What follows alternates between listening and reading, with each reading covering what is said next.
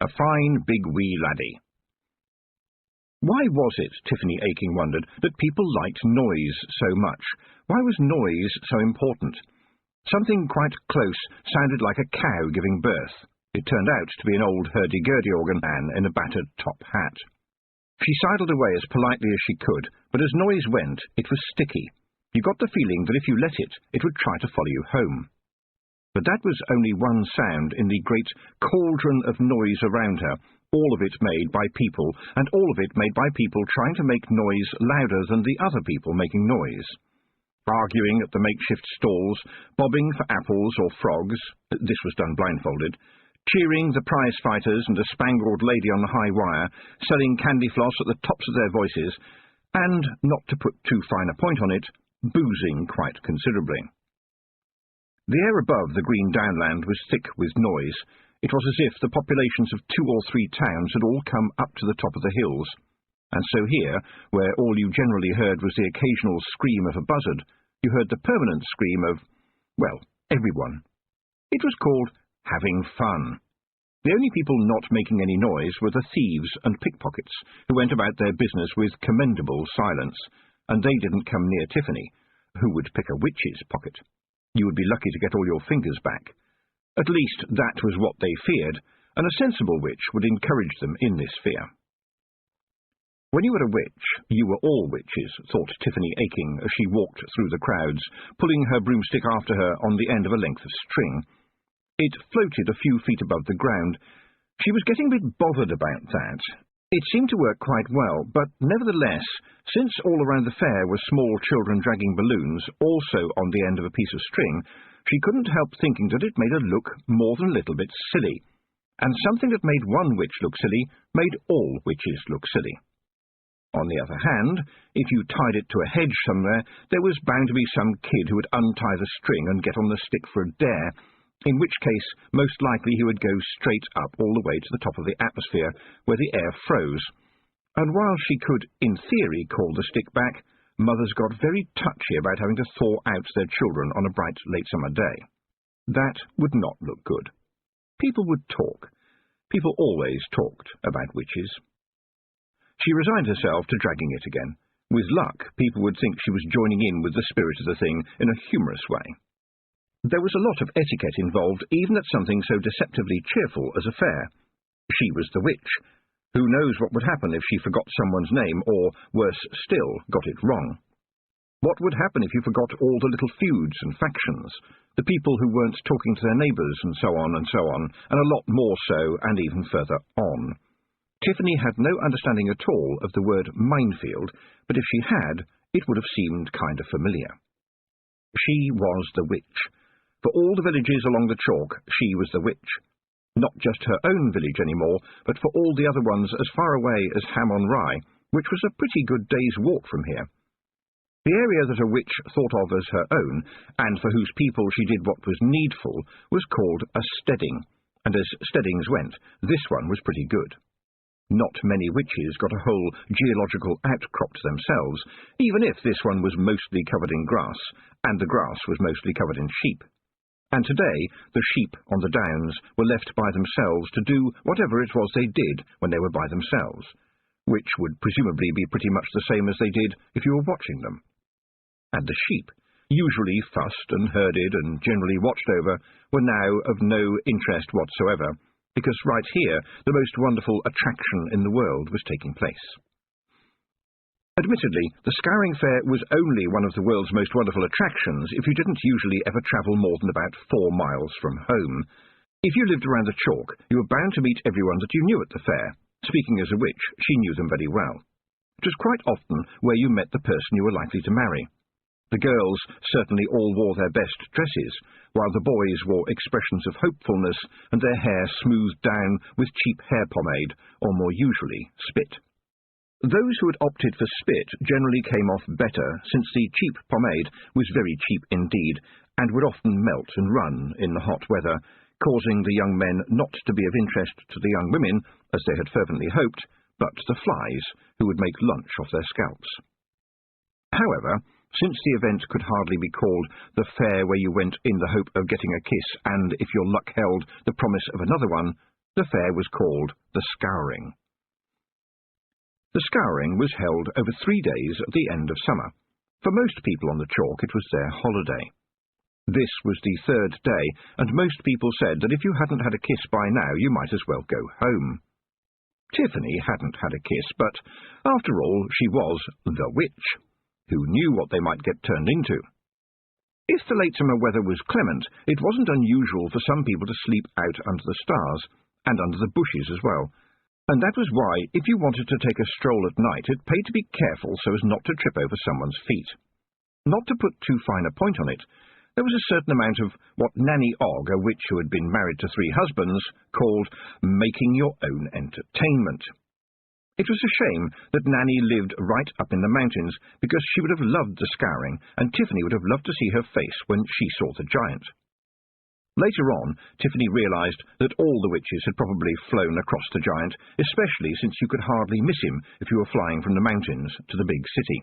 He kind of stood out, in any case. But in Nanny Ogg's case, she would probably turn around to look at him again. He, and he was quite definitely a he, there was no possible doubt about that, had been carved out of the turf thousands of years before. A white outline against the green, he belonged to the days when people had to think about survival and fertility in a dangerous world. Oh, and he had also been carved, or so it would appear, before anyone had invented trousers. In fact, to say that he had no trousers on just didn't do the job. His lack of trousers filled the world. You simply could not stroll down the little road that passed along the bottom of the hills without noticing that there was an enormous, as it were, lack of something, e.g. trousers. And what was there instead? It was definitely a figure of a man without trousers, and certainly not a woman. Everyone who came to the Scouring was expected to bring a small shovel, or even a knife, and work their way down the steep slope to grub up all the weeds that had grown there over the previous year, making the chalk underneath glow with freshness and the giant stand out boldly, as if he wasn't already. There was always a lot of giggling when the girls worked on the giant. And the reason for the giggling, and the circumstances of the giggling, couldn't help but put Tiffany in mind of Nanny Ogg, who you normally saw somewhere behind Granny Weatherwax with a big grin on her face. She was generally thought of as a jolly old soul, but there was a lot more to the old woman. She had never been Tiffany's teacher officially, but Tiffany couldn't help learning things from Nanny Ogg. She smiled to herself when she thought that. Nanny knew all the old, dark stuff, old magic, magic that didn't need witches, magic that was built into people and the landscape. It concerned things like death, and marriage, and betrothals, and promises that were promises even if there was no one to hear them, and all those things that made people touch wood and never, ever walk under a black cat. You didn't need to be a witch to understand it. The world around you became more real and fluid at those special times. Nanny Ogg called it numinous, an uncharacteristically solemn word from a woman who was much more likely to be saying, "I would like a brandy, thank you very much, and could you make it a double while you're about it?" And she had told Tiffany about the old days, when it seemed that witches had a bit more fun. The things that you did around the changing of the seasons, for example, all the customs that were now dead except in folk memory, which, Nanny Ogg said, is deep and dark and breathing and never fades. Little rituals. Tiffany especially liked the one about the fire. Tiffany liked fire. It was her favourite element. It was considered so powerful and so scary to the powers of darkness that people would even get married by jumping over a fire together. Obviously, Tiffany thought, when jumping over a fire together, one ought to be concerned about wearing protective clothing and having people with a bucket of water to hand, just in case. Witches may be a lot of things, but first and foremost, they are practical. Apparently, it helped if you said a little chant, according to Nanny Ogg, who lost no time in telling Tiffany the words, which immediately stuck in Tiffany's mind. A lot of what Nanny Ogg told you tended to be sticky. But those were times gone by. Everybody was more respectable now, apart from Nanny Ogg and the giant. There were other carvings on the chalklands too. One of them was a white horse that Tiffany thought had once broken its way out of the ground and galloped to her rescue. Now she wondered what would happen if the giant did the same thing, because it would be very hard to find a pair of pants 60 feet long in a hurry, and on the whole you'd want to hurry. She'd only ever giggled about the giant once, and that had been a very long time ago. There were really only 4 types of people in the world: men and women and wizards and witches. Wizards mostly lived in universities down in the big cities and weren't allowed to get married, although the reason why not totally escaped Tiffany. Anyway, you hardly ever saw them around here. Witches were definitely women, but most of the older ones Tiffany knew hadn't got married either, mostly because Nanny Ogg had already used up all the eligible husbands, but also probably because they didn't have time. Of course, every now and then a witch might marry a grand husband, like Magrat Garlick, as was of Lanka, had done, although by all accounts she only did herbs these days. But the only young witch Tiffany knew who had even had time for courting was her best friend up in the mountains, Petulia, a witch who was now specialising in pig magic, and was soon going to marry a nice young man who was shortly going to inherit his father's pig farm, which meant he was practically an aristocrat. Possibly Petulia's romantic ambitions had been helped by the mysterious way the young man's pigs were forever getting sick and requiring treating for the scours, the blind heaves, brass neck, floating teeth, scribbling eyeball, grunge, the smarts, the twisting screws, swivelling, and gone knees. This was a terrible misfortune, since more than half those ailments are normally never found in pigs, and one of them is a disease known only in freshwater fish. But the neighbours were impressed at the amount of work Petulia put in to relieve their stress. Her broomstick was coming and going at all hours of the day and night. Being a witch, after all, was about dedication. But witches were not only very busy, they were also apart. Tiffany had learned that, early on. You were among people, but not the same as them. There was always a kind of distance or separation. You didn't have to work at it, it happened anyway. Girls she had known when they were all so young they used to run about and play with only their vests on would make a little tiny curtsy to her when she passed them in the lane, and even elderly men would touch their forelock, or probably what they thought was their forelock, as she passed. This wasn't just because of respect, but because of a kind of fear as well. Witches had secrets. They were there to help when babies were being born. When you got married, it was a good idea to have a witch standing by, even if you weren't sure if it was for good luck or to prevent bad luck. And when you died, there would be a witch there too to show you the way. Witches had secrets they never told, well, to people who weren't witches. Among themselves, when they could get together on some hillside for a drink or two, or, in the case of Mrs. Ogg, a drink or 9, they gossiped like geese. But never about the real secrets, the ones you never told, about things done and heard and seen. So many secrets that you were afraid they might leak. Seeing a giant without his trousers was hardly worth commenting on compared to some of the things that a witch might see. No. Tiffany did not envy Petulia her romance, which surely must have taken place in big boots, unflattering rubber aprons, and the rain, not to mention an awful lot of oink. She did, however, envy her for being so sensible. Petulia had got it all worked out. She knew what she wanted her future to be, and had rolled up her sleeves and made it happen, up to her knees in oink if necessary. Every family, even up in the mountains, kept at least one pig to act as a garbage can in the summer and as pork, bacon, ham and sausages during the rest of the year. The pig was important. You might dose Granny with turpentine when she was poorly, but when the pig was ill, you sent immediately for a pig witch, and paid her too, and paid her well, generally, in sausages. On top of everything else, Petulia was a specialist pig borer. And indeed, she was this year's champion in the noble art of boring. Tiffany thought you couldn't put it better. Her friend could sit down with a pig and talk to it gently and calmly about extremely boring things until some strange pig mechanism took over, whereupon it would give a happy little yawn and fall over. No longer a living pig and ready to become a very important contribution to the family's diet for the following year. This might not appear the best of outcomes for the pig, but given the messy and above all noisy way pigs died before the invention of pig boring, it was definitely, in the great scheme of things, a much better deal all round. Alone in the crowd, Tiffany sighed. It was hard when you wore the black pointy hat, because, like it or not, the witch was the pointy hat, and the pointy hat was the witch.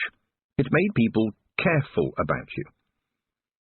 They would be respectful, oh yes, and often a little bit nervous, as if they expected you to look inside their heads, which, as a matter of fact, you could probably do, using the good old witch's standbys of first sight and second thoughts. First sight means that you can see what really is there, and second thoughts means thinking about what you are thinking. And in Tiffany's case, there were sometimes third thoughts and fourth thoughts, although these were quite difficult to manage and sometimes led her to walk into doors. But these weren't really magic. Anyone could learn them if they had a lick of sense, but sometimes even a lick is hard to find. People are often so busy living that they never stop to wonder why. Witches did, and that meant them being needed. Oh, yes, indeed, needed practically all the time, but not, in a very polite and definitely unspoken way, not exactly wanted. This wasn't the mountains, where people were very used to witches. People on the chalk could be friendly, but they weren't friends, not actual friends. The witch was different. The witch knew things that you did not. The witch was another kind of person. The witch was someone that perhaps you should not anger. The witch was not like other people. Tiffany Aking was the witch, and she had made herself the witch because they needed one. Everybody needs a witch, but sometimes they just don't know it. And it was working. The storybook pictures of the drooling hag were being wiped away every time Tiffany helped a young mother with her first baby, or smoothed an old man's path to his grave. Nevertheless, old stories, old rumours, and old picture books still seemed to have their own hold on the memory of the world. What made it more difficult was that there was no tradition of witches on the chalk. None would ever have settled there when Granny Aking had been alive. Granny Aking, as everybody knew, was a wise woman, and wise enough not to be a witch. Nothing ever happened on the chalk that Granny Aking disapproved of, at least not for more than about 10 minutes. So Tiffany was a witch alone. And not only was there no longer any support from the mountain witches like Nanny Og, Granny Weatherwax and Miss Level, but the people of the chalk weren't very familiar with witches. Other witches would probably come and help if she asked, of course, but although they wouldn't say so, this might mean that you couldn't cope with responsibility, weren't up to the task, weren't sure, weren't good enough. "Excuse me, miss?" There was a nervous giggle. Tiffany looked round, and there were two little girls in their best new frocks and straw hats. They were looking at her eagerly, with perhaps just a hint of mischief in their eyes. She thought quickly and smiled at them. "Oh, yes, Becky Pardon and Nancy Upright, yes? What can I do for the two of you?" Becky Pardon shyly produced a small bouquet from behind her back and held it out. Tiffany recognized it, of course. She had made them herself, for the older girls when she was younger, simply because it was what you did. It was part of the scouring, a little bunch of wild flowers picked from the downland, tied in a bunch with, and this was the important bit, the magic bit, some of the grass pulled up as the fresh chalk was exposed. "If you put this under your pillow tonight, you will dream of your beau," said Becky Pardon, her face quite serious now. Tiffany took the slightly wilting bunch of flowers with care. "Let me see," she said. "We have here sweet mumbles, ladies' pillows, 7-leaf clover, very lucky, a sprig of old man's trousers, Jack in the wall, oh, love lies bleeding, and, she stared at the little white and red flowers. The girls said, "You all right, miss?" "Forget-me-lots," said Tiffany, more sharply than she'd intended. The forget-me-lots is a pretty red and white flower usually given by young ladies to signal to their young men that they never wanted to see them again, ever, or at least until they'd learned to wash properly and got a job. But the girls hadn't noticed, so she continued to say brightly, "Quite unusual to see it here. It must be a garden escapee, and, as I'm sure you both know, you have bound them all together with strips of candle rush, which once upon a time people used to make into rushlights. What a lovely surprise. Thank you both very much. I hope you have a lovely time at the fair." Becky raised her hand. "Excuse me, miss. Was there something else, Becky?"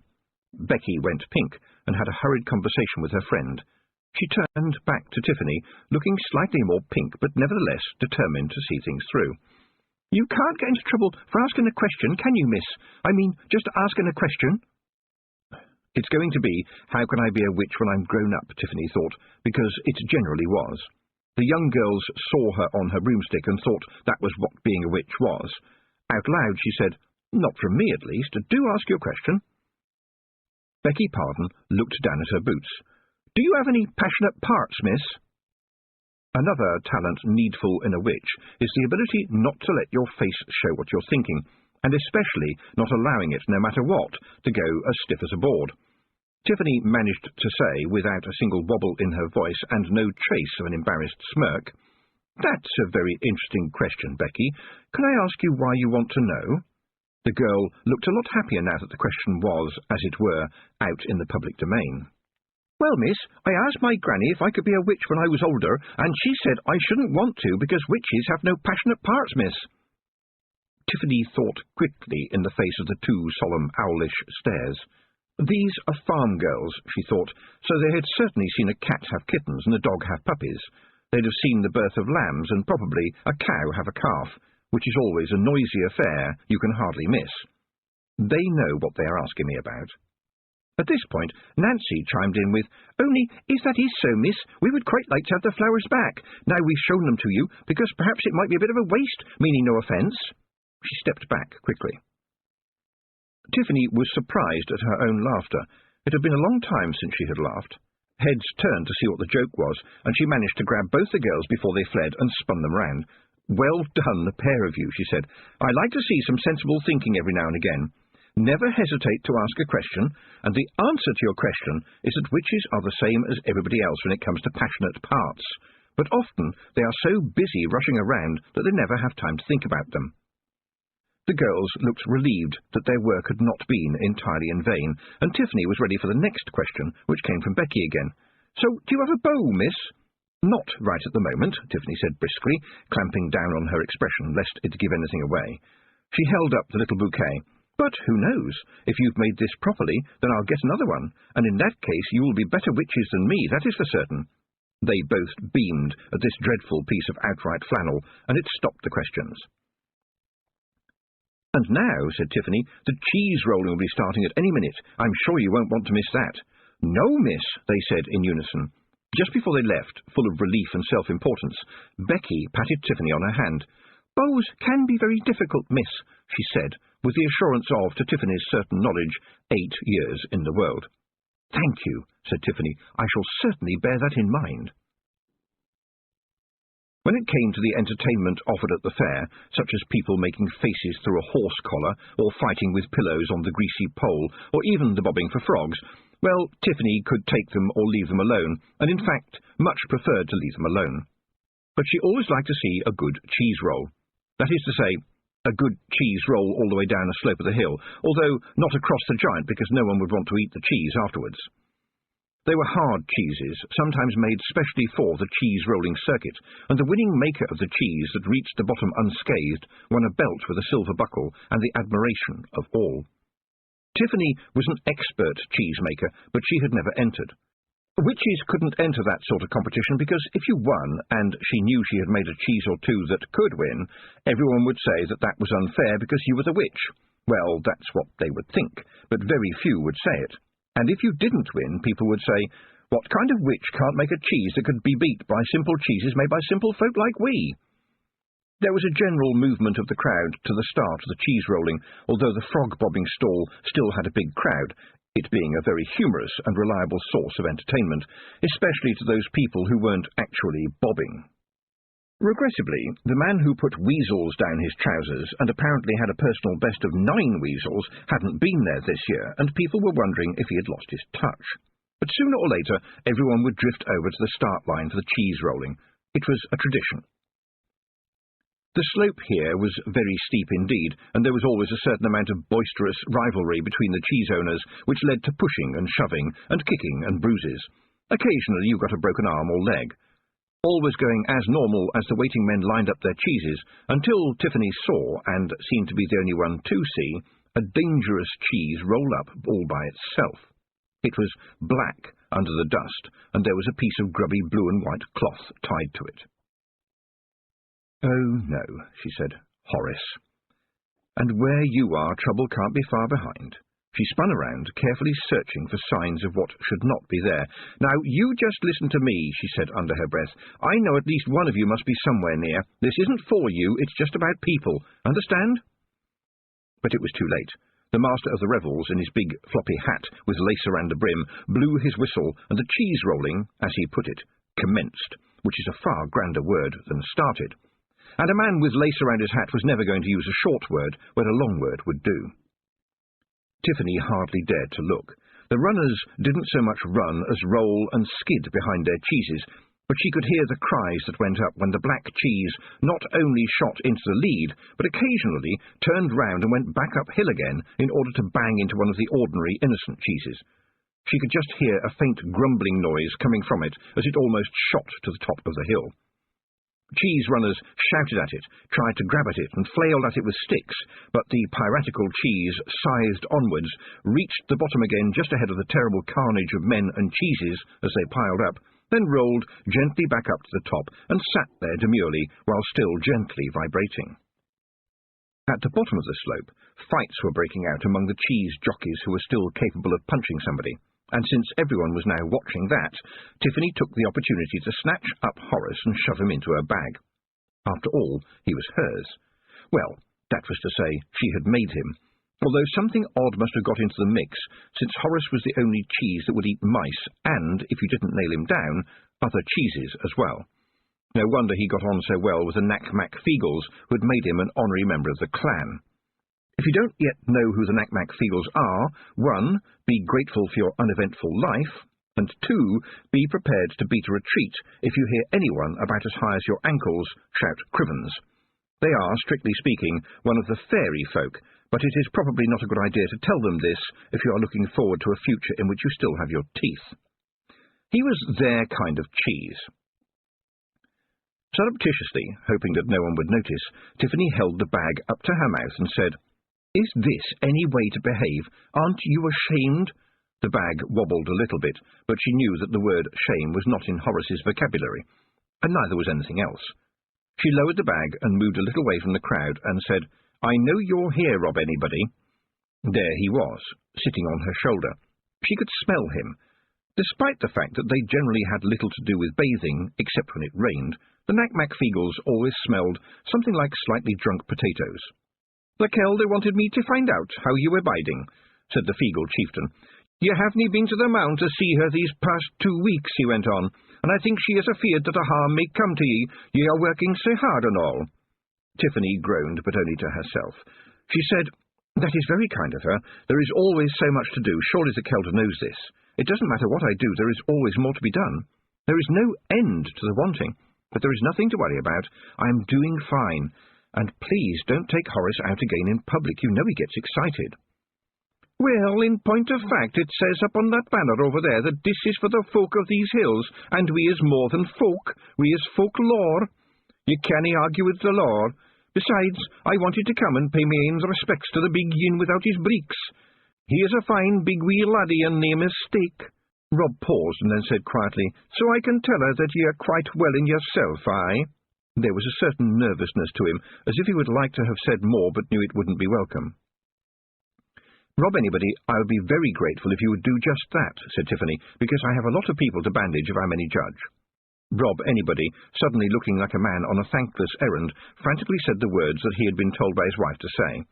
"The Kelder says there's plenty more fish in the sea, miss." And Tiffany stood perfectly still for a moment, and then, without looking at Rob, said quietly, "Do thank the Kelder for her angling information. I have to get on, if you don't mind, Rob. Do thank the Kelder."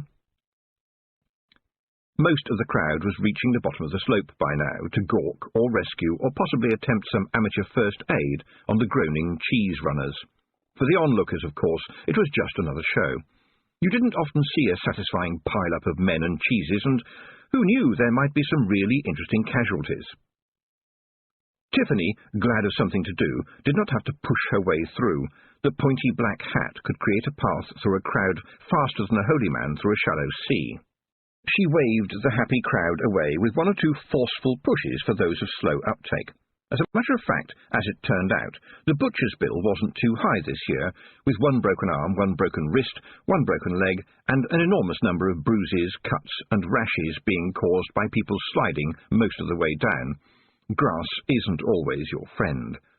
There were several young men clearly in distress as a result, but they were absolutely definite that they were not going to discuss their injuries with a lady, thank you all the same. So she told them to put a cold compress on the afflicted area, wherever it was, when they got home, and watched them walk unsteadily away. Well, she'd done all right, hadn't she? She had used her skills in front of the rubbernecking crowd, and according to what she overheard from the old men and women, had performed well enough. Perhaps she imagined that one or two people were embarrassed when an old man with a beard to his waist said with a grin, "A girl who can set bones would have no trouble finding a husband." But that passed, and with nothing else to do, people started the long climb back up the hill. And then the coach came past, and then, which was worse, it stopped. It had the coat of arms of the Keepsake family on the side. A young man stepped out, quite handsome in his way, but also so stiff in his way that you could have ironed sheets on him. This was Roland. He hadn't gone more than a step when a rather unpleasant voice from inside the coach told him he should have waited for the footman to open the door for him and to hurry up because they didn't have all day. The young man hurried towards the crowd, and there was a general smartening up because, after all, here came the son of the Baron, who owned most of the chalk and nearly all their houses, and although he was a decent old boy, as old boys go, a little politeness to his family was definitely a wise move. "What happened here? Is everybody all right?" he said. Life on the chalk was generally pleasant, and the relationship between master and man was one of mutual respect. But nevertheless, the farm workers had inherited the idea that it could be unwise to have too many words with powerful people in case any of those words turned out to be a word out of place. After all, there was still a torture chamber in the castle, and even though it hadn't been used for hundreds of years, well, best to be on the safe side. Best to stand back and let the witch do the talking. If she got into trouble, she could fly away. "One of those accidents that was bound to happen, I'm afraid," said Tiffany, well aware that she was the only woman present who had not curtsied. "Some broken bones that will mend, and a few red faces. All sorted out, thank you." So I see. Very well done, young lady." For a moment, Tiffany thought she could taste her teeth. Young lady? From him? It was almost, but not entirely, insulting, but no one else seemed to have noticed. It was, after all, the kind of language that knobs use when they are trying to be friendly and jolly. He's trying to talk to them like his father does, she thought, but his father did it by instinct and was good at it. You can't talk to people as though they are a public meeting. She said, "Thank you kindly, sir." Well, not too bad so far, except that now the coach door opened again, and one dainty white foot touched the flint. It was her. Angelica, or Letitia, or something else out of the garden. In fact, Tiffany knew full well it was Letitia, but surely she could be excused just a tiny touch of nasty in the privacy of her own head. Letitia? What a name! Halfway between a salad and a sneeze. Besides, who was Letitia to keep Roland away from the scouring fair? He should have been there. His father would have been there if the old man possibly could. And look, tiny white shoes. How long would they last on somebody who had to do a job of work? She stopped herself there. A bit of nasty was enough.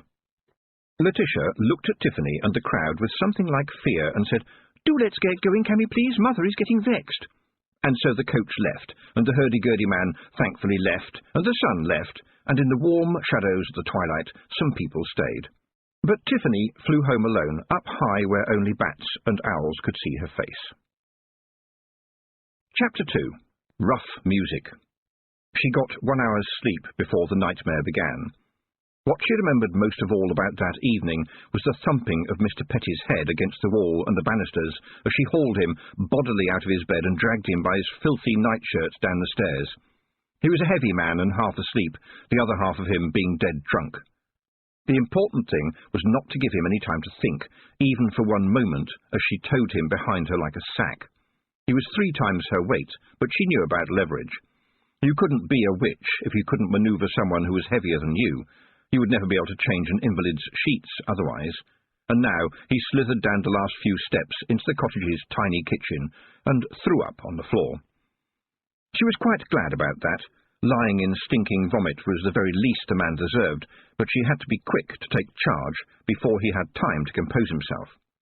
The terrified Mrs. Petty, a mouse of a woman, had run screaming along the lanes to the village pub as soon as the beating had begun, and Tiffany's father had sent a lad to wake Tiffany up. Mr. Aking was a man with considerable foresight, and must have known that the beery cheerfulness after a day at the fair could be the undoing of everybody, and as Tiffany sped towards the cottage on her broomstick, she had heard the rough music begin. She slapped Petty's face. "Can you hear that?" she demanded, waving her hand towards the darkened window. "Can you hear it? That's the sound of the rough music, and they are playing it for you, Mr. Petty, for you. And they have sticks, and they have stones. They have everything they can pick up, and they have their fists, and your daughter's baby died, Mr. Petty. You beat your daughter so hard, Mr. Petty, that the baby died, and your wife is being comforted by some of the women, and everybody knows that you have done it. Everybody knows." She stared into his bloodshot eyes. His hands had closed automatically into fists, because he had always been a man who thought with them. Soon he would try to use them, she knew it, because it was easier to punch than think. Mr. Petty had punched his way through life. The rough music was getting nearer, slowly, because it's hard to walk across fields on a dark night when you've had a skinful of beer, no matter how righteous you are currently feeling. She had to hope that they did not go into the barn first, because they would hang him there and then. If he was lucky, they would just hang him. When she had looked into the barn and seen that murder had been done, she knew that, without her, it would be done again. She had put a charm on the girl to take her pain away, holding it just above her own shoulder. It was invisible, of course, but in her mind's eye it burned a fiery orange. "It was that boy," mumbled the man with vomit trickling down his chest, "coming round here, turning her head so as she wouldn't listen to her mum or me, and her being only 13 is a scandal." "William is 13 too," said Tiffany, trying to keep her voice level. It was difficult. The rage was bursting to get out. "Are you trying to tell me that she was too young for a bit of romance, but young enough to be beaten so hard that she bled from places where no one should bleed?" She couldn't tell if he had really come to his senses, because the man had so few of them at the best of times, it was hard to know if he had any at all. "It wasn't right what they were doing," he said. "A man's got to have discipline in his own house after all, ain't that right?" Tiffany could imagine the fiery language in the pub as the overture to the music got wound up. There were not very many weapons in the villages of the chalk, but there were such things as reaping hooks and scythes and thatching knives and big, big hammers. They weren't weapons until you hit somebody with them, and everyone knew about old Petty's temper and the number of times his wife told the neighbours that she'd got her black eye by walking into a door. Oh yes, she could imagine the conversation in the pub, with the beer joining in and people remembering where all those things that weren't weapons were hanging in their sheds. Every man was king in his little castle. Everyone knew about that. Well, at least every man.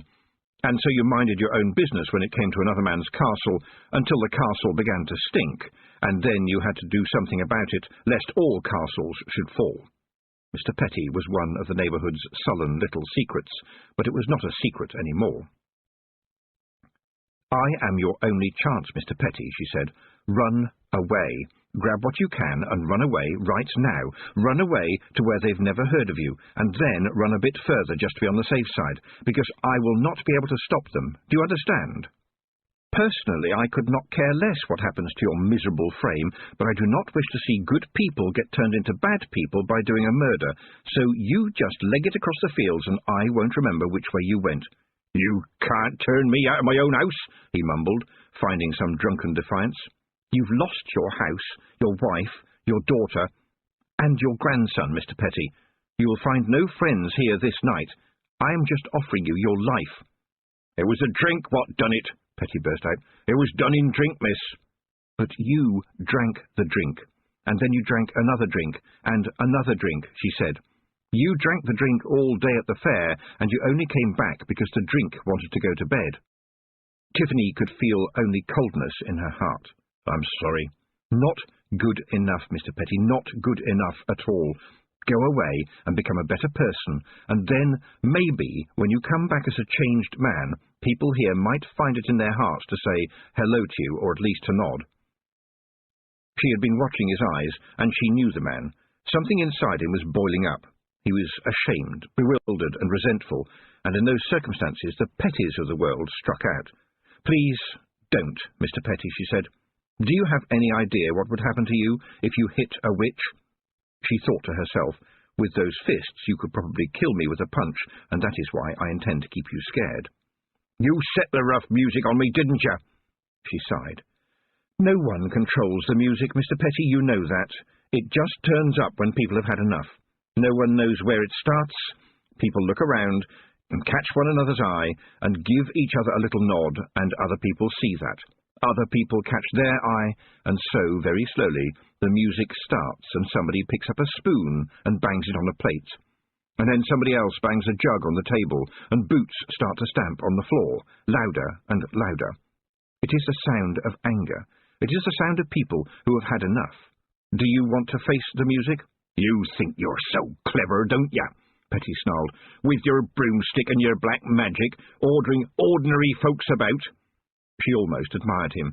There he was, with no friends in the world, covered in his own sick, and, she sniffed, yes, there was urine dripping from the bottom of his nightshirt, yet he was stupid enough to talk back like that. "Not clever, Mr. Petty. Just cleverer than you, and that's not hard." "Yeah, but clever gets you into trouble.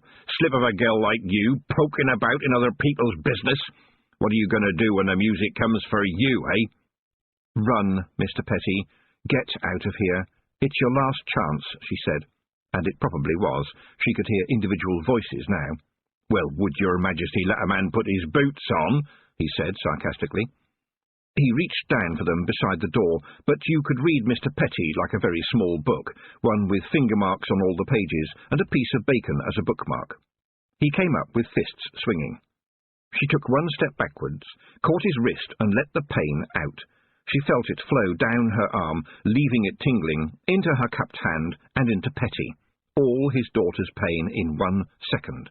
It flung him clear across the kitchen, and it must have burned away everything inside him except animal fear. He rushed at the rickety back door like a bull, broke through it, and headed off into the darkness. She staggered back into the barn, where a lamp was burning. According to Granny Weatherwax, you did not feel the pain that you carried, but it was a lie, a necessary lie. You did feel the pain that you carried, and because it wasn't actually your pain, you could somehow bear it, but its departure left you feeling weak and shocked. When the charging, clanging mob arrived, Tiffany was sitting quietly in the barn with the sleeping girl. The noise went all around the house, but did not go inside. That was one of the unwritten rules. It was hard to believe that the anarchy of the rough music had rules, but it did. It might go on for 3 nights, or stop at 1, and no one came out of the house when the music was in the air, and no one came sneaking home and went back into the house either, unless it was to beg for forgiveness, understanding, or 10 minutes to pack their bags and run away. The rough music was never organised. It seemed to occur to everybody at once. It played when a village thought that a man had beaten his wife too hard, or his dog too savagely, or if a married man and a married woman forgot that they were married to somebody else. There were other, darker crimes against the music too, but they weren't talked about openly. Sometimes people could stop the music by mending their ways. Quite often they packed up and moved away before the 3rd night. Petty would not have taken the hint. Petty would have come out swinging, and there would have been a fight, and someone would have done something stupid, that is to say, even more stupid than what Petty would have done. And then the Baron would find out, and people might lose their livelihood, which would mean they would have to leave the chalk and go for perhaps as much as 10 miles to find work and a new life among strangers. Tiffany's father was a man of keen instinct, and he gently opened the barn door a few minutes later when the music was dying down. She knew it was a bit embarrassing for him. He was a well-respected man, but somehow now his daughter was more important than he was. A witch did not take orders from anybody, and she knew that he got teased about it by the other men. She smiled, and he sat down on the hay next to her, while the wild music found nothing to beat, stone, or hang. Mr. Aking didn't waste words at the best of times. He looked around, and his gaze fell on the little bundle, hastily wrapped in straw and sacking, that Tiffany had put where the girl would not see it. "So it's true. She was with child, then?" "Yes, Dad." Tiffany's father appeared to look at nothing at all. "Best if they don't find him," he said, after a decent interval. Yes, said Tiffany. Some of the lads were talking about stringing him up. We would have stopped them, of course, but it would have been a bad business, with people taking sides. It's like poison in a village. Yes. They sat in silence for a while. Then her father looked down at the sleeping girl. What have you done for her? He asked. Everything I can, said Tiffany. And you did that taking away pain thingy you do? She sighed. Yes, but that's not all I shall have to take away. I need to borrow a shovel, Dad. I'll bury the poor little thing down in the woods where no one will know. He looked away. I wish it wasn't you doing this, Tiff. You're not 16 yet, and I see you running around nursing people and bandaging people and who knows what chores. You shouldn't have to be doing all of that. Yes, I know, said Tiffany. Why? He asked again. Because other people don't, or won't, or can't. That's why. But it's not your business, is it? I make it my business. I'm a witch. It's what we do. When it's nobody else's business, it's my business, Tiffany said quickly. Yes, but we all thought it was going to be about whizzing around on brooms and such like, not cutting old ladies' toenails for them. But people don't understand what's needed, said Tiffany. It's not that they're bad, it's just that they don't think. Take old Mrs. Stocking, who's got nothing in the world except her cat and a whole lot of arthritis. People were getting her a bite to eat often enough, that's true, but no one was noticing that her toenails were so long they were tangling up inside her boots, and so she'd not been able to take them off for a year. People around here are okay when it comes to food and the occasional bunch of flowers, but they are not around when things get a little on the messy side. Witches notice these things. Oh, there's a certain amount of whizzing about, that's true enough, but mostly it's only to get quickly to somewhere there is a mess. Her father shook his head. And you like doing this? Yes. Why? Tiffany had to think about this, her father's eyes never leaving her face. Well, Dad, you know how Granny Aching always used to say, feed them as is hungry, clothe them as is naked, and speak up for them as has no voices? Well, I reckon there's room in there for grasp for them as can't bend, reach for them as can't stretch, wipe for them as can't twist, don't you? Because sometimes you get a good day that makes up for all the bad days, and just for a moment you hear the world turning, said Tiffany. I just can't put it any other way. Her father looked at her with a kind of proud puzzlement. And you think that's worth it, do you? Yes, Dad. Then I am proud of you, Jiggit. You are doing a man's job. He'd used the pet name only the family knew, and so she kissed him politely, and did not tell him he was unlikely to see a man doing the job that she did. What are you all going to do about the Petties? She asked. Your mum and me could take Mrs. Petty and her daughter in, and... Mr. Aching paused and gave her a strange look, as if she frightened him. It's never simple, my girl. Seth Petty was a decent enough lad when we were young. Not the brightest pig in the litter, I'll grant you that, but decent enough in his way.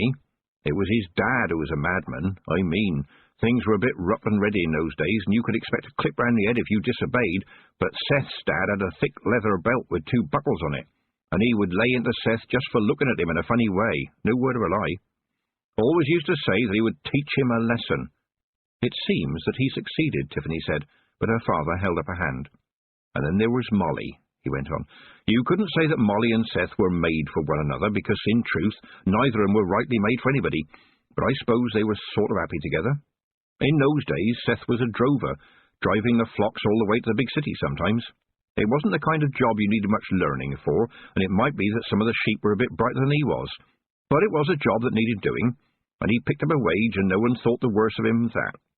The trouble was, that meant he left Molly alone for weeks at a time, and...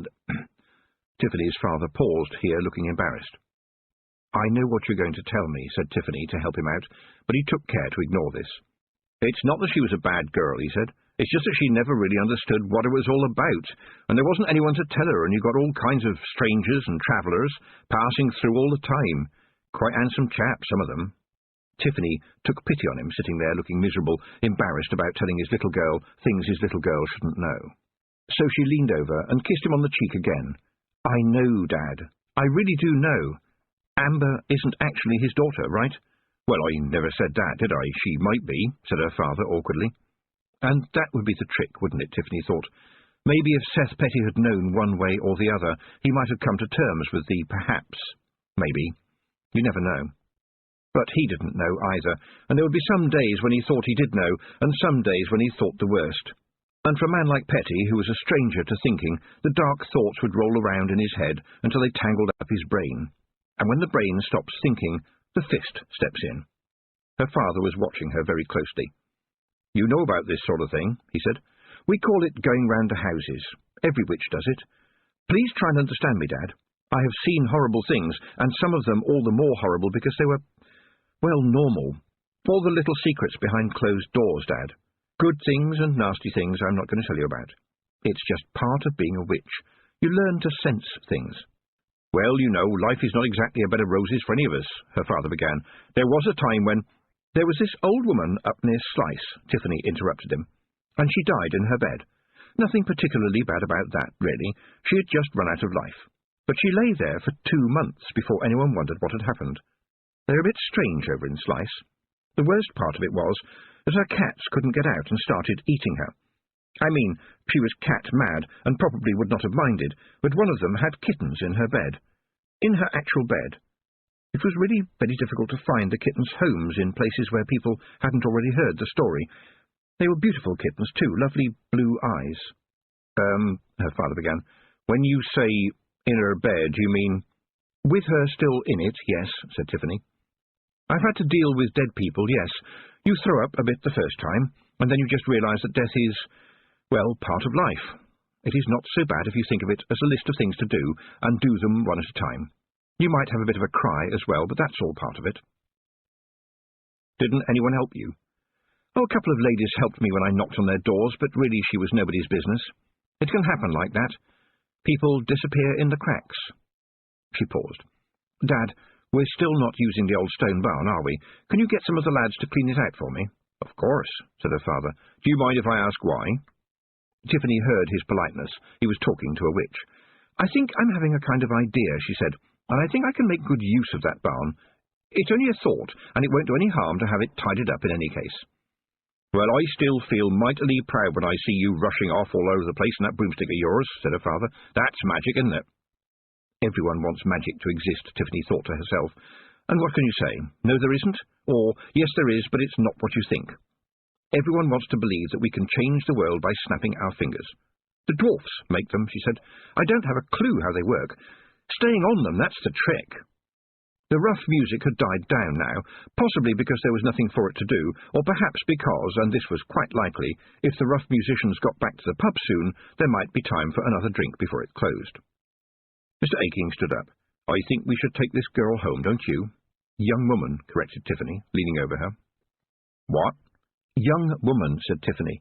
"She deserves that at least, and I think I should take her somewhere else first. She needs more help than I can give her. Can you please go and scrounge some rope? I've got a leather strap on the broomstick, of course, but I don't think it will be enough." She heard a rustling from the hayloft above and smiled. Some friends could be so reliable. But Mr. Aking looked shocked. "You were taking her away?" "Not far. I have to. But look, don't worry. If Mum makes up an extra bed, I'll soon have her back." Her father lowered his voice. "It's them, isn't it? Do they still follow you?" "Well," Tiffany said, "they say they don't, but you know what little liars the Ankh-Morpork are." It had been a long day, and not a good one, otherwise she would not have been so unfair, but, strangely, there was no giveaway reply from above. To her surprise, a lack of Feegle was suddenly almost as distressing as an overdose. And then, to her delight, a small voice said, "Ha, ha, ha! She didn't catch us out that time, my lads. We kept as quiet as little mices. The big wee hag didn't suspect a thing, lads." "Lads?" "Daft Woolly, I swear you didn't have enough brains to blow your nose," said a similar but angry voice. "What part of nae one is to say one wee word did you nae understand? Och, crevens!" This last remark was followed by the sounds of a scuffle. Mr. Aking glanced nervously at the roof and leaned closer. "You know your mother is very worried about you. You know she's just been a grandma again. She's very proud of them all. And you too, of course," he added hurriedly. "But all this witchy business, well, that's not the sort of thing a young man looks for in a wife. And now that you and young Roland—" Tiffany dealt with this. The dealing was part of witchcraft too. Her father looked so miserable that she put on her cheerful face and said, "If I was you, Dad, I would go home and get a decent night's sleep. I'll sort things out. Actually, there's a coil of rope over there, but I'm certain I won't need to use it now." He looked relieved at this. The Ankh-Morpork could be pretty worrying to those who did not know them very well. Although now she thought about it, they could be pretty worrying however long you'd known them. A Feegle in your life very soon changed it. "Have you been here all this time?" she demanded, as soon as her father had hurried off. For a moment it rained bits of hay and whole Feegles. The problem with getting angry at Ankh-Morpork was that it was like getting angry at cardboard or the weather. It didn't make any difference. She had a go anyway, because by now it was sort of traditional. "Rob anybody, you promised not to spy on me." Rob held up a hand. "Well, there you have it, right enough, but it is one of them misapprehensions, miss, 'cause we wasn't spying on you at all, was we, lads?" The mass of little blue and red shapes that now covered the floor of the barn raised their voices in a chorus of blatant lying and perjury. It slowed down when they saw her expression. "Why is it, Rob anybody, that you persist in lying when you are caught red-handed?" "Well, that's an easy one, miss," said Rob anybody, who was technically the head man of the Ankh-Morpork. "After all, you ken, what would be the point of lying when you hadn't done anything wrong? Anyway, now I am mortally wounded to my giblets on account of me good name being slandered," he said, grinning. "How many times have I lied to you, miss?" 753 times, said Tiffany. "Every time you promised not to interfere in my business." "Well," said Rob anybody, "you still are a big wee hag." "That may or may not be the case," said Tiffany haughtily, "but I am a lot more big and considerably less wee than I used to be." "And a lot more hag," said a jolly voice. Tiffany did not have to look to know who was talking. Only Daft Woolly could put his foot in it as far up as his neck. She looked down at his beaming little face, and he never did quite understand what it was he was doing wrong. Hag. It didn't sound pretty, but every witch was a hag to the Feegles, however young she was. They didn't mean anything by it. Well, probably didn't mean anything by it, but you could never tell for certain, and sometimes Rob anybody grinned when he said it. But it was not their fault that to anyone not 6 inches tall the word meant someone who combed her hair with a rake and had worse teeth than an old sheep. Being called a hag when you are 9 can be sort of funny. It isn't quite so amusing when you are nearly 16 and have had a very bad day and very little sleep and could really do with a bath. Rob anybody clearly noticed this, because he turned to his brother and said, "Will you bring to mind, brother of mine, that there was times when you should stick your head up a duck's bottom rather than talk?" Daft Woolly looked down at his feet. "Sorry, Rob, I couldn't find a duck the noo." The head man of the Feegles glanced down at the girl on the floor, sleeping gently under her blanket, and suddenly everything was serious. "If we had been here when that leathering was happening, it would have been a bad day for him, I'll tell you," said Rob anybody. "Just as well that you weren't here then," said Tiffany. "You don't want to find people coming up to your man with shovels, do you? You keep away from big jobs, you hear me? You make them nervous. When people get nervous, they get angry. But, since you're here, you can make yourselves useful. I want to get this poor girl up the mound." "Aye, we know," said Rob. "Was it not the Kelda herself who was sending us down here to find you?" She knew about this. Jeanie knew about this. "Dinna ken," said Rob nervously. He always got nervous when talking about his wife, Tiffany knew. He loved her to distraction, and the thought of her even frowning in his direction turned his knees to jelly. The life of all the other Feegles was generally about fighting, stealing and boozing, with a few extra bits like getting food, which they mostly stole, and doing the laundry, which they mostly did not do. As the Kelda's husband, Rob anybody had to do the explaining as well, and that was never an easy job for a Feegle. "Jeanie has the kenning of things, you ken," he said, not looking directly at Tiffany. She felt sorry for him then. It must be better to be between a rock and a hard place than to be between a Kelda and a hag, she thought. Chapter 3. Those Who Stir in Their Sleep. The moon was well up and turned the world into a sharp-edged jigsaw of black and silver as Tiffany and the Feegles headed up onto the downs. The Ankh-Morpork could move in absolute silence when they wanted to. Tiffany had been carried by them herself, and it was always a gentle ride, and really quite pleasant, especially if they had had a bath in the last month or so. Every shepherd on the hills must have seen the Feegle mound at some time or other. No one ever talked about it. Some things were best left unspoken, such as the fact that the loss of lambs on the down where the Feegles lived was much less than it was in more distant parts of the chalk, but on the other hand, a few sheep would disappear. They would be the weak lambs or the very old ewes. Feagles liked old, strong mutton, the kind that you could chew for hours. The flocks were guarded, and the guards took their pay. Besides, the mound was very close to all that remained of Granny Aking's shepherding hut, and that was almost holy ground. Tiffany could smell the smoke leaking up through the thorn bushes as they got nearer, but at least it was a blessing that she would not have to slide down the hole to get into it.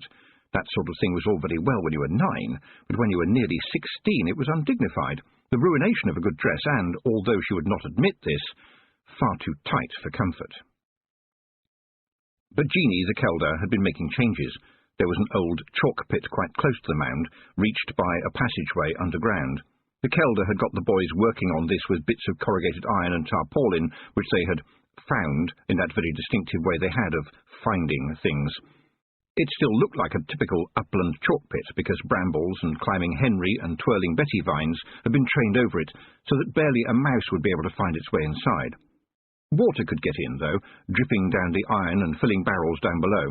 There was a much larger space now for cooking, and even enough room for Tiffany to climb down if she remembered to shout out her name first, when hidden hands pulled strings and opened the way through the impassable brambles as if by magic. The Kelder had her own private bathroom down there. The Feagles themselves took a bath only when something reminded them, such as an eclipse of the moon. Amber was whisked down the hole, and Tiffany waited impatiently close to the right spot in the bramble forest until the thorns magically moved aside. Jeanie the Kelder, almost as round as a football, was waiting for her, a baby under each arm. "I am very pleased to see you, Tiffany," she said, and for some reason that sounded odd and out of place. "I have told the boys to go and let off steam outside," the Kelder went on. "This is women's work, and not a pretty errand at that, I'm sure you will agree. They have laid her down by the fire, and I've started to put the soothings on her. I do think she will bide fine, but it was a good job you have done this night.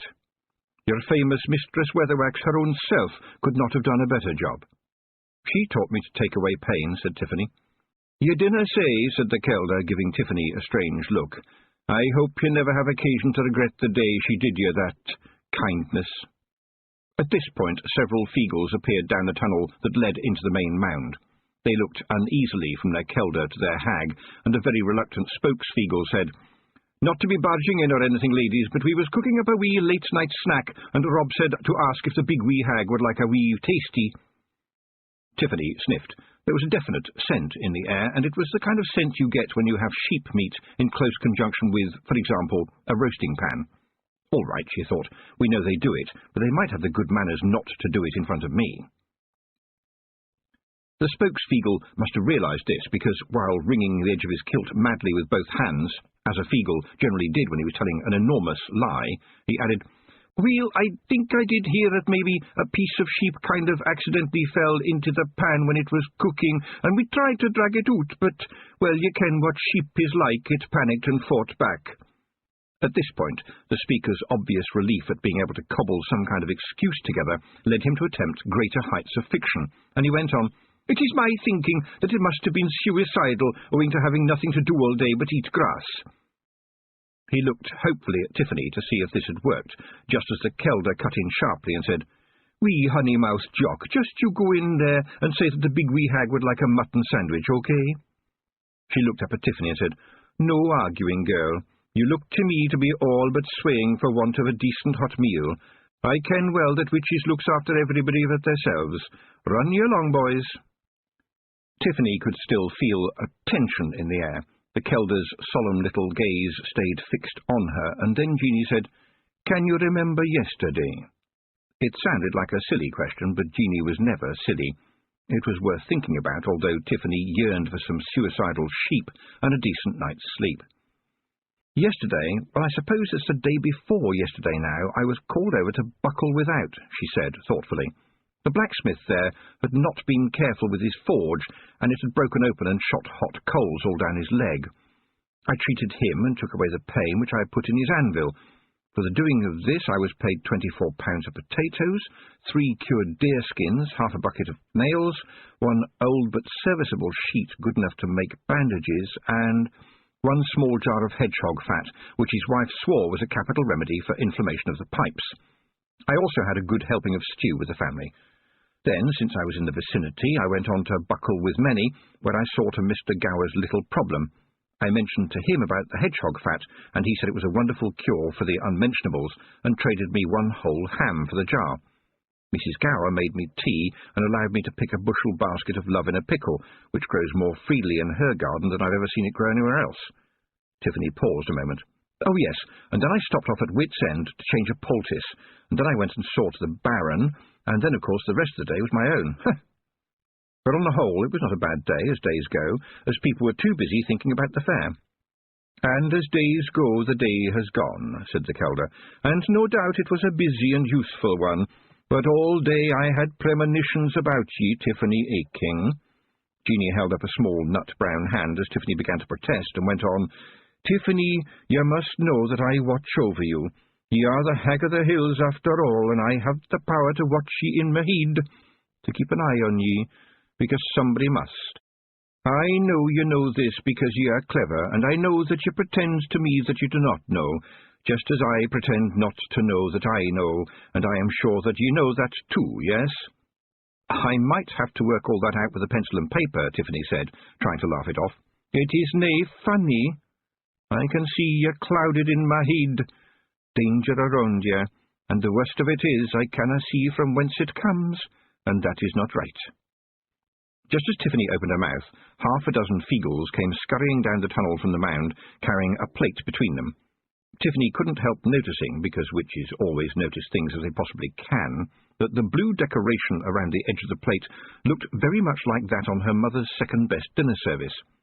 The rest of the plate was obscured by a large piece of mutton, along with jacket potatoes. It smelled wonderful, and her stomach took over her brain. A witch took her meals where she could, and was happy to get them. The meat had been cut in half, although the half for the Kelder was slightly smaller than the half for Tiffany. Strictly speaking, you cannot have a half that is smaller than the other half, because it wouldn't be a half, but human beings know what it means. And Kelders always had a huge appetite for their size, because they had babies to make. This wasn't time to talk, anyway. A Feagle offered Tiffany a knife which was in fact a Feagle claymore, and then held up a rather grubby tin can with a spoon stuck in it. Relish, he suggested shyly. This was a bit posh for a Feagle meal, although Jeanie was civilizing them somewhat, insofar as you could civilize a Feagle. At least they were getting the right idea.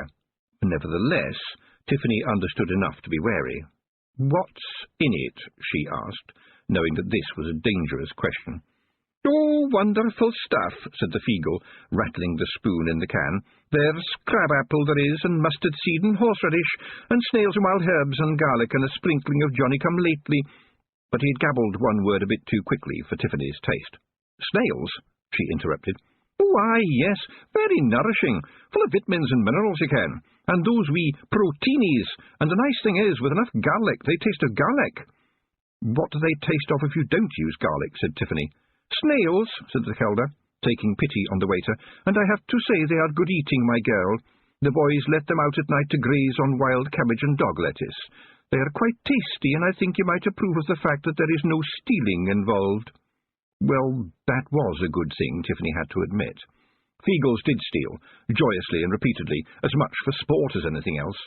On the other hand, to the right people, in the right place, at the right time, they could be very generous, and this was, fortunately, happening right now.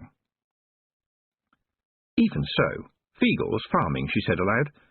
Oh, no, said the spokes-Feagle, while his fellows behind him pantomimed insulted distaste by making yuck noises and sticking their fingers down their throat. It is nae farming, it is livestock herding, as is suitable for them who is free of spirit and likes to feel the wind up their kilt. Mind ye, the stampedes can be a wee bit embarrassing. Have some, please do, the Kelder pleaded. It will encourage them. In fact, the new Feagle cuisine was quite tasty. Perhaps it's true what they say, thought Tiffany, that anything goes with garlic. Except custard. Don't mind my boys, said Jeanie when they had both eaten their fill. The times are changing, and I think they know it. For ye too, how do ye feel? Oh, you know, the usual, said Tiffany. Tired, flustered and upset, that sort of thing. You work too hard, my girl. I fear you do not have enough to eat, and I certainly see you don't get enough sleep. When did you last sleep the night in a proper bed, I wonder? "You ken that you must have sleep. You cannot think properly without some time to rest. I fear you will soon need all the strength you can muster. Would you like me to put the soothings on you?" Tiffany yawned again. "Thank you for offering, Jeanie," she said, "but I don't think I need them, if it's all the same to you." There was a pile of greasy fleeces in the corner that had probably not long before belonged to sheep who had decided to say goodbye to the cruel world and commit suicide. They looked very inviting. "I'd better go and see to the girl." Tiffany's legs did not seem to want her to move. "Still, I expect she is as safe as houses in a feeble mound." "Oh, no," said Jeanie softly, as Tiffany's eyes shut. "Much, much safer than houses." When Tiffany was actually snoring, Jeanie walked slowly up and into the mound itself. Amber was curled up near the fire, but Rob Anybody had stationed some of the older and wiser Feagles around her. This was because the evening fighting was going on. The Knack-Mack Feagle fought as often as they breathed, and generally at the same time. It was by way of being a way of life, in a way. Besides, when you were only a few inches tall, you had the whole world to fight, and so you might as well learn early. Jeanie sat down by her husband and watched the brawling for a while. The young Feagles were bouncing off the walls, their uncles and one another. Then she said, "Rob, do you think we are bringing our boys up properly?" Rob Anybody, who was sensitive to Jeanie's mood, glanced across at the sleeping girl. "Oh, aye, no doubt about it. Hey, did you no see that? Slightly more wee than wee Jock kicked off Willie in the pog. Wonderful dirty fighting, and he's still only 3 inches high." "He is going to make a grand warrior one day, Rob, that's true enough," said Jeanie. "But I always tell them," Rob Anybody went on excitedly as the young Feagle flew over their heads, "that the way to success is always to attack only people who are much bigger than ye are. Important rule." Jeanie sighed as another young Feagle smacked into the wall, shook his head, and rushed back into the fight.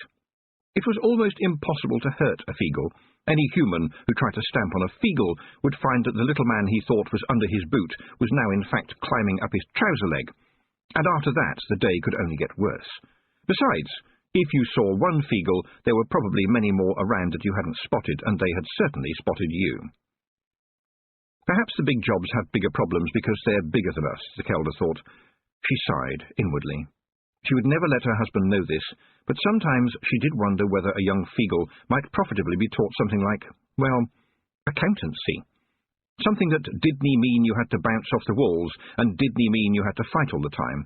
But then, would he still be a Feagle? "I'm feared for the big wee hag, Rob," she said. "Something is wrong." "She wanted to be a hag, lassie," said Rob. "Now she has to dree her weird, same as us.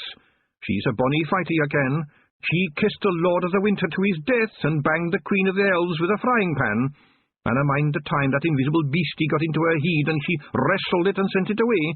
She fights." "Oh, I ken that well enough," said the Kelder. "She kissed the face o' winter and made springtime come again. It was a great thing she did, sure enough, but she had the mantle of the summer about her. It was that power she dealt to him, not just her own.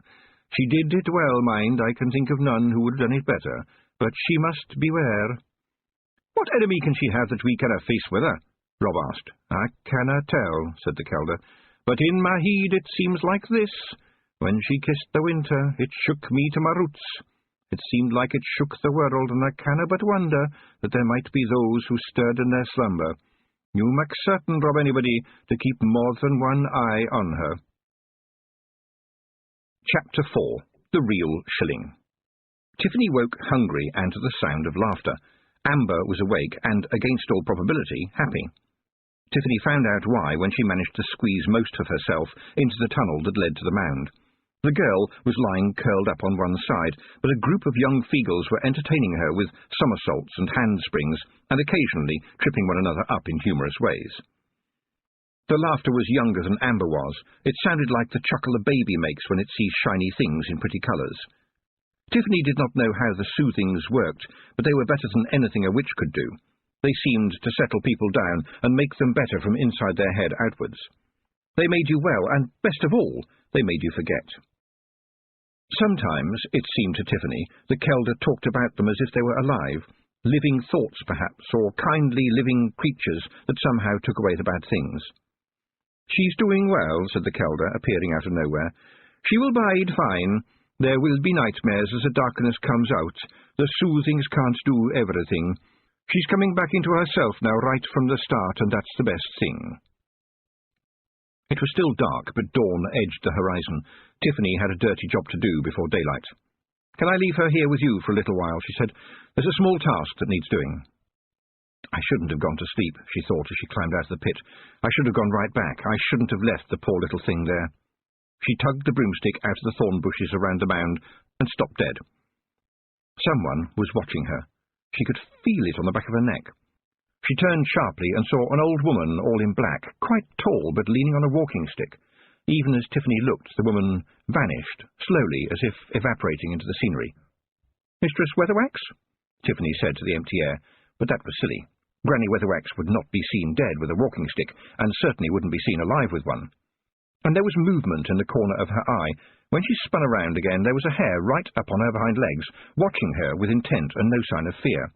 Whatever sex a hare is, to the true countryman, all hares are referred to as her. It was what they did, of course. The Feagles didn't hunt them, and the average sheepdog would run out of legs before a hare ran out of breath. The hare had no stuffy burrow to be trapped in. Speed was where a hare lived, shooting across the landscape like a dream of the wind. She could afford to sit and watch the slow world go by. This one burst into flames. She blazed for a moment and then, entirely unharmed, sped away in a blur. "All right," thought Tiffany as the broomstick came free. "Let's approach this from the point of view of common sense. The turf isn't scorched, and hares are not known for bursting into flames, so—" She stopped as a tiny trapdoor flicked open in her memory. "The hare runs into the fire." Had she seen that written down anywhere?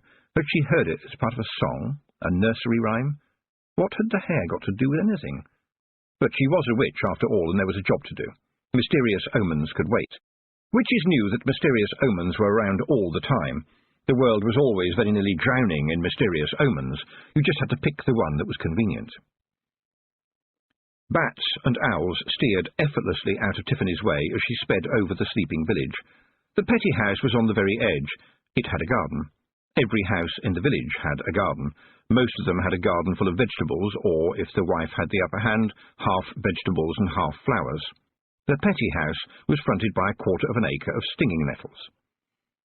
That had always annoyed Tiffany right down to her country boots. How hard would it have been to grub up the weeds and put in a decent crop of potatoes? All they needed was muck, and there was plenty of that in a farming village. The trick was to stop it getting into the house. Mr. Petty could have made an effort.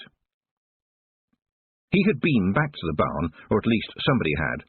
The baby was now on top of the heap of straw. Tiffany had come prepared with some old but still serviceable linen, which was at least better than sacking and straw. But somebody had disturbed the little body and put flowers around it, except that the flowers were, in fact, stinging nettles. They had also lit a candle in one of the tin plate candlesticks that every house in the village owned. A candlestick. A light. On a pile of loose straw. In a barn full of tinder-dry hay and more straw. Tiffany stared in horror and then heard the grunt overhead. A man was hanging from the barn's rafters. They creaked. A little dust and some shreds of hay floated down. Tiffany caught them quickly and picked up the candle before the next fall of wisps set the whole barn alight. She was about to blow it out when it struck her that this would leave her in the dark with a gently spinning figure that may or may not be a corpse. She put it down ever so carefully by the door and scrabbled around to find something sharp. But this was Petty's barn and everything was blunt, except a saw. It had to be him up there. Who else could it be? "Mr. Petty," she said, clambering into the dusty rafters. There was something like a wheeze. Was this good? Tiffany managed to hook one leg around a beam, leaving one hand free to wield the saw. The trouble was that she needed two more hands. The rope was tight around the man's neck, and the blunt teeth of the saw bounced on it, making the man swing even more. And he was beginning to struggle, too, the fool, so that the rope not only swung, but twisted as well. In a moment she would fall down. There was a movement in the air, a flash of iron, and Petty dropped like a rock. Tiffany managed to hold her balance long enough to grab a dusty rafter and half climb and half slither after him. Her fingers clawed at the rope around his neck, but it was as tight as a drum, and there should have been a flourish of music, because suddenly Rob Anybody was there right in front of her. He held up a tiny, shiny claymore and looked at her questioningly. She groaned inwardly. "What good are you, Mr. Petty? What good have you been? You can't even hang yourself properly. What good will you ever do? Wouldn't I be doing the world and you a favour by letting you finish what you began?" This was the thing about thoughts. They thought themselves and then dropped into your head in the hope that you would think so too. You had to slap them down, thoughts like that. They would take a witch over if she let them, and then it would all break down and nothing would be left but the cackling. She had heard it said that before you could understand anybody, you needed to walk a mile in their shoes, which did not make a whole lot of sense, because probably after you had walked a mile in their shoes, you would understand that they were chasing you and accusing you of theft of a pair of shoes, although of course you could probably outrun them owing to their lack of footwear. But she understood what the proverb actually meant, and here was a man one breath away from death. She had no option at all. She had to give him that breath, for the sake of a handful of nettles. Something inside the wretched hulk had still managed to be good. It was a tiny spark, but it was there, and there was no argument. Hating herself deep down for being so soppy, she nodded at the big man of the Feagle clan. "All right," she said. "Try not to hurt him too much." The sword sparkled, and the cut was made with the delicacy of a surgeon, although the surgeon would have washed his hands first. The rope actually sprang out as the Feagle severed it, and it shot away as though it was a serpent. Petty gasped air so hard that the candle flame by the door seemed to flatten for a moment. Tiffany got up off her knees and brushed herself down. "What did you come back for?" she said. "What were you looking for? What did you expect to find?" Mr. Petty lay there. There wasn't even a grunt in reply. It was hard to hate him now, wheezing on the floor. Being a witch meant you had to make choices, usually the choices that ordinary people did not want to make or even to know about. So she washed his face with a bit of torn cloth, moistened from the pump outside, and wrapped the dead child in the rather larger and cleaner bit of cloth that she had brought for the purpose. It wasn't the best of shrouds, but it was honest and civilized. She reminded herself, in a dreamy kind of way, that she needed to build up her store of makeshift bandages, and realized how grateful she should be. "Thank you, Rob," she said. "I don't think I could have managed by myself." "I reckon that maybe you could," said Rob Anybody, while they both knew that she couldn't. "It just so happened that I was passing by you, Ken, and not following you at all. One of them coincidences." "There have been a lot of those coincidences lately," said Tiffany. "Aye," said Rob, grinning. "It must be another coincidence." It was impossible to embarrass a Feagle. They just couldn't grasp the idea. He was watching her. "What happens now?" he said. That was the question, wasn't it? A witch needed to make people believe she knew what to do next, even if she didn't. Petty was going to live, and the poor child was not going to stop being dead. "I'll take care of things," she said. "It's what we do." "Only it's just me, there is no us," she thought as she flew through the mists of morning to the place of flowers. I wish there was. In the hazel woods there was a clearing of flowers from early spring to late autumn. There was meadowsweet and foxglove, and old man's trousers, and Jack jumping to bed, and ladies' bonnets, and 3 times Charlie, and sage, and southernwood, and pink yarrow, and ladies' bedstraw, and cowslips and primroses, and 2 types of orchid. It was where the old lady that they had called the witch was buried. If you knew where to look, you could see what little was left of her cottage underneath all that greenery, and if you really knew where to look, you could see the place where she had been buried. If you really and truly knew where to look, you could find the spot where Tiffany had buried the old lady's cat, too. There was catnip growing on it. Once upon a time, the rough music had come for the old woman and her cat. Oh, yes, it had. And the people walking to its drumming had dragged her out into the snow and pulled down the rickety cottage and burned her books, because they had pictures of stars in them. And why? Because the Baron's son had gone missing, and Mrs. Snapperly had no family and no teeth and, to be honest, cackled a bit as well. And that made her a witch, and the people of the chalk didn't trust witches, so she was pulled out into the snow, and while the fire ate up the thatch of the cottage, page after page of stars crackled and crinkled into the night sky while the men stoned the cat to death. And that winter, after she had hammered on doors that remained closed to her, the old woman died in the snow, and because she had to be buried somewhere, there was a shallow grave where the old cottage used to be. But the old woman had nothing to do with the loss of the Baron's son, had she? And soon after, Tiffany had gone all the way to a strange fairyland to bring him back, hadn't she? And nobody talked about the old lady these days, did they? But when they walked past the place in the summer, the flowers filled the air with delight, and bees filled it with the colours of honey. No one talked about it. After all, what would you say? Rare flowers growing on the grave of the old woman, and catnip growing where the aching girl had buried the cat. It was a mystery, and maybe a judgment, although whose judgment it was, on whom, for what, and why, was best not thought about, let alone discussed. Nevertheless, wonderful flowers growing over the remains of the possible witch, how could that happen? Tiffany didn't ask that question. The seeds had been expensive to buy, and she had had to go all the way to Two Shirts to get them. But she had vowed that every summer the brilliance in the wood would remind people that there had been an old lady they had hounded to death and been buried there. She did not quite know why she thought that was important, but she was certain to the centre of her soul that it was. When she had finished digging the deep but sad little hole in a patch of love in a hurry, Tiffany looked around to make certain that no early morning traveller was watching, and used both hands to fill the hole with dirt, moving dead leaves and transplanting some forget-me-lots. They weren't really right here, but they grew fast, and that was important because someone was watching her. It was important not to look round. She knew she couldn't be seen. In all her life she had met only one person who was better than her at not being seen, and that was Granny Weatherwax. It was still misty, too, and she would have heard if anyone had come along the path. It wasn't a bird or an animal either. They always felt different. A witch should never have to look around because they should know who was behind them. Usually she could work it out, but every sense she had told her that no one but Tiffany Aching was there, and somehow, in some strange way, it felt wrong. "Too much to do, not enough sleep," she said aloud, and thought she heard a faint voice say, "Yes." It was like an echo, except there was nothing for it to echo from. She flew away as fast as she could make the broomstick go, which, not being very fast at all, at least served to prevent it looking as though she was running away. Going nuts. Witches didn't often talk about it, but they were aware of it all the time.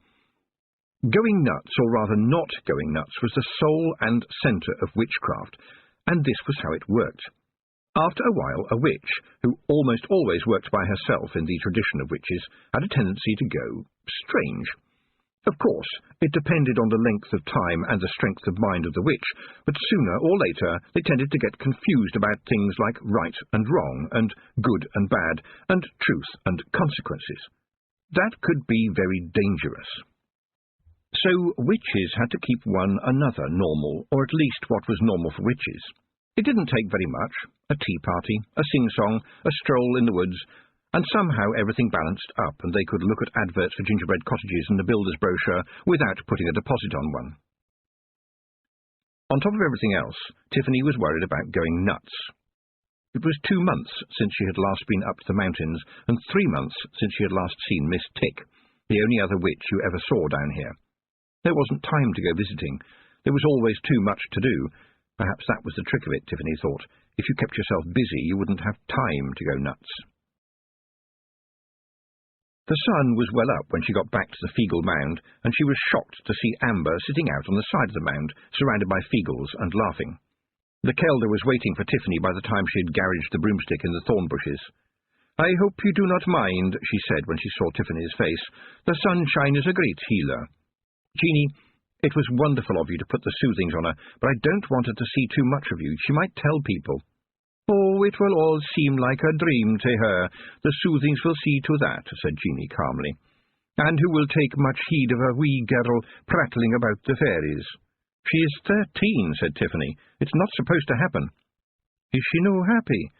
"Well, yes, but—" There was a steely look in Jeanie's eye. She had always been very respectful to Tiffany, but respect requires respect in its turn. It was Jeanie's mound, after all, and probably her land as well. Tiffany settled for saying, "Her mother will be worrying." "Is that so?" said Jeanie. "And did her mam worry when she left the poor thing taking a beating?" Tiffany wished the Kelder wasn't so astute. People used to tell Tiffany that she was so sharp she would cut herself. But the Kelder's steady grey gaze could chop iron nails. "Well, Amber's mother she's not very clever. So I hear, said Jeanie, but most beasts is short on brains, and yet still the doe will stand her ground to defend her fawn, and a fox for her cub will face down the dog. Humans are more complicated, said Tiffany. So it seems, said the Kelber, her voice chilly just for that moment. Well, the soothings is working fine, so maybe the girl needs to be back in your complicated world. Where her father is still alive, Tiffany reminded herself. I know he is. He was bruised, but he was breathing, and I hope to goodness he sobers up. And is this problem ever going to end? It has to be sorted out. I've got other things to do, and I've got to go and see the Baron this afternoon. Tiffany's father met them when they walked into the farmyard. Tiffany generally left the broomstick tied to a tree just outside, in theory because flying overhead frightened the chickens, but mostly because she was never able to land very gracefully and certainly didn't want an audience. He looked from Amber to his daughter. Is she all right? She looks a bit dreamy. She's had something to calm her down and make her feel better, said Tiffany, and she shouldn't run around. Her mum has been in a dreadful state, you know, Tiffany's father went on reproachfully, but I told her you were looking after Amber in a very safe place. There was more than a hint of, you are sure about that, aren't you, in the way he spoke. And Tiffany was careful to ignore it, and simply said, I was. She tried to imagine Mrs. Petty in a dreadful state, and it didn't work. Every time she'd ever seen the woman, she had a look of baffled apprehension, as if life had too many puzzles, and you just had to wait until the next one hit you. Tiffany's father pulled his daughter to one side and lowered his voice. Petty came back in the night, he hissed, and they say that someone tried to kill him. What? True as I'm standing here. Tiffany turned to Amber. The girl was staring at the sky as if hoping patiently for something interesting to happen. Amber, she said carefully, you know how to feed chickens, don't you? Oh, yes, miss. Well, go and feed ours, will you? There's grain in the barn. Your mum fed them hours ago, her father began, but Tiffany dragged him away quickly. When did this happen? She asked, watching Amber walking obediently into the barn. Sometime last night, Mrs. Petty told me. He was beaten badly in that rackety old barn, right where we were sitting last night. Mrs. Petty went back after everything that happened. What does she see in him? Mr. Aking gave a shrug. He is her husband, but everyone knows he beats her up. Her father looked a bit embarrassed. Well, he said, I suppose to some women any husband is better than none. Tiffany opened her mouth to reply, looked into her father's eyes, and saw the truth of what he had said. She had seen some of them up in the mountains, worn out by too many children and not enough money. Of course, if they knew Nanny Og, something could be done about the children at least, but you still found the families who sometimes, in order to put food on the table, had to sell the chairs. And there was never anything you could do about it. Mr. Petty wasn't beaten up, Dad, although it wouldn't be such a bad idea if he was. I found him trying to hang himself, and I cut him down. He's got 2 broken ribs and bruises all over him. It was a long way down, Dad. He was choking to death. What should I have done? Let him swing? He has lived to see another day, whether he deserves to or not. It's not my job to be an executioner. There was a bouquet, Dad. Weeds and nettles. His hands were swollen with nettle stings. There's at least some part of him that deserves to live. Do you see? But you did steal the baby away.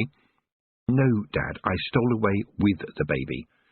Listen, Dad, do get it right. I buried the child, which was dead. I saved the man who was dying. I did those things, Dad. People might not understand, might make up stories. I don't care. You do the job that is in front of you.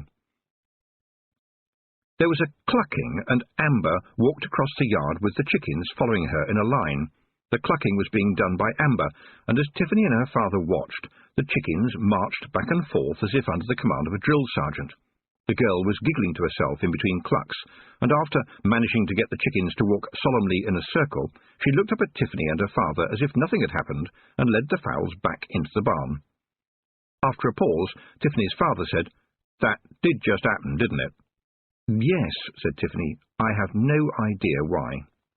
I've been talking to some of the other lads, said her father, and your mother has been talking to the women. We'll keep an eye on the Petties. Things have been let go that shouldn't have. People can't expect to leave everything to you. People mustn't think that you can fix everything, and if you'll take my advice, neither will you. There are some things a whole village has to do. Thanks, Dad, said Tiffany, but I think I'd better go and see to the Baron now. Tiffany could only just remember ever seeing the Baron as a well man, nor did anyone seem to know what was wrong with him. But like many other invalids she had seen, he somehow kept on going, living in a holding pattern and waiting to die. She had heard one of the villagers call him a creaking door which never slammed. He was getting worse now, and in her opinion, it was not going to be very long before his life slammed shut.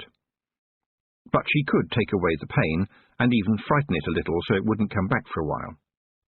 Tiffany hurried to the castle. The nurse, Miss Spruce, was waiting when she arrived. Her face was pale. "It's not one of his good days," she said, then added with a modest little smile, "I have been praying for him all morning." "I'm sure that was very kind of you," said Tiffany. She had taken care to keep any sarcasm out of her voice, but she got a frown from the nurse anyway. The room Tiffany was ushered into smelled like sick rooms everywhere, all too much of people and not enough air. The nurse stood in the doorway as if she was on guard. Tiffany could feel her permanently suspicious gaze on the back of her neck. There was more and more of that sort of attitude about. Sometimes you got wandering preachers around who didn't like witches, and people would listen to them. It seemed to Tiffany that people lived in a very strange world sometimes. Everybody knew in some mysterious way that witches ran away with babies and blighted crops and all the other nonsense, and at the same time they would come running to the witch when they needed help. The Baron lay in a tangle of sheets, his face grey, his hair totally white now, with little pink patches where it had all gone. He looked neat, though. He had always been a neat man, and every morning one of the guards would come in and give him a shave. It cheered him up, as far as anyone could tell, but right now he looked straight through Tiffany. She was used to this.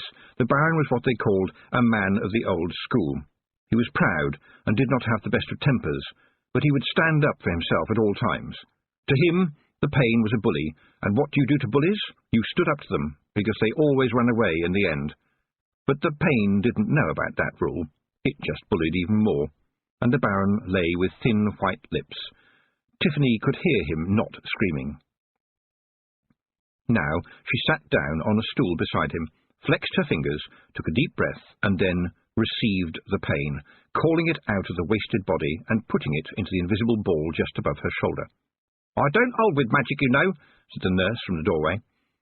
Tiffany winced like a tightrope walker who has just felt someone hit the other end of the rope with a big stick. Carefully, she let the flow of pain settle down a little bit at a time. "I mean," said the nurse, "I know it makes him feel better, but where does all this healing power come from? That's what I'd like to know." "Perhaps it comes from all your praying, Miss Spruce," said Tiffany sweetly, and was glad to see the moment of fury on the woman's face. But Miss Spruce had the hide of an elephant. "We must be sure that we don't get involved with dark and demonic forces. Better a little pain in this world than an eternity of suffering in the next." Up in the mountains there were sawmills driven by water, and they had big circular saws that spun so fast they were nothing but a silver blur in the air, until an absent-minded man forgot to pay attention, when it became a red disc, and the air was raining fingers. Tiffany felt like that now. She needed to concentrate, and the woman was determined to go on talking while the pain was waiting for just one moment's lack of attention. Oh, well, nothing for it. She threw the pain at a candlestick beside the bed. It shattered instantly, and the candle flashed into flame. She stamped on it until it went out. Then she turned to the astonished nurse. "Miss Spruce, I'm sure what you have to say is very interesting, but on the whole, Miss Spruce, I don't really care what you think about anything. I don't mind you staying in here, Miss Spruce, but what I do mind, Miss Spruce, is that this is very difficult and can be dangerous for me if it goes wrong. Go away, Miss Spruce, or stay, Miss Spruce, but most of all, shut up, Miss Spruce, because I've only just started and there is still a lot of pain to shift." Miss Spruce gave her another look. It was fearsome. Tiffany returned this with a look of her own, and if there is one thing that a witch learns how to do, it is how to look. The door shut behind the enraged nurse. "Talk quietly. She listens at doors." The voice came from the Baron, but it was hardly a voice at all. You could just hear in it the tones of someone used to command, but now it was cracked and failing, every word pleading for enough time to say the next word. "I'm sorry, sir, but I must concentrate," said Tiffany. "I would hate for this to go wrong." "Of course, I shall remain silent."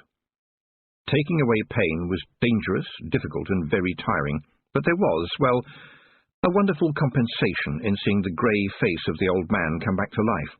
There was already some pinkness to his skin, and it was fleshing out as more and more pain flowed out of him and through Tiffany and into the new little invisible ball floating above her right shoulder.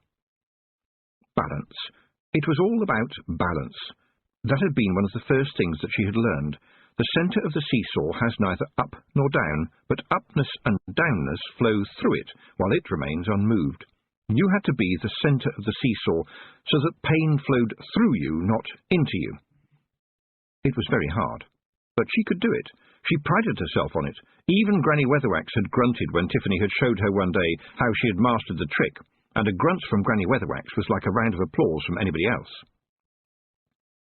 But the Baron was smiling. "Thank you, Miss Tiffany Aching. Now I would like to sit in my chair."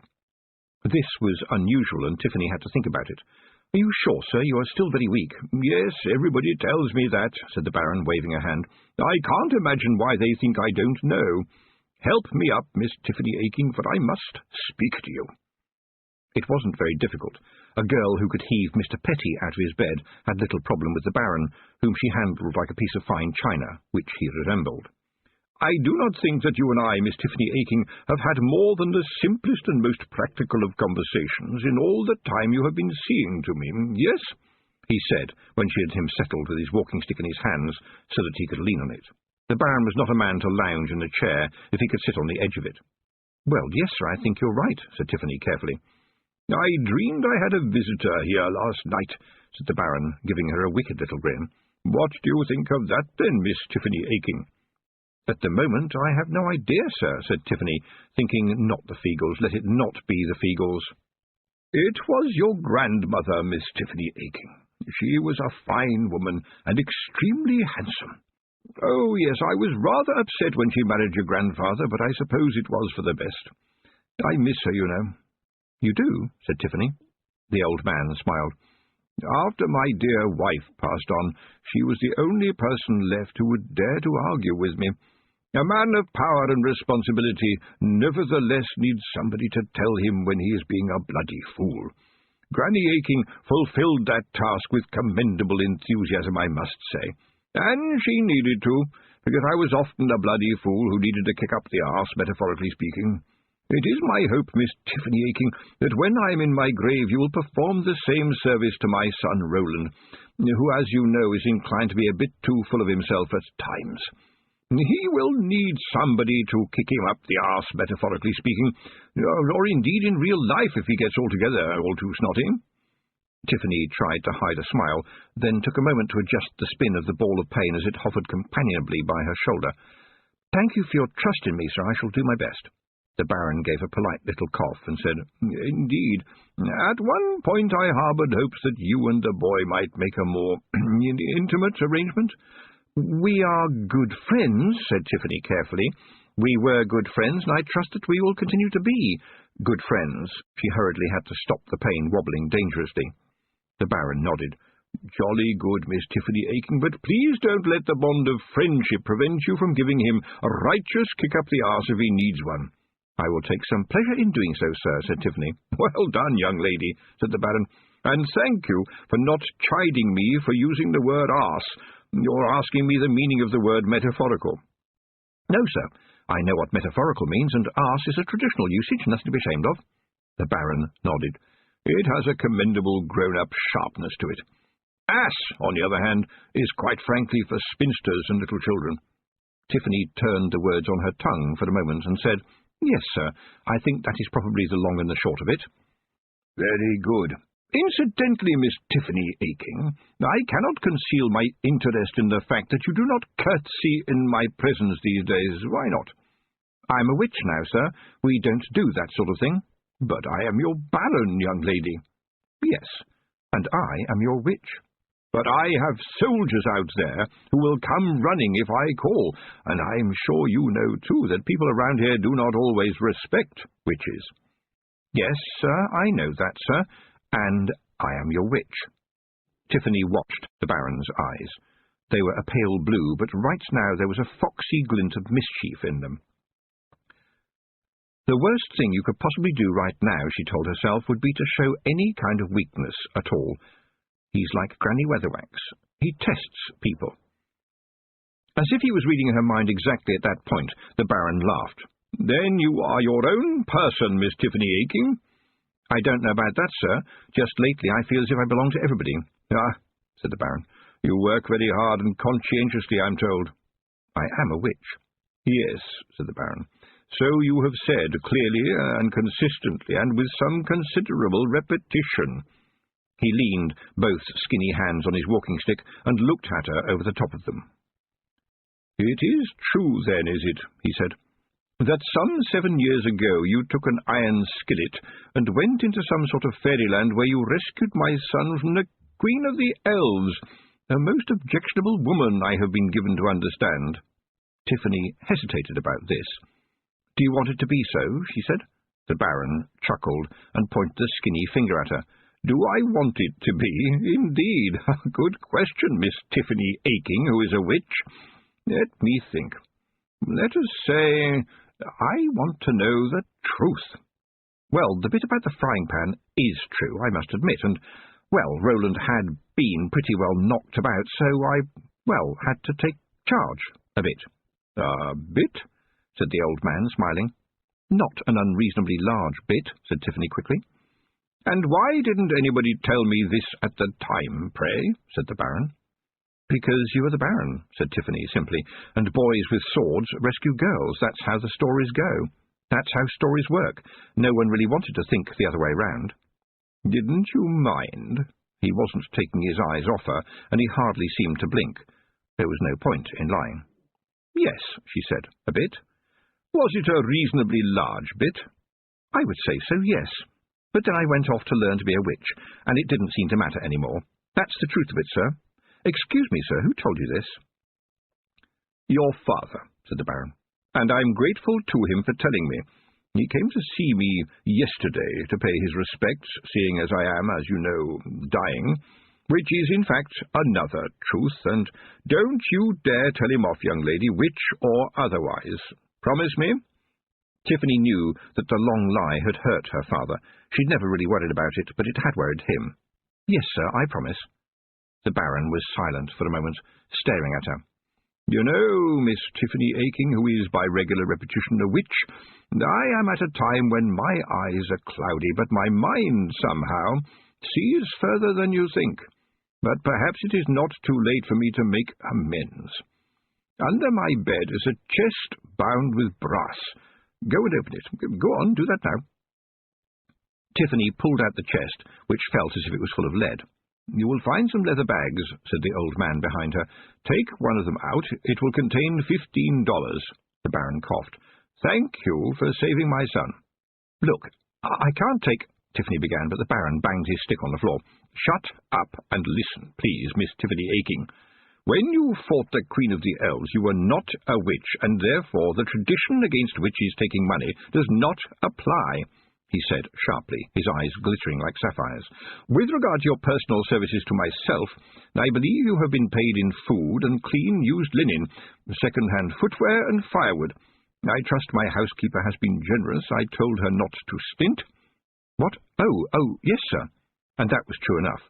Witches lived in a world of second-hand clothes, old sheets good for making bandages, boots with some life left in them, and, of course, hand-me-downs, hand-me-outs, hand-me-ups, hand-me-rounds, and hand-me-overs.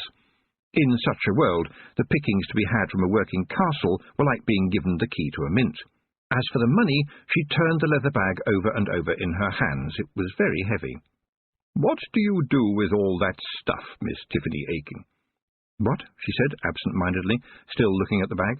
Trade it, pass it on to people who need it, that sort of thing." "Miss Tiffany Aking, you are suddenly vague. I believe that you were engrossed in thinking that $15 isn't much, is it, for saving the life of the Baron's son? No, I'll take that as a yes, then, shall I? You will take it from me as a no, sir. I am your witch." She glared at him, panting. "And I'm trying to balance a rather difficult ball of pain, sir." "Ah, Granny Aking's granddaughter, I humbly beg your forgiveness, as I occasionally should have asked for hers. But, nevertheless, will you please do me the favour and honour of taking that bag, Miss Tiffany Aking, and putting its contents to such use as you may determine in memory of me. I'm sure it's more money than you have ever seen before." "I don't often see any money at all," she protested, stunned by this. The Baron banged his stick on the floor again, as if applauding. "I doubt very much if you have ever seen money like this," he said merrily. "You see, although there are $15 in the bag, they are not the dollars that you are used to, or would be if you were used to them at all. They are old dollars, from before they started mucking about with the currency. The modern dollar is mostly brass, in my opinion, and contains as much gold as seawater. These, however, are the real shilling, if you'll excuse my little joke." Tiffany excused his little joke, because she didn't get it. He smiled at her puzzlement. "In short, Miss Tiffany Aking, if you take these coins to the right dealer, he should pay you, I would estimate somewhere in the region of 5,000 Ankh-Morpork dollars. I don't know what that would be in terms of old boots, but quite possibly it could buy you an old boot the size of this castle." And Tiffany thought, "I can't take this." Apart from anything else, the bag had become extremely heavy. Instead, she said, "That's far too much for a witch." "But not too much for a son," said the Baron. "Not too much for an heir. Not too much for continuity down the generations. Not too much for removing a lie from the world." "But it can't buy me another pair of hands," said Tiffany, "or change 1 second of the past." "Nevertheless, I must insist that you take it," said the Baron. "If not for your sake, then for mine. It will take a burden off my soul, and believe me, it could do with a bit of shining up at this time, don't you agree? I am going to die soon, am I not?" "Yes, sir. Very soon, I think, sir." Tiffany was beginning to understand something about the Baron by now, and she wasn't surprised when he laughed. "You know," he said, "most people would have said, 'Oh, no, old chap, you've got ages yet. You'll be up and out of here in no time. Lots of life left in you.'" "Yes, sir. I'm a witch, sir. And in this context that means I try very hard not to have to tell lies, sir." The old man shifted in his chair and was suddenly solemn. "When the time comes," he began, and hesitated. "I will keep you company, sir, if you wish," said Tiffany. The Baron looked relieved. "Have you ever seen death?" She had been expecting this, and was ready. "Usually you just feel him passing, sir, but I have seen him twice, in what would have been the flesh, if he had any. He's a skeleton with a scythe, just like in the books. In fact, I think it's because that's what he looks like in the books. He was polite, but firm, sir." "I'll bet he is." The old man was silent for a little while, and then went on, "Did he drop any hints about the afterlife?" "Yes, sir. Apparently it contains no mustard, and I got the impression that it contains no pickles either." "Really? Oh, bit of a blow, that. I suppose the chutney is out of the question." "I did not go into the subject of pickled condiments in any depth, sir. He had a big scythe." There was a loud knocking at the door, and Miss Spruce called out, "Are you all right, sir?" "In tip-top condition, dear Miss Spruce," said the Baron loudly, then lowered his voice to say conspiratorially, "I believe our Miss Spruce does not like you very much, my dear." "She thinks I'm unhygienic," said Tiffany. "Never really understood about all that nonsense," said the Baron. "It's quite easy," said Tiffany. "I have to stick my hands in the fire at every opportunity." "What? You put your hands in the fire?" Now she was sorry she had mentioned it, but she knew the old man would not now be satisfied until she had shown him. She sighed and crossed over to the fireplace, pulling a large iron poker out of its stand. She admitted to herself that she liked showing off this trick occasionally, and the Baron would be an appreciative audience. But should she do it? Well, the fire trick was not that complicated, and the balance of the pane was fine, and it wasn't as if the Baron had much time left. She drew a bucket of water from the little well at the far end of the room. The well had frogs in it, and therefore so did the bucket, but she was kind and dropped them back into their well. No one likes boiling a frog. The bucket of water was not strictly necessary, but it did have a part to play. Tiffany coughed theatrically. "Do you see, sir, I have 1 poker and 1 bucket of cold water. Cold metal poker, cold bucket of water. And now I hold in my left hand the poker, and I stick my right hand into the hottest part of the fire, like this." The Baron gasped as flames burst around her hand, and the tip of the poker in her other hand suddenly glowed red-hot. With the Baron suitably impressed, Tiffany doused the poker in the bucket of water, from which erupted a cloud of steam. Then she stood in front of the Baron, holding up both hands quite unscathed. "But I saw flames come up," said the Baron, eyes wide. Well done, very well done. Some sort of trick, yes? More of a skill, sir. I put my hand in the fire and sent the heat into the poker. I just moved the heat around. The flame you saw was caused by the burning of bits of dead skin, dirt, and all those nasty, invisible little biting things that unhygienic people have on their hands. She paused. You all right, sir? The Baron was staring at her. Sir? Sir? The old man spoke as if he was reading from an invisible book. The hare runs into the fire. The hare runs into the fire. The fire, it takes her. She is not burned. The fire, it loves her. She is not burned. The hare runs into the fire. The fire, it loves her. She is free. It all comes back to me. How did I ever forget it? How did I dare to forget it? I told myself I would remember it forever, but time goes on, and the world fills up with things to remember, things to do, calls on your time, calls on your memory, and you forget the things that were important, the real things. Tiffany was shocked to see tears streaming down his face. I remember it all, he whispered, his voice punctuated with sobs.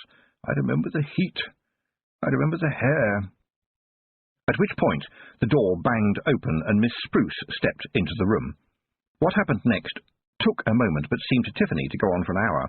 The nurse looked at her, holding the poker, and then at the old man in tears, then at the cloud of steam, then back to Tiffany as she let the poker go, then back to the old man, and then back to Tiffany as the poker landed in the hearth with a clang that echoed around the world.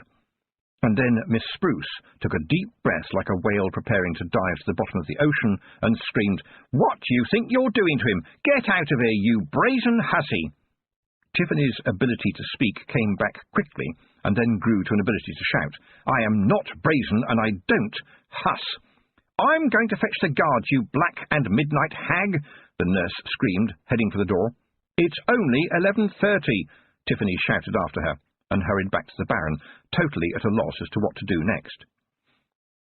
The pain shifted. She could feel it. She wasn't keeping her mind straight. Things were getting out of balance.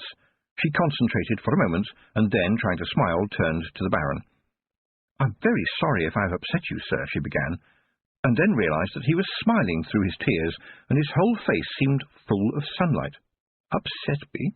Good gracious, no, I'm not upset. He tried to pull himself upright in the chair and pointed towards the fire with a trembling finger. I am, in fact, set up. I feel alive. I am young, my dear Miss Tiffany Aching. I remember that perfect day. Can you not see me, down in the valley? A perfect, crisp September day.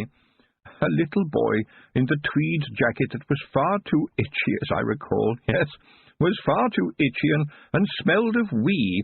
And my father was singing the larks they sang melodious, and I was trying to harmonize, which, of course, I couldn't do then, because I had about as much voice as a rabbit, and we were watching them burn the stubbles. There was smoke everywhere, and as the fire swept along, mice, rats, rabbits, and even foxes were running towards us away from the flames. Pheasants and partridges were taking off like rockets at the last minute, as they do, and suddenly there was no sound at all, and I saw this hare. Oh, she was a big one. Did you know that country people used to think all hares were female? And she just stood there looking at me, with bits of burning grass falling around us, and the flames behind her, and she was looking directly at me, and I will swear that when she knew that she had caught my eye, she flicked herself into the air and jumped straight into the fire. And, of course, I cried like anything, because she was so fine. And my father picked me up and said he'd tell me a little secret. And he taught me the hare song, so that I would know the truth of it and stop crying. And then later on we walked over the ashes, and there was no dead hare. The old man turned his head awkwardly towards her and beamed. Really beamed. He shone. Where is that coming from? Tiffany wondered. It's too yellow for firelight, but the curtains are shut. It's always too gloomy in here, but now it is the light of a crisp September day. I remember doing a crayon picture of it when we got home. My father was so proud of it, he took it all around the castle, so that everybody could admire it, the old man went on, as enthusiastic as a boy. A child's scrawl, of course, but he talked about it as if it were a work of genius. Parents do such things. I found it among his documents after he died, and, in fact, if you're interested, you'll find it in a leather folder within the money chest. It is, after all, a precious thing. I've never told anyone else that, said the Baron. People and days and memories come and go. That memory has always been there. No money that I could give you, Miss Tiffany Aking, who is the witch, could ever repay you for bringing back to me that wonderful vision, which I shall remember until the day For a moment the flames on the fire stood still, and the air was cold. Tiffany was never actually sure that she ever saw death, not actually saw. Perhaps in some strange way it had all happened inside her head, though wherever he was, well, he was there. "Wasn't that appropriate?" Death said. Tiffany didn't step back. There was no point. "Did you arrange that?" she asked. "Much as I would like to take the credit, other forces are at work. Good morning to you, Miss Aking." Death left, and the Baron followed, a little boy in his new tweed jacket, which was terribly itchy and sometimes smelled of wee, following his father across the smoking field. The old clothmakers used urine as a mordant for the dyes used in making woolen clothes, so that the colours would be fixed and not run. As a result, they can be a bit smelly for years. Not even Miss Tick could have explained it better, and stayed so calm, although she would probably have used the term evacuated bodily juices. Then Tiffany placed her hand on the dead man's face and, with respect, closed his eyes, where the light of burning fields was dimming. Chapter 5. The Mother of Tongues. There should have been a moment of peace. In fact, there was a moment of mettle. Some of the castle guard were approaching, their armour making even more noise than armour usually does, because none of it fitted properly. There hadn't been any battles here for hundreds of years, but they still wore armour because it seldom needed mending and didn't wear out. The door was pushed open by Brian, the sergeant. He wore a complicated expression. It was the expression of a man who has just been told that an evil witch, whom he has known since he was a kid, has killed the boss, and the boss's son is away, and the witch is still in the room, and a nurse whom he does not like very much is prodding him in the bottom and shouting, "What are you waiting for, man? Do your duty." All this was getting on his nerves. He gave Tiffany a sheepish look. "Morning, miss. Is everything all right?" Then he stared at the Baron in his chair. "He's dead, then, is he?" Tiffany said, "Yes, Brian, he is. He died only a couple of minutes ago, and I have reason to believe that he was happy." "Well, that's good, then, I suppose," said the sergeant. And then his face twisted into tears, so that the next words were gulped and damp. "You know, he was really good to us when my Nan was ill. He had hot meals sent over to her every day, right up until the end." She held his unprotesting hand and looked over his shoulder. The other guards were crying too, and crying all the more because they knew they were big, strong men, or so they hoped, and shouldn't cry at all. But the Baron had always been there, part of life, like the sunrise. All right, maybe he'd give you a dressing down if you were asleep on duty or had a blunt sword, despite the fact that no guard in living memory had needed to use his sword for anything more than levering the lid off a tin of jam. But when all was said and done, he was the Baron, and they were his men, and now he was gone. "Ask her about the poker," screamed a nurse from behind Brian. "Go on, ask about the money." The nurse could not see Brian's face. Tiffany could. He had probably been prodded in the bottom again, and was suddenly livid. "Sorry, Tiff, miss, but this lady here says she thinks you've done a murder and a robbery," he said, and his face added that its owner right now was not thinking the same thing and didn't want to get into trouble with anyone, especially Tiffany. Tiffany rewarded him with a little smile. "Always remember you are a witch," she told herself. "Don't start shouting your innocence.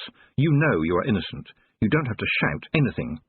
"The Baron was kind enough to give me some money for looking after him," she said, "and I suppose Miss Spruce must have inadvertently heard him doing so and formed a wrong impression." "It was a lot of money," Miss Spruce insisted, red in the face. "The big chest under the Baron's bed was open." "All that is true," said Tiffany, and it would appear that Miss Spruce was accidentally hearing for quite some time. Some of the guards sniggered, which made Miss Spruce even more angry, if that were possible. She pushed her way forward. "Do you deny that you were standing there with a poker and your hand on fire?" she demanded, her face as red as a turkey. "I would like to say something, please," said Tiffany. "It's rather important." She could feel the impatient pain now, fighting to get free. Her hands felt clammy. "You were doing black magic, admit it." Tiffany took a deep breath. "I don't know what that is," she said, "but I know I am holding just above my shoulder the last pain that the Baron will ever know, and I have to get rid of it soon, and I can't get rid of it in here, what with all these people. Please? I need an open space right now." She pushed Miss Spruce out of the way, and the guards swiftly stood aside for her, to the nurse's extreme annoyance. "Don't let her go! She will fly away, that's what they do!" Tiffany knew the layout of the castle very well, everybody did. There was a courtyard down some steps, and she headed there rapidly, feeling the pain stirring and unfolding. You had to think of it as a kind of animal that you could keep at bay, but that only worked for so long, about as long as, well, now, in fact. The sergeant appeared beside her, and she grabbed his arm. "Don't ask me why," she managed to say through gritted teeth, "but throw your helmet in the air." He was bright enough to follow orders, and spun the helmet into the air like a soup plate. Tiffany hurled the plane after it, feeling its dreadful silkiness as it found its freedom. The helmet stopped in midair, as if it had hit an invisible wall, and dropped onto the cobblestones in a cloud of steam and bent almost in half. The sergeant picked it up and immediately dropped it again. "It's bloody hot!" He stared at Tiffany, who was leaning against the wall and trying to catch her breath. "And you've been taking away pain like that every day?" She opened her eyes. "Yes, but normally I get plenty of time to find somewhere to dump it. Water and rock aren't very good, but metal is quite reliable. Don't ask me why. If I try to think about how it works, it doesn't work."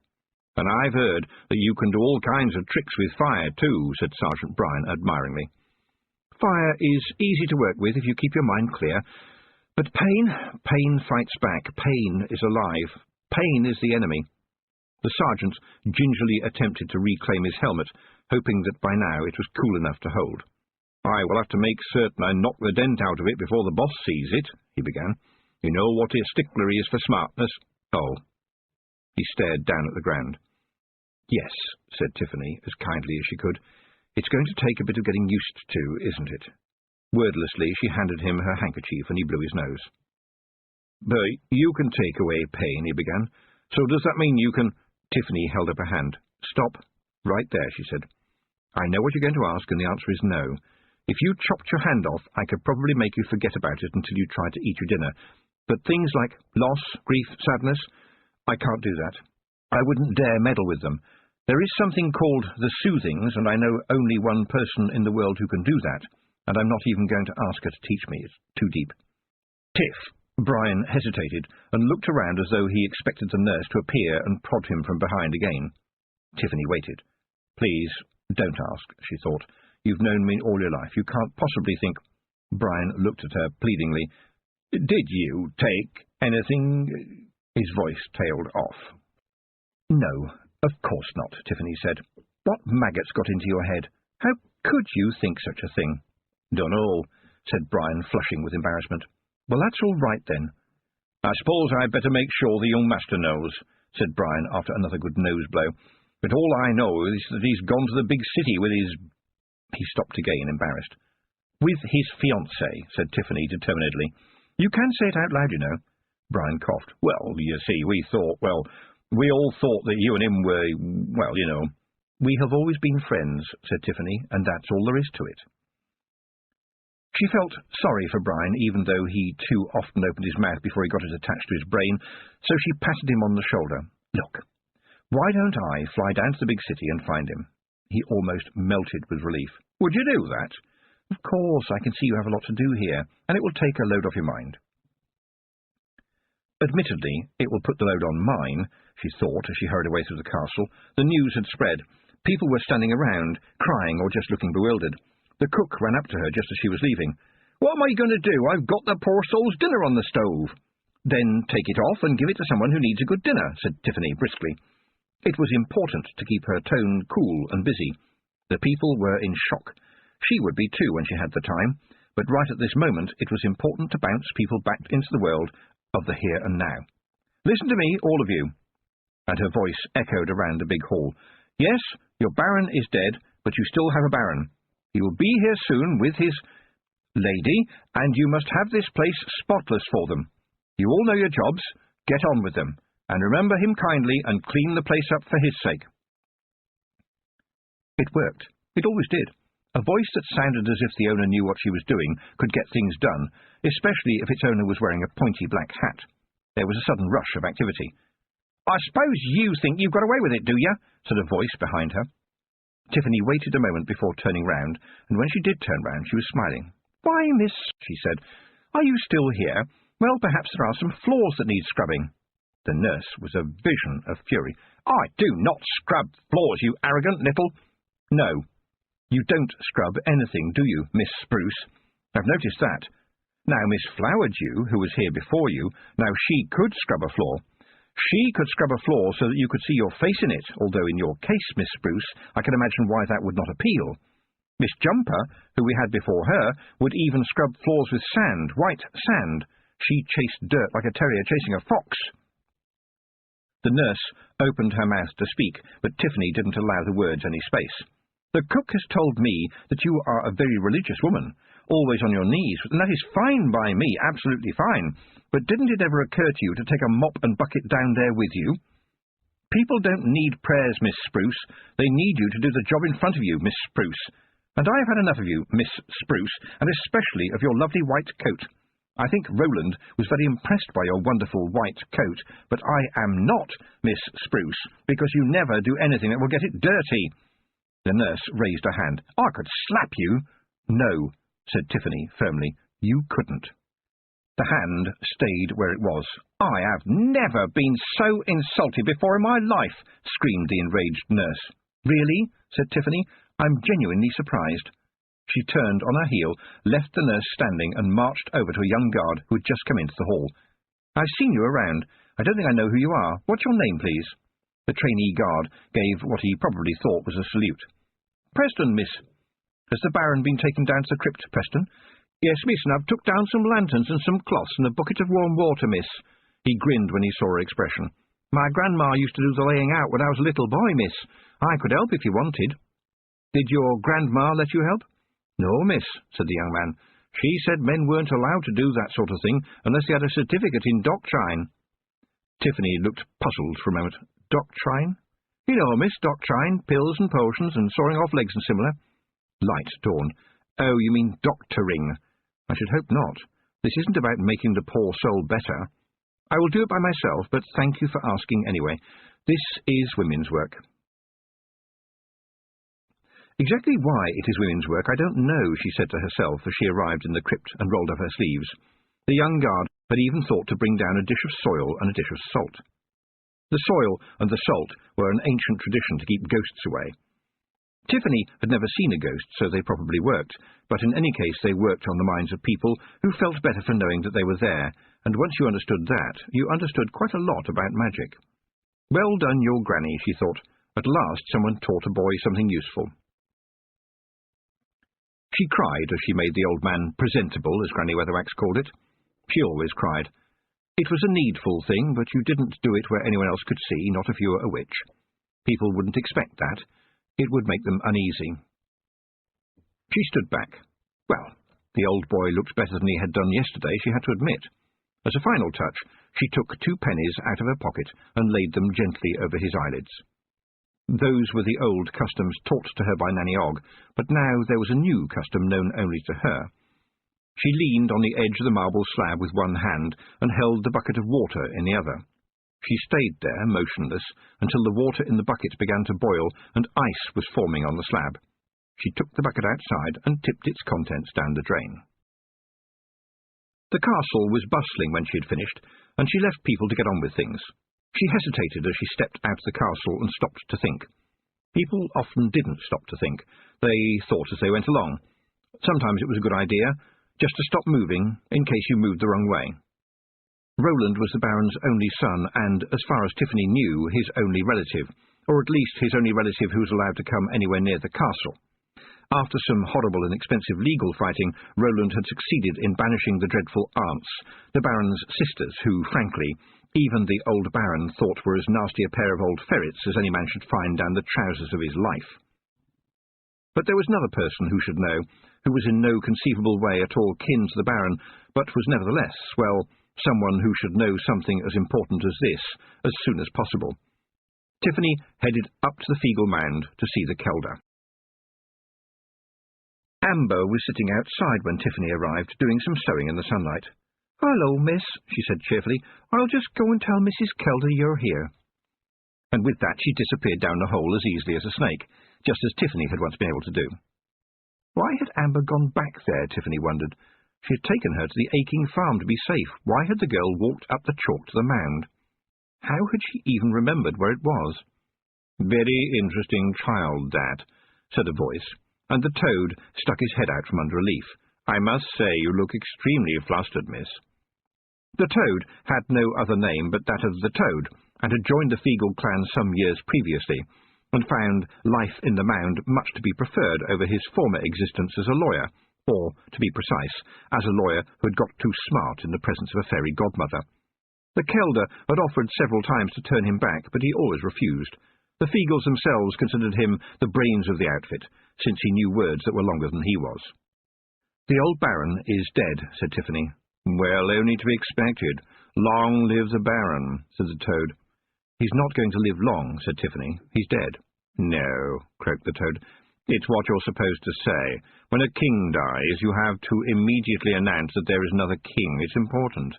I wonder what the new one will be like. Rob anybody says that he's a wet Nelly who is not fit to lick your boots, and he has scorned you very badly." Whatever the circumstances of the past, Tiffany was not going to let that go by unchallenged. "I don't need anybody to lick anything for me, thank you very much. Anyway," she added, "he's not their Baron, is he? The Feagles pride themselves on not having a lord." "You are correct in your submission," said the Toad ponderously.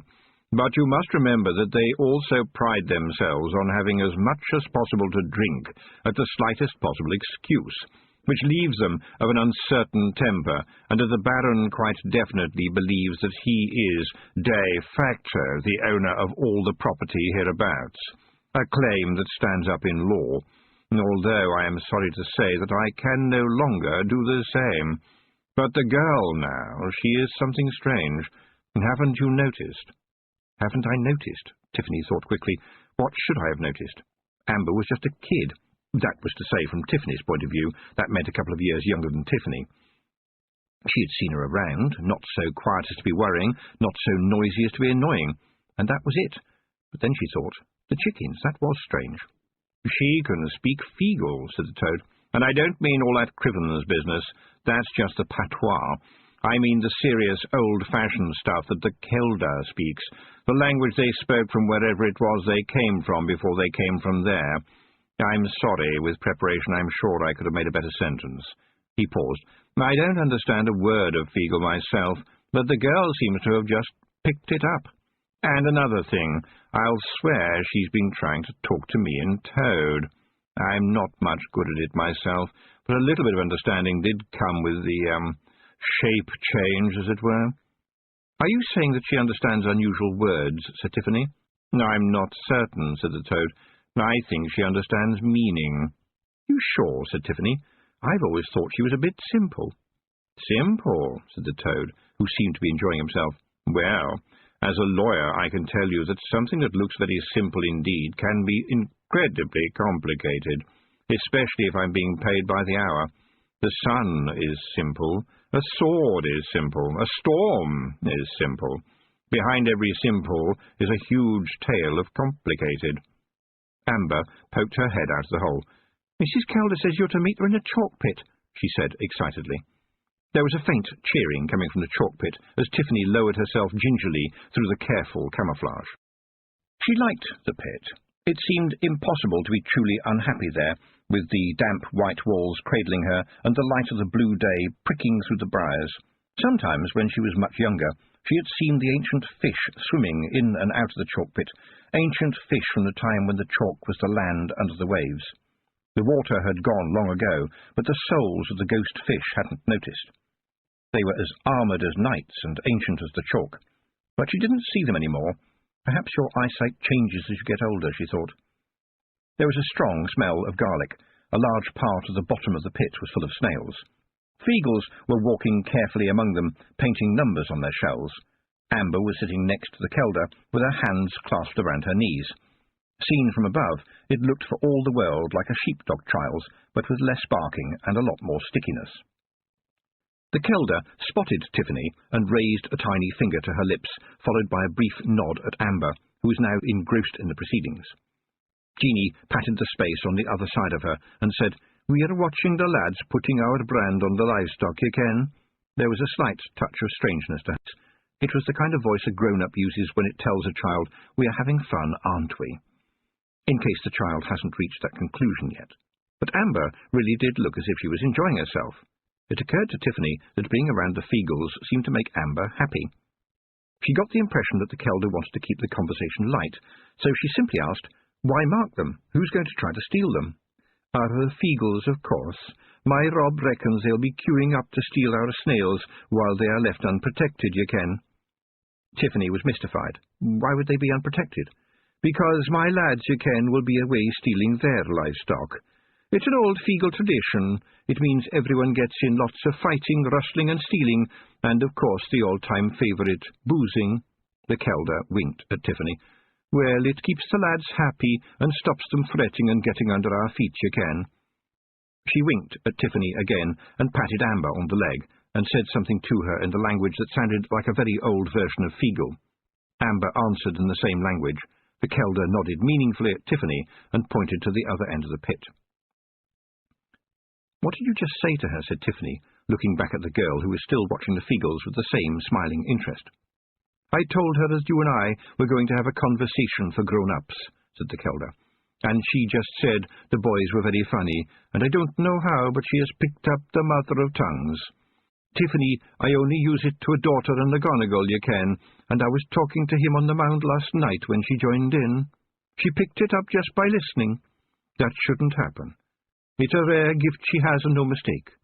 She must ken the meanings in her heed, and that's magic, missy. That's the pure quill, and no mistake." "How could it happen?" "Who knows," said the Kelder. "It's a gift, and if you take my advice, you will set this girl to training." "Isn't she a bit too old to be starting?" said Tiffany. "Put her to the craft, or find some channel for her gift. Believe me, my girl, I wouldn't want you to believe that beating a girl nigh unto death is a good thing, but who kens how her paths are chosen? And so she ended up here with me. She has the gift of understanding. Would she have found it else? You know full well that the meaning of life is to find your gift. To find your gift is happiness. Never to find it is a misery. You said she's a bit simple. Find her a teacher who can bring out the complicated in her. The girl learned a difficult language just by listening to it. The world sore needs folk that can do that." It made sense. Everything the Kelder said made sense. Jeanie paused and then said, "I'm very sorry the Baron is dead." "I'm sorry," Tiffany said. "I meant to tell you." The Kelder smiled at her. "Do you think a Kelder would need to be told something like that, my girl? He was a decent man, and you did right by him." "I've got to go and find the new Baron," said Tiffany, "and I'll need the boys to help me find him. There's thousands of people in the city, and the lads are very good at finding things." She kept to herself any thought about the fact that what they were most good at finding was things that belonged to other people. It was true, though, that the Feagles could hunt like dogs as well as drink like fish. She glanced up at the sky. Tiffany had never flown all the way to the big city before, and didn't much fancy flying there in the darkness. "I shall leave at first light, but first of all, Jeanie, I think I'd better take Amber back home." "You'd like that, wouldn't you, Amber?" she said hopelessly. 3/4 of an hour later, Tiffany flew her stick back down towards the village, the screams still ringing in her head. Amber wasn't going back. She had in fact made her reluctance to leave the mound abundantly clear by bracing her arms and legs in the hole and staying there screaming at the top of her voice every time Tiffany gave a gentle pull. When she let go, the girl went back to sit next to the Kelder. So that was that. You try to make plans for people, and the people make other plans. However you looked at it, Amber had parents. Pretty awful parents, you might say, and you might add that that was giving them the best of it. At least they had to know that she was safe. And in any case, what possible harm could come to Amber in the care of the Kelder? Mrs. Petty slammed the door shut when she saw that it was Tiffany on the step, then opened it again almost immediately in a flood of tears.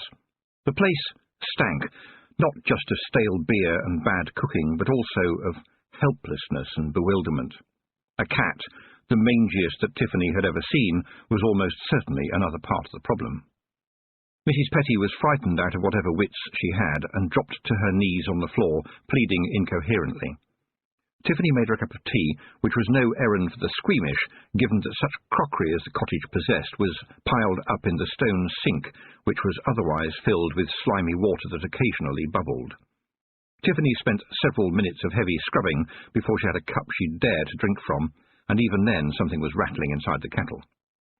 Mrs. Petty sat on the one chair that had all four legs and babbled about how her husband was really a good man provided his dinner was on time and Amber wasn't naughty. Tiffany had grown used to that sort of desperate conversation when she was going round the houses up in the mountains. They were generated by fear of what would happen to the speaker when they were left alone again. Granny Weatherwax had a way of dealing with this, which was to put the fear of Granny Weatherwax into absolutely everyone. But Granny Weatherwax had had years of being, well, Granny Weatherwax. Careful, non-aggressive questioning brought news that Mr. Petty was asleep upstairs, and Tiffany simply told Mrs. Petty that Amber was being looked after by a very kind lady while she healed. Mrs. Petty started to cry again. The misery of the place was getting on Tiffany's nerves too, and she tried to stop herself being cruel. But how hard was it to slosh a bucket of cold water over a stone floor and swoosh it out of the door with a broom? How hard was it to make some soap? You could make quite a serviceable one out of wood ash and animal fat. And, as her mother had once said, no one is too poor to wash a window, although her father, just to annoy her mother, occasionally changed it to, no one is too poor to wash a widow. But where could you start with this family? And whatever it was that was in the kettle was still rattling, presumably trying to get out. Most of the women in the villages had grown up to be tough. You needed to be tough to bring up a family on a farm labourer's wages. There was a local saying, a sort of recipe for dealing with a troublesome husband. It was tongue pie, cold barn, and the copper stick. It meant that a troublesome husband got a nagging instead of his dinner. He would be shoved out into the barn to sleep, and if he raised his hand to his wife, he might get a good wallop from the long stick every cottage had for stirring the washing in the washtub. They usually learned the error of their ways before the rough music played. "Wouldn't you like a short holiday away from Mr. Petty?" Tiffany suggested. The woman, pale as a slug and skinny as a broom, looked horrified. "Oh, no," she gasped. "He wouldn't know what to do without me." And then it all went wrong, or rather, a lot more wrong than it was already. And it was all so innocent, because the woman was so downcast. "Well, at least I can clean your kitchen for you," Tiffany said cheerfully.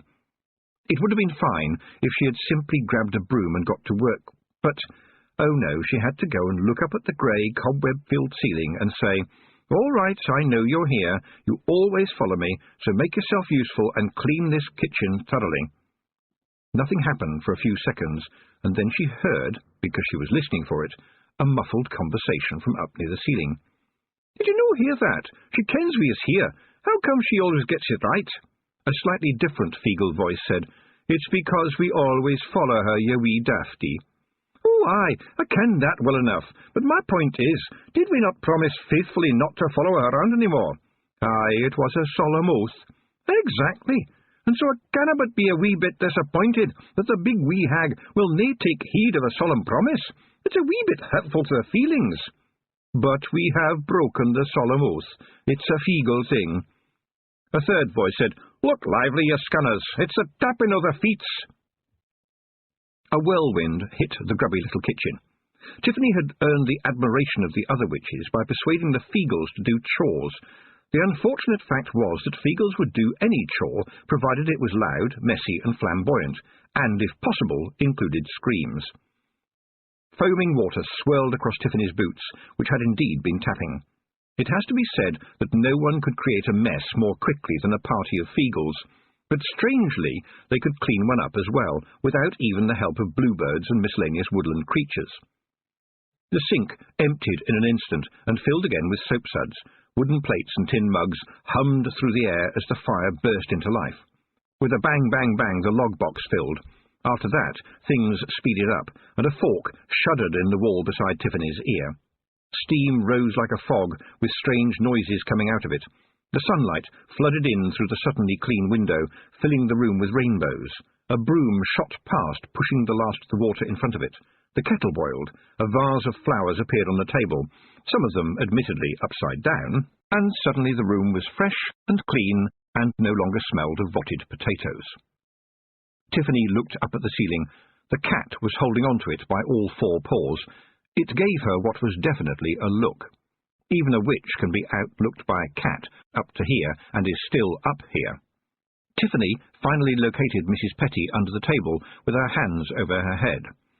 When she had finally been persuaded to come out and sit on a nice clean chair in front of a cup of tea from a wonderfully clean mug, she was very keen to agree that there had been a great improvement, although later on Tiffany couldn't help but admit that Mrs. Petty would probably have agreed to absolutely anything if only Tiffany would go away. Not a success, then, but at least the place was a whole lot cleaner, and Mrs. Petty was bound to be grateful when she'd had the time to think about it. A snarl and a thump that Tiffany heard as she was leaving the ragged garden was probably the cat parting company with the ceiling. Halfway back to the farm, carrying her broomstick over her shoulder, she thought aloud, "Perhaps that was a bit stupid." "Dinna fash yoursel," said a voice. "If we'd had the time, we could have made some bread as well."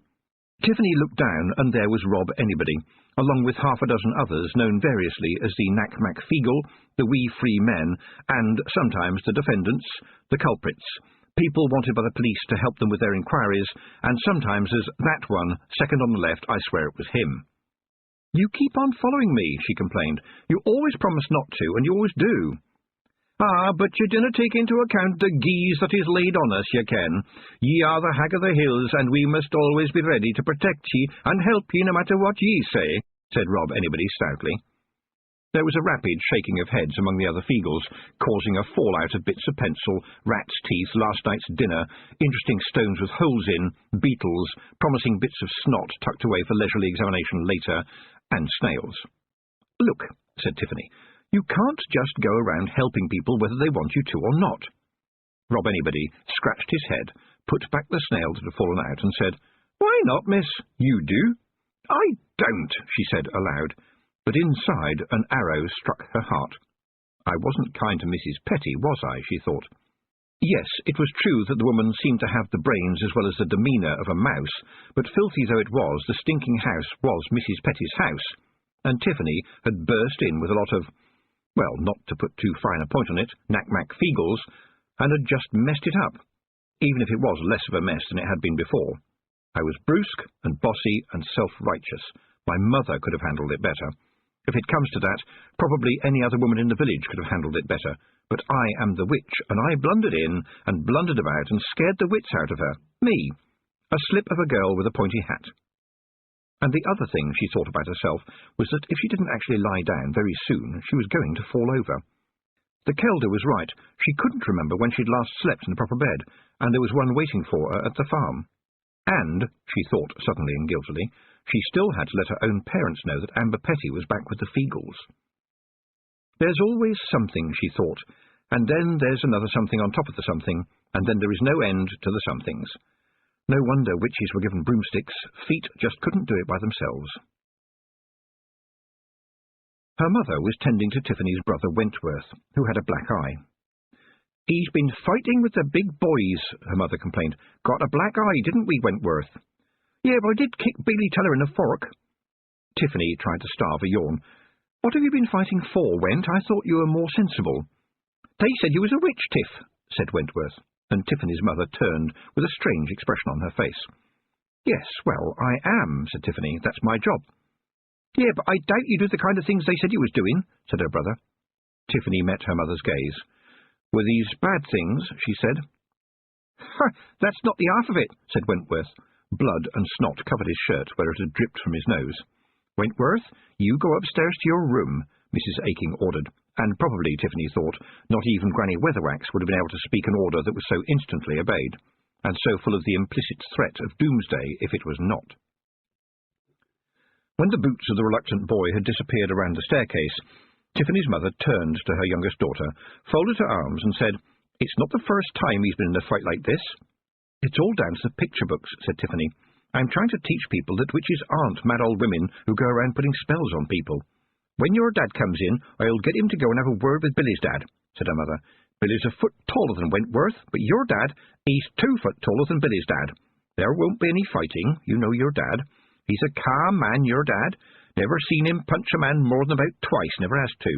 He'll keep people calm. They'll be calm or else. But something's not quite right, Tiff.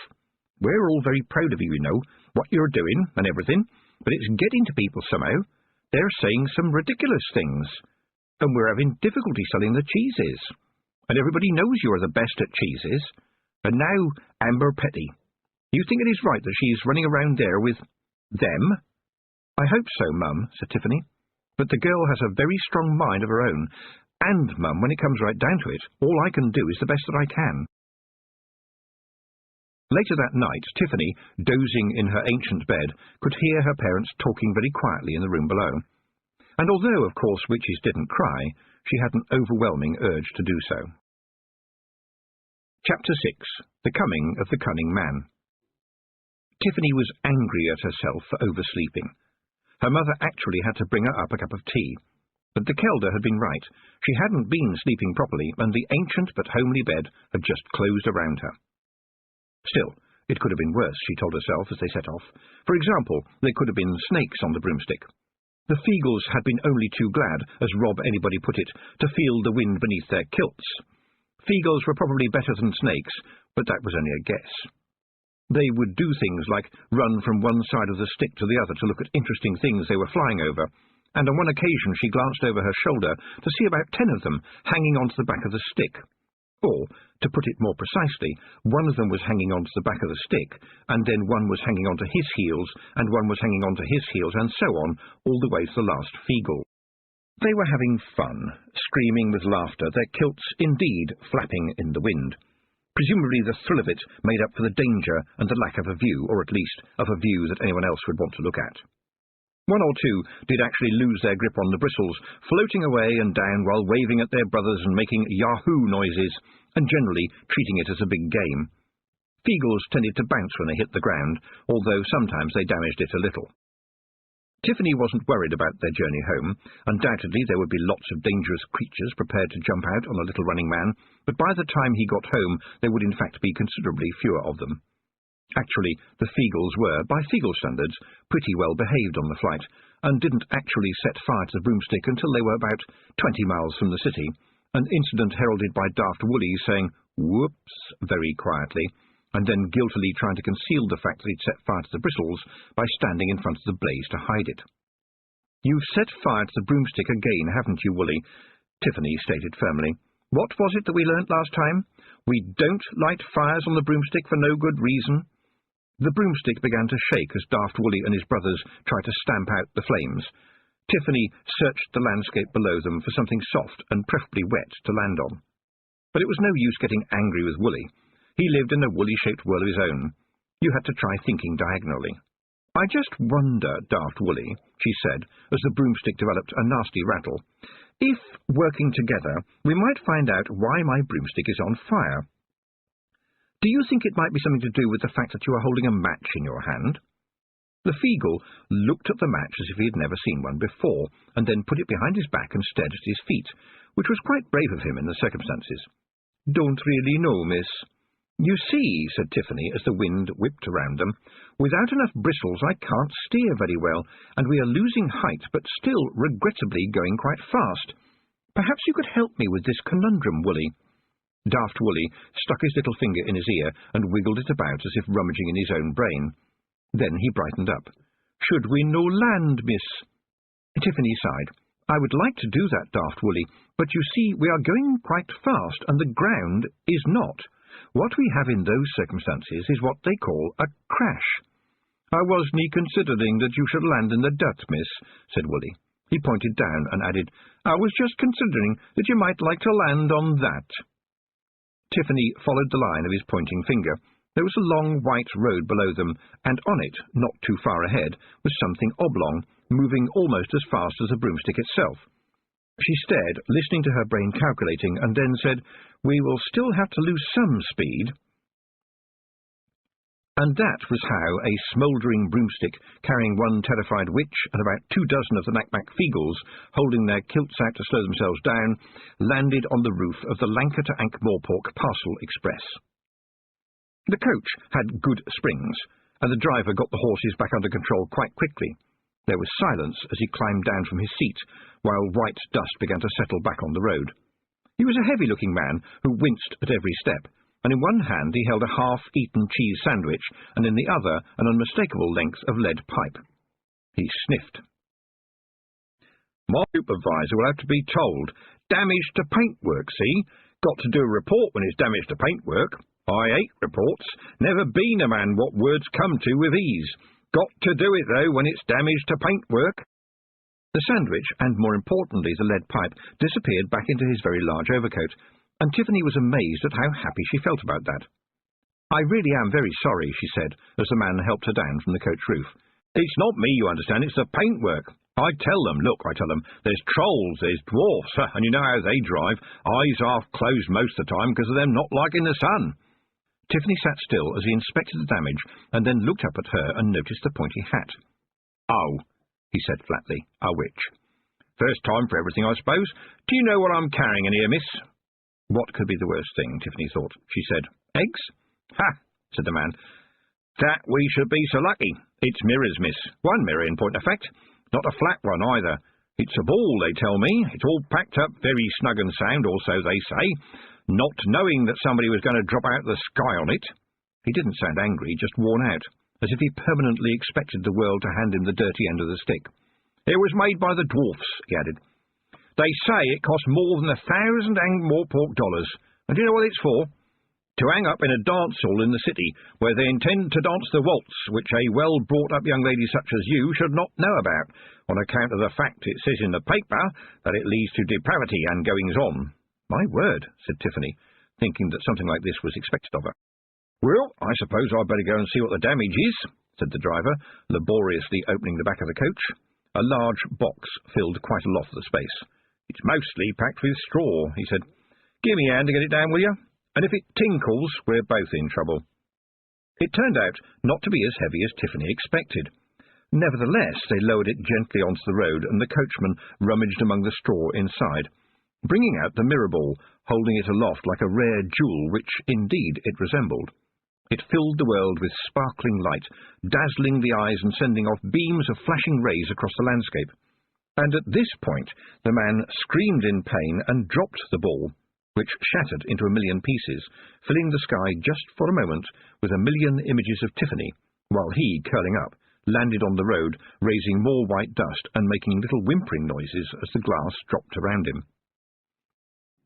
In slightly less than an instant, the moaning man was surrounded by a ring of Feagles, armed to whatever teeth they still possessed with claymores, more claymores, bludgeons, axes, clubs, and at least one more claymore. Tiffany had no idea where they had been hiding. A Feagle could hide behind a hair. "Don't hurt him," she shouted. "He wasn't going to hurt me. He's very ill. But make yourselves useful and tidy up all this broken glass." She crouched down in the road and held the man's hand. "How long have you had jumping bones, sir?" "Oh, I've been a martyr to 'em these past 20 years, miss, a martyr," the coachman moaned. "It's the jolting of the coach, you see. It's the suspenders, they don't work. I don't think I get more than just one decent night's sleep in 5, miss, and that's the truth. I have a little snooze, turn over like you do, and there's this little click, and then it's agony, believe me." Except for a few dots on the edge of sight, there was no one else around apart from, of course, for a bunch of Ankh-Morpork who, against all common sense, had perfected the art of hiding behind one another. "Well, I think I may be able to help you," Tiffany said. Some witches used a shambles to see into the present, and, with any luck, into the future as well. In the smoky gloom of the Feagle-Mound, the Kelder was practising what she called the Hidlins, the things you did and passed on, but on the whole passed them on as a secret. And she was acutely aware of Amber watching with clear interest. A strange child, she thought. She sees, she hears, she understands. What would we give for a world full of people like her? She had set up the cauldron and lit a small fire underneath the leather. Message from the author. Not all cauldrons are metal. You can boil water in a leather cauldron if you know what you're doing. You can even make tea in a paper bag if you are careful and know how to do it. But please don't. Or if you do, don't tell anyone I told you." The Kelder closed her eyes, concentrated, and read the memories of all the Kelders who had ever been and would ever be. Millions of voices floated through her brain in no particular order, sometimes soft, never very loud, often tantalizingly beyond her reach. It was a wonderful library of information, except that all the books were out of order, and so were all the pages, and there wasn't an index anywhere. She had to follow threads that faded as she listened. She strained as small sounds, tiny glimpses, stifled cries, currents of meaning pulled her attention this way and that. And there it was, in front of her, as if it had always been there, coming into focus. She opened her eyes, stared at the ceiling for a moment, and said, "I look for the big wee hag, and what is it that I see?" She peered forward into the mists of memories, old and new, and jerked her head back, nearly knocking over Amber, who said, with interest, "A man with no eyes?" "Well, I think I may be able to help you, Mr. Carpet layer, miss. William Glottal Carpet layer." "Carpet layer," said Tiffany, "but you're a coachman." "Yeah, well, there's a funny story attached to that, miss. Carpet layer, you see, is my family name. We don't know how we got it because, you see, none of us have ever laid a carpet." Tiffany gave him a kind little smile. "And?" Mr. Carpet layer gave her a puzzled look. "And what?" "That was the funny story." He started to laugh and screamed again as a bone jumped. "Oh, yes," said Tiffany. "Sorry, I'm a bit slow." She rubbed her hands together. "And now, sir, I will sort out your bones." The coach horses watched with quiet interest as she helped the man up, lending a hand as he took off his huge overcoat, with many a grunt and minor scream, and stood him so that his hands rested on the coach. Tiffany concentrated, feeling the man's back through his thin vest, and yes, there it was, a jumping bone. She stepped across to the horses, whispering a word into each fly-flicking ear, just to be on the safe side. Then she went back to Mr. Carpet layer, who was waiting obediently, not daring to move. As she rolled up her sleeves, he said, "You're not going to turn me into anything unnatural, are you, miss? I wouldn't want to be a spider, mortally afraid of spiders, and all my clothes are made for a man with 2 legs." "Why in the world would you think I'd turn you into anything, Mr. Carpet layer?" said Tiffany, gently running her hand down his spine. "Well, saving your honour's presence, miss, I thought that's what witches do, miss. Nasty things, miss, earwigs and all that." "Who told you that?" "Can't rightly say," said the coachman. "It's just sort of, what everybody knows." Tiffany placed her fingers carefully, found the jumping bone, said, "This might smart a little," and pushed the bone back into place. The coachman screamed again. His horses tried to bolt, but their legs were not doing business as usual, not with the word still ringing in their ears. Tiffany had felt ashamed at the time, a year ago, when she had acquired the knowing of the horseman's word, but then again, the old blacksmith she had helped to his death, with kindness and without pain, well, he had felt ashamed that he had nothing with which to pay her for her painstaking work. And you had to pay the witch, the same as you had to pay the ferryman, and so he had whispered into her ear the horseman's word, which gave you the control of any horse that heard it. You couldn't buy it, you couldn't sell it, but you could give it away and still keep it, and even if it had been made of lead, it would still have been worth its weight in gold. The former owner had whispered in her ear, "I promise to tell no man the word, and I ain't." And he was chuckling as he died, his sense of humour being somewhat akin to that of Mr. Carpet layer. Mr. Carpet layer was also pretty heavy, and had slipped gently down the side of the coach, and, "Why are you torturing that old man, you evil witch? Can you not see he's in dreadful pain?" Where had that come from? A shouting man, his face white with fury, his clothes as dark as an unopened cave, or... And the word came to Tiffany suddenly, as a crypt. There had been no one around, she was sure of it, and no one on either side except the occasional farmer watching the stubbles burn as they cleared the land. But his face was now a few inches from hers.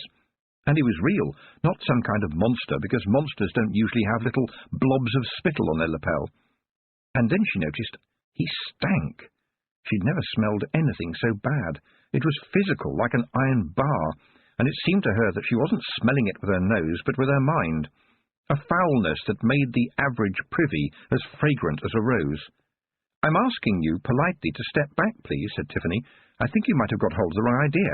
"I assure you, fiendish creature, that I have only the right idea, and that is to return you to the miserable and stinking hell from which you spawned." All right, a madman, thought Tiffany, but if he... too late. The man's waggling finger got too close to her nose, and suddenly the empty road contained a lifetime supply of knack-mack feagles. The man in black flailed at them, but that sort of thing does not work very well with a feagle.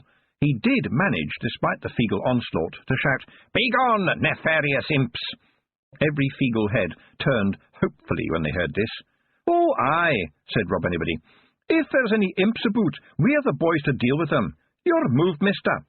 They leapt at him and ended up in a heap on the road behind him, having passed straight through. They automatically punched one another as they staggered up.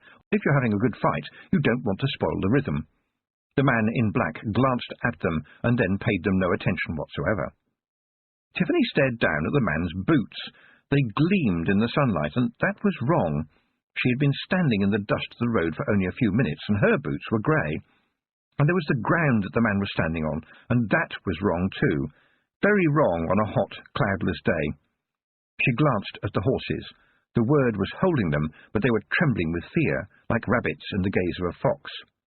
Then she closed her eyes and looked at him with first sight, and saw, and said, "You cast no shadow. I knew something wasn't right." And now she looked directly into the man's eyes, almost hidden under the wide hat brim, and he had no eyes. The understanding dawned on her like ice melting. No eyes at all. Not ordinary eyes, not blind eyes, no eye sockets, just two holes in his head. She could see right through to the smouldering fields beyond. She didn't expect what happened next. The man in black glared at her again and hissed, "You are the witch! You are the one! Wherever you go, I will find you!" And then he vanished, leaving only a pile of fighting feagles in the dust. Tiffany felt something on her boot. She looked down, and a hare, which must have fled the burning stubbles, stared back at her. They held each other's gaze for a second, and then the hare jumped into the air like a leaping salmon and headed off across the road. The world is full of omens and signs, and a witch did indeed have to pick the ones that were important. Where could she begin here? Mr. Carpetlayer was still slumped against the coach, totally ignorant of what had just happened. So was Tiffany, in a way, but she would find out. She said, "You can get up again now, Mr. Carpetlayer." He did so very gingerly, grimacing as he waited for the lightning strokes of agony all down his back. He shifted, experimentally, and gave a little jump in the dust, as if he was squashing an ant.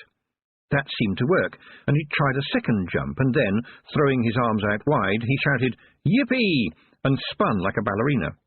His hat fell off, and his hobnailed boots smacked into the dust, and Mr. Carpetlayer was a very happy man as he twirled and hopped, very nearly turned a cartwheel, and when it turned out to be about half a cartwheel, he rolled back onto his feet, picked up the astonished Tiffany, and danced her along the road, shouting, "1, 2, 3, 1, 2, 3, 1, 2, 3, until she managed to shake herself loose, laughing, "Me and the wife is going to go out tonight, young lady, and we are going to go waltzing." "But I thought that led to depraved behaviour," said Tiffany. The coachman winked at her. "Well, we can but hope," he said. "You don't want to overdo it, Mr. Carpetlayer," she warned. "As a matter of fact, miss, I rather think I do, if it's all the same to you. After all the creaking and groaning and not sleeping hardly at all, I think I would like to overdo it a little, or if possible, a lot. Oh, what a good girl to think of the horses," he added. "That shows a kind nature."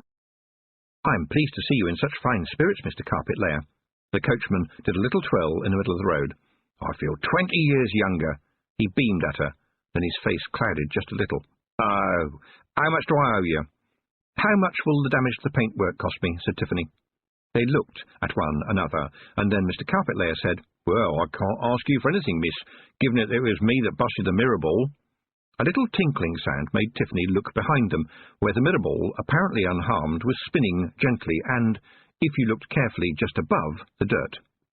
She knelt down on a road totally free of broken glass and said, apparently to nothing at all, "Did you stick it back together again?" "Oh, aye," said Rob Anybody happily from behind the ball. "But it was smashed to smithereens." "Oh, aye, but a smithereen is easy, I can. See, the tinier bits are, the more they all fit together again. You just had to give them all a little push, and the wee molecules remembers where they should be, and they sticks together again, nae problemo. You didn't have to act surprised, we didn't just smash things." Mr. Carpetlayer stared at her. "Did you do that, miss?" "Well, sort of," said Tiffany. "Well, I should say so," said Carpet Layer, all smiles. "So I says, quid pro quo, give and take, knock for knock, tit for tat, one thing for another, an eye for an eye and me for you." He winked. "I'll say it worked out even, and the company can put their paperwork where the monkey put his jumper. What do you say to that, eh?" He spat on his hand and held it out. "Oh dear," thought Tiffany, "a handshake with spit, seals and unbreakable accord. Thank goodness I have a reasonably clean handkerchief." She nodded speechlessly, and there had been a broken ball, and now it appeared to have mended itself. The day was hot, a man with holes where his eyes should be had vanished into nothing. Where would you even begin? Some days you trimmed toenails, removed splinters and sewed up legs, and some days were days like this. They shook hands rather damply. The broomstick was shoved among the bundles behind the driver. Tiffany climbed up alongside him, and the journey continued, dust rising up from the road as it passed and forming strangely unpleasant shapes until it settled down again. After a while, Mr. Carpetlayer said, in a careful kind of voice, "That black hat you've got on, are you going to carry on wearing it?" "That's right." "Only, well, you are wearing a nice green dress, and if I may say so, your teeth are lovely and white." The man seemed to be wrestling with a problem. "I clean them with soot and salt every day. I can recommend it," said Tiffany. It was turning into a difficult conversation. The man seemed to reach a conclusion. "So you are not really a witch, then?" he said hopefully. "Mr. Carpetlayer, are you scared of me?" "That's a scary question, miss." "Actually, it is," Tiffany thought. Aloud, she said, "Look, Mr. Carpetlayer, what's this all about?" "Well, miss, since you ask, there have been some stories lately, about babies being stolen, that sort of thing. Kids running off and that." He brightened up a bit. "Still, I expect those were wicked old, with, hooked noses, warts and evil black dresses. Not nice girls like you. Yeah, that's just the sort of thing they would do." Having sorted out that conundrum to his satisfaction, the coachman said little for the rest of the journey, although he did whistle a lot. Tiffany, on the other hand, sat quietly. For one thing, she was now very worried, and for another thing she could just about hear the voices of the Feagles back among the mailbags, reading other people's letters to each other. Jeanie, a modern Kelder, had encouraged literacy among her sons and brothers. With Rob Anybody's example to follow, they had found the experience very worthwhile, because now they could read the labels on bottles before they drank them, although this didn't make too much of a difference, because unless there was a skull and crossbones on it, a Feagle would probably drink it anyway, and even then it would have to be a very scary skull and crossbones. She had to hope they were putting them back in the right envelopes. The song went, "Ankh-Morpork, it's a wonderful town. The trolls are up and the dwarfs are down. Slightly better than living in a hole in the ground. Ankh-Morpork, it's a wonderful town." It wasn't really. Tiffany had only been there once before and didn't like the big city very much. It stank and there were too many people and far too many places, and the only green was on the surface of the river, which could only be called mud because a more accurate word would not have been printable. The coachman pulled up outside one of the main gates, even though they were open. "If you'll take my advice, miss, you'll take your hat off and walk in by yourself. That broomstick looks like firewood now in any case." He gave her a nervous grin. "Best of luck, miss." "Mr. Carpetlayer," she said loudly, aware of people around her, "I do hope that when you hear people talk about witches, you will mention that you met one and that she made your back better, and may I suggest, saved your livelihood. Thank you for the ride." "Oh, well, I'll definitely tell people I met one of the good ones," he said. With her head held high, or at least as high as is appropriate when you are carrying your own damaged broomstick over your shoulder, Tiffany walked into the city. The pointy hat got one or two glances, and perhaps a couple of frowns, but mostly people didn't look at her at all. In the country, everyone you meet is someone you know or a stranger worth investigating, but here it seemed there were so many people that it was a waste of time even to look at them at all, and possibly dangerous in any case. Tiffany bent down. "Rob, you know Roland, the Baron's son?" "Ach, the wee streak of nothing," said Rob Anybody. "Well, nevertheless," said Tiffany, "I know you can find people, and I would like you to go and find him for me now, please." "Would you no mind if we had just the one wee drink while we are looking?" said Rob Anybody. "A man could drown of thirst around here. I can't remember a time when I wasn't bogging for a wee dram or 10. Tiffany knew it would be foolish to say either yes or no, and settled for just the one then, when you found him. There was the faintest of whooshing noises behind her, and no more Feagles. Still, they would be easy to find. You just had to listen for breaking glass. Oh yes, breaking glass that repaired itself. Another mystery. She had looked at the mirror ball very carefully as they put it back in its box, and there hadn't been even a scratch on it. She glanced up at the towers of Unseen University, crammed with wise men in pointy hats, or at least men in pointy hats, but there was another address, well known to witches, which was, in its own way, just as magical. Boffo's Joke Emporium, number 4, 10th Egg Street.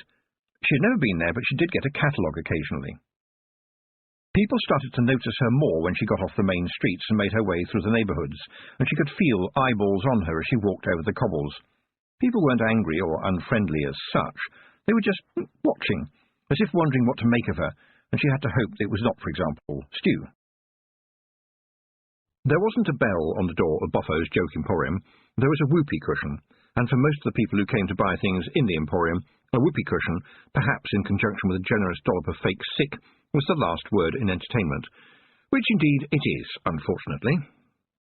But real witches often needed Boffo too. There were times when you had to look like a witch, and not every witch was good at it, and was just too busy to get her hair in a mess. So Boffo's was where you bought your fake warts and wigs, stupidly heavy cauldrons and artificial skulls. And, with any luck, you might get the address of a dwarf who could help you repair your broomstick. Tiffany stepped inside and admired the deep-throated farting of the whoopee cushion, pushed her way round and more or less through a ludicrous fake skeleton with glowing red eyes, and reached the counter, at which point somebody blew a squeaker at her.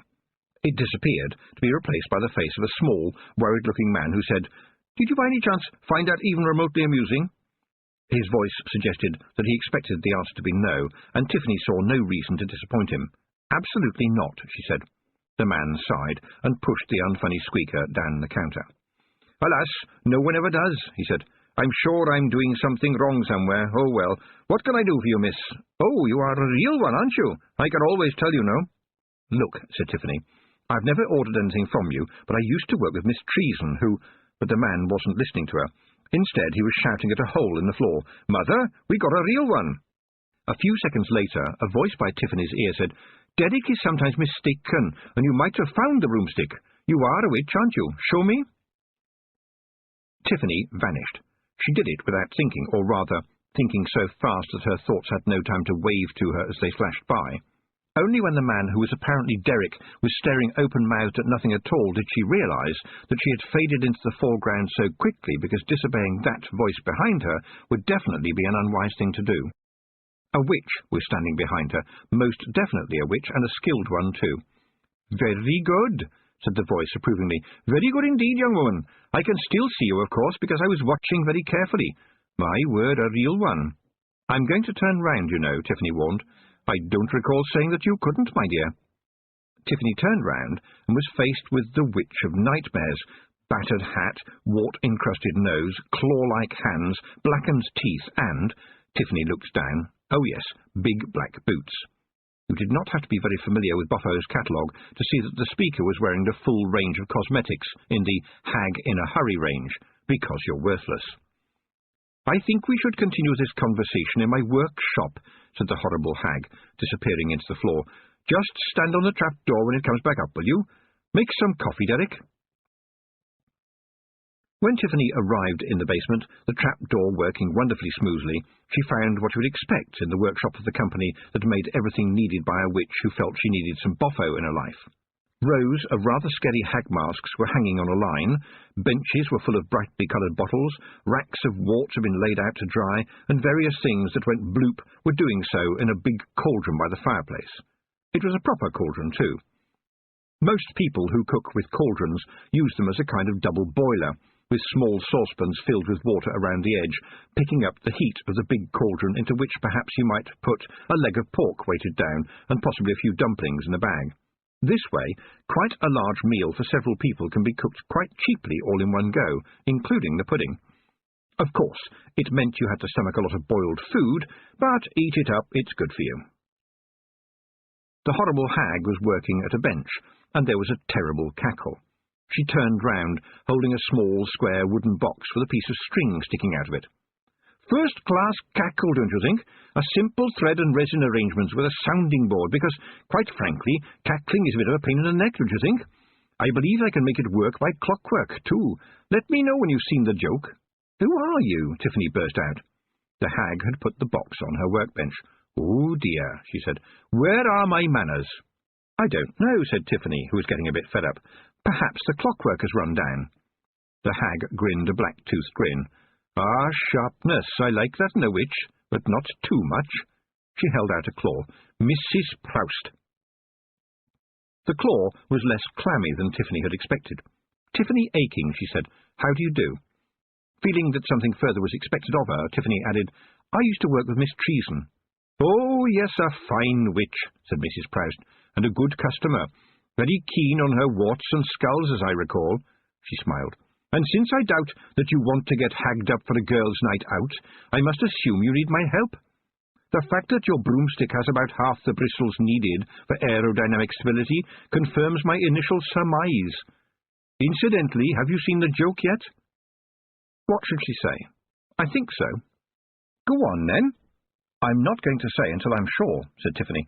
"Very wise," said Mrs. Proust. "Well, let's get your broomstick mended, shall we? It will mean a little stroll, and if I was you, I would leave your black hat behind." Instinctively, Tiffany grabbed at the brim of her hat. "Why?" Mrs. Proust frowned, causing her nose to very nearly catch her chin. "Because you might find— No, I know what we can do." She rummaged on the workbench and, without asking any permission, stuck something on Tiffany's hat right at the back. "There," she said. "No one will take any notice now. Sorry, but witches are a little bit unpopular at the moment. Let's get that stick of yours repaired as soon as possible, just in case you need to leave in a hurry." Tiffany pulled off her hat and looked at what Mrs. Proust had stuck in the hatband. It was a brightly coloured piece of cardboard on a string, and it said, "Apprentice Witch Hat with Evil Glitter, size 7, price $2.5 Ankh-Morpork dollars, Boffo, a name to conjure with." "What's all this?" she demanded. "You've even sprinkled evil glitter on it." "It's a disguise," said Mrs. Proust. "What? Do you think any self-respecting witch would walk down the street wearing a hat like this?" said Tiffany angrily. "Of course not," said Mrs. Proust. "The best disguise for a witch is a rather cheap witch's outfit. Would a real witch buy clothes from a shop that also does a pretty good trade in naughty Fido jokes, indoor fireworks, laughable pantomime wigs, and our best and most profitable line, giant inflatable pink willies, suitable for hen nights? That would be unthinkable. It's Boffo, my dear, pure unadulterated Boffo. Disguise, subterfuge, and misdirection are our watchwords, all watchwords. And, amazing value for money, there are watchwords too. No refunds under any circumstances. They're important watchwords. As is our policy of dealing terminally with shoplifters. Oh, and we also have a watchword about people smoking in the shop, although that's not a very important word." "What?" said Tiffany, who, out of shock, had not heard the list of watchwords because she was staring at the pink balloons hanging from the ceiling. "I thought they were piglets." Mrs. Proust patted her hand. "Welcome to life in the big city, my dear. Shall we go?" "Why are witches so unpopular at the moment?" asked Tiffany. "It's amazing the ideas people get into their heads sometimes," said Mrs. Proust. "Generally speaking, I find it best just to keep your head down and wait till the problem goes away. You just need to be careful." And Tiffany thought that she did indeed need to be careful. "Mrs. Proust," she said, "I think I know the joke by now." "Yes, dear?" "I thought you were a real witch disguising herself as a fake witch." "Yes, dear," said Mrs. Proust, her voice like treacle, "which would be quite amusing, but I think there's another joke, and it's not really very funny." "Oh, and what would that be, dear?" said Mrs. Proust in a voice which now had sugary gingerbread cottages in it. Tiffany took a deep breath. "That really is your face, isn't it?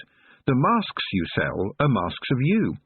Well spotted, my dear. Only you didn't spot it exactly, did you? You felt it when you shook hands with me. But come on now, you will get your broomstick over to those dwarfs." When they stepped outside, the first thing Tiffany saw was a couple of boys. One of them was poised to throw a stone at the shop window. He spotted Mrs. Proust, and a sort of dreadful silence descended. Then the witch said, "Throw it, my lad." The boy looked at her as if she was mad. "I said throw it, my lad, or the worst will happen." Clearly assuming now that she was mad, the boy threw the stone, which the window caught and threw back at him, knocking him to the ground. Tiffany saw it. she saw the glass hand come out of the glass and catch the stone. She saw it throw the stone back. Mrs. Proust leaned over the boy, whose friend had taken to his heels, and said, "It will heal. It won't if I ever see you again." She turned to Tiffany. "Life can be very difficult for the small shopkeeper," she said. "Come on, it's this way." Tiffany was a bit nervous about how to continue the conversation, and so she opted for something innocent, like, "I didn't know there were any real witches in the city." "Oh, there's a few of us," said Mrs. Proust, "doing our bit, helping people when we can. Like that little lad back there, who now will have learned to mind his own business, and it does my heart good to think that I may have dissuaded him from a lifetime of vandalism and disrespect for other people's property. That would, you mark my words, have resulted in him getting a new collar courtesy of the hangman." "Now you could be a witch in the city," said Tiffany. "I was told once you need good rock to grow witches, and everyone says the city is built on slime and mud." "And masonry," said Mrs. Proust gleefully. "Granite and marble, chert and miscellaneous sedimentary deposits, my dear Tiffany. Rocks that once leapt and flowed when the world was born in fire. And do you see the cobbles on the streets? Surely every single one of them at some time has had blood on it. Everywhere you look, stone and rock. Everywhere you can't see, stone and rock. Can you imagine what it feels like to reach down with your bones and feel the living stones? And what did we make from the stone? Palaces and castles and museums and gravestones and fine houses and city walls, oh my! Not just in this city either. The city is built on itself, all the cities that came before. Can you imagine how it feels to lie down on an ancient flagstone and feel the power of the rock buoying you up against the tug of the world? And it's mine to use, all of it, every stone of it, and that's where witchcraft begins. The stones have life, and I'm part of it." "Yes," said Tiffany, "I know." Suddenly, Mrs. Proust's face was a few inches from hers, the fearsome hooked nose almost touching her own, the dark eyes ablaze. Granny Weatherwax could be fearsome, but at least Granny Weatherwax was, in her way, handsome. Mrs. Proust was the evil witch from the fairy stories, her face a curse, her voice the sound of the oven door slamming on the children, the sum of all night-time fears filling the world. "Oh, you know, do you, little witch in your jolly little dress? What is it that you know? What is it that you really know?" She took a step back and blinked. "More than I suspected, as it turns out," she said, relaxing. "Land under wave, in the heart of the chalk, the flint. Yes, indeed." Tiffany had never seen dwarfs on the chalk, but up in the mountains they were always around, generally with a cart. They bought and they sold, and for witches they made broomsticks, very expensive broomsticks. On the other hand, witches seldom ever bought one. They were heirlooms passed down the generations from witch to witch, sometimes needing a new handle, sometimes needing new bristles, but of course always remaining the same broomstick. Tiffany's stick had been left to her by Miss Treason. It was uncomfortable and not very fast, and had the occasional habit of going backwards when it rained. And when the dwarf who was in charge of the clanging, echoing workshop saw it, he shook his head and made a sucking noise through his teeth, as if the sight of the thing had really spoiled his day, and he might have to go away and have a little cry. "Well, it's elm, isn't it?" he said to an uncaring world in general. "It's a lowland wood, your elm, heavy and slow, and of course there's your beetles to consider. Very prone to beetles, your elm. Struck by lightning, was it? Not a good wood for lightning, your elm. Attracts it, so they say. Tendency to owls as well." Tiffany nodded and tried to look knowledgeable. She had made up the lightning strike because the truth, while a valuable thing, was just too stupid, embarrassing, and unbelievable. Another and almost identical dwarf materialized behind his colleague. "Should have gone for ash." "Oh, yes," said the first dwarf gloomily. "Can't go wrong with ash." He prodded Tiffany's broomstick and sighed again. "Looks like it's got the start of bracket fungus on the base joint," the second dwarf suggested. "Wouldn't be surprised at anything with your elm," said the first dwarf. "Look, can you just patch it up enough to get me home?" Tiffany asked. "Oh, we don't patch things up," said the first dwarf loftily, or rather, metaphorically loftily. "We do a bespoke service." "I just need a few bristles," said Tiffany desperately, and then, because she forgot she hadn't been going to admit to the truth, "Please, it wasn't my fault the Feagles set fire to the broomstick." Up until that point there had been quite a lot of background noises in the dwarf workshop, as dozens of dwarfs had been working away on their own benches and not taking much heed of the discussion. But now there was silence, and in that silence a single hammer dropped to the floor. The first dwarf said, "When you say Feagles, you don't mean Knack-Mack Feagles, do you, miss?" "That's right." "The wild ones, do they say Crivens?" he asked very slowly. "Practically all the time," said Tiffany. She thought she ought to make things clear, and added, "They are my friends." "Oh, are they?" said the dwarf. "And are any of your little friends here at this moment?" "Well, I told them to go and find a young man of my acquaintance," said Tiffany, "but they are probably in a pub by now. Are there many pubs in the city?" The two dwarfs looked at one another. "About 300, I should say," said the second dwarf. "That many," said Tiffany. "Then I don't expect they'll come looking for me for at least half an hour." And suddenly the first dwarf was all frantic good humour. "Well, where are our manners?" he said. "Anything for a friend of Mrs. Proust. Tell you what, it will be our pleasure to give you our express service, gratis and for nothing, including free bristles and creosote at no charge whatsoever." "Express service, meaning you'll leave straight away afterwards," said the second dwarf flatly. He took off his iron helmet, wiped the sweat from off the inside with his handkerchief, and put it back on his head quickly. "Oh, yes, indeed," said the first dwarf. "Right away, that's what express means." "Friends with the Feagles, are you?" said Mrs. Proust, as the dwarfs hurried to deal with Tiffany's broomstick. "They don't have many, I understand. But talking of friends," she continued in a suddenly chatty tone, "you did meet Derek, didn't you? He's my son, you know. I met his father in a dance hall with very bad lighting. Mr. Proust was a very kind man, who was always gracious enough to say that kissing a lady without warts was like eating an egg without salt. He passed on 25 years ago of the chrisms. I'm very sorry I couldn't help him."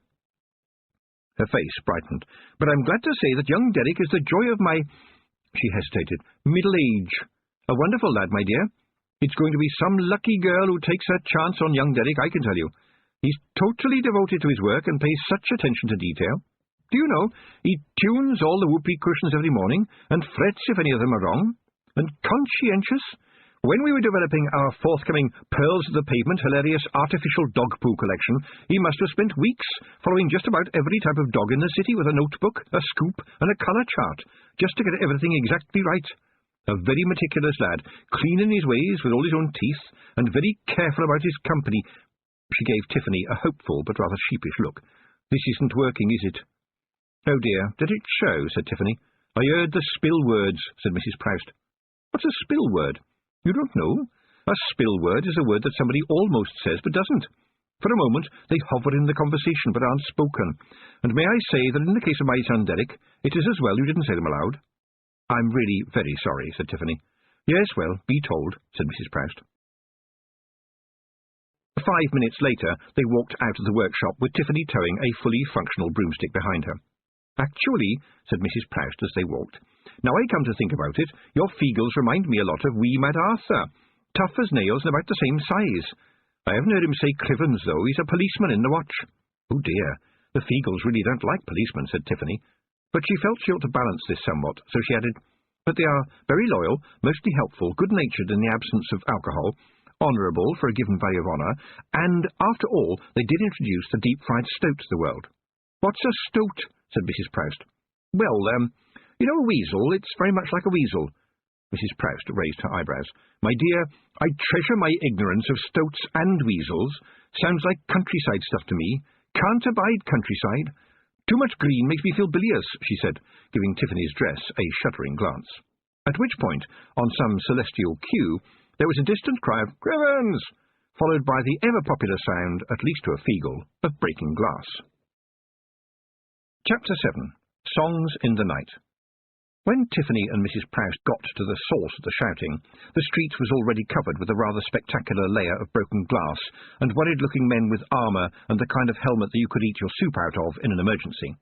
One of them was putting up barricades. Other watchmen were clearly unhappy about being on the wrong side of the barricades, especially since, at that moment, an extremely large watchman came flying out of one of the pubs that occupied almost all of one side of the street. The sign on it proclaimed it to be the King's Head, but by the look of it, the King's Head now had a headache. The watchman took what remained of the glass with him, and when he landed on the pavement, his helmet, which could have held enough soup for a large family and all of their friends, rolled off down the street, making a glowing noise. Tiffany heard another watchman shout, "They got Sarge!" As more watchmen came running from both sides of the street, Mrs. Proust tapped Tiffany on the shoulder and said sweetly, "Tell me again about their good points, will you?" "I'm here to find a boy and tell him that his father is dead," said Tiffany to herself, "not to pull the Feagles out of yet another scrape." "Their hearts are in the right place," she said. "I don't doubt it," said Mrs. Proust, who looked as though she was enjoying herself no end. "But their arses are on a pile of broken glass. Oh, here come the reinforcements." "I don't think they will do much good," said Tiffany, and to her surprise turned out to be wrong. The guards were fanning out now, leaving a clear path to the pub entrance. Tiffany had to look hard to see a small figure walking purposely along it. It looked like a Feagle, but it was wearing— She stopped and stared. Yes, it was wearing a watchman's helmet, slightly bigger than the top of a salt cellar, which was unthinkable. A legal Feagle? How could there be such a thing? Nevertheless, it reached the doorway of the pub and shouted, "You scanners are all under arrest. Now this is how it's going to go, you can. You can hie it the hard way, or—" He paused for a moment. "No, that's about it, he finished. "I don't know any other way." And with that he sprang through the doorway. Feagles fought all the time. For them, fighting was a hobby, exercise and entertainment all combined. Tiffany had read in Professor Chaffinch's famous book on mythology that many ancient peoples thought that when heroes died, they went to some kind of feasting hall, where they would spend all eternity fighting, eating and boozing.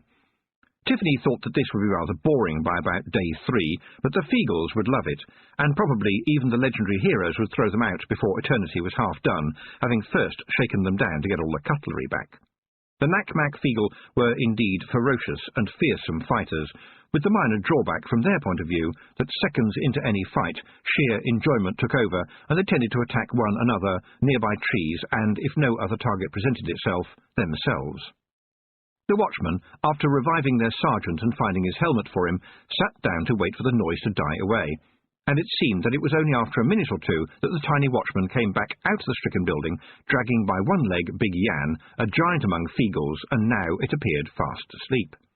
He was dropped. The policeman went back in again, and came out with an unconscious Rob Anybody over one shoulder and Daft Woolly over the other. Tiffany stared with her mouth open. This could not be happening. The Feagles always won. Nothing beats a Feagle. They were unstoppable. But there they were, stopped, and stopped by a creature so small that he looked like one half of a salt and pepper set. When he had run out of Feagles, the little man ran back into the building and came out very quickly, carrying a turkey-necked woman who was trying to hit him with her umbrella, a fruitless endeavour, since he was balancing her carefully over his head. She was followed by a trembling young maidservant, clutching a voluminous carpet-bag. The little man put the woman down neatly alongside the pile of Feagles, and while she screamed at the watchman to arrest him, went back inside and came out again, balancing 3 heavy suitcases and 2 hat boxes. Tiffany recognised the woman, but not with any pleasure. She was the Duchess, the mother of Letitia, and fairly fearsome. Did Roland really understand what he was letting himself in for?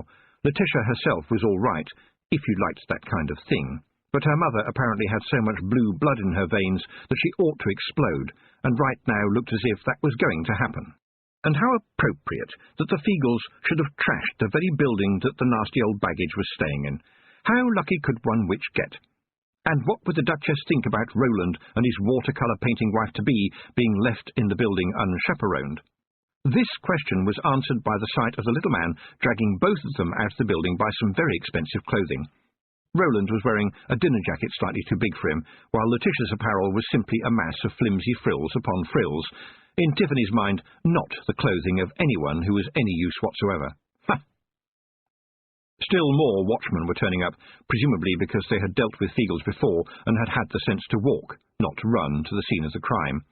But there was a tall one, more than 6 feet in height, with red hair and wearing armour so polished that it blinded, who was taking a witness statement from the owner. It sounded like a long drawn-out scream to the effect that the watchman should make his terrible nightmare not have happened.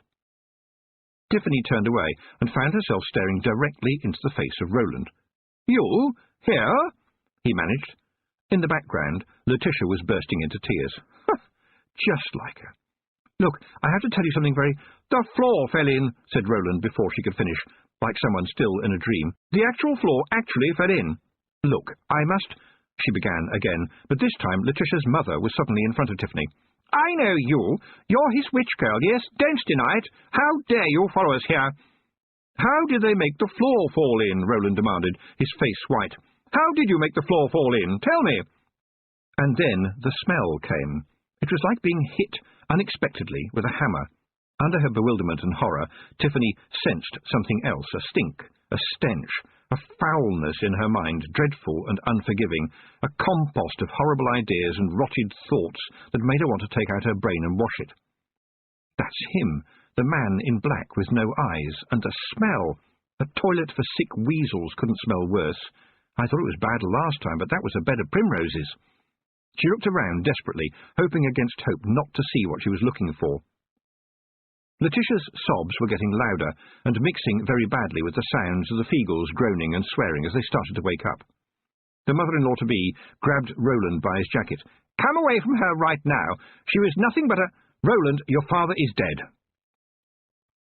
That silenced everybody, and Tiffany was suddenly in a thicket of stairs. Oh dear, she thought, it shouldn't have happened like this. "I'm sorry," she managed in the accusing silence. There was nothing I could do. She saw colour flow into his face. "But you were looking after him," said Roland, as if trying to work out a puzzle. "Why did you stop keeping him alive?" "All I could do was take the pain away. I'm so very sorry, but that's all I could do. I'm sorry." "But you're a witch. I thought you were good at it. You're a witch. Why did he die?" "What did the bitch do to him? Do not trust her. She is a witch. Do not suffer a witch to live." Tiffany didn't hear the words. They seemed to crawl across her mind like some kind of slug, leaving slime behind it. And later she wondered how many other minds it had crawled across. But now she felt Mrs. Proust grip her by the arm. She saw Roland's face contort into fury, and she remembered the screaming figure on the road, shadowless in full sunlight, delivering abuse as if it was vomit, and leaving her with a sick feeling that she would never be able to get clean again. And the people around her had a worried, hunted look, like rabbits who have smelled a fox. Then she saw him, hardly visible, at the edge of the crowd. There they were, or rather, there they weren't, the two holes in the air staring at her just for a minute, before vanishing. And not knowing where they had gone made them worse. She turned to Mrs. Proust. "What is that?" The woman opened her mouth to answer, but the tall watchman's voice said, "Excuse me, ladies and gentlemen, or rather, just one gentleman, in fact. I am Captain Carrot, and since I am the duty officer this evening, the doubtful pleasure of dealing with this incident falls to me. And so," he opened his notebook, pulled out a pencil, and gave them a confident smile, "who is going to be the first to help me unravel this little conundrum? To begin with, I would very much like to know what a bunch of knack-mack Feagle are doing in my city, apart from recovering." The glint off his armour hurt the eyes, and also he smelled strongly of soap, and that was good enough for Tiffany. She began to raise her hand, but Mrs. Proust grabbed it and held it firmly.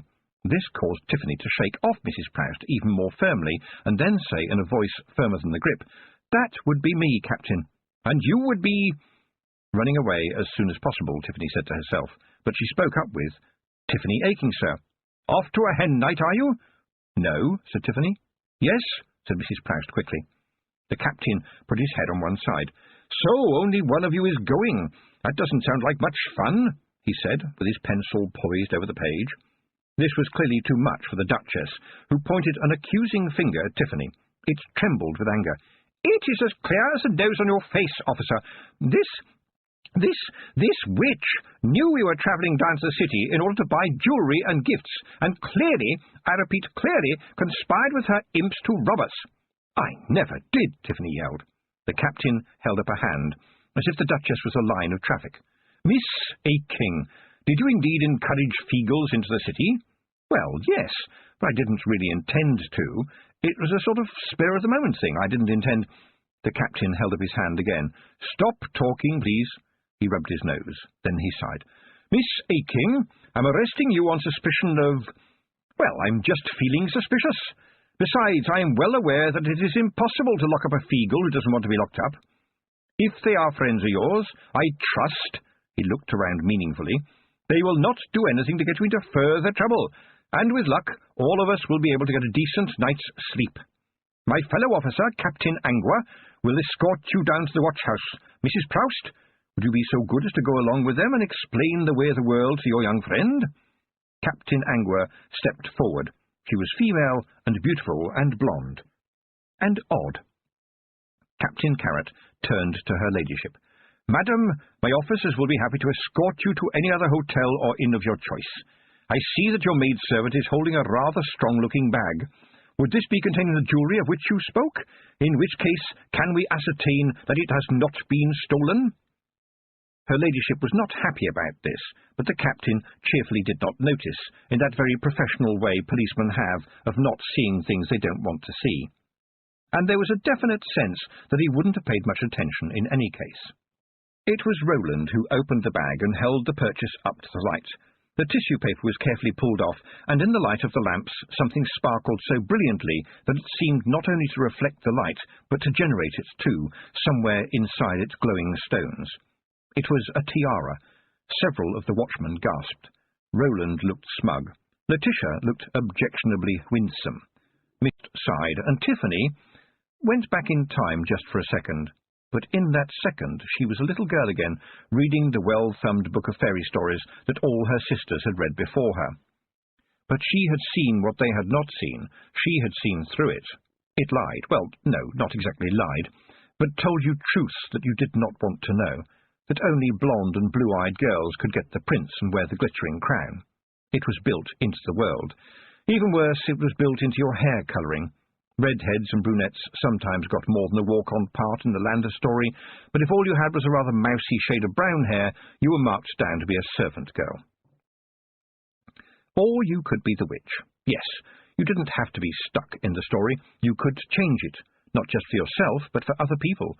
You could change the story with a wave of your hand. She sighed anyway, because the jewelled headdress was such a wonderful thing, but the sensible witch part of her said, "How often would you wear it, miss? Once in a blue moon?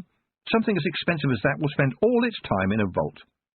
"Not stolen, then," said Captain Carrot happily. "Well, that's good, isn't it? Miss Aking, I suggest you tell your little chums to follow you quietly, yes?" Tiffany looked down at the Knack-Mack-Feagle, who was silent, as if in shock. Of course, when about 30 deadly fighters found themselves being beaten into submission by one tiny man, it takes a while to come up with a face-saving excuse. Rob Anybody looked up at her with a very rare expression of shame. "Sorry, miss. Sorry, miss.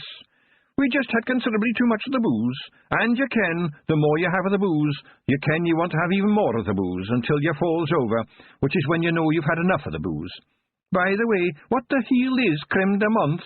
A nice green colour you ken, but I must have drunk a bucket of the stuff. I suppose there is no point in saying we are very sorry, but you ken, we did find a useless streak of rubbish for you." Tiffany looked up at what remained of the king's head. Flickering in the torchlight, it looked like some kind of skeleton of a building.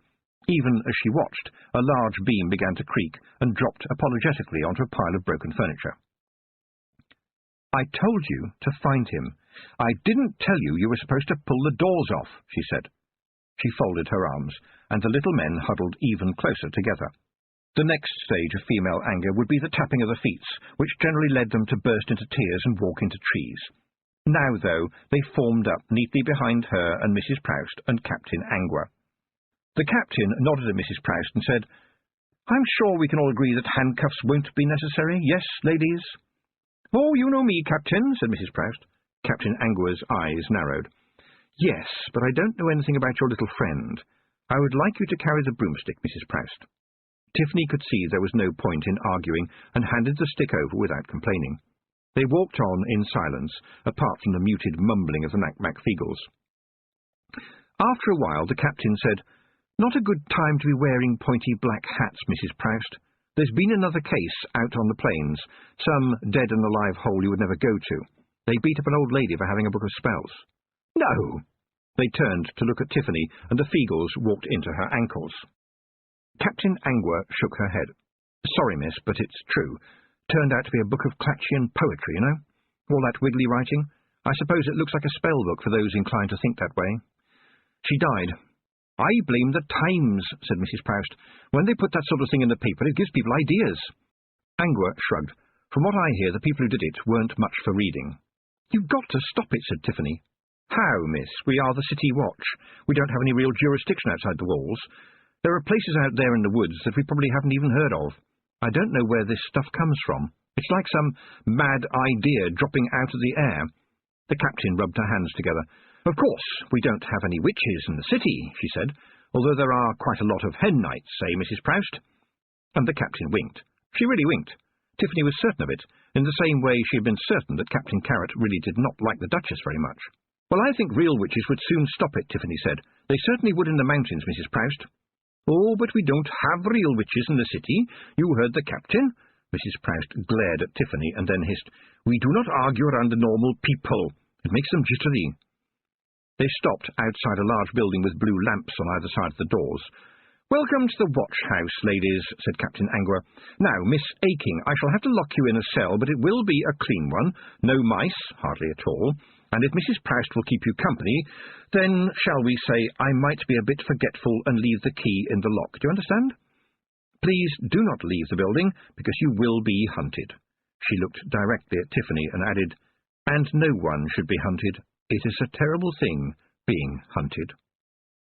She led them through the building and down to a row of surprisingly cosy-looking cells, gesturing for them to go inside one of them. The door of the cell clanged behind her, and they heard the sound of her boots as she went back down the stone corridor. Mrs. Proust walked over to the door and reached through the bars. There was a tinkle of metal, and her hand came back in with the key in it. She put it in the keyhole on this side and turned it. "There," she said. "Now we are doubly safe." "Och, cravens," said Rob Anybody, "will you no look at us, slammed up in the banger?" "Again," said Daft Woolly, "I dinna ken if I will ever look myself in the face." Mrs. Proust sat back down and stared at Tiffany. "All right, my girl, what was that we saw? No eyes, I noticed, no windows into the soul. No soul, perhaps?" Tiffany felt wretched. "I don't know. I met him on the road here. The Feagles walked right through him. He seems like a ghost, and he stinks. Did you smell it? And the crowd were turning on us. What harm were we doing?" "I'm not certain he's a him," said Mrs. Proust. "He might even be in it. Could be a demon of some sort, I suppose. But I don't know much about them. Small trade retail is more my forte. Not that that can't be a bit demonic at times." "But even Roland turned on me," said Tiffany, "and we've always been friends." "Aha," said Mrs. Proust. "Don't you aha me," snapped Tiffany. "How dare you aha me? At least I don't go round making witches look ridiculous." Mrs. Proust slapped her. It was like being hit with a rubber pencil. "You're a rude slip of a girl, you young hussy, and I go around keeping witches safe." Up in the shadows of the ceiling, Daft Woolly nudged Rob Anybody and said, "We cannot let somebody smack our big wee hag, eh, Rob?" Rob Anybody put a finger to his lips. "Ah, weel, it can be a wee bit difficult with women folk arguing, you ken. Keep right out of it if you take my advice as a married man. Any man who interferes in the arguing of women is going to find both of them jumping up and down on him in a matter of seconds. I'm nae talking about the folding of the arms, the pursing of the lips, and the tapping of the feet. I'm talking about the smacking around with the copper stick." The witches stared at one another. Tiffany felt suddenly disoriented, as though she had gone from A to Z without passing through the rest of the alphabet. "Did that just happen, my girl?" said Mrs. Proust. "Yes, it did," said Tiffany sharply. "It still stings." Mrs. Proust said, "Why did we do it?" "To tell you the truth, I hated you," said Tiffany. "Just for a moment. It frightened me. I just wanted to be rid of you. You were just—" "All wrong," said Mrs. Proust. "That's right." "Ah," said Mrs. Proust. "Discord. Turning on the witch. Always blame the witch. Where does it start? Perhaps we have found out." Her ugly face stared at Tiffany, and then she said, "When did you become a witch, my girl?" "I think it was when I was about 8, said Tiffany, and she told Mrs. Proust the story about Mrs. Snapperly, the witch in the Hazelwoods. The woman listened carefully and settled down on the straw. "We know it happens sometimes," she said. "Every few hundred years or so, suddenly everyone thinks witches are bad. No one knows why it is. It just seems to happen. Have you been doing anything lately that might attract attention? Any especially important piece of magic or something?" Tiffany thought back and then said, "Well, there was the Hiver, but he wasn't all that bad, and before that there was the Queen of the Fairies, but that was ages ago. It was pretty awful too, but generally speaking, I think hitting her over the head with a frying pan was the best thing I could have done at the time.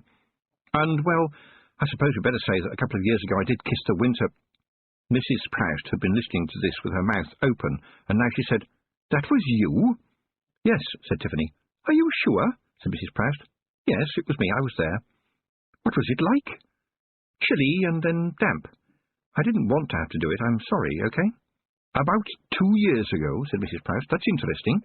The trouble seemed to start around then, you know. Nothing particularly major. It was just as though people didn't respect us anymore. Just something in the air, you might say. I mean, that kid with the stone this morning. Well, you would never have dared try that a year ago. People always gave me a nod when I passed by in those days. Now they frown. Or they make some little sign just in case I bring bad luck. The others have told me about this too. What's it been like where you are?" "Can't really say," said Tiffany. "People were a bit nervous of me, but on the whole I suppose I was related to a lot of them. But everything felt odd, and I thought that was how it had to feel. I'd kissed the winter, and everybody knew it. Honestly, they do go on about it. I mean, it was only once. Well, people are packed a little more closely together around here, and witches have long memories. I mean, not individual witches, but all the witches put together can remember the really bad times, when wearing a pointy hat got a stone thrown at you, if not something worse. And when you go back further than that, it's like a disease," Mrs. Proust said. "It sort of creeps up.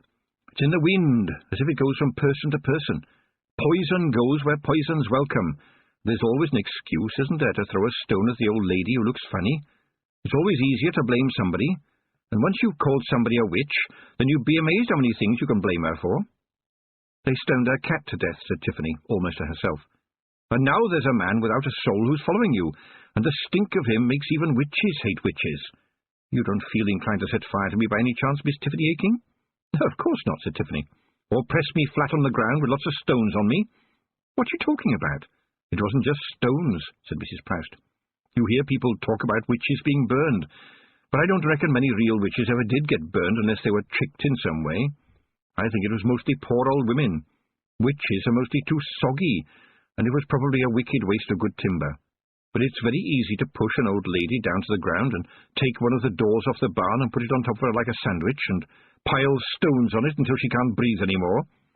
And that makes all the badness go away, except that it doesn't, because there are other things going on and other old ladies. And when they run out, there are always old men, always strangers, there's always the outsider, and then perhaps one day there's always you. That's when the madness stops, when there's no one left to be mad. Do you know, Tiffany Aking, that I felt it when you kissed the winter? Anyone with an ounce of magical talent felt something." She paused, and her eyes narrowed. Now she was staring at Tiffany. "What did you wake up, Tiffany Aking? What rough thing opened the eyes that it had not got, and wondered who you were?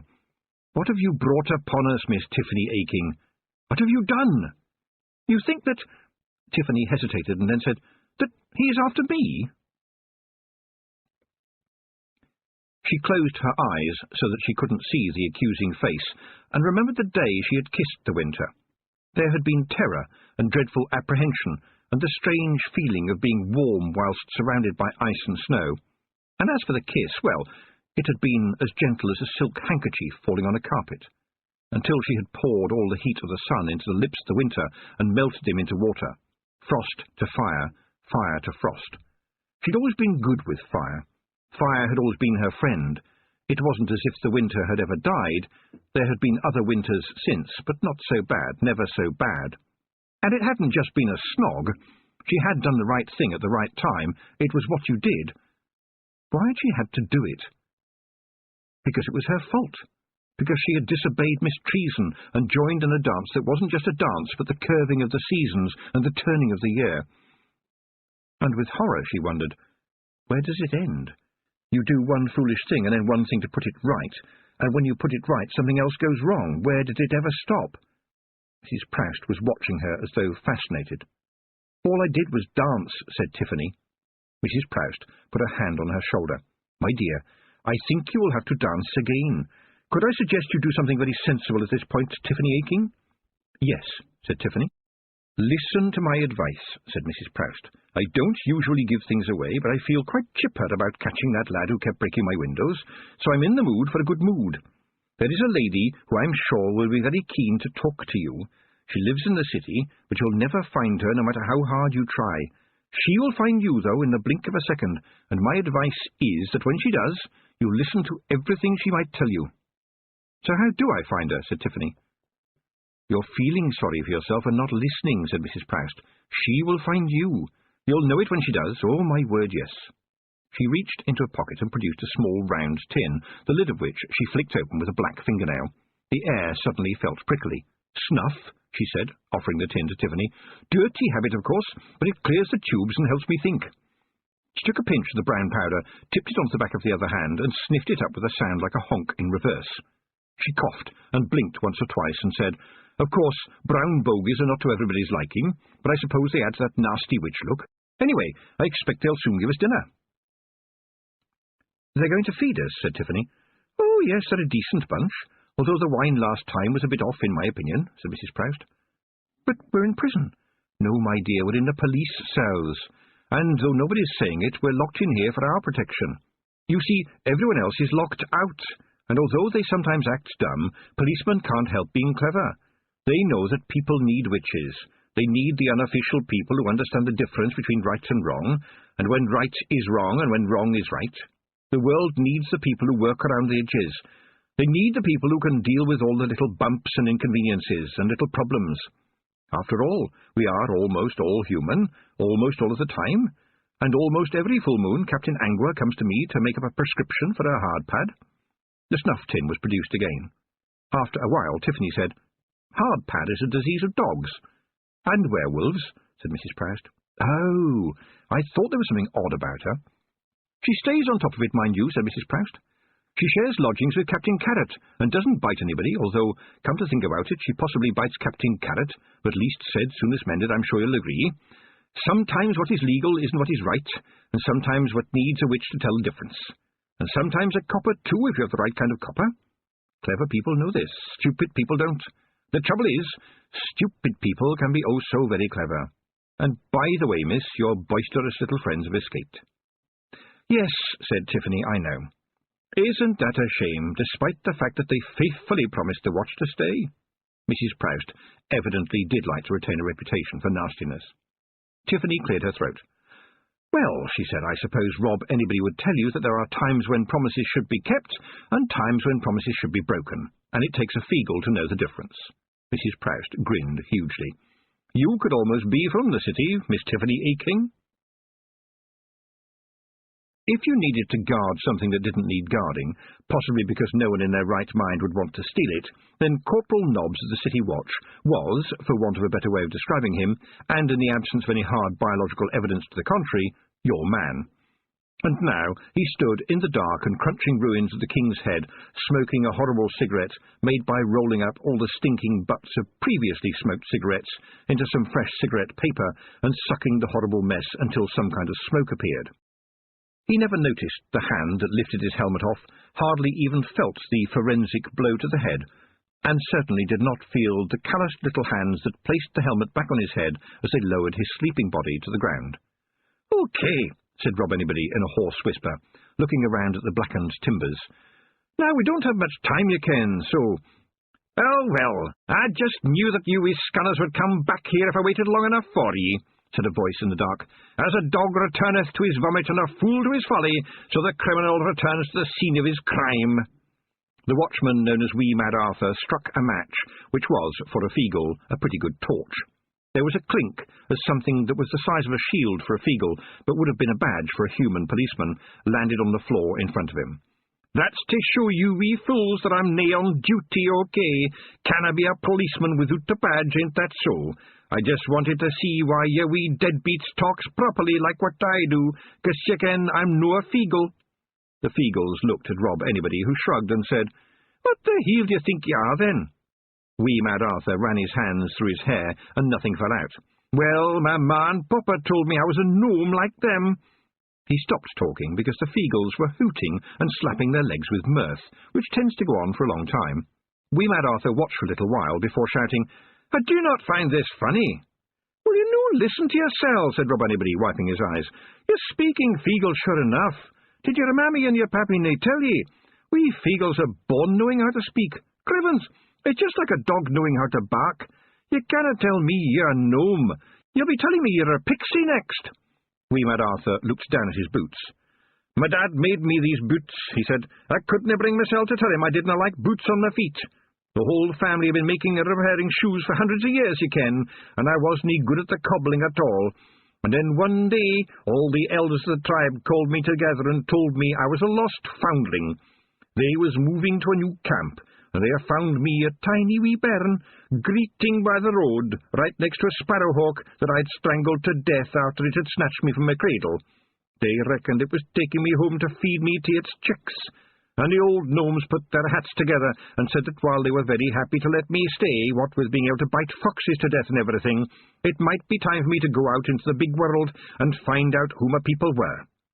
Well, laddie, you found them, said Rob Anybody, slapping him on the back. You did well to listen to a load of old cobblers.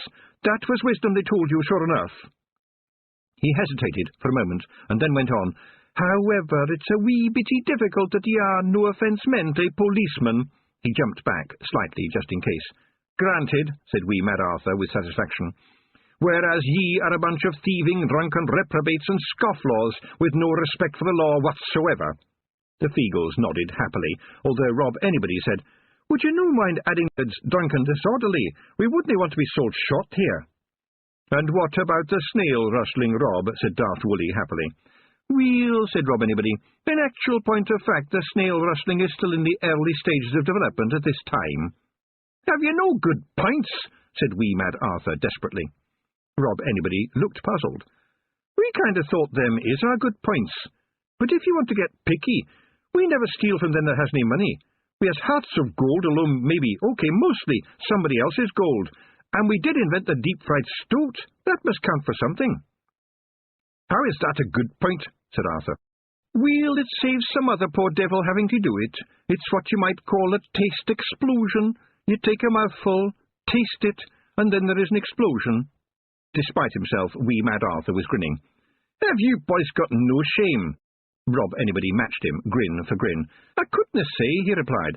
But if we have, it probably belonged to somebody else. And what about the poor big wee lassie locked up and down in the watch-house? Said wee Mad Arthur. Oh, she'll bide fine till the morning, said Rob Anybody as loftily as he could in the circumstances. She is a hag of considerable resource. You think so? You wee scunners punched an entire pub to death. How could anybody put that right? This time Rob Anybody gave him a longer, more thoughtful look before saying, Well, Mr. Policeman, it seems ye are a Feagle and a copper. Well, that's the way the world spins, but the big question for the pair of ye is, are you a sneak and a snitch? In the watch-house, the shift was changing. Somebody came in and shyly handed Mrs. Proust quite a large plate of cold meats and pickles and a bottle of wine with 2 glasses. After a nervous look at Tiffany, the watchman whispered something to Mrs. Proust, and in one movement she'd taken a small packet out of her pocket and shoved it into his hand. Then she came back and sat down on the straw again. "And I sees had the decency to open the bottle and let the wine breathe for a while," she said, and added when she saw Tiffany's glance, "Lance Constable Hopkins has a little problem that he'd rather his mother never found out about, and I make a rather helpful ointment. I don't charge him, of course. One hand washes the other, although in the case of young Hopkins I hope he scrubs it first." Tiffany had never drunk wine before. At home you drank small beer or small cider, which had just enough alcohol to kill off the nasty invisible biting things, but not enough alcohol to make you more than a bit silly. "Well," she said, "I never thought prison would be like this." "Prison? I told you, my dear girl, this isn't prison. If you want to know what prison is like, visit the Tanty. It's a dark place, if you like. In here the watchmen don't gob in your grub, at least when you're watching, and certainly never in mine, you can be sure of that. The Tanty is a tough place. They like to think that anyone who gets put in there will think more than twice before doing anything that'll get them put in there again. And they've tidied it up a bit these days, and not everybody who goes in comes out in a pine box. But the walls still scream silently to those with hearing. I hear them."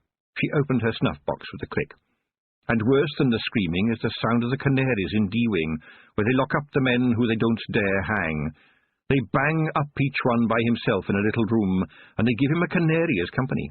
At this point Mrs. Proust took a pinch of snuff, at such speed and volume that Tiffany was surprised it didn't come out of her ears. The box's lid snapped back down. "Those men, mark you, are not your average murderer, oh no.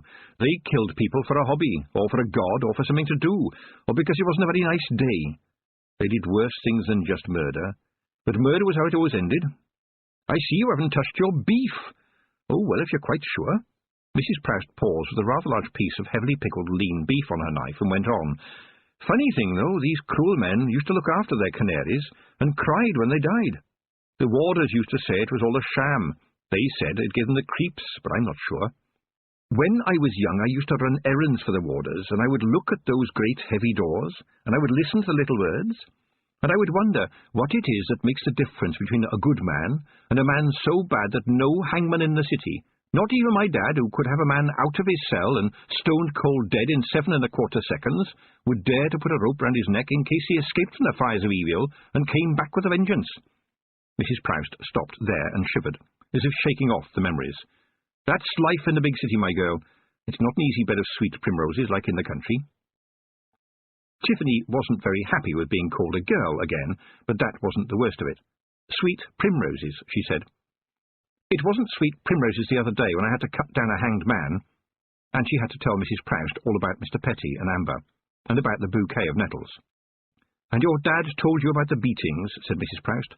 Sooner or later, it's all about the soul. The meal had been tasty, and the wine surprisingly strong, and the straw was a lot cleaner than you might have expected. It had been a long day, piled on top of other long days. Please, Tiffany said, can we get some sleep? My father always says that things will look better in the morning. There was a pause. Upon reflection, Mrs. Proust said, I think your father will turn out to be wrong. Tiffany let the clouds of tiredness take her. She dreamed about canaries singing in the dark, and perhaps she imagined it, but she thought she woke up for a moment and saw the shadow of an old lady looking at her. It certainly wasn't Mrs. Proust, who snored something terrible. The shape was there for a moment, and then it vanished. Tiffany remembered, the world is full of omens, and you picked the ones you liked. Chapter 8. The King's Neck. Tiffany was woken by the squeak of the cell door opening. She sat up and looked around. Mrs. Proust was still asleep, and snoring so hard that her nose wobbled. Correction, Mrs. Proust appeared to be asleep. Tiffany liked her in a wary kind of way, but could she trust her? Sometimes she seemed to almost read her mind. I don't read minds, said Mrs. Proust, turning over. Mrs. Proust! Mrs. Proust sat up and started to pull bits of straw off her dress. I don't read minds, she said, flicking the straw onto the floor. I really have keen but not supernatural skills, which I've honed to the sharpest of edges, and don't you forget it, please. I hope to goodness they're going to give us a cooked breakfast. No problem there. What would you like us to fetch for you? They looked up to see the Feagles sitting on the beam overhead and dangling their feet happily. Tiffany sighed. If I asked you what you were doing last night, would you lie to me? Absolutely not, on our honours, Feagles, said Rob Anybody, with his hand on where he thought his heart was. Well, that seems conclusive, said Mrs. Proust, standing up. Tiffany shook her head and sighed again. No, it's not quite as simple as that. She looked up at the beam and said, Rob Anybody, was the answer you gave me just then truthful? I'm asking you as the Hag of the Hills. Oh, aye. And that one? Oh, aye. And that one? Oh, aye. And that one?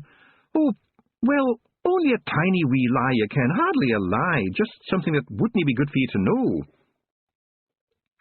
Tiffany turned to Mrs. Proust, who was grinning. The Knack-Mack Feagles feel that the truth is so precious that it shouldn't be waved about too much, she said apologetically. Ah, people after my own heart, said Mrs. Proust, and then, remembering herself, she added, if I had one, that is. There was a sound of heavy boots, which got nearer and no less heavy very quickly, and turned out to belong to a tall and skinny watchman, who touched his helmet politely to Mrs. Proust and gave Tiffany a nod. Go on in, ladies. My name is Constable Haddock, and I've been told to tell you that you've been let go with a warning, he said. Although I have to tell you that no one quite knows what to warn you about, as far as I can tell, so if I was you, I'd consider myself generally in the situation of being warned, as it were, in a general and generically non-specific way, and hopefully slightly chastened by the experience, no offence meant, I'm sure. He coughed and went on after giving Mrs. Proust a nervous look, and Commander Vimes has asked me to make it clear that the individuals known jointly as the Knack-Mack Feagle are to be out of this city by sunset. There was a chorus of complaints from the Feagles on the beam, who, in Tiffany's opinion, were as good at astonished indignation as they were at drunkenness and thievery. Oh, you wouldn't pick on us if we was big. It wasn't us. A big boy did it and ran away. I wasn't there. You can ask them. They wasn't there either. And other excuses of that ilk, you can. Tiffany banged her tin plate on the bars until they subsided into silence. Then she said, Excuse me, please, Constable Haddock. I'm sure they're all very sorry about the pub. She began, and he waved a hand at her. If you'll take my advice, miss, you would just leave quietly and not talk to anybody about pubs. But look, we all know that they smashed up the King's Head, and the constable stopped her again. I went past the King's Head this morning, he said, and it was very definitely not smashed up. In fact, there were crowds of people there. Everyone in the city is going to have a look at it. The King's Head is just like it's always been, as far as I can see, with just the one tiny little detail, which is to wit, that it is now back to front. What do you mean back to front? Said Mrs. Proust. I mean that it is the wrong way round, said the policeman patiently. And when I was over there just now, you can bet they weren't calling it the King's Head anymore. Tiffany's forehead wrinkled. So they're calling it the King's Neck? Constable Haddock smiled. Well, yes, I can see you are a well-brought-up young lady, miss, because most of the people out there are calling it the King's... I cannot abide smut, said Mrs. Proust severely. Really? Tiffany thought. With half a shop window full of pink inflatable wasp names and other mysterious items that I didn't get a chance to see very clearly. But I suppose it would be a strange world if we were all the same, and especially if we were all the same as Mrs. Proust. And overhead she could hear the susurration of the Knack-Mack-Feagles, with Daft Woolly making more noise than usual. I told you, didn't I tell you? I said this lot is back to front, I said, but no, you wouldn't pay heed. I may be daft, but I'm no stupid. The King's Head, or at least whatever part of the King's anatomy it now was not very far away. But the witches had to push their way through the crowds when they were at least 100 yards away, and many of the people making up the crowd were holding pint mugs in their hands. Mrs. Proust and Tiffany both wore hobnailed boots, a boon to anyone who must get through a crowd in a hurry, and there, in front of them was, for want of a better word, although the Feagles would have used a different word, and indeed the Feagles would not have hesitated to use a different word, was, in fact, the King's back, which came as a relief. Standing in front of the back door, which was now doing the duty formerly left to the front door, and handing out mugs of beer with one hand while taking money with the other, was Mr. Wilkin, the landlord. He looked like a cat on the day it rained mice. Every now and again he managed to find time in this heroic endeavour to say a few words to a skinny but purposeful-looking lady who was writing things down in a notebook. Mrs. Proust nudged Tiffany. "See her? That's Miss Cripslock of the Times. And over there," she pointed at a tall man in the uniform of the watch. "See there, the man she's talking to is Commander Vimes of the City Watch. Decent man, always looks grumpy, won't stand any nonsense. This is going to be interesting, because he doesn't like kings of any sort. One of his ancestors chopped off the head of the last king we had. That's dreadful. Did he deserve it?" Mrs. Proust hesitated for a moment and then said, "Well, if it's true about what they found in his private dungeon, then the answer is yes in great big letters. They put the commander's ancestor on trial anyway, because chopping heads off kings always causes a certain amount of comment, apparently. When the man stood in the dock, all he said was, 'Had to beast 100 heads, I would not have rested until I had slain every last one,' which was taken as a guilty plea. He was hanged, and then much later they put up a statue to him, which tells you more about people than you might wish to know. His nickname was Old Stoneface, and as you can see, it runs in the family." Tiffany could, and this was because the commander was moving purposefully towards her, his expression that of a man who had a lot of things to do, all of them more important than what he was having to do right now. He gave a respectful little nod to Mrs. Proust, and tried unsuccessfully not to glare at Tiffany. "Did you do this?" "No, sir." "Do you know who did?" "No, sir." The commander frowned. "Young lady, if a burglar breaks into a house and then comes back later and puts everything back where it was, a crime has still happened. Do you understand? And if the building that has been badly damaged, along with its contents, is found next morning looking all shiny and new, albeit facing the wrong way, that too, and therefore those involved, are nevertheless still criminals. Except that I have no idea what to call it, and quite frankly, I would rather be shot of the whole damn business." Tiffany blinked. She hadn't heard that last sentence, not exactly heard it, but could remember it anyway. They must have been spill words. She glanced at Mrs. Proust, who nodded happily, and in Tiffany's head there was a little spill word that said yes. Out loud, Mrs. Proust said, "Commander, it seems to me that no real harm has been done, given that, if I'm any judge, Mr. Wilkin here is doing a roaring trade in the king's back, and would probably not welcome it becoming the king's head again." "Too right," said the landlord, who was shoveling money into a bag. Commander Vimes was frowning, and Tiffany caught the words that he was almost but not actually saying, "No king's coming back while I'm here." Mrs. Proust butted in again. "How about letting it be called the King's Neck?" she suggested, "especially since he appears to have dandruff, greasy hair, and a big right boil." To Tiffany's delight, the commander's face stayed as stony as ever, but she caught a tremble of a spill word that was a triumphant yes. And at that point Mrs. Proust, who believed in securing victory by every means at her disposal, chimed in again with, "This is Ankh-Morpork, Mr. Vimes. In the summer the river catches fire, and it has been known to rain fish and bedsteads. So in the great scheme of things, when you think about it, what's so wrong about a pub spinning on its axis? Most of its customers do the same. How is your little boy, by the way?" This innocent inquiry appeared to floor the commander. He's fine. Oh, yes, fine. You were right. All he needed was a fizzy drink and a really big burp. Could I have a word with you in private, Mrs. Proust?" The look he gave Tiffany made it quite clear that private didn't include her, so she carefully made her way through the crowds of jolly and sometimes too jolly people waiting to have their pictures taken in front of the King's Neck, and let herself fade into the foreground and listen to Rob Anybody command the troops, who would listen to him when there was nothing better to do. "All right," he said. "Which one of you scanners decided to paint a real neck on the sign? I'm sure it's no normally done like that." "That was Wooly," said Big Yan. "He reckoned people would think it had always been like that. He is daft, you ken." "Sometimes daft works," said Tiffany. She looked around, and there he was, the man with no eyes, walking through the crowd, as if they were ghosts, but she could see that they felt his presence in some way. One man brushed his hand across his face, as if feeling the footsteps of a fly. Another one slapped at his own ear. But afterwards they were changed. When their eyes saw Tiffany, they narrowed, and the ghostly man headed towards her, and the whole of the crowd became one huge frown. And here came the stench, trailing behind him and turning the daylight grey. It was like the bottom of a pond, where things had died and rotted for centuries. Tiffany looked around desperately. The turning of the king's head had filled the streets with the curious and the thirsty. People were trying to go about their business, but were being hemmed in by the crowd in front and the crowd behind them, and of course by the people with trays and little carts, who swarmed through the city and would try to sell something to anyone who stood still for more than 2 seconds. She could feel the menace in the air, but in fact it was more than a menace. It was hatred, growing like a plant after rain, and still the man in black came nearer. It scared her. Of course she had the Feagles with her, but generally speaking the Feagles got you out of trouble by getting you into a different kind of trouble. The ground moved quite suddenly underneath her. There was a metallic scraping noise, and the bottom dropped out of her world, but only by about 6 feet. As she staggered in the gloom under the pavement, someone pushed past her with a cheerful, "Excuse me."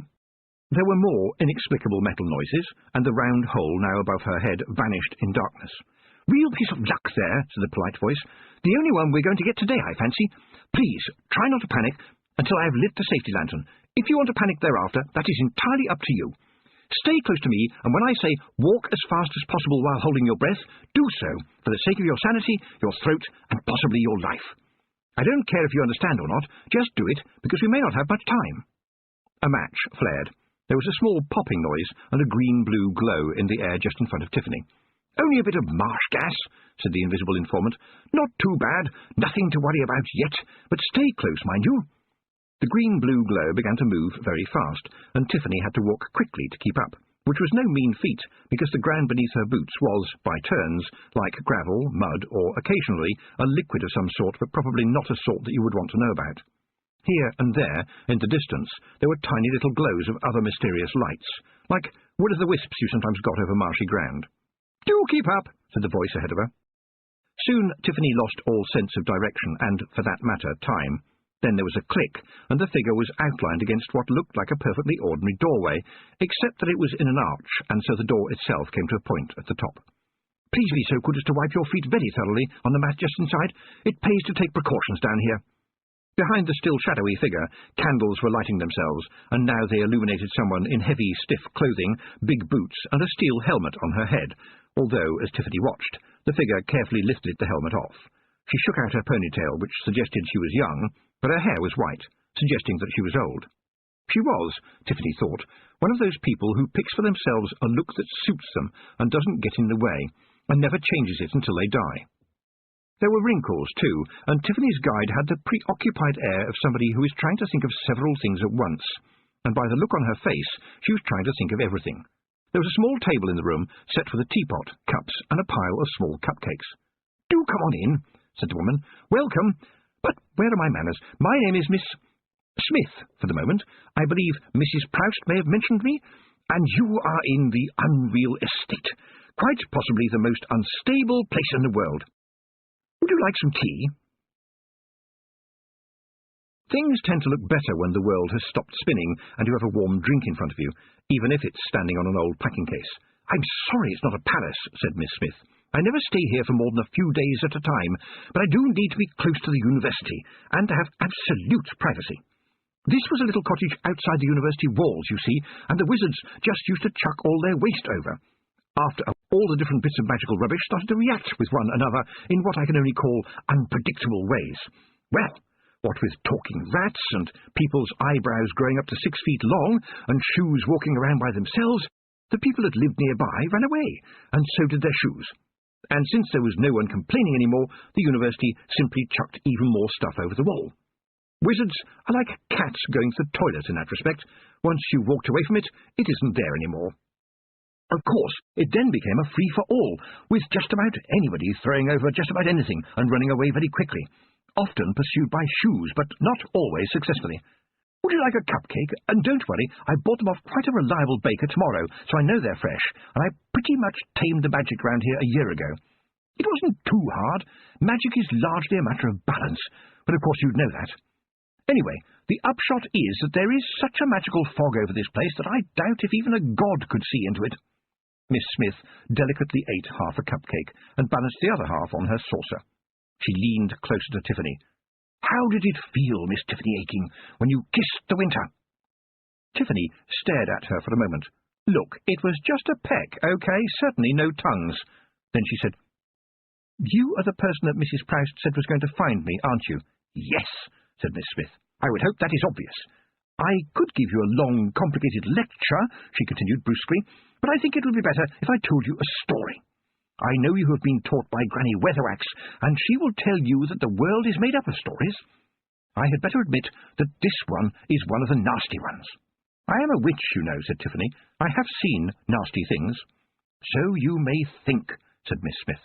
"But for now, I want you to picture a scene more than 1,000 years ago, and imagine a man still quite young, and he is a witch-finder, and a book-burner, and a torturer, because people older than him, who are far more vile than him, have told him that this is what the great god Om wants him to be. And on this day he has found a woman who is a witch, and she is beautiful, astonishingly beautiful, which is rather unusual amongst witches, at least in those days." "He falls in love with her, doesn't he?" Tiffany interrupted. "Of course," said Miss Smith. "Boy meets girl, one of the greatest engines of narrative causality in the multiverse, or as some people might put it, it had to happen. I would like to continue this discourse without interruptions, if you don't mind." "But he is going to have to kill her, isn't he?" Miss Smith sighed.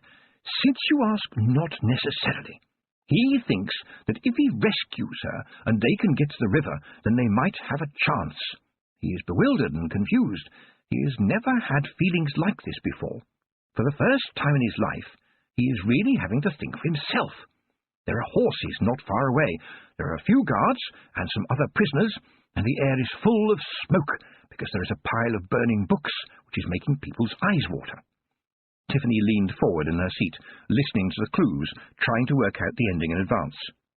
"There are some apprentices that he is training, and also some very senior members of the Omnian Church who have come to watch and bless the proceedings.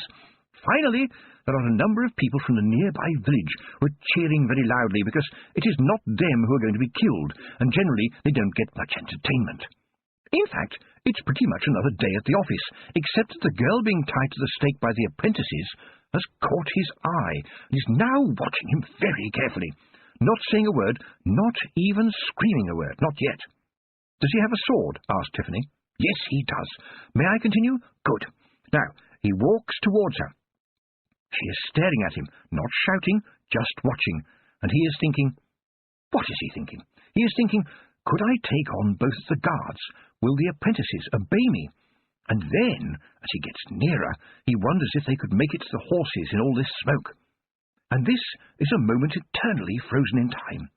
Huge events await his decision. One simple deed either way, and history will be different, and you are thinking it depends on what he does next. But, you see, what he is thinking doesn't matter, because she knows who he is and what he has done, and the bad things that he has done and is famous for. And as he walks towards her uncertain, she knows him for what he is, even if he wishes he wasn't, and reaches with both hands smoothly through the wicker basket they put around her, to keep her upright, and grabs him, and holds him tight as the torch drops down onto the oily wood and the flames spring up. She never takes her eyes off him, and never loosens her grip. "Would you like a fresh cup of tea?" Tiffany blinked away smoke and flames and shock. "And how do you know so much about it, please?" she said. "I was there. 1,000 years ago." "Yes." "How did you get there?" "I walked," said Miss Smith. "But that is not the point. The point is that then was the death and birth of the thing we call the cunning man. And he was still a man to begin with. He was terribly injured, of course, for quite some time. And witch-finding went on. Oh, my word, didn't it just?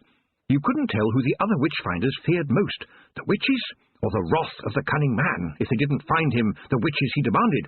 And believe me, with the cunning man on your heels, you will find as many witches as he wants. Oh, yes.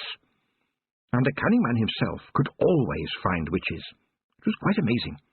You would have some quiet little village where everybody got on reasonably well, and no one had noticed any witches at all.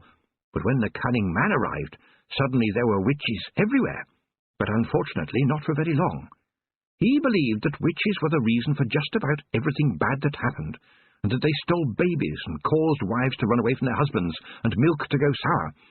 I think my favourite one was that witches went to sea in eggshells in order to drown honest sailors. At this point Miss Smith held up her hand. "No, don't say that it would be impossible for even a small witch to get inside an eggshell without crushing it, because that is what we in the craft would call a logical argument, and therefore no one who wanted to believe that witches sank ships would pay any attention to it." It couldn't go on, of course. People can be very stupid, and people can be easily frightened, but sometimes you find people who aren't that stupid and aren't that fearful, and so the cunning man is thrust out of the world, thrown out like the rubbish he is. But that wasn't the end of him. So great, so fearsome was his hatred for anything that he thought of as witchcraft, that he somehow managed to live on despite finally having no body. Though there was no skin to him, no bone any more, his rage was such that he lived on, as a ghost, perhaps, and every so often finding someone who would let him in. There are plenty of people out there whose poisonous minds will open for him, and there are those who would rather be behind evil than in front of it, and one of them wrote for him the book known as The Bonfire of the Witches. But when he takes over a body, and believe me, in the past there are those unpleasant people who have thought that their terrible ambitions would be furthered by allowing him to do so, the owner of the body soon finds that they have no control at all. They become a part of him too, and not until it is too late do they realize that there is no escape, no release, except death. Poison goes where poison's welcome, said Tiffany, but it looks as though it can push its way in, welcome or not. I'm sorry, said Miss Smith, but I will say well done. You are as good as they say. There really is nothing physical now to the cunning man, nothing you can see, nothing you can possess. And while he often kills those who have been so generous in their hospitality, he nevertheless still appears to thrive. Without a body to call his own, he drifts on the wind, and I suppose sleeps in some way. And if he does, I know what he dreams of. He dreams of a beautiful young witch, the most powerful of all the witches, and he thinks of her with such hatred that according to elasticated string theory it goes all the way round the universe and comes back from a different direction, so that it seems to be a kind of love. And he wants to see her again, in which case she will almost certainly die. Some witches, real flesh and blood witches, have tried to fight him and have won, and sometimes they tried and died. And then one day a girl called Tiffany Aching, because of her disobedience, kissed the winter. which I have to say no one has ever done before. And the cunning man woke up. Miss Smith put down her cup. As a witch, you know you must have no fear. Tiffany nodded. Well, Tiffany, you must make a place for fear. Fear under control. We think that the head is important, that the brain sits like a monarch on the throne of the body. But the body is powerful too, and the brain cannot survive without it. If the cunning man takes over your body, I don't think you would be able to fight him. He would be like nothing you have ever met before. To be caught will be ultimately to die. What is worse, to be his creature, in which case death will be a longed-for release. And there you have it, Miss Tiffany Aching. He wakes up, he drifts, he looks for her, he looks for you. Well, at least we've found her, said Rob Anybody. She's wearing that festering midden. The Feagles stood with their mouths open in front of the bubbling, suppurating mess of the unreal estate. Mysterious things plopped, spun, and exploded under the debris. It'll be certain death to go in there, said wee Mad Arthur. Certain death! You'll be doomed! Oh, aye, we're all doomed sooner or later, said Rob Anybody, jovially. He sniffed. What the heel is that stink? Sorry, Rob, that was me, said Daft Willie. Ach, no, I ken your smell, Rob said. But I ken I smelled it before. It was that walking gawky that we smelt on the road, you ken. All in black, very lacking in the eyeball department. Bad cess to him, and bad cess he smelled. And I recollect he used very bad words about our big wee hag. Matt Genie said we must stay close to the big wee hag, and I reckon this scunner needs a bath. Wee Mad Arthur precipitated matters. Well, Rob, you're going in there as against the law, you ken. He pointed to an ancient and half-melted sign on which, just readable, were the words, Access strictly forbidden by order. Rob Anybody stared at it. Ach, now you give me nae choice at all, he said. And you made me remember that we're all dead already. Charge! In truth, the Knack-Mack Feagle believed that the world is such a wonderful place that in order to have got into it, they must have been very good in another existence, and had arrived in, as it were, heaven. Of course, they appeared to die sometimes, even here, but they liked to think of it as going off to be born again. Numerous theologians had speculated that this was a stupid idea, but it was certainly more enjoyable than many other beliefs. There were dozens of questions that Tiffany could ask, but the one struggling to the top was, what will happen if the cunning man catches up with me? Miss Smith stared at the ceiling for a moment. Well, I suppose from his point of view it will be rather like a wedding. From your point of view it will be exactly like being dead. No, worse, because you will be inside, looking out at what he can do with all your powers and all your skills to all the people that you know. Did we have the last cupcake? I'm not going to show any fear, said Tiffany to herself. I'm glad to hear that, said Miss Smith out loud. Tiffany leapt off the chair in a rage. Don't you dare do that, Miss Smith. I'm sure there was one more cupcake, said Miss Smith, and then added, That's the spirit, Miss Tiffany Aching. You know, I did defeat a hiver. I can look after myself. And your family, and everybody you know, from an attack that they won't even know is happening. You don't understand. The cunning man isn't a man, although he once was, and now he's not even a ghost. He is an idea. Unfortunately, he's an idea whose time has come. But at least I know when he's near me, Tiffany said thoughtfully. There's a dreadful stink, even worse than the Feagles. Miss Smith nodded. Yes, it's coming from his mind. It's the smell of corruption of thinking and of action. Your mind picks it up and doesn't know what to do with it, so it files it under stink. All the magically inclined can smell it, but when people encounter it, it changes them, makes them a little bit like him, and so trouble follows wherever he goes. And Tiffany knew exactly what kind of trouble she meant, even though her memories shot her back in time to before the cunning man had woken up. In her mind's eye, she could see the black-edged pieces blowing back and forth in the late autumn wind, which sighed with despair in her mind's ear, and worst of all, oh yes, worst of all, her mind's nose snuffed up the sharp, acrid stink of ancient half-burned paper. In her memory, some of the pieces fluttered in the pitiless wind like moths that had been swatted and broken, but were still hopelessly trying to fly. And there were stars on them. People had marched to the rough music and had roughly dragged out the cracked old woman whose only crime, as far as Tiffany could see, was that she had no teeth left and smelled of wee. They had thrown stones, they had smashed windows, they had killed the cat, and all this had been done by good people, nice people, people that she knew and met every day.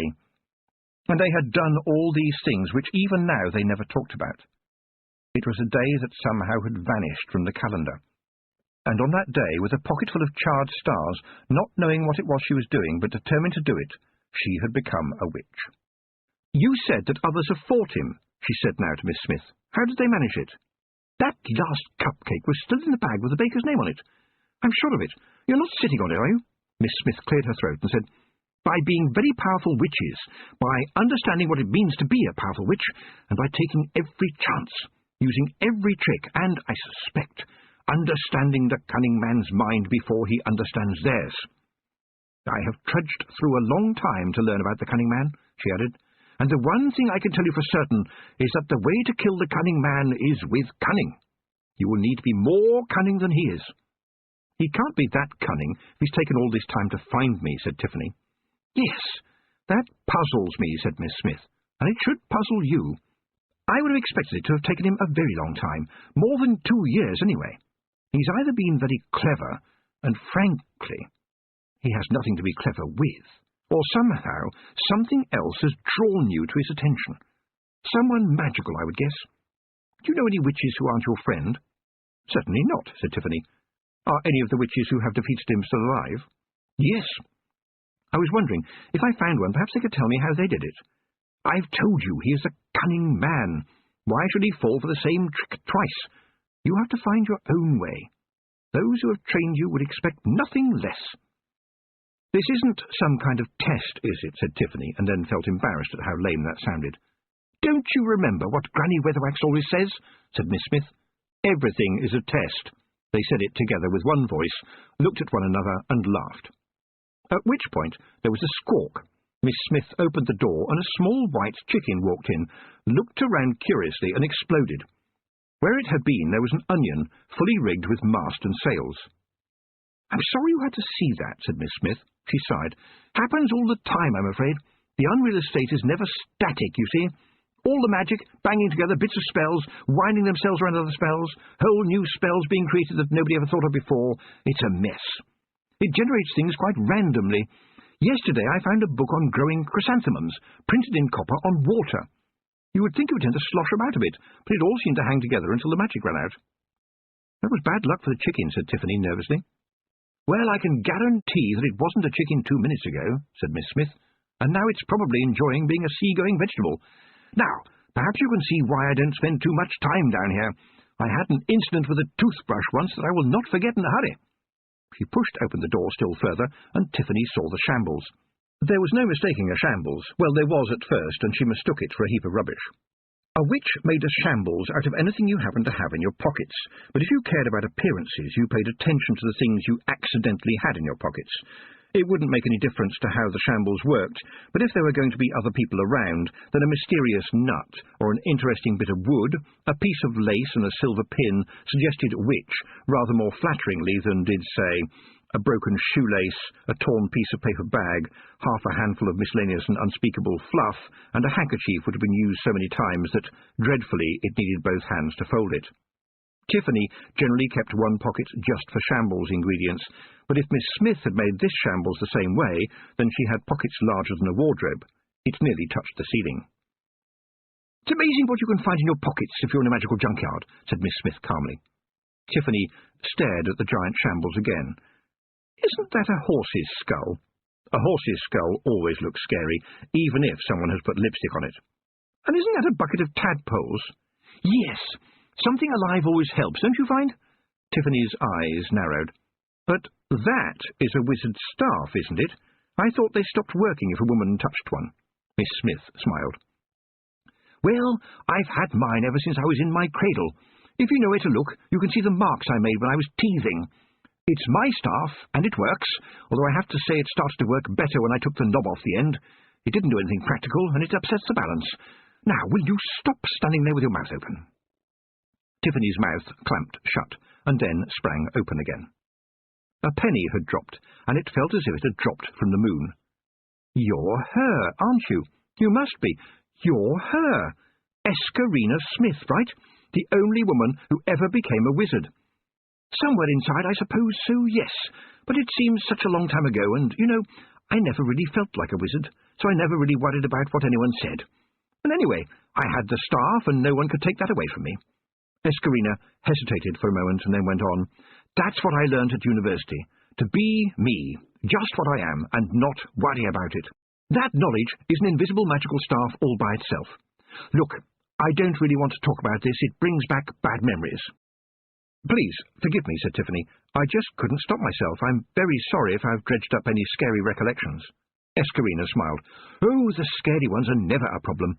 It's good ones that can be difficult to deal with." There was a click from the shambles. Escarina stood up and walked over to it. "Oh dear, of course, only the witch that makes it can read her own shambles, but trust me when I say that the way the skull has turned and the pincushion along the axis of the spinning wheel mean that he is very close. Almost right on top of us, in fact. Or the random magic in this place may be confusing him, and you seem to be everywhere and nowhere, so he'll go away soon and try to pick up the trail somewhere else. And, as I mentioned, somewhere on the trail he will eat. He'll get into some fool's head, and some old lady or some girl who is wearing quite dangerous cult symbols without an inkling of what they really mean will suddenly find herself hounded. Let us hope she can run."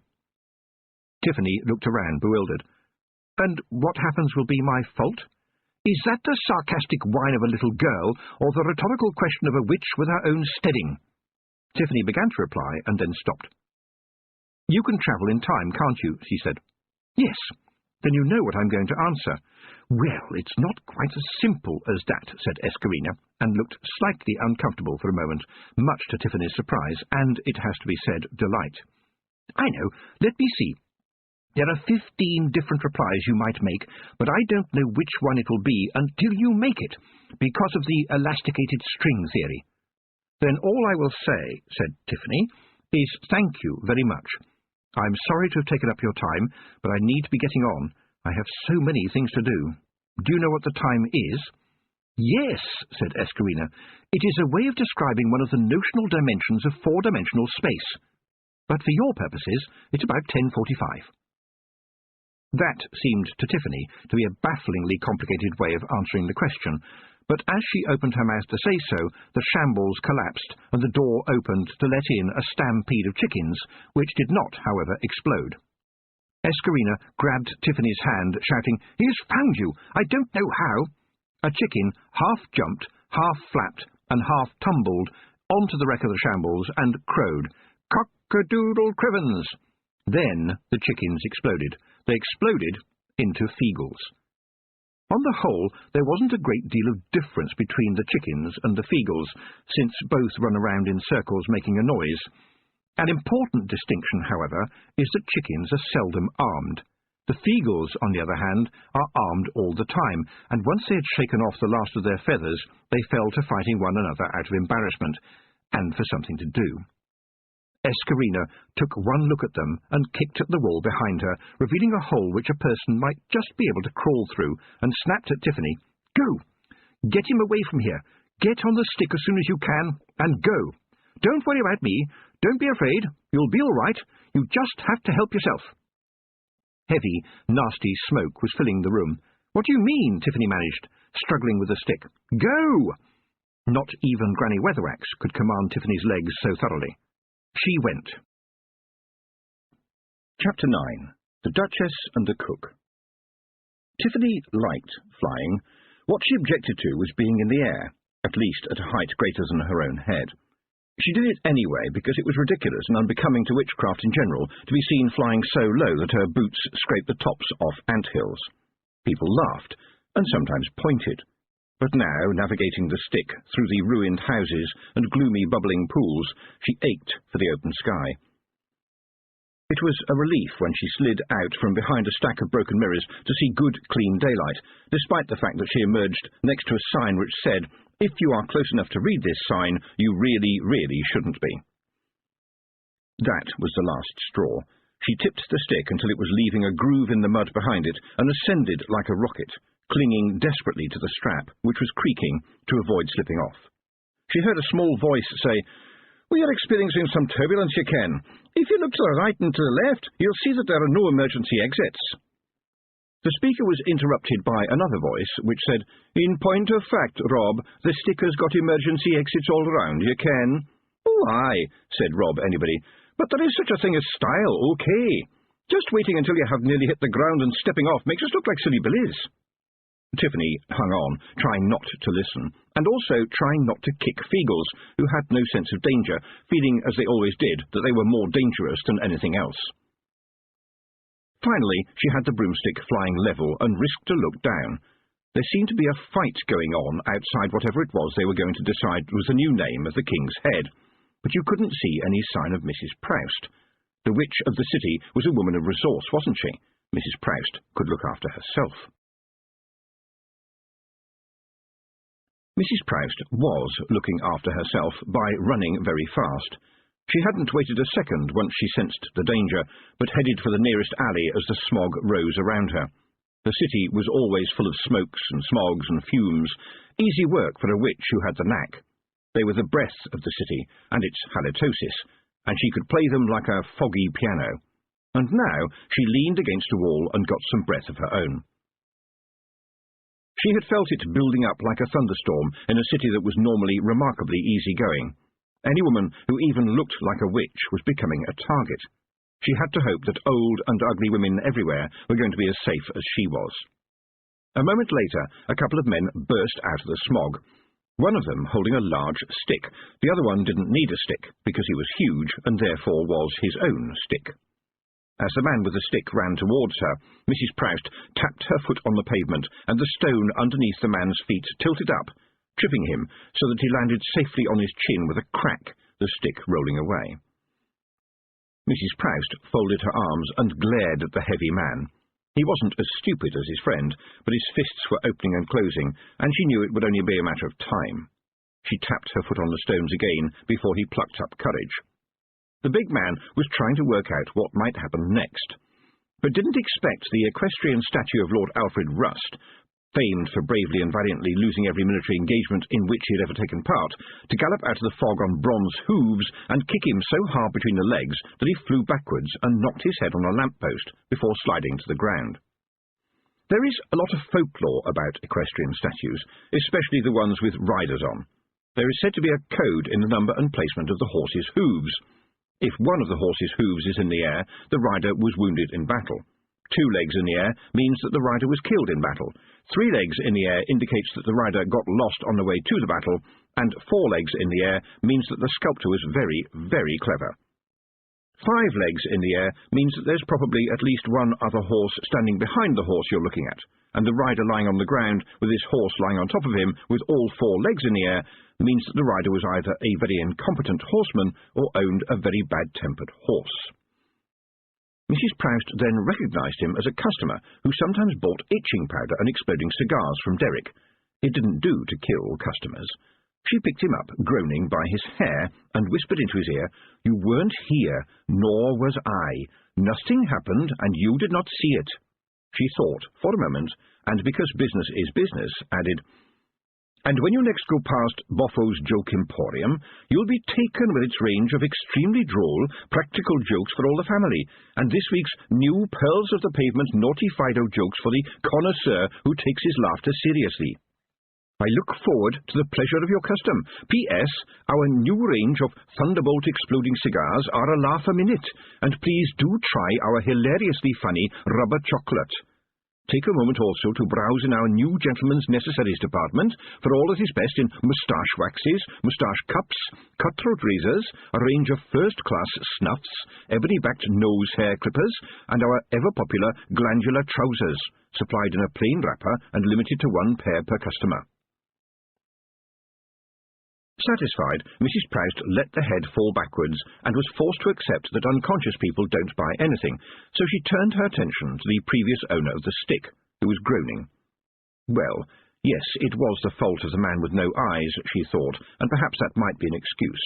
But Mrs. Proust wasn't known for her forgiving nature. "Poison goes where poison's welcome," she said to herself. She snapped her fingers, then climbed onto the bronze horse, taking a cold but comfortable seat in the late Lord Rust's metal lap. Clanking and groaning, the bronze horse walked away into the bank of smog that followed Mrs. Proust all the way back to her shop.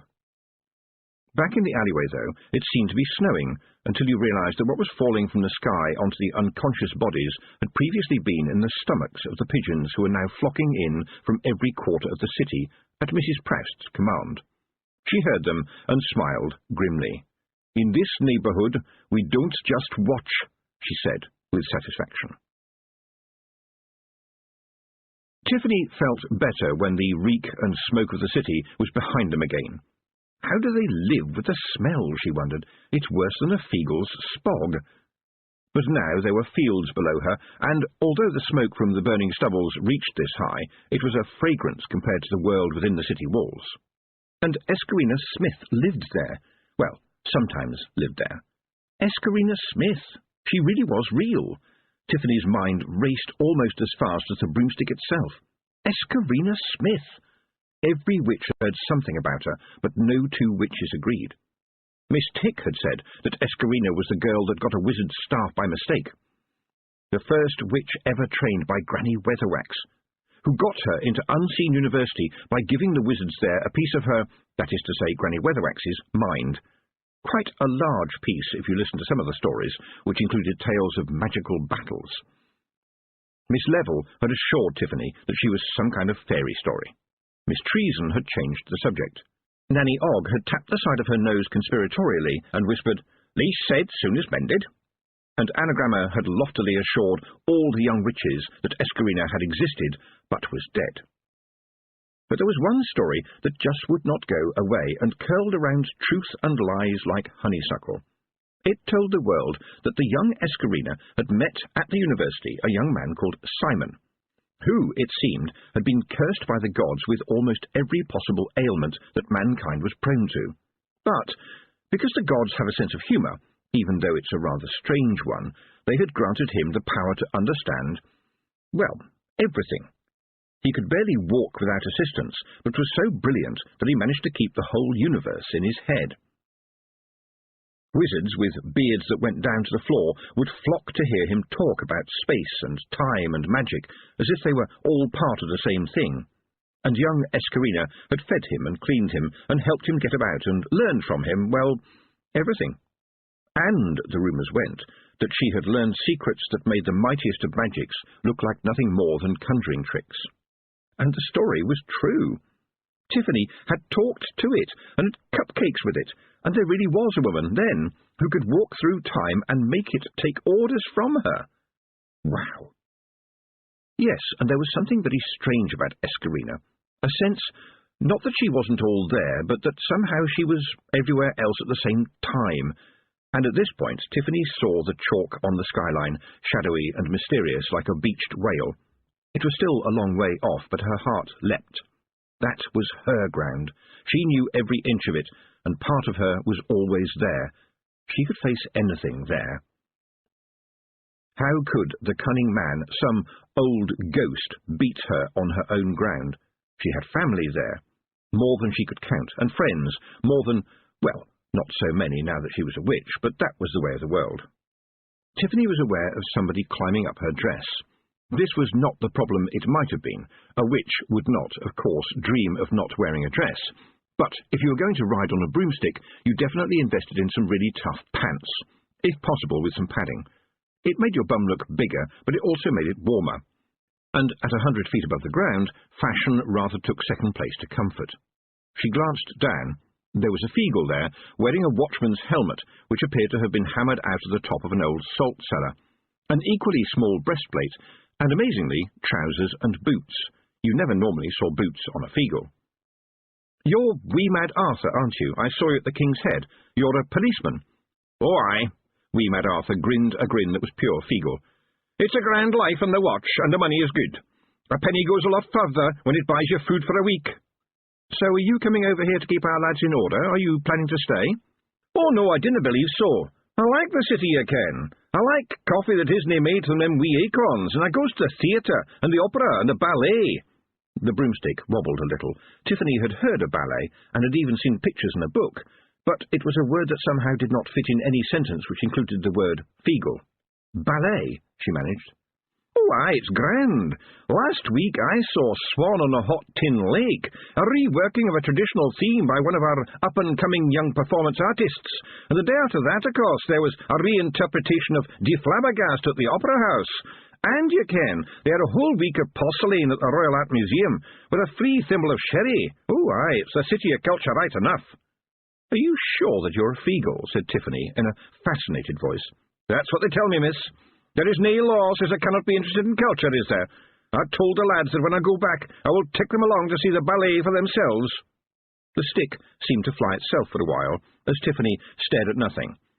Or rather, at a mental picture of feegles in a theatre.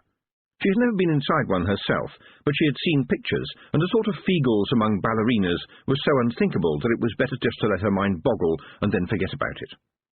She remembered in time that she had a broomstick to land, and brought it down very neatly near the mound. To her shock, there were guards outside it, human guards. She stared in disbelief.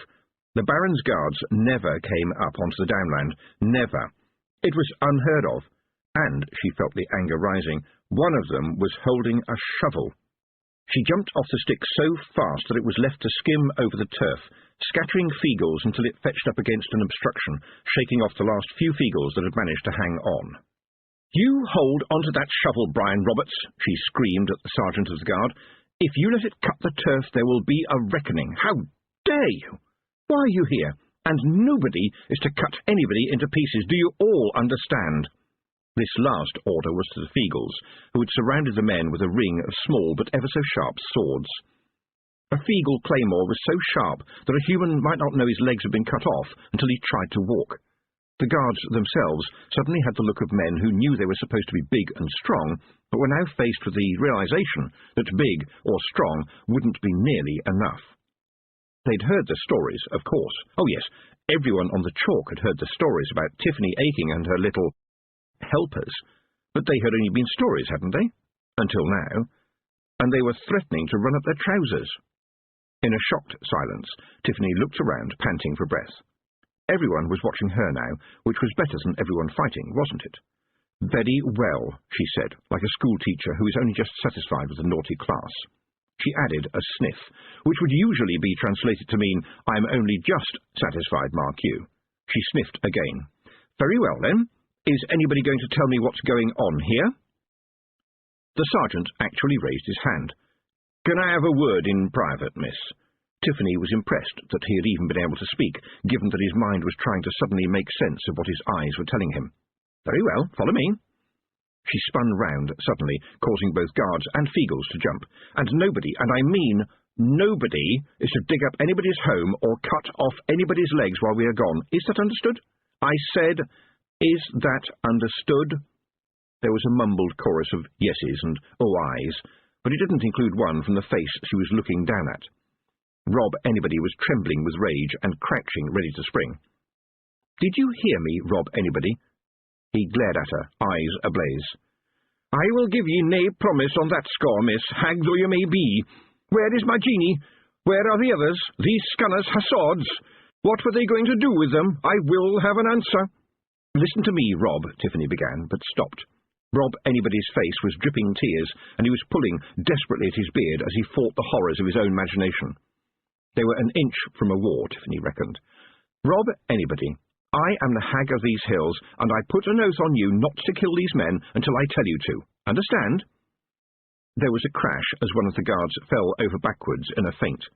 Now the girl was talking to the creatures, and about killing them. They weren't used to this sort of thing. Usually the most exciting thing that happened was that the pigs got into the vegetable garden. The big man of the feegles hesitated as his spinning brain digested Tiffany's order. True, it wasn't an order to kill anybody right now, but at least it held out the possibility that he might be able to do so very soon, so he could free his head from the terrible pictures in his mind. It was like holding a hungry dog on a leash of cobweb, but at least it bought her time. "You will see that the mound has not been touched," said Tiffany, "so whatever may have been intended has not yet been achieved." She turned back to the sergeant, who had gone white, and said, "Brian, If you want your men to live with all their arms and legs, you will tell them right now, and very carefully, to put down their weapons. Your lives depend on the honour of one Feegle, and he is driving himself mad with horror. Do it now."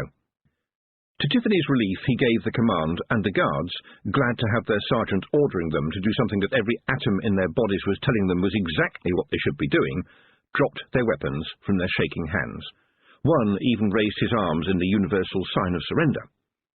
Tiffany pulled the sergeant a little way away from the glowering Feegles and whispered, "What do you think you were doing, you stupid idiot?" "Orders from the Baron, Tiff." "The Baron? But the Baron is—" "Alive, miss. He's been back for 3 hours. Drove through the night, they say, and people have been talking." He looked down at his boots. We were sent up here to find the girl that you gave to the fairies." "Sorry, Tiff." "Gave? Gave?" "I didn't say it, Tiff," said the sergeant, backing away. "But, well, you hear stories. I mean, no smoke without fire, right?" Stories, thought Tiffany. Oh, yes, once upon a time there was a wicked old witch. And you think they apply to me, do you? Am I on fire or just smoking? The sergeant shifted uneasily and sat down. "Look, I'm just a sergeant, okay? The young Baron's given me orders, yes, and his word is law, right? He may be the law down there. Up here, it's me. Look over there. Yes, there. What do you see?" The man looked where she pointed, and his face paled. The old cast-iron wheels and stove with its short chimney were clearly visible, even though a flock of sheep was happily grazing around them as usual. He leapt to his feet, as if he had been sitting on an ant's nest. "Yes," said Tiffany with some satisfaction. "Granny Aking's grave. Remember her? People said she was a wise woman, but at least they had the decency to make up better stories about her. Proposing to cut the turf. I'm amazed that Granny doesn't rise up through the turf and bite your bum. Now, take your men down the hill a little way, and I will sort this out. You understand? We don't want anyone to get jumpy." The sergeant nodded. It was not as if he had any other option. As the guards moved away, dragging their unconscious colleague with them and trying not to look like, well, guards who were turning a walk away as closely into a running away as was possible, Tiffany knelt down by Rob Anybody and lowered her voice. "Look, Rob, I know about the secret tunnels." "What scunner told you about the secret tunnels?" "I am the Hag of the Hills, Rob," said Tiffany soothingly. "Shouldn't I know about the tunnels? You are Feegles, and no Feegle will sleep in a house with only one entrance, right?" The Feegle was calming down a bit now. "Oh, aye, you have a point there." "Then can I please suggest you go and fetch young Amber? Nobody is going to touch the mound." After a little hesitation, Rob Anybody sprang into the entrance hole and was gone. It took some time for him to return, time Tiffany thankfully used by getting the sergeant to come back and help her gather up the guards' dropped weapons. And when Rob did resurface, he was accompanied by a great many more Feegles and the Kelder, and also by a rather reluctant Amber, who blinked nervously in the daylight and said, "Oh, Crivens." Tiffany knew that her own smile was false when she said, "I've come to take you home, Amber." Well, at least I'm not stupid enough to say something like, "Won't that be nice?" she added to herself. Amber glared at her. "You will nie get me back in that place," she announced, "and you can stick it where the monkey put his jumper." And I don't blame you, thought Tiffany, but now I can pass for being a grown-up, and I have to say some stupid grown-up things. "But you do have a mother and father, Amber. I'm sure they miss you." She winced at the look of scorn the girl gave her. "Oh, aye, and if the old scunner misses me, he'll aim another blow." "Maybe we can go together and help him change his ways," Tiffany volunteered, despising herself, but the image of those thick fingers, heavy with nettle stings from that awful bouquet, wouldn't go away. This time Amber actually laughed. "Sorry, mistress, but Jeanie told me you were clever." What was it that Granny Weatherwax had said once? Evil begins when you begin to treat people as things. And right now it would happen if you thought there was a thing called a father, and a thing called a mother, and a thing called a daughter, and a thing called a cottage, and told yourself that if you put them all together, you had a thing called a happy family. Aloud, she said, "Amber, I want you to come with me to see the Baron, so that he knows you are safe. After that, you can do as you please. That's a promise." Tiffany felt her knocking on her boot and looked down at the Kelder's worried face. "Can I have a wee word with ye?" said Jeanie. Beside her, Amber was crouching down so that she could hold the Kelder's other hand. Then Jeanie spoke again, if it was speech and not song, but what could you sing that stayed in the air, so that the next note twisted around it? What could be sung that seemed to be a living sound that sung itself right back at you? And then the song was gone, leaving only a hole and a loss. "That's a Kelder song," said Jeanie. "Amber heard me singing it to the little ones. It's part of the soothings, and she understood it, Tiffany. I gave her nae help, but she understood it. I know the toad has told you this, but do you ken what I'm telling you now? She recognises meaning and learns it. She is as close to being a Kelder as any human could be. She is a treasure not to be thrown away." The words came out with unusual force for the Kelder, who was usually so softly spoken, and Tiffany recognised it as helpful information that, ever so nicely, was a kind of threat. Even the journey off the downland and into the village had to be negotiated. Tiffany, holding Amber by the hand, walked past the waiting guards and continued on, much to the embarrassment of the sergeant. After all, if you have been sent to bring somebody in, then you are going to look pretty silly if they go and bring themselves in by, as it were, themselves. But on the other hand, if Tiffany and Amber walked behind the guards, it looked as though they were being driven. This was sheep country after all, and everybody knew, didn't they, that the sheep walked in front and a shepherd walked behind. Finally, they compromised on a rather awkward method where they all moved forward with a certain amount of revolving and shuffling that made it look as if they were travelling by square dance. Tiffany had to spend a lot of the time stopping Amber from giggling. That was the funny part. It would have been nice if the funny part could have lasted longer. "Look, I was only told to fetch the girl," said the sergeant desperately as they walked through the castle gates. "You don't have to come." He said this in a way which meant, "Please, please, don't barge in and show me up in front of my new boss." But it didn't work. The castle was what was once called a bustle, which meant extremely busy, with cross people running around at cross purposes in every direction except straight up. There was going to be a funeral, and then there was going to be a wedding, and two big occasions so close together could test the resources of a small castle to the utmost, especially since people who would come a long way for one would probably stay for the other, saving time but causing extra work for everybody. But Tiffany was glad for the absence now of Miss Spruce, who had been altogether too unpleasant by half, and had never been one to get her hands dirty. And then there would always be the problem of seating. Most of the guests would be aristocrats, and it was vitally important that no one had to sit next to somebody who was related to someone who had killed one of their ancestors at some point in the past. Given that the past is a very big place, and taking into account the fact that everybody's ancestors were generally trying to kill everybody else's ancestors for land, money, or something to do, it needed very careful trigonometry to avoid another massacre taking place before people had finished their soup.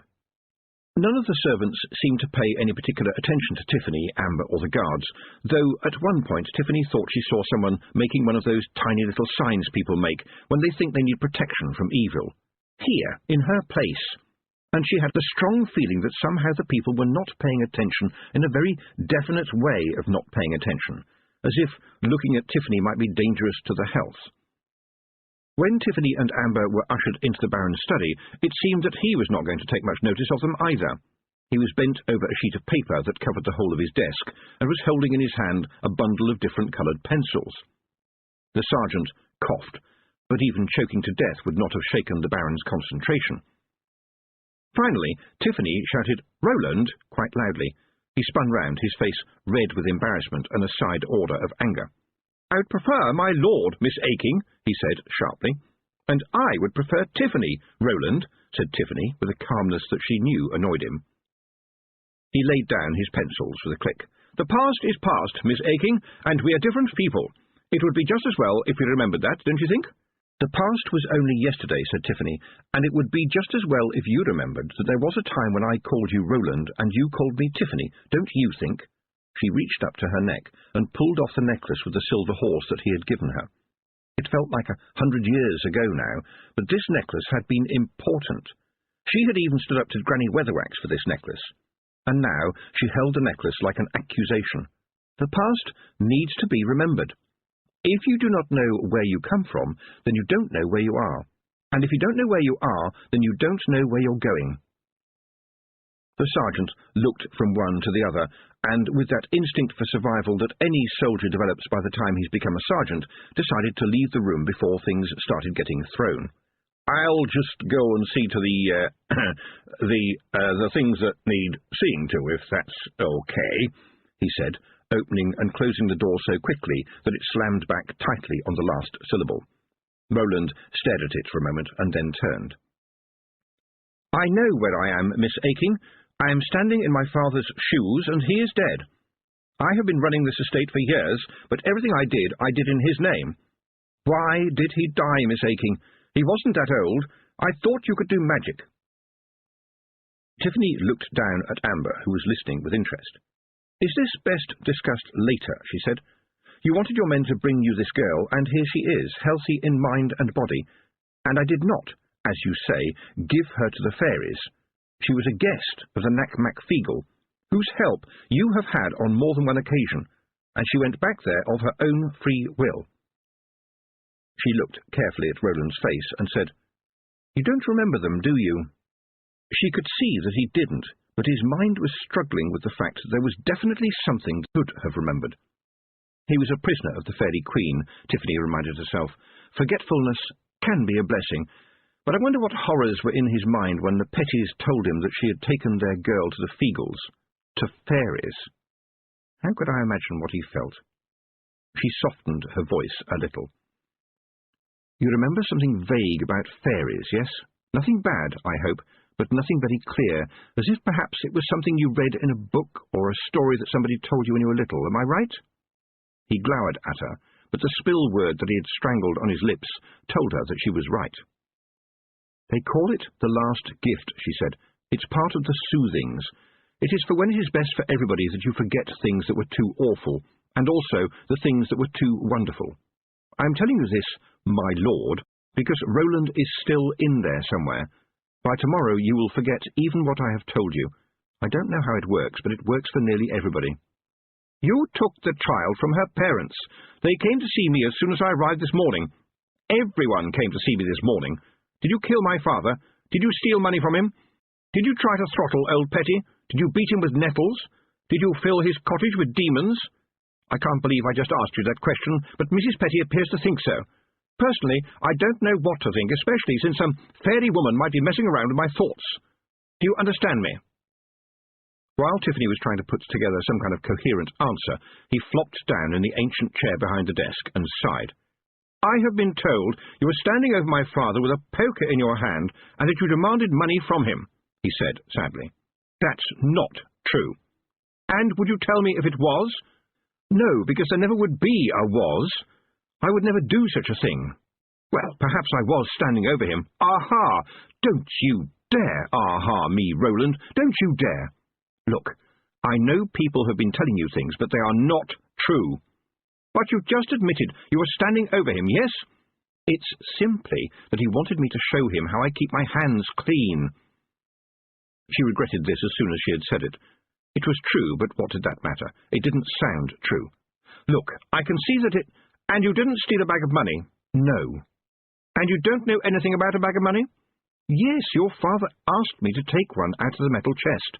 He wanted to—" Roland interrupted her. "Where is that money now?" His voice was flat and without expression. "I have no idea," said Tiffany. And as his mouth opened again, she shouted, "No! You will listen, understand? Sit there and listen. I attended your father for the better part of 2 years. I liked the old man, and I would do nothing to hurt him or you. He died when it was his time to die. When that time comes, there is nothing anyone can do." "Then what is magic for?" Tiffany shook her head. "Magic, as you call it, kept the pain away, and don't you dare think that it came without a price. I have seen people die, and I promise you your father died well and thinking of happy days."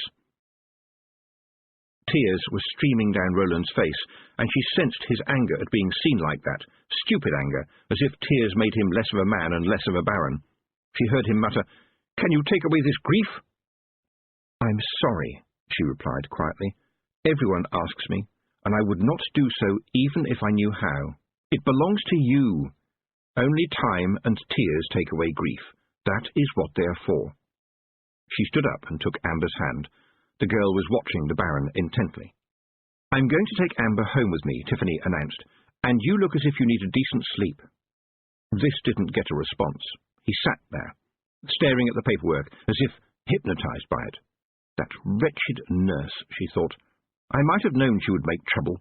Poison goes where poison's welcome, and in Miss Spruce's case, it would have been welcomed with cheering crowds and possibly a small brass band.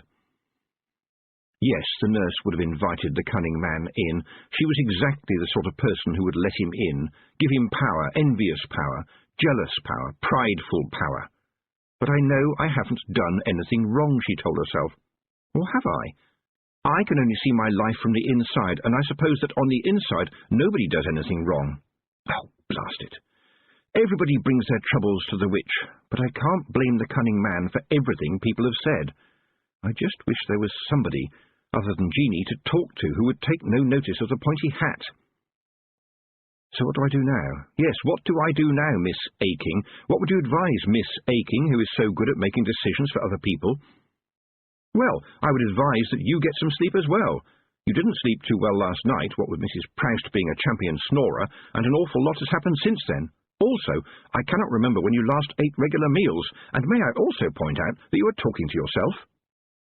She looked down at Roland, slumped in the chair, his gaze far away. I said, I am taking Amber home with me for now. Roland shrugged. Well, I can hardly stop you, can I? He said sarcastically. You are the witch. Tiffany's mother uncomplainingly made up a bed for Amber, and Tiffany dropped off to sleep in her own bed at the other end of the big bedroom. She woke up on fire. Flames filled the entire room, flickering orange and red but burning as gently as the kitchen stove. There was no smoke, and although the room felt warm, nothing was actually burning. It was as if fire had just dropped in for a friendly visit, not for business. Its flames rustled. Enthralled, Tiffany held a finger to the flame and raised it as if the little flame was as harmless as a baby bird. It seemed to get colder, but she blew on it anyway, and it plopped back into life. Tiffany got carefully out of the burning bed, and, if this was a dream, it was making a very good job of the tinkles and pings that the ancient bed traditionally made. Amber was lying peacefully on the other bed under a blanket of flame. As Tiffany watched, the girl turned over, and the flames moved with her. Being a witch meant that you didn't simply run around shouting just because your bed was on fire. After all, it was no ordinary fire, a fire that did no harm. So it's in my head, she thought. Fire that does no harm. The hair runs into the fire. Somebody is trying to tell me something. Silently, the flames went out. There was an almost imperceptible blur of movement in the window, and she sighed. The Feagles never gave up. Ever since she was 9 years old, she had known that they watched over her at night, and they still did, which was why she bathed in a hip bath behind a sheet. In all probability, she hadn't gotten a thing that the Knack-Mack Feagles would be interested in looking at, but it made her feel better. The hair runs into the fire. It certainly sounded like a message that she had to work out, but who from? From the mysterious witch who had been watching her, maybe? Omens were all very well, but sometimes it would help if people just wrote things down. It never paid, though, to ignore those little thoughts and coincidences, those sudden memories, little whims. Quite often they were another part of your mind trying hard to get a message through to you, one that you were too busy to notice. But it was bright daylight outside, and puzzles could wait. Other things couldn't. She'd start at the castle. "My dad beat me up, didn't he?" said Amber in a matter-of-fact voice as they walked towards the grey towers. "Did my baby die?" "Yes." "Oh," said Amber in the same flat voice. "Yes," said Tiffany, "I'm sorry." "I can sort of remember, but not exactly," said Amber. "It's all a bit fuzzy." "That's the soothings working. Jeanie has been helping you." "I understand," said the girl. "You do?" said Tiffany. "Yes," said Amber. "But my dad, is he going to get into trouble?" "He would if I told how I found you," Tiffany thought. The wives would see to it. The village people had a robust attitude to the punishing of boys, who almost by definition were imps of mischief and needed to be tamed, but hitting a girl that hard, not good. tell me about your young man, she said aloud instead. He's a tailor, isn't he? Amber beamed, and Amber could light up the world with a smile. Oh, yes. His grandad learned him a lot before he died. He can make just about anything out of cloth, can my William. Everyone around here says he should be put to an apprenticeship, and he'd be a master himself in a few years. Then she shrugged. But masters want paying for the learning of the knowing, and his mummy's never going to find the money to buy him an indenture. Oh, but my William has wonderful fine fingers, and he helps his mum with the sewing of her corsets and making beautiful wedding dresses. That means working with satins and such like, said the girl proudly. And William's mum is much complimented on the fineness of the stitching. Amber beamed with second-hand pride. Tiffany looked at the glowing face where the bruises, despite the Kelder's soothing touch, were still quite plain. So, the boyfriend is a tailor, she thought. To big, beefy men like Mr. Petty, a tailor was hardly a man at all, with his soft hands and indoor work.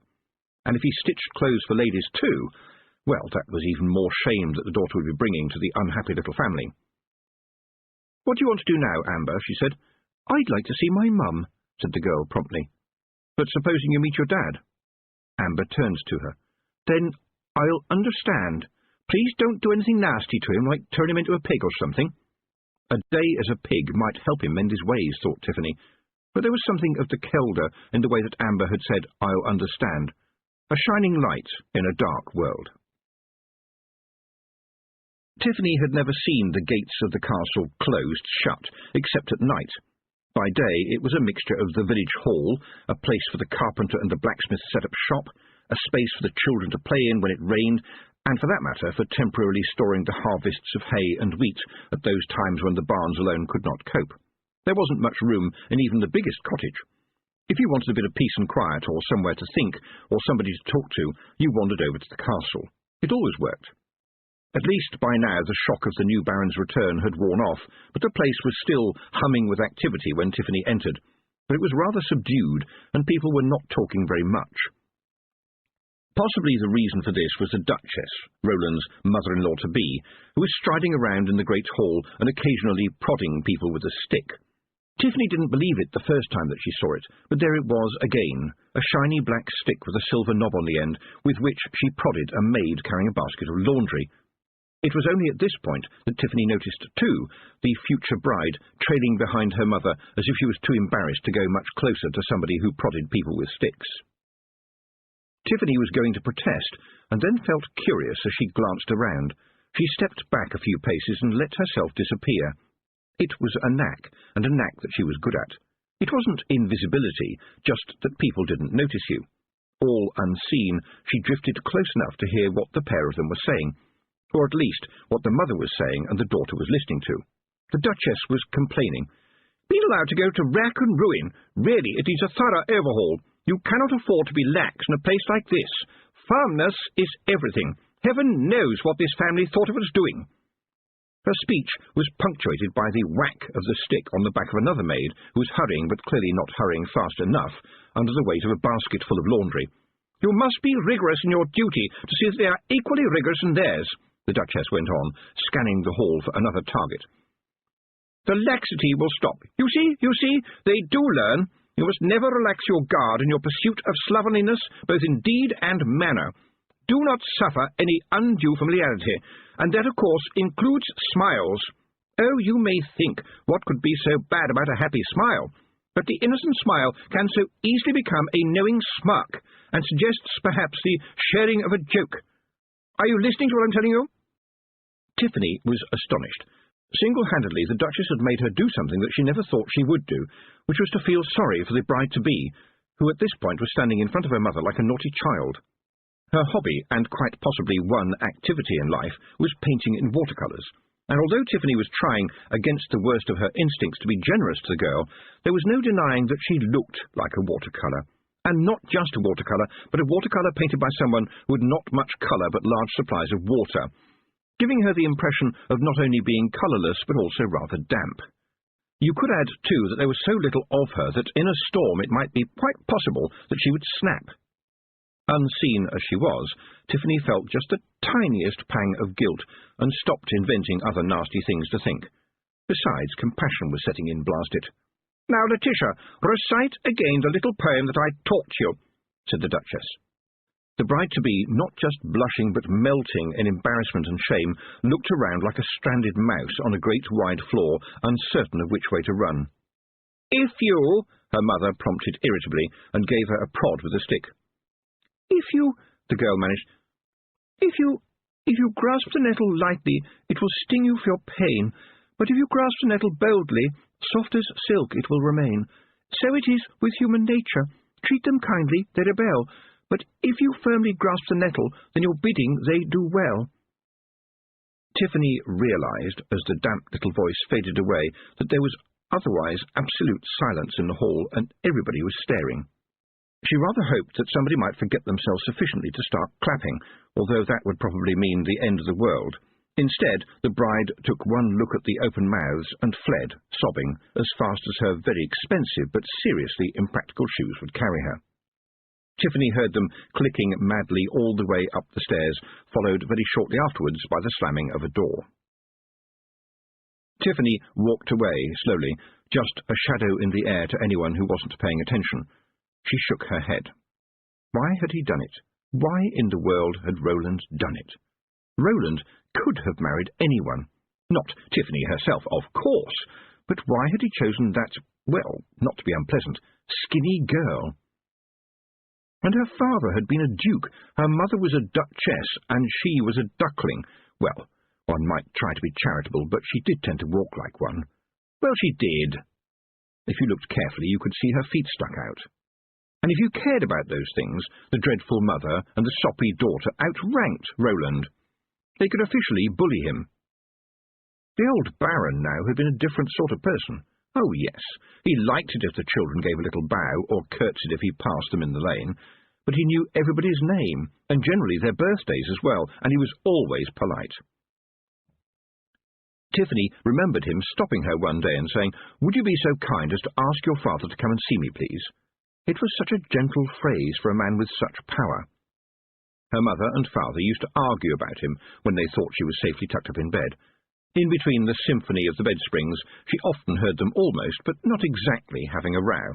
Her father would say things like, "It's all very well you saying he is generous and all that, but don't you tell me that his ancestors didn't get their money by grinding the faces of the poor."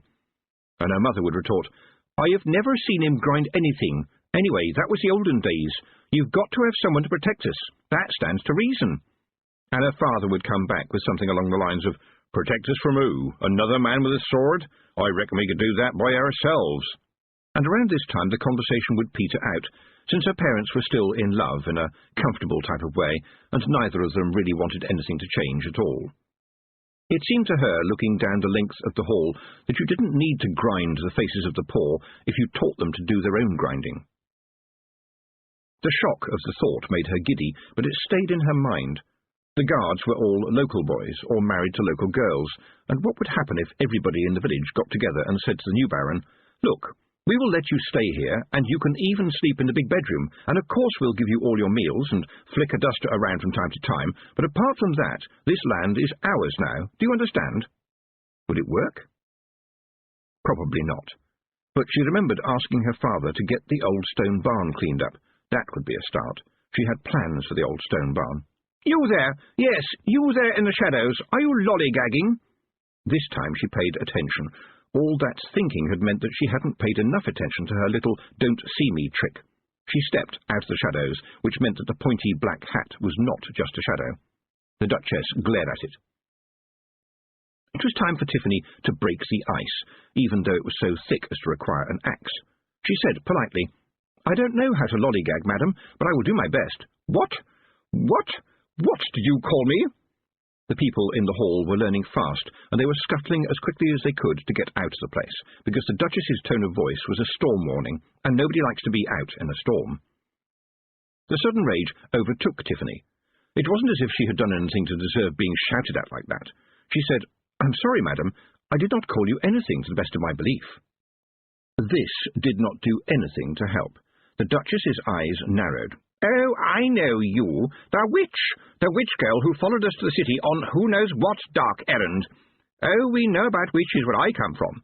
Meddlers, sowers of doubt, breeders of discontent, lacking all morality, and charlatans into the bargain.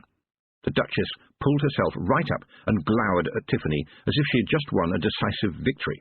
She tapped her cane on the ground. Tiffany said nothing, but nothing was hard to say. She could sense the watching servants behind curtains and pillars, or peering around doors.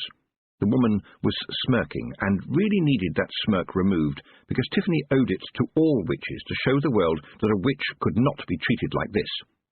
On the other hand, if Tiffany spoke her mind, it would certainly be taken out on the servants. This needed some delicate wording. It did not get it, because the old bat gave a nasty little snigger and said, "Well, child, aren't you going to try to turn me into some kind of unspeakable creature?" Tiffany tried. She really tried, but there are times when things are just too much. She took a deep breath. "I don't think I shall bother, madam, seeing as you are making such a good job of it yourself." The sudden silence was nevertheless peppered with little sounds, like a guard behind a pillar sticking his hand over his mouth so that his shocked laughter would not be heard, and a splutter as, on the other side of a curtain, a maid almost achieved the same thing. But it was the tiny little click of a door high above that stayed in Tiffany's memory. Was that Letitia? Had she overheard? Well, it didn't matter, because the Duchess was gloating now, with Tiffany safely on of her hand. She shouldn't have risen to the stupid insults, whoever was listening. And now the woman was going to take terrible delight in making trouble for Tiffany, anyone near to her, and quite probably everyone she'd ever known. Tiffany felt chilly sweat running down her back. It had never been like this before, not even with the Wintersmith, not even Anagramma being unpleasant on a bad day, not even the Fairy Queen who was good at spite. The Duchess beats them all. She was a bully, the kind of bully who forces her victim into retaliation, which therefore becomes the justification for further and nastier bullying, with collateral damage to any innocent bystanders who would be invited by the bully to put the blame for their discomfiture onto the victim. The Duchess looked around the shadowy hall. "Is there a guard here?" She waited in delighted malice. "I know there is a guard here somewhere." There was the sound of hesitant footsteps, and Preston, the trainee guard, appeared from out of the shadows and walked a nervous walk towards Tiffany and the Duchess. Of course, it would have to be Preston, Tiffany thought. The other guards would be too experienced to risk a generous helping of the Duchess's wrath. And he was smiling nervously, too, not a good thing to do when dealing with people like the Duchess. At least he had the sense to salute when he reached her, and by the standards of people who had never been told how to salute properly, and in any case had to do so very rarely, it was a good salute. The Duchess winced. "Why are you grinning, young man?" Preston gave the question some serious thought and said, "The sun is shining, madam, and I am happy being a guard." "You will not grin at me, young man. Smiling leads to familiarity, which I will not tolerate at any price. Where is the Baron?" Preston shifted from one foot to the other. "He is in the crypt, madam, paying his respects to his father." "You will not call me madam. Madam is a title for the wives of grocers. Nor can you call me my lady, which is a title for the wives of knights and other riff-raff. I am a duchess, and am therefore to be addressed as your grace. Do you understand?" "Yes, your grace." Preston threw in another salute in self-defence. For a moment, at least, the Duchess seemed satisfied, but it was definitely among the shorter kinds of moments. "Very well, and now you will take this creature," she waved a hand towards Tiffany, "and lock her in your dungeon. Do you understand me?" Shocked, Preston looked to Tiffany for guidance. She gave him a wink, just to keep his spirits up. He turned back to the Duchess. "Lock her in the dungeon?" The Duchess glared at him. "That's what I said." Preston frowned. "Are you sure?" he said. "It means taking the goats out." "Young man, it is not my concern what you do with the goats. I order you to incarcerate this witch immediately. Now get on with it, or I will see to it that you lose your position." Tiffany was already impressed with Preston, but now he won a medal. "Can't do that," he said. "Cause of happy arse. The sergeant told me all about it. Happy arse corp arse.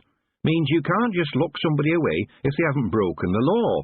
Happy arse corp arse. It's all written down. Happy arse corp arse," he repeated helpfully. This defiance seemed to push the Duchess beyond rage and into some sort of fascinated horror. This spotty-faced youth in ill-fitting armour was defying her over some stupid words.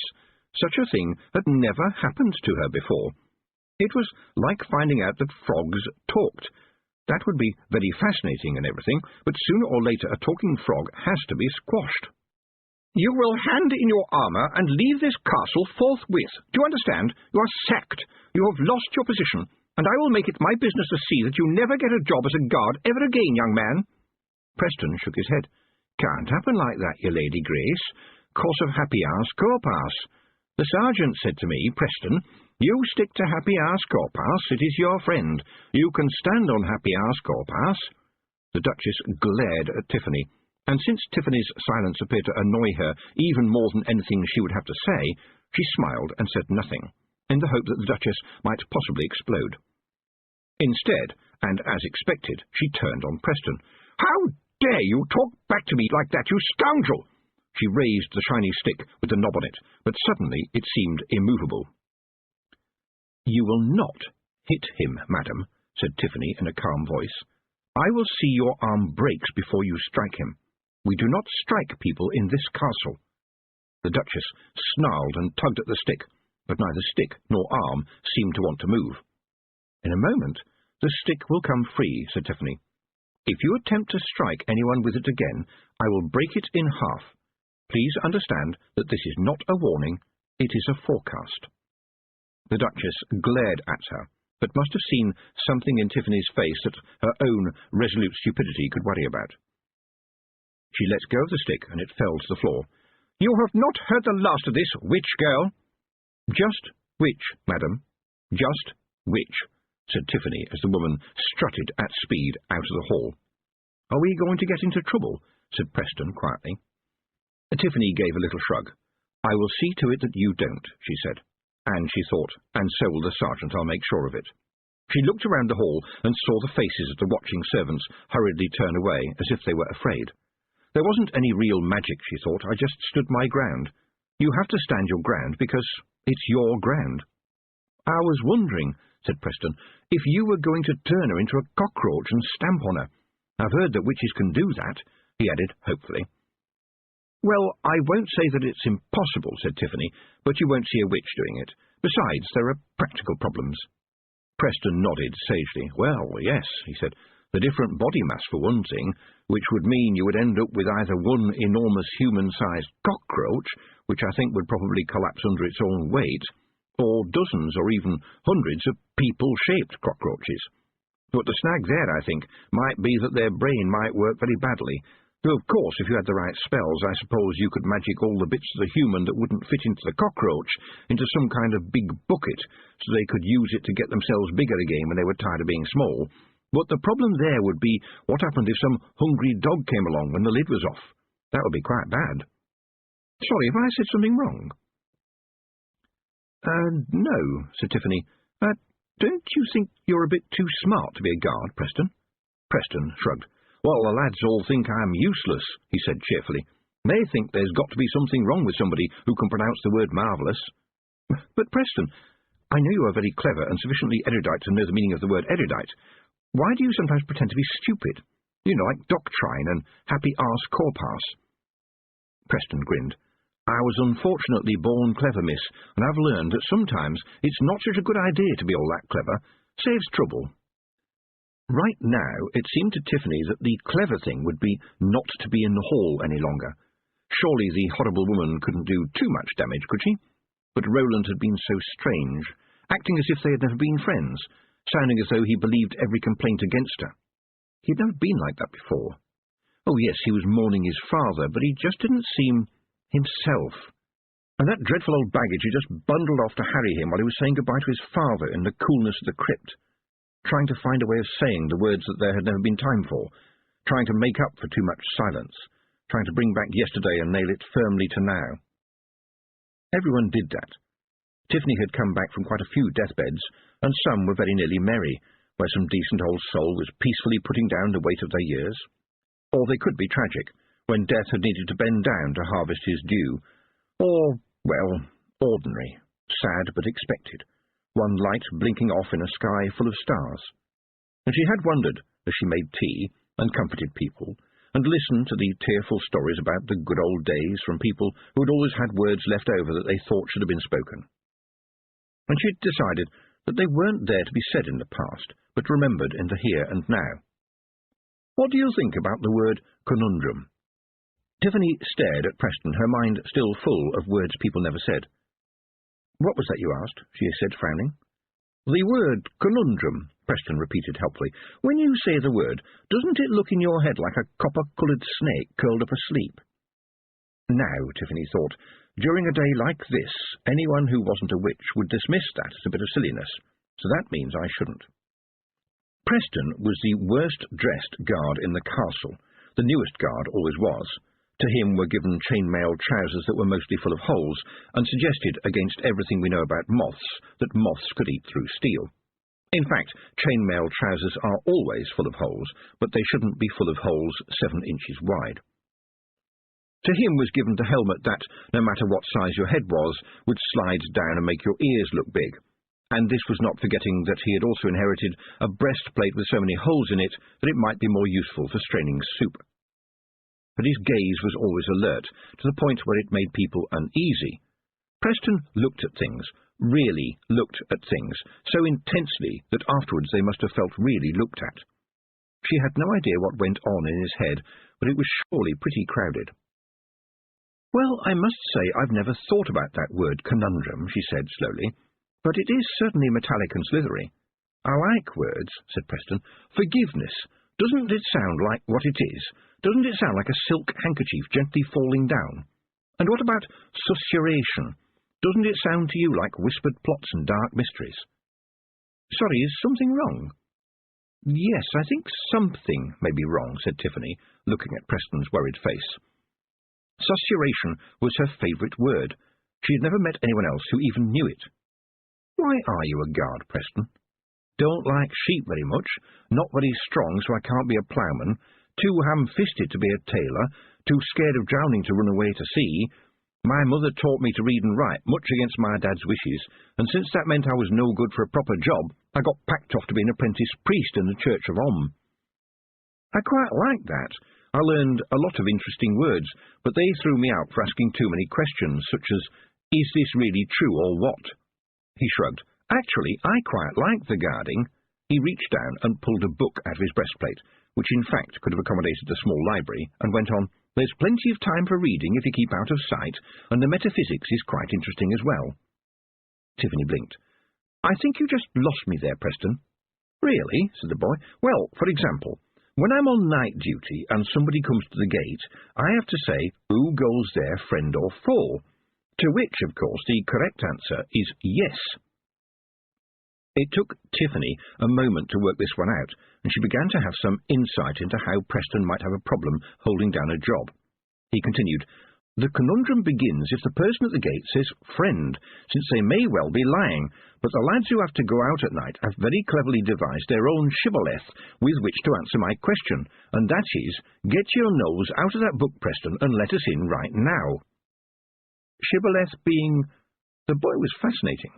It was not often you found somebody who could make nonsense sound wonderfully sensible. A kind of code word, said Preston. Strictly speaking, it means a word that your enemy would be unable to say. For example, in the case of the Duchess, it might be a good idea to choose a word like please. Tiffany tried not to laugh. That brain of yours is going to get you into trouble one day, Preston. Well, so long as it's good for something. There was a scream from the distant kitchen, and one thing that makes humans different from animals is that they run towards a distress call rather than away from it. Tiffany arrived only seconds behind Preston, and even they weren't the first. A couple of girls were comforting Mrs. Coble, the cook, who was sobbing on a chair while one of the girls was wrapping a kitchen towel around her arm. The floor was steaming, and a black cauldron was lying on its side. I tell you they were there, the cook managed between sobs. All wriggling, I shall always remember it, and kicking and crying out mother. I shall remember their little faces for as long as I live. She began sobbing again, great big sobs that threatened to choke her. Tiffany beckoned to the nearest kitchen maid, who reacted as though she'd been struck, and tried to cower back. Look, said Tiffany, can somebody please tell me what... "What are you doing with that bucket?" This was to another maid who was dragging a bucket up from the cellar, and who, at the sound of a command on top of the turmoil, dropped it. Shards of ice flew across the floor. Tiffany took a deep breath. "Ladies, you don't put ice on a scald, however sensible it seems. Cool some tea, but don't make it cold, and soak her arm in it for at least a quarter of an hour. Everybody understand? Good.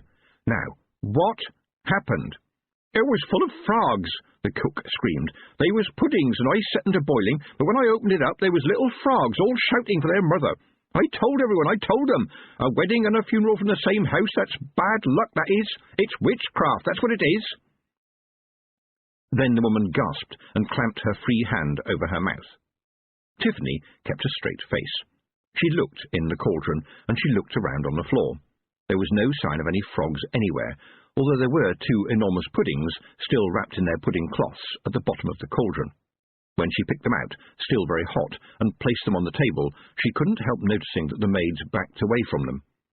"Perfectly good plum duff," she said cheerily. "Nothing to worry about here." "I have often noticed," said Preston, "that in some circumstances boiling water can seize in a very strange way, with water droplets appearing to jump up and down just above the surface, which I might suggest is one reason why Mrs. Coble thought she was seeing frogs." He leaned closer to Tiffany and whispered, "And another reason may quite possibly be that bottle of finest cream sherry I can see on the shelf over there, which appears to be almost empty, coupled with the lawn glass noticeable in the washing-up bowl over there." Tiffany was impressed. She hadn't noticed the glass. Everyone was watching her. Somebody ought to have been saying something, and since nobody was, it had better be her. "I'm sure the death of our Baron has upset us all," she began, and got no further because the cook sat bolt upright in the chair and pointed a trembling finger at her. "All except you, you creature," she accused. "I seed you, oh yes, I seed you. Everyone was sobbing and crying and wailing, but not you, oh no. You were just strutting around, giving orders to your elders and betters, just like your granny. Everybody knows. You was sweet on the young Baron, and when he chucked you over, you killed the old Baron just to spite him. You was seen, oh yes, and now the poor lad is beside himself with grief, and his bride is in tears and won't come out of her room. Oh, how you must be laughing inside. People is saying that the marriage should be put off. I'd bet you'd like that, wouldn't you? That would be a feather in your black hat, and no mistake. I remember when you was small, and then off you went up to the mountains where the folks are so strange and wild as everybody knows, and what comes back, yeah, what comes back? What comes back knowing everything, acting so hoity-toity, treating us like dirt, tearing a young man's life apart? And that ain't the worst of it. You just talk to Mrs. Petty. Don't tell me about frogs. I know frogs when I sees 'em. That's what I saw, frogs. They must— Tiffany stepped out of her body. She was good at this now, oh yes. Sometimes she practiced a trick on animals who were generally very hard to fool. Even if only a mind seemed to be there, they got nervous and eventually ran away.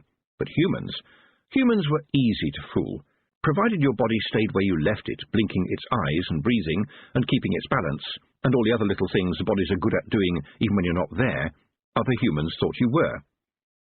And now she let herself drift towards the drunken cook, while she muttered and shouted and repeated herself, spitting out hurtful idiocies and bile and hatred, and also little flecks of spittle that stayed on her chins. And now Tiffany could smell the stench. It was faint, but it was there. She wondered, if I turn round, will I see 2 holes in her face? No, things weren't that bad, surely. Perhaps he was just thinking about her. Should she run? No. She might be running to rather than from. He could be anywhere. But at least she could try to stop this mischief. Tiffany was careful not to walk through people. It was possible, but even though she was in theory as insubstantial as a thought, walking through a person was like walking through a swamp, sticky and unpleasant and dark. She had got past the kitchen girls, who seemed hypnotized. Time always seemed to pass more slowly when she was out of her body. Yes, the bottle of sherry was almost empty, and there was another empty one just visible behind a sack of potatoes. Mrs. Coble herself reeked of it. She had always been partial to a drop of sherry, and possibly another drop as well. It could be a work-related illness among cooks, along with 3 wobbly chins. But all that foul stuff, where had that come from? Was it something she'd always wanted to say, or had he put it into her mouth? I have done nothing wrong, she thought again. It might be useful to keep that firmly in mind. But I have been stupid too, and I shall have to remember that as well. The woman, still hypnotizing the girls with her ranting, looked very ugly in the slow-motion world. Her face was a vicious red, and every time she opened her mouth her breath stank, and there was a piece of food stuck in her uncleaned teeth. Tiffany shifted sideways a little. Would it be possible to reach an invisible hand into her stupid body and see if she could stop the beating of the heart? Nothing like that had ever occurred to her before, and it was a fact that you could not, of course, pick up anything when you were outside your body. But perhaps it would be possible to interrupt some little flow, some tiny spark. Even a big, fat, wretched creature like the cook could be brought down by the tiniest of upsets, and that stupid red face would shudder, and that stinking breath would gasp, and that foul mouth would shut. First thoughts, second thoughts, third thoughts, and the very rare fourth thoughts lined up in her head like planets to scream in chorus, "That's not us! Watch what you were thinking!" Tiffany slammed back into her body, nearly losing her balance, and was caught by Preston, who was standing right behind her. Quick! Remember that Mrs. Coble had lost her husband only 7 months ago, she told herself, and remember that she used to give you biscuits when you were small, and remember that she had a row with her daughter-in-law and doesn't get to see her grandchildren anymore. Remember this, and see a poor old lady who has drunk too much and has listened to too much gossip. From that nasty Miss Spruce, for one. Remember this, because if you hit back at her, you will be what he wants you to be. Don't give him space in your head again. Behind her, Preston grunted and said, "I know it's not the right thing to say to a lady, miss, but you are sweating like a pig."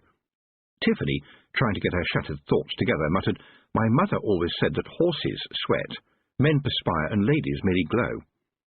"Is that so?" said Preston cheerfully. "Well, miss, you are glowing like a pig."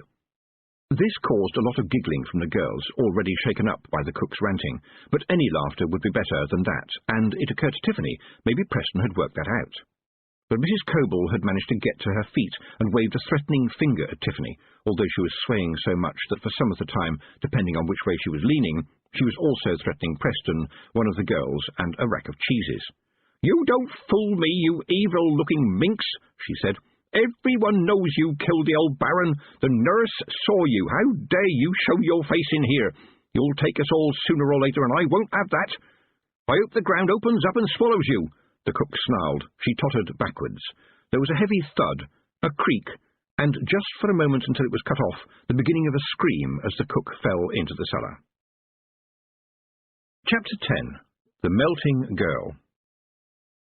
"Miss Aking, I must ask you to leave the chalk," said the Baron, his face wooden. "I will not." The Baron's expression did not change. Roland could be like that, she remembered, and it was worse now, of course. The Duchess had insisted on being in his office for this interview, and had further insisted on having 2 of her own guards there, as well as 2 from the castle. That pretty much filled all the space in the study, and the 2 pairs of guards glared at each other in an all-out professional rivalry. "It is my land, Miss Aking." "I know I have some rights," said Tiffany. Roland nodded like a judge. "That is a very important point, Miss Aking, but regrettably you have no rights at all. You are not a leaseholder, you are not a tenant, and you own no land. In short, you have nothing on which rights are based." He said all this without looking up from the foolscap paper in front of him. Deftly, Tiffany reached across and snatched it from his fingers, and was back in her chair before the guards could react. "How dare you talk like that without looking me in the eye?" But she knew what the words meant. Her father was a tenant of the farm. He had rights. She did not. "Look," she said, "you can't just turn me out. I've done nothing wrong." Roland sighed. "I really hoped that you would see reason, Miss Aking, but since you assert total innocence, I must spell out the following facts. Item, you admit that you took the child Amber Petty away from her parents and lodged her with the fairy folk who live in holes in the ground. Did you think this was the right place for a young girl? According to my men, there seemed to be a lot of snails in the vicinity. Now, just hold on, Roland. You will address my future son-in-law as my lord," snapped the Duchess. "And if I don't, will you hit me with your stick, your grace? Will you grasp the nettle firmly?" "How dare you?" the Duchess said, her eyes blazing. "Is this how you like your guests to be addressed, Roland?" At least his bewilderment seemed genuine. "I haven't the faintest idea what is being talked about here," he said. Tiffany pointed her finger at the Duchess, causing the Duchess's bodyguards to reach for their weapons, thus causing the castle guards to draw theirs too, so as not to be left out. By the time swords were safely disentangled and put back where they belonged, the Duchess was already launching a counter-attack. "You should not put up with this insubordination, young man. You are the Baron, and you have given this creature notice to leave your lands.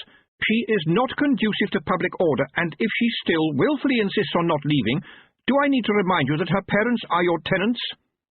Tiffany was already seething because of creature, but to her surprise the young Baron shook his head and said, "No, I cannot punish good tenants for having a wayward daughter." Wayward? That was worse than creature. How dare he?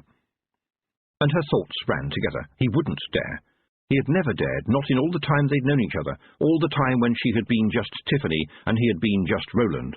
It had been a strange relationship, mostly because it wasn't a relationship at all. They hadn't been drawn to one another, they had been pushed towards one another by the way the world worked. She was a witch, which meant that she was automatically different from the village kids, and he was the Baron's son, which automatically meant that he was different from the village kids. And where they had gone wrong was in believing, somewhere in their minds, that because two things were different, they must therefore be alike. Slowly finding out that this wasn't true hadn't been nice for either of them, and there had been a certain number of things that both of them wished hadn't been said. And then it wasn't over, because it had never begun, not really, of course, and so it was best for both of them, of course, certainly, yes. And in all that time he'd never been like this, never so cold, never so stupid in such a meticulous kind of way that you couldn't blame it all on the wretched Duchess, although Tiffany would have loved to. No, there were other things happening. She had to be on her guard, and there, watching them watching her, she realized how a person could be both stupid and clever. She picked up her chair, placed it neatly in front of the desk, sat down on it, folded her hands, and said, "I'm very sorry, my lord." She turned to the Duchess, bowed her head, and said, "And to you too, your grace, I temporarily forgot my place. It will not happen again, thank you." The Duchess grunted. It would have been impossible for Tiffany to have thought any less of her, but, well, a grunt. After a climb-down like that, humbling an uppity young witch deserved a lot better than that. Some remark so cutting that it blunted on the bone. Honestly, she might have made an effort. Roland was staring at Tiffany, so nonplussed he was nearly minused. She confused him a little more by handing him the now crumpled sheet of paper and saying, "Do you want to deal with the other matters, my lord?" He struggled for a moment, managed to flatten the paper on the desk to his satisfaction, smoothed it out, and said, "There is the matter of the death of my father and the theft of money from his strong-box." Tiffany fixed him with a helpful smile, which made him nervous. "Anything else, my lord? I am anxious that everything should be dealt with." "Roland, she is up to something," said the Duchess. "Be on your guard." She waved a hand towards the guards. "And you guards should be on your guard as well, mind." The guards, having some difficulty with the idea of being even more on their guard when they were already, through nervousness, much further on their guard in any case than they had ever been before, strained to look a bit taller. Roland cleared his throat. "Then there is the matter of the late cook, who fell to her death almost coincidentally with, I believe, insulting you. Do you understand these charges?" "No," said Tiffany. There was a moment of silence before Roland said, "Why not?" "Because they aren't charges, my lord. You are not declaring outright that you think I stole the money and killed your father and the cook.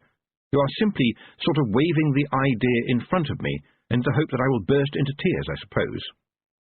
Witches don't cry, and I want something that probably no other witch has ever asked for before.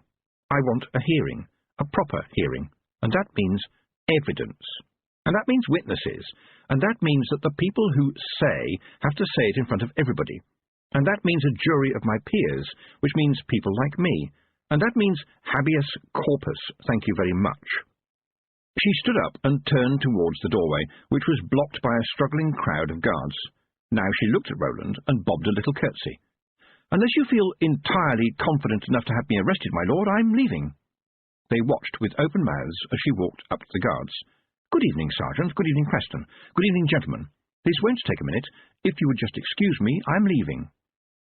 She saw Preston wink at her as she pushed past his sword, and then she heard the guards suddenly collapse in a heap. She walked along the corridor to the hall. There was a huge fire in the even bigger fireplace, which was large enough to be a room all by itself. The fire was peat. It couldn't do much to heat most of the hall, which never got warm, even in the heart of summer. But it was cosy to be close to, and if you have to breathe smoke, then you can't do better than peat smoke, which rose up to the chimney and drifted like a warm mist around the sides of bacon, which were hung up there to smoke.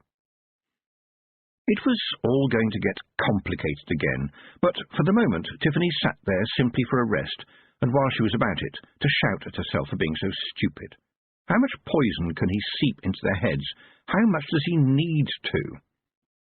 That was the problem with witchcraft. It was as if everybody needed the witches, but hated the fact that they did, and somehow the hatred of the fact could become the hatred of the person.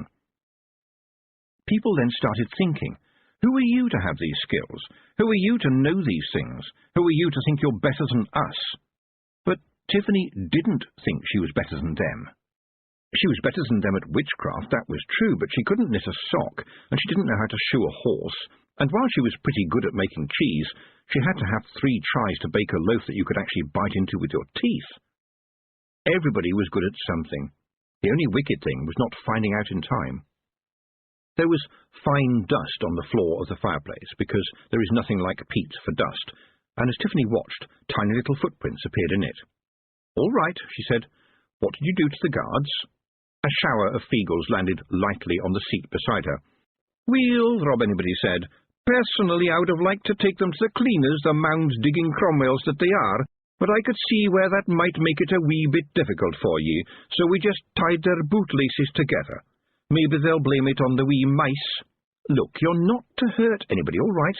The guards have to do what they're told." "Nay, they didn't," said Rob scornfully. "That's nae errand for a warrior, doing what you're told. And what would they have done to you, doing what they were told? That old Karen of a mother-in-law was glaring claymores at you the whole time. Bad cess to her. Ha! Let's see how she likes her bath water tonight." The edge to his voice put Tiffany on the alert. "You are not to hurt anybody. Do you understand?" "Nobody at all, Rob." The big man grumbled. "Oh, yes, miss. I've taken what you said on board." "And you promise on your honour as a feagle not to throw it over the side as soon as my back is turned, do you?" Rob Anybody started grumbling again, using crackling feagle words that she had never heard before. They sounded like curses, and once or twice, when he spat them out, smoke and sparks came out with them. He was stamping his feet, too, always a sign of a feagle at the end of his tether. "They came arrayed with sharp steel to dig up me home, dig up me clan, and dig up me family," he said, and his words were all the more menacing because they were so level and quiet. Then he spat a short sentence towards the fire, which burned green for a moment when the words hit the flames. "I'll no disobey the Hag of the Hills, ye ken, but I put ye on firm notice that if I can see a shovel near my mound again, the owner will find it shoved up his kilt blunt end first, so that he hurts his hands trying to pull it out. And that will only be the start of his problems. And if there is any clearances here, I swear on my spog that it will be us that is doing the clearing." He stamped up and down a bit, and then added, "And what is this we are hearing about ye demanding the law? We is nae friends of the law, ye ken." "What about wee Mad Arthur?" said Tiffany. It was almost impossible to make a feagle look sheepish, but Rob Anybody looked as if he was about to say, "Ah!" "Oh, it's a terrible thing them gnomes did to him," he said, looking sad.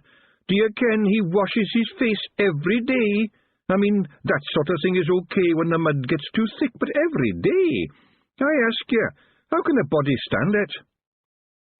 One moment there were feagles, and then there was a faint whoosh, followed by a total lack of feagles, and the next moment there was a more than adequate supply of guards. Fortunately, they were the sergeant and Preston, stamping to attention. The sergeant cleared his throat. "Am I addressing Miss Tiffany Aking?" he said. "It looks to me as if you are, Brian," said Tiffany. "But you be the judge." The sergeant looked around quickly and then leaned closer. "Please, Tiff," he whispered, "it's all gone serious on us." He straightened up quickly and then said, far louder than was necessary, "Miss Tiffany Aking, I am commanded by my Lord the Baron to inform you that it is his command that you must stay within the irons of the castle." "The what?" said Tiffany. Wordlessly, his eyes on the ceiling, the sergeant handed her a piece of parchment. "Oh, you mean the environs," she said. "That means the castle and the places around it too," she told him helpfully. But I thought the Baron wanted me to leave. Look, I'm just reading out what it says here, Tiff, and I'm ordered to lock your broomstick in the dungeon. That's an impressive errand that you have there, officer. It's leaning against the wall. Help yourself. The sergeant looked relieved. You're not going to make any trouble, he said. Tiffany shook her head. Not at all, Sergeant. I have no quarrel with a man who is only doing his duty. The sergeant walked cautiously up to the broomstick. They all knew it, of course. They had seen it going overhead, and generally only just overhead, practically every day. But he hesitated, with his hand a few inches from the wood. What happens when I touch it? He said. Oh, then it's ready to fly, said Tiffany. The sergeant's hand very slowly drew back from the vicinity, or possibly the environs, of the broomstick. But it won't fly for me, right? He said in a voice full of air sickness and pleading. Oh, not very far or very high, probably, said Tiffany, without looking round. The sergeant was well known to get vertigo simply by standing on a chair. She walked over to him and picked up the stick. Brian, what were your orders if I refused to obey your orders, if you see what I mean? I was supposed to arrest you. What? And lock me up in the dungeon? The sergeant winced. You know I wouldn't want to do that, he said. Some of us are grateful, and we all knew that poor old Mrs. Coble was as drunk as a skunk, poor woman. Then I won't put you to the trouble, said Tiffany. So why don't I put this broomstick, which you seem so worried about, down in the dungeon and lock it in? Then I won't be going anywhere, yes? Relief flooded the sergeant's face, and as they walked down the stone steps to the dungeon, he lowered his voice and said, It's not me, you understand, it's them upstairs. It seems like Her Grace is calling the shots now. Tiffany hadn't seen very many dungeons, but people said that the one in the castle was pretty good by dungeon standards, and would probably earn at least 5 ball and chains if anybody ever decided to write a good dungeon guide. It was spacious and well-drained, with a handy gutter right down the middle, which ended up in the inevitable round hole, which did not smell very bad on, as it were, the hole. Neither did the goats, which unfolded themselves from their snug beds in piles of straw and watched her through slot eyes in case she did anything interesting, such as feeding them. They didn't stop eating because, being goats, they were already eating their dinner for the second time. The dungeon had 2 entrances. One went straight outdoors. It was probably there to drag the prisoners in by back in the old days, because that would save having to pull them across the great hall, getting the floor all mucky with blood and mud. These days, the dungeon was mostly used as a goat shed, and on racks higher up, high enough to be out of reach of all but the most determined goat, an apple store. Tiffany lifted the broomstick up onto the lowest apple rack, while the sergeant petted one of the goats, taking care not to look up in case it made him feel dizzy. That meant he was entirely unprepared when Tiffany pushed him back out the doorway, took the keys out of the lock, swung herself back into the dungeon, and locked the door on the inside. I'm sorry, Brian, but you see, it is you. Not just you, of course, and not even mostly you, and it was rather unfair of me to take advantage of you, but if I'm going to be treated like a criminal, I might as well act like one. Brian shook his head. We do have another key, you know.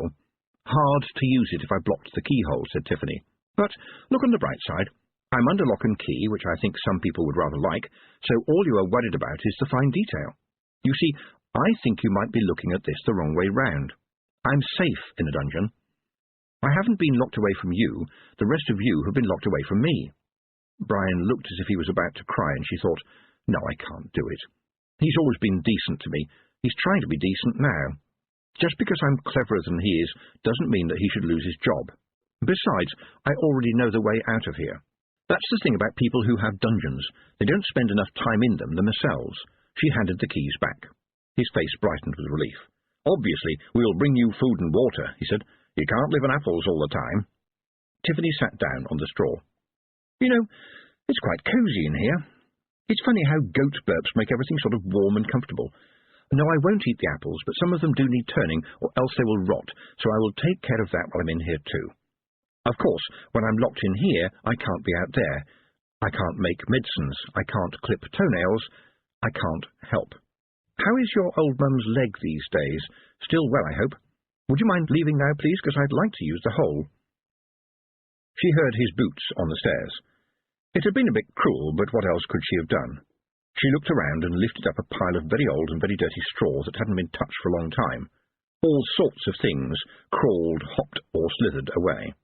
Around her, now that the coast was clear, feeble heads rose, bits of straw dropping off them. "Fetch my lawyer, please," Tiffany said brightly. "I think he's going to like working here." The toad turned out to be quite enthusiastic for a lawyer who knew that he was going to be paid in beetles. "I think we will start with wrongful imprisonment. Judges don't like that sort of thing. If anyone's going to be put in prison, they like to be the ones who do it." Actually, I locked myself in," said Tiffany. "Does that count?" "I wouldn't worry about that at the moment. You were under duress, your freedom of movement was being curtailed, and you were put in fear." "I certainly was not. I was extremely angry." The toad slapped a claw down on an escaping centipede. "You were interrogated by 2 members of the aristocracy in the presence of 4 armed men, yes? Nobody warned you. Nobody read you your rights. And you say the Baron apparently believes on no evidence that you killed his father and the cook, and stole some money." "I think Roland's trying hard not to believe it," said Tiffany. "Someone has told him a lie." "Then we must challenge it. Indeed we must. He can't go around making allegations of murder when they can't be substantiated. He can get into serious trouble for that." "Oh," said Tiffany, "I don't want any harm to come to him." It is hard to see when the toad is smiling, so Tiffany had to take a guess. "Did I say something funny?" "Not funny at all, not really, but in its way rather sad and rather droll," said the toad. "Droll in this case meaning somewhat bittersweet.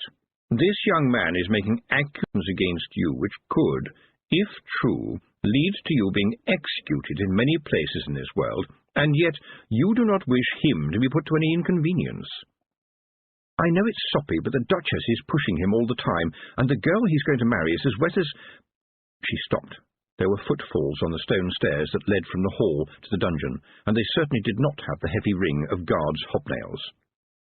It was Letitia, the bride-to-be, all in white and all in tears. She reached the bars of Tiffany's cell, hung onto them, and carried on crying. Not big sobs, but just an endless, snivelling, nose-dripping, fumbling in the sleeve for the lace hanky that is already totally soaking wet kind of tears. The girl didn't really look at Tiffany, just sobbed in her general direction. "I'm so sorry. I really am very sorry. What can you think of me?" And there, right there, was the drawback of being a witch. Here was a person whose mere existence had led Tiffany one evening to wonder about that whole business of sticking pins into a wax figure. She hadn't actually done it because it was something that you shouldn't do, something that witches greatly frowned on, and because it was cruel and dangerous, and above all, because she hadn't been able to find any pins. And now the wretched creature was in some kind of agony, so distraught that modesty and dignity were all being washed away in a rolling flood of gummy tears. How could they not wash away hatred as well? And, in truth, there had never been all that much hatred, more a kind of miffed feeling. She'd known all along that she'd never be a lady, not without the long blonde hair. It was totally against the whole book of fairy tales. She just hadn't liked being rushed into accepting it. "I really never wanted things to happen like this," gulped Letitia. "I really am very, very sorry. I don't know what I could have been thinking about." And so many tears rolling down that silly, lacy dress, and, oh no, there was a perfect snot balloon on a perfect nose.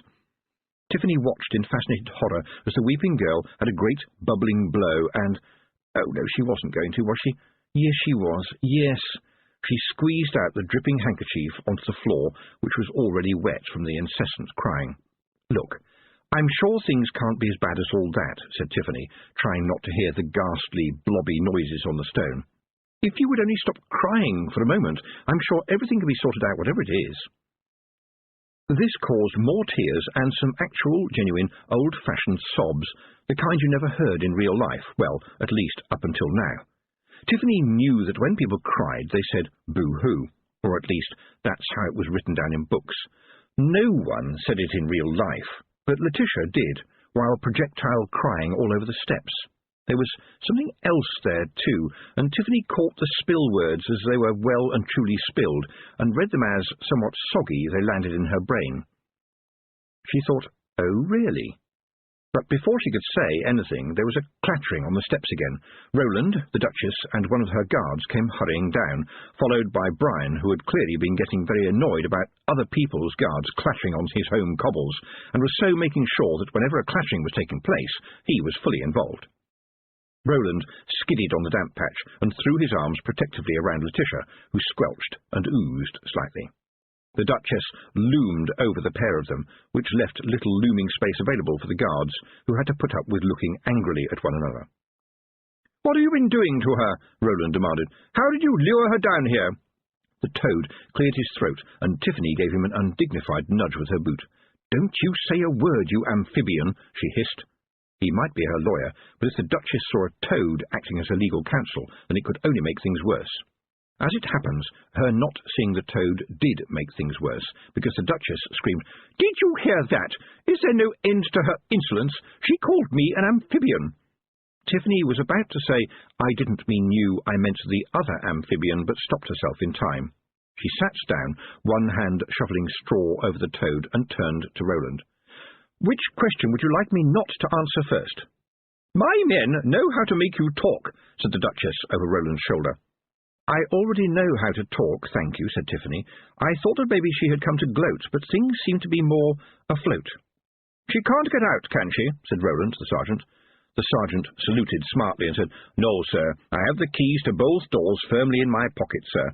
He gave a smug look to the Duchess's guard when he said this, as if to say, "Some people get asked important questions and come back with accurate and snappy answers around here. Thank you so very much." This was rather spoiled by the Duchess saying, "He twice called you sir instead of my lord, Roland. You must not let the lower orders act so familiarly to you. I have told you this before." Tiffany would cheerfully have kicked Roland for not coming back sharply on that one. Brian had taught him to ride a horse, she knew, and taught him how to hold a sword and how to hunt. Perhaps he should have taught him manners too. "Excuse me," she said sharply, "do you intend to keep me locked up forever? I wouldn't mind some more socks, and a couple of spare dresses, and, of course, some unmentionables if that is going to be the case." Possibly the mention of the word unmentionables was what flustered the young Baron, but he rallied quite quickly and said, that is to say, I feel we should perhaps keep you carefully but humanely where you can do no mischief until after the wedding. You do seem to be the centre of a lot of unfortunate events recently. I'm sorry about this." Tiffany didn't dare say anything, because it isn't polite to burst out laughing after such a solemn and stupid sentence as that. He went on, trying to smile. "You will be made comfortable, and of course we will take the goats out if you wish." "I'd like you to leave them in here, if it's all the same to you," said Tiffany. "I'm beginning to enjoy the pleasure of their company. But may I ask a question?" "Yes, of course." "This is not going to be about spinning wheels, is it?" Tiffany asked. Well, after all, there was only one way this stupid reasoning could be taking them. "What?" said Roland. The Duchess laughed triumphantly. "Oh, yes! It would be just like the saucy and all-too-confident young madam to taunt us with her intentions. How many spinning wheels do we have in this castle, Roland?" The young man looked startled. He always did when his future mother-in-law addressed him. I don't really know. I think the housekeeper has one. My mother's wheel is still in the high tower. There's always a few around. My father liked to see people busy with their hands, and really, I don't know." "I shall tell the men to search the castle and destroy every single one of them," said the Duchess. "I shall call her bluff. Surely everyone knows about spiteful witches and spinning wheels. One little prick upon the finger, and we'll all end up going to sleep for 100 years. Letitia, who had been standing in a state of snuffle, managed to say, "Mother, you know you've never let me touch a spinning wheel. And you never will touch a spinning wheel ever, Letitia, never in your life. Such things are there for the labouring classes. You are a lady. Spinning is for servants." Roland had gone red. "My mother used to spin," he said in a deliberate kind of way. "I used to sit up in the high tower when she was using it sometimes. It was inlaid with mother of pearl. Nobody is to touch it." It seemed to Tiffany, watching through the bars, that only someone with half a heart, very little kindness, and no common sense at all would have said anything at this point. But the Duchess had no common sense, probably because it was, well, too common. "I insist," she began. "No," said Roland. The word wasn't loud, but it had a quietness that was somehow louder than a shout, and undertones and overtones that would have stopped a herd of elephants in their tracks. or in this case, one duchess. But she gave her son-in-law a look which promised him a hard time when she could be bothered to think of one. Out of sympathy, Tiffany said, "Look, I only mentioned about the spinning wheels to be sarcastic. That sort of thing just doesn't happen anymore. I'm not sure that it ever did. I mean, people going to sleep for 100 years while all the trees and plants grow up all over the place? How is that supposed to work? Why weren't the plants sleeping as well? Otherwise, you would get brambles growing up people's nostrils, and I bet that would wake up anybody. And what happened when it snowed?" And as she said this, she fixed her attention on Letitia, who was almost screaming a very interesting spill word which Tiffany had noted for later consideration. "Well, I can see that a witch causes disruption wherever she walks," said the Duchess, "and so you'll stay here, being treated with more decency than you deserve, until we say so." "And what will you tell my father, Roland?" said Tiffany, sweetly. He looked as if he'd been punched, and probably he would be if Mr. Aking got wind of this. He'd need an awful lot of guards if Mr. Aking found out that his youngest daughter had been locked up with goats. "I'll tell you what," said Tiffany, "why don't we say that I'm staying in the castle to deal with important matters? I'm sure the sergeant here can be trusted to take a message to my dad without upsetting him." She made this into a question, and saw Roland nod, but the Duchess couldn't help herself. "Your father is a tenant of the Baron and will do what he is told." Now Roland was trying not to squirm. When Mr. Aking had worked for the old Baron, they had, as men of the world, reached a sensible arrangement, which was that Mr. Aking would do whatever the Baron asked him to do, provided the Baron asked Mr. Aking to do what Mr. Aking wanted to do and needed to be done. That was what loyalty meant, her father had told her one day. It meant that good men of all sorts worked well when they understood about rights and duties and the dignity of everyday people.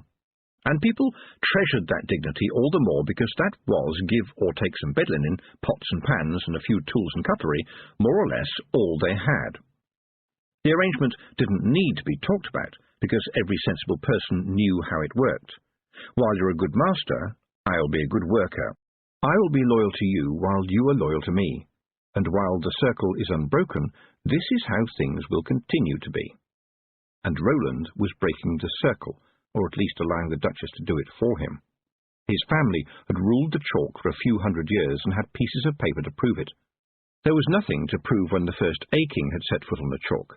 No one had invented paper then. People weren't happy about witches right now. They were upset and confused, but the last thing Roland could do with was Mr. Aking seeking an answer. Even with some grey in his hair, Mr. Aking could ask some very hard questions. And I need to stay here now, Tiffany thought. I found a thread, and what you do with threads is pull them. Aloud, she said, I don't mind staying here. I'm sure we don't want any little problems. Roland looked relieved about this, but the Duchess turned to the sergeant and said, Are you sure she's locked in? Brian stood up straight. He'd been standing up straight already, and was probably now on tiptoe.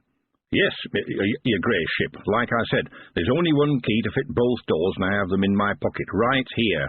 He slapped his right-hand pocket, which jingled. Apparently the jingle was enough to satisfy the Duchess, who said, Then I think we might rest a little happier in our beds tonight, Sergeant. Come, Roland, and do take care of Letitia. I fear she needs her medicine again. Goodness knows what the wretched girl said to her. Tiffany watched them go, all except Brian, who had the decency to look embarrassed. Could you come over here, please, Sergeant? Brian sighed and walked a little nearer to the bars. You're not going to make trouble for me, are you, Tiff? Certainly not, Brian, and I hope and trust that you will not try to make trouble for me. The sergeant shut his eyes and groaned. You're planning something, aren't you? I knew it. Let me put it like this, said Tiffany, leaning forward. How likely is it, do you think, that I'm going to stay in the cell tonight? Brian went to pat his pocket. Well, don't forget, I've got the... It was terrible to see his face crumple up like a little puppy that's been given a sharp telling off. You picked my pocket! He looked at her pleadingly, like a puppy who was now expecting much worse than a telling off. To the sergeant's shock and awe, Tiffany handed the keys back to him again with a smile. You surely don't think a witch needs keys, and I promise you that I will be back in here by 7 o'clock in the morning. I think you'll agree, in the circumstances, that this is a very good deal, especially since I will find some time to change the bandage on your mother's leg. The look on his face was enough. He grabbed the keys thankfully. I suppose it's no good me asking you how you intend to get out, he said hopefully. "I don't think you ought to ask that question in the circumstances, do you, Sergeant?" He hesitated and then smiled. "Thank you for thinking about my mother's leg," he said. "It's looking a bit purple at the moment." Tiffany took a deep breath. "The trouble is, Brian, you and I are the only ones thinking about your mother's bad leg. There's old folks out there who need someone to help them in and out of the bathtub. There's pills and potions that need making and taking to people in the hard-to-get-to places. There is Mr. Bouncer, who can hardly walk at all unless I give him a good rubbing of embrocation." She pulled out her diary, held together with bits of string and elastic bands, and waved it at him. "This is full of things for me to do, because I am the witch. If I don't do them, who will? Young Mrs. Trollope is due to have twins soon, I'm sure of it. I can hear the separate heartbeats. First-time births, too. She is already scared stiff, and the nearest other midwife is 10 miles away, and I have to say a bit short-sighted and forgetful. You are an officer, Brian. Officers are supposed to be men of resource, so if the poor young mother comes looking for help, I am sure you will know what to do." She had the pleasure of seeing his face go very nearly white. Before he could stutter a reply, she continued, "But I can't help, you see, because the wicked witch must be locked up in case she gets her hands on a loaded spinning wheel. Locked up for a fairy story. And the trouble is, I think somebody might die. And if I let them die, then I am a bad witch. The trouble is, I am a bad witch anyway. I must be, because you have locked me up." She did actually feel sorry for him. He hadn't become a sergeant to deal with things like this. Most of his tactical experience lay in catching escaped pigs. Should I blame him for what he's been ordered to do, she wondered. After all, you can't blame the hammer for what the carpenter does with it. But Brian has got a brain, and the hammer hasn't. Maybe he should try to use it. Tiffany waited until the sound of his boots indicated that the sergeant had decided quite correctly that it might be a good idea to have a plausible distance between the cell and himself that evening, and also perhaps a little think about his future. Besides, the Feagles began to appear from every crevice, and they had a wonderful instinct for not getting spotted. "You shouldn't have pickpocketed his keys," she said as Rob Anybody spat out a piece of straw. "Aye, he wants to keep you locked up." "Well, yes, but he's a decent person." She knew that sounded stupid, and Rob Anybody must have known that too. "Oh, aye, sure, a decent person who will lock you up at the bidding of that snotty old Garlin," he snarled. "And what about that big wee stripper dribbling in the white dress? I was reckoning we'd have to build guttering in front of her." "Was she one of them water nymphs?" said Daft Woolly, but the majority view was that the girl was somehow made of ice and had been melting away. Lower down the steps a mouse was swimming to safety. Almost without her knowing it, Tiffany's left hand slid into her pocket and pulled out a piece of string, which was temporarily dropped onto Rob Anybody's head. The hand went back into her pocket and came back out with one interesting small key she had picked up by the side of the road 3 weeks ago, an empty packet that had once contained flower seeds, and a small stone with a hole in it. Tiffany always picked up small stones with holes in them because they were lucky. She kept them in her pocket until the stone wore through the cloth and fell out, leaving only the hole. That was enough to make an emergency shamble, except that you usually needed something alive, of course. The toad's dinner of beetles had entirely disappeared, mostly into the toad, so she picked him up and tied him gently into the pattern, paying no attention to his threats of legal action. "I don't know why you don't use one of the Feagles," he said. "They like this sort of thing." "Yes, but half the time the shamble ends up pointing me to the nearest pub. Now just hang on, will you?" The goats carried on chewing as she moved the shamble this way and that, searching for a clue. Letitia had been sorry, deeply, damply sorry, and that last set of spill words was a set of words she wasn't brave enough to say, but not quick enough to stop. They were, "I didn't mean it." No one knew how a shamble worked. Everybody knew that it did. Perhaps all it did do was make you think. Maybe what it did do was give your eyes something to look at while you thought, and Tiffany thought, someone else in this building is magical. The shamble twisted, the toad complained, and the silver thread of a conclusion floated across Tiffany's second sight. She turned her eyes towards the ceiling.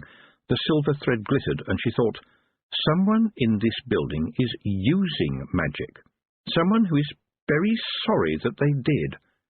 Was it possible that the permanently pale, permanently damp, and irrevocably watercolouring Letitia was actually a witch? It seemed unthinkable. Well, there was no sense in wondering what was happening when you could simply go and find out for yourself.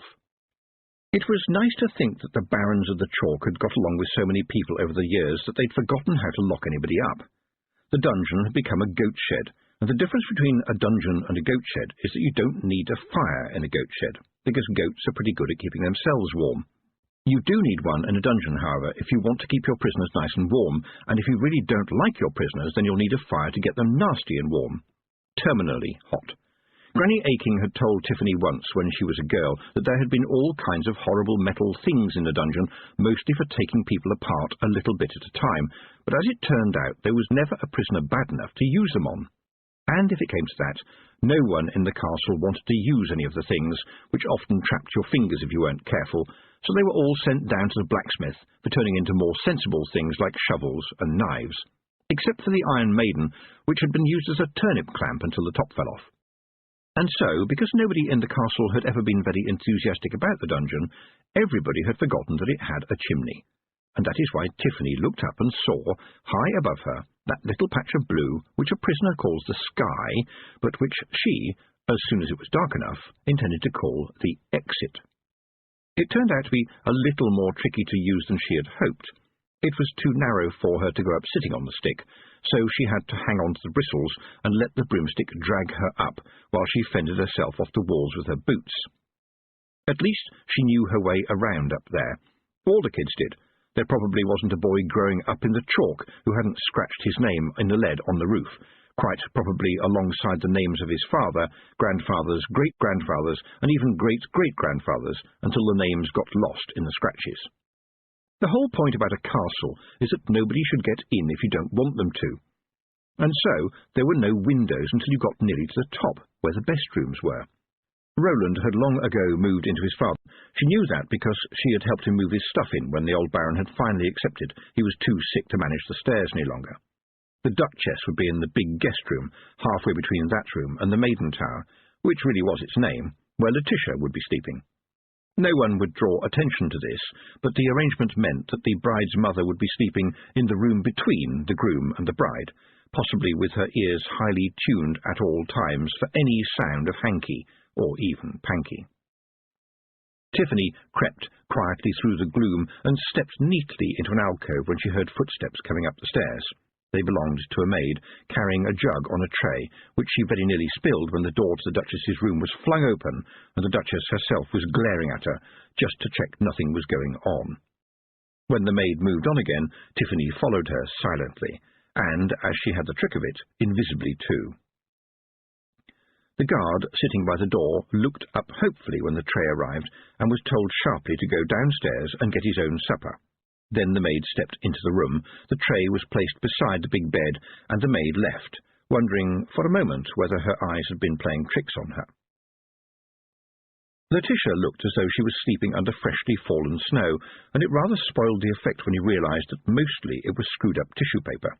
Used tissue paper at that. It was very rare indeed on the chalk, because it was quite expensive, and if you had any, it was not considered bad manners to dry it out in front of the fire for reuse later on. Tiffany's father said that when he was a little boy, he had to blow his nose on mice, but this was probably said in order to make her squeal.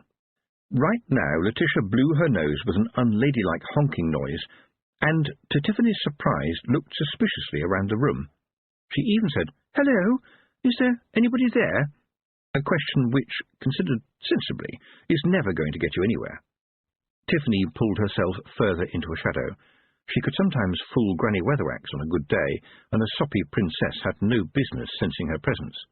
"I can scream, you know," said Letitia, looking around. "There's a guard right outside my door." "Actually, he's gone down to get his dinner," said Tiffany, which frankly I call very unprofessional. "He should have waited to be relieved by another guard. Personally, I think your mother is more worried about how her guards look than about how they think. Even young Preston guards better than they do. Sometimes people never know he's there until he taps them on the shoulder.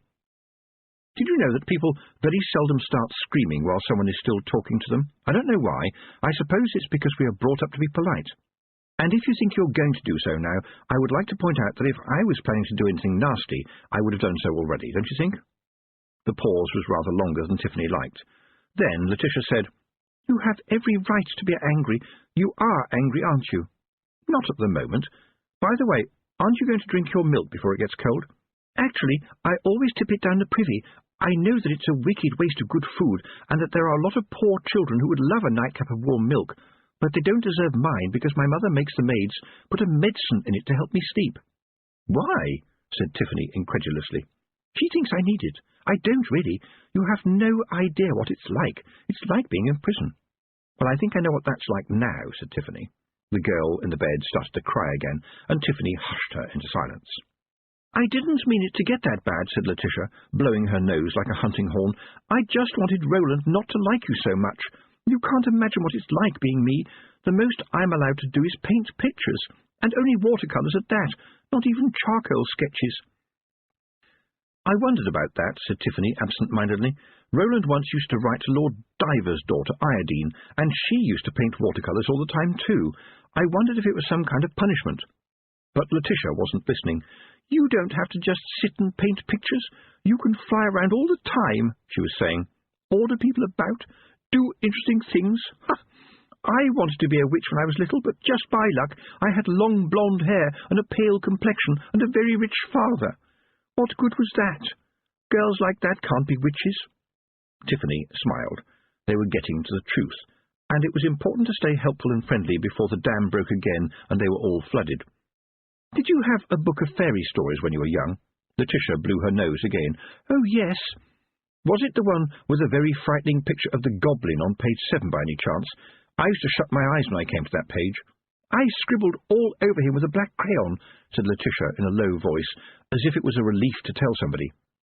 "You didn't like me, and so you decided to do some magic against me." Tiffany said it very quietly, because there was something brittle about Letitia. In fact, the girl did reach for some more tissue, but appeared to have run out of sobs for a moment, as it turned out, only for a moment. "I'm so sorry. If only I had known, I would never have—" "Perhaps I should tell you," Tiffany went on, "that Roland and I were, well, friends. More or less the only friend the other one had. But, in a way, it was the wrong kind of friendship. We didn't come together. Things happened that pushed us together. And we didn't realise that. He was the Baron's son, and once you know that you're the Baron's son, and all the kids have been told how to act toward the Baron's son, then you don't have many people you can talk to. And then there was me. I was the girl smart enough to be a witch, and I have to say that this is not a job which allows you to have that much of a social life. If you like, two people who were left out thought that they were the same kind of person. I know that now. Unfortunately, Roland was the first to realise that. And that's the truth of it. I am the witch, and he is the Baron. And you will be the Baroness, and you should not worry if the witch and the Baron, for the benefit of everybody, are on good terms. And that is all there is to it, and in fact there isn't even an it, just the ghost of an it." She saw relief travel across Letitia's face like the rising sun. "And that's the truth from me, miss, so I would like the truth from you. Look, can we get out of here? I'm afraid that some guards might rush in at any moment and try to put me in a place I can't get out of." Tiffany managed to get Letitia onto the broomstick with her. The girl fidgeted, but simply gasped as the stick sailed down gently from the castle battlements, drifted over the village, and touched down in the field. "Did you see those bats?" said Letitia. "Oh, they often fly around the stick if you don't move very fast," said Tiffany. "You'd think they would avoid it, really. And now, miss, now we're both far from any help, tell me what you did that made people hate me." Panic filled Letitia's face.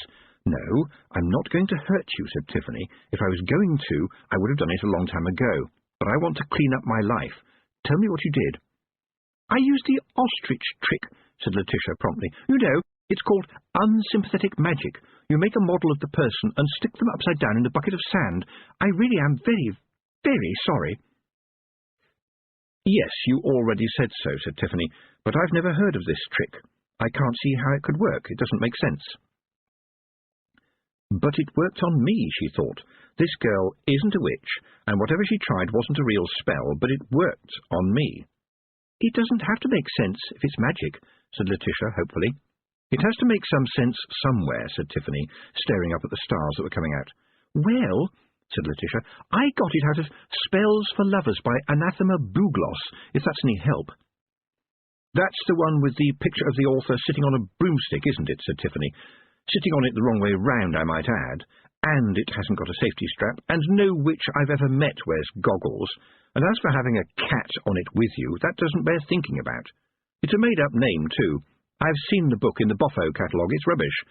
It's for soppy girls who think all you need to do to make magic is buy a very expensive stick with a semi-precious stone glued on the end, no offence meant. You might as well pick a stick out of the hedge and call it a wand. Without saying anything, Letitia walked a little way down to the hedge that lay between the field and the road. There's always a useful stick under a hedge if you poke around enough. She waved it vaguely in the air, and it left a light blue line after it. "Like this," she said. For quite a while there was no sound apart from the occasional hoot of an owl, and, for the really good of hearing, the rustling of the bats. "I think it's time we had a proper little chat, don't you?" said Tiffany. Chapter 11. The Bonfire of the Witches. "I told you I always wanted to be a witch," said Letitia. "You don't know how hard that can be when your family lives in a great big mansion, and it is so old that the coat of arms has even got a few legs on it as well. All that gets in the way, and, if you excuse me, I really wish I had been born with your disadvantages. I only found out about the Boffo catalogue when I heard two of the maids giggling over it when I went into the kitchen one day. They ran away, still giggling, I might add, but they left it behind. I can't order as much stuff as I would want to, because my maid spies on me and tells Mother. But the cook is a decent sort, so I give her money and the catalogue numbers, and they get delivered to her sister in Ham-on-Rye. I can't order anything very big, though, because the maids are always dusting and cleaning everywhere. I would really like one of the cauldrons, a double green, but from what you tell me, it's just a joke." Letitia had taken a couple of other sticks from the hedge and stuck them in the ground in front of her. There was a blue glow on the tip of each one. "Well, for everybody else it's a joke," Tiffany said, "but for you I expect it would produce fried chickens." "Do you really think so?" said Letitia eagerly. "I'm not sure I can think at all if I am upside down with my head in a bucket of sand," said Tiffany. "You know, that sounds a bit like wizard magic. This trick, it was in Mistress Bugloss's book, you say. Look, I'm sorry, but that really is Boffo stuff. It's not real. It's just for people who think that witchcraft is all about flowers and love potions and dancing around without your drawers on. Something I can't imagine any real witch doing." Tiffany hesitated because she was naturally honest and went on, "Well, maybe Nanny Og when the mood takes her. It's witchcraft with all the crusts cut off, and real witchcraft is all crusts. But you took one of her silly spells for giggling housemaids and used it on me, and it's worked. Is there a real witch in your family?" Letitia shook her head, and her long blonde hair sparkled even in the moonlight. "I've never heard of one. My grandfather was an alchemist, not professionally, of course. He was the reason why the hall has no east wing any more. My mother, I can't imagine her doing magic, can you?" "Her? Absolutely." "Well, I've never seen her do any, and she does mean well. She says that all she wants is the best for me. She lost all her family in a fire, don't you know? Lost everything," said Letitia. Tiffany couldn't dislike the girl. It would be like disliking a rather baffled puppy, but she couldn't help saying, "And did you mean well, you know, when you made a model of me and put it upside down in a bucket of sand?" There must have been reservoirs in Letitia. She was never more than a teacup away from a tear. "Look," Tiffany said, "I don't mind, honestly, though frankly I wish I believed that it was just a spell. Just take it out again then, and we can forget all about it. Please don't start crying again, it makes everything so soggy." Letitia sniffed. "Oh, it's just that, well, I didn't do it here. I left it at home. It's in the library." The last word in that sentence tinkled in Tiffany's head. A library? With books? Witches were not supposed to be particularly bothered about books, but Tiffany had read every one she could. You never knew what you could get out of a book. "It's a very warm night for the time of year," she said, "and your place is not too far, is it? You could be back in the tower and in bed in a couple of hours." For the first time since Tiffany had met her, Letitia smiled, genuinely smiled. "Can I go on the front this time, then?" she said. Tiffany flew low over the downs. The moon was well on the way to full, and it was a real harvest moon, the copper colour of blood. That was the smoke from the stubble burning, hanging in the air. How the blue smoke from burning wheat stalks made the moon go red she didn't know, and she wasn't going to fly all that way to find out. And Letitia seemed to be in some kind of personal heaven. She chattered the whole time, which was admittedly better than the sobbing. The girl was only 8 days younger than herself. Tiffany knew that because she had taken great care to find out. But that was just numbers. It didn't feel like that. In fact, she felt old enough to be the girl's mother. It was strange, but Petulia and Anagramma and the rest of them back in the mountains had all told her the same thing. Witches grew old inside. You had to do things that needed doing, but which turned your stomach like a spinning wheel. You saw things sometimes that no one should have to see. And, usually alone and often in darkness, you needed to do the things that had to be done. Out in the distant villages, when a new mother was giving birth and things had run into serious trouble, you hoped that there was an old local midwife who might at least give you some moral support. But still, when it came down to it, and a life or death decision had to be made, then it was made by you, because you were the witch. And sometimes it wasn't a decision between a good thing and a bad thing, but a decision between two bad things. No right choices, just choices. And now she saw something speeding over the moonlit turf and easily keeping up with the stick. It kept pace for several minutes, and then, with a spinning jump, headed back into the moonlight shadows. The hare runs into the fire, Tiffany thought, and I have a feeling that I do too. Keepsake Hall was at the far end of the chalk, and it was truly the far end of the chalk, because there the chalk gave way to clay and gravel. There was parkland there, and tall trees, forests of them, and fountains in front of the house itself, which stretched the word hall to breaking point, since it looked like half a dozen mansions stuck together. There were outbuildings, wings, a large ornamental lake, and a weather vane in the shape of a heron, which Tiffany nearly ran into.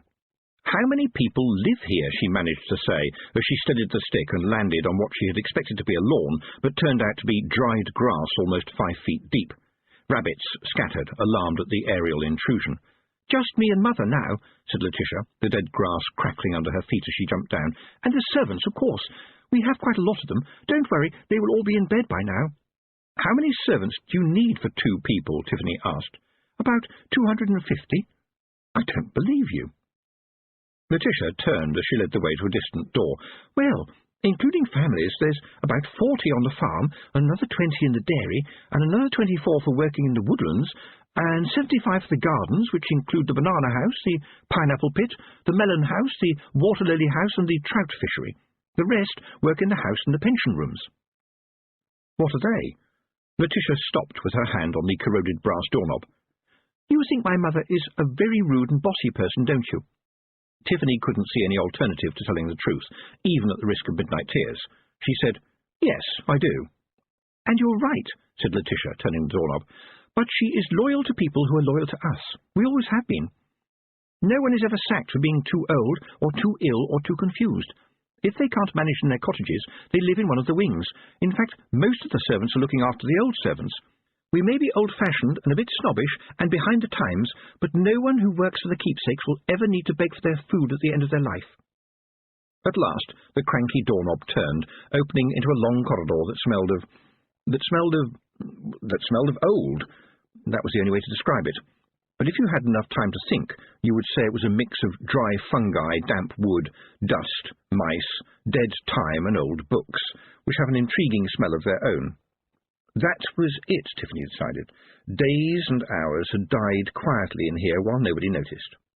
Letitia fumbled on a shelf inside the door and lit a lamp. "No one ever comes in here these days except me," she said, "because it's haunted." "Yes," said Tiffany, trying to keep her voice matter-of-fact, "by a headless lady with a pumpkin under her arm. She is walking towards us right now." Had she expected shock or tears? Tiffany certainly hadn't expected Letitia to say, "Oh, that will be Mavis. I shall have to change her pumpkin as soon as the new ones are ripe. They start to get all, well, manky after a while." She raised her voice. "It's only me, Mavis. Nothing to be frightened of." With a sound like a sigh, the headless woman turned and began to walk back up the corridor. "The pumpkin was my idea," Letitia continued chattily. "She was just impossible to deal with before that. Looking for her head, you know. The pumpkin gives her some comfort, and frankly I don't think she knows the difference, poor soul. She wasn't executed, by the way. I think she wants everybody to know that. It was simply a freak accident involving a flight of stairs, a cat, and a scythe." "And this is the girl who spends all her time in tears," thought Tiffany. "But this is her place." Aloud she said, "Any more ghosts to show me, just in case I want to wet myself again?" "Well, not now," said Letitia, setting off along the corridor. The screaming skeleton stopped screaming when I gave him an old teddy bear, although I'm not certain why that works, and, oh yes, the ghost of the first Duke now sticks to haunting the lavatory next to the dining room, which we don't use very often. He has a habit of pulling the chain at inconvenient moments, but that's better than the rains of blood we used to have. You are a witch. The words came out of Tiffany's mouth all by themselves, unable to stay in the privacy of her mind. The girl looked at her in astonishment. "Don't be silly," she said. "We both know how it goes, don't we? Long blonde hair, milk-white skin, noble, well, reasonably noble birth, and rich, at least technically. I'm officially a lady." "You know," said Tiffany, "maybe it's wrong to base one's future on a book of fairy stories. Normally, girls of the princess persuasion don't help out distressed headless ghosts by giving them a pumpkin to carry. As for stopping the screaming skeleton screaming by giving it a teddy bear, I have to say I am impressed. That is what Granny Weatherwax calls headology. Most of the craft is headology when you get right down to it, headology and boffo." Letitia looked flustered and gratified at the same time, making her face blotch white and pink. It was, Tiffany had to agree, the kind of face that peered out of tower windows, waiting for a knight with nothing better to do with his time than save its owner from dragons, monsters, and, if all else failed, boredom. "You don't have to do anything about it," Tiffany added. "The pointy hat is optional, but if Miss Tick was here, she would definitely suggest a career. It is not good to be a witch alone." They had reached the end of the corridor. Letitia turned another creaky doorknob, which complained as the door opened, and so did the door. "I've certainly found that out," said Letitia. "And Miss Tick is—" "She travels around the country finding girls who have the talent for the craft," said Tiffany. "They say that you don't find witchcraft, it finds you, and generally it's Miss Tick who taps you on the shoulder. She's a witch finder, but I don't suppose she goes into many big houses. They make witches nervous." "Oh, my!" And this was because Letitia had lit an oil lamp. The room was full of bookcases, and the books on them gleamed. These weren't cheap modern books. These were books bound in leather. And not just leather, but leather from clever cows who had given their lives for literature after a happy existence in the very best pastures. The books gleamed as Letitia moved around the large room, lighting other lamps. She hauled them up towards the ceiling on their long chains, which swung gently as she pulled, so that the shine from the books mixed with the gleam from the brasswork until the room seemed to be full of rich, ripe gold. Letitia was clearly pleased by the way Tiffany stood and stared. "My great-grandfather was a huge collector," she said. "Do you see all the polished brass? That's not for show, that's for the .303 bookworm, which can move so fast that it can bore a hole all the way through an entire shelf of books in a fraction of a second. Ha! But not when they run into solid brass at the speed of sound.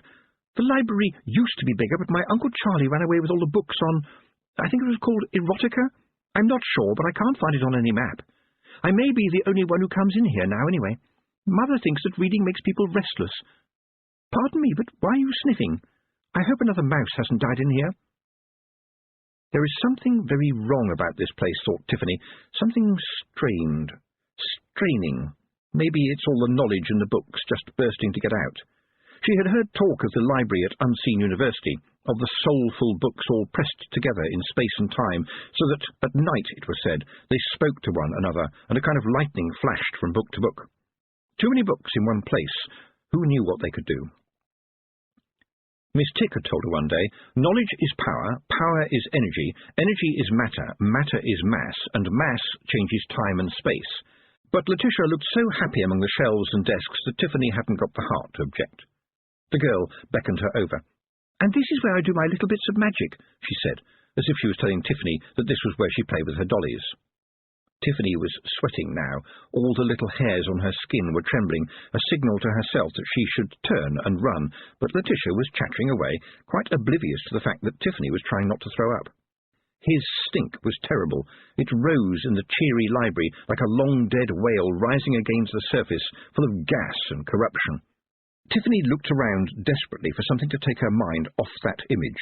Mrs. Proust and Derek had certainly benefited from Letitia Keepsake. She had bought the whole range, warts and all. "But I only use warts at the moment. I think they have the right feel without going overboard, don't you?" she was saying. "I've never bothered with them," said Tiffany weakly.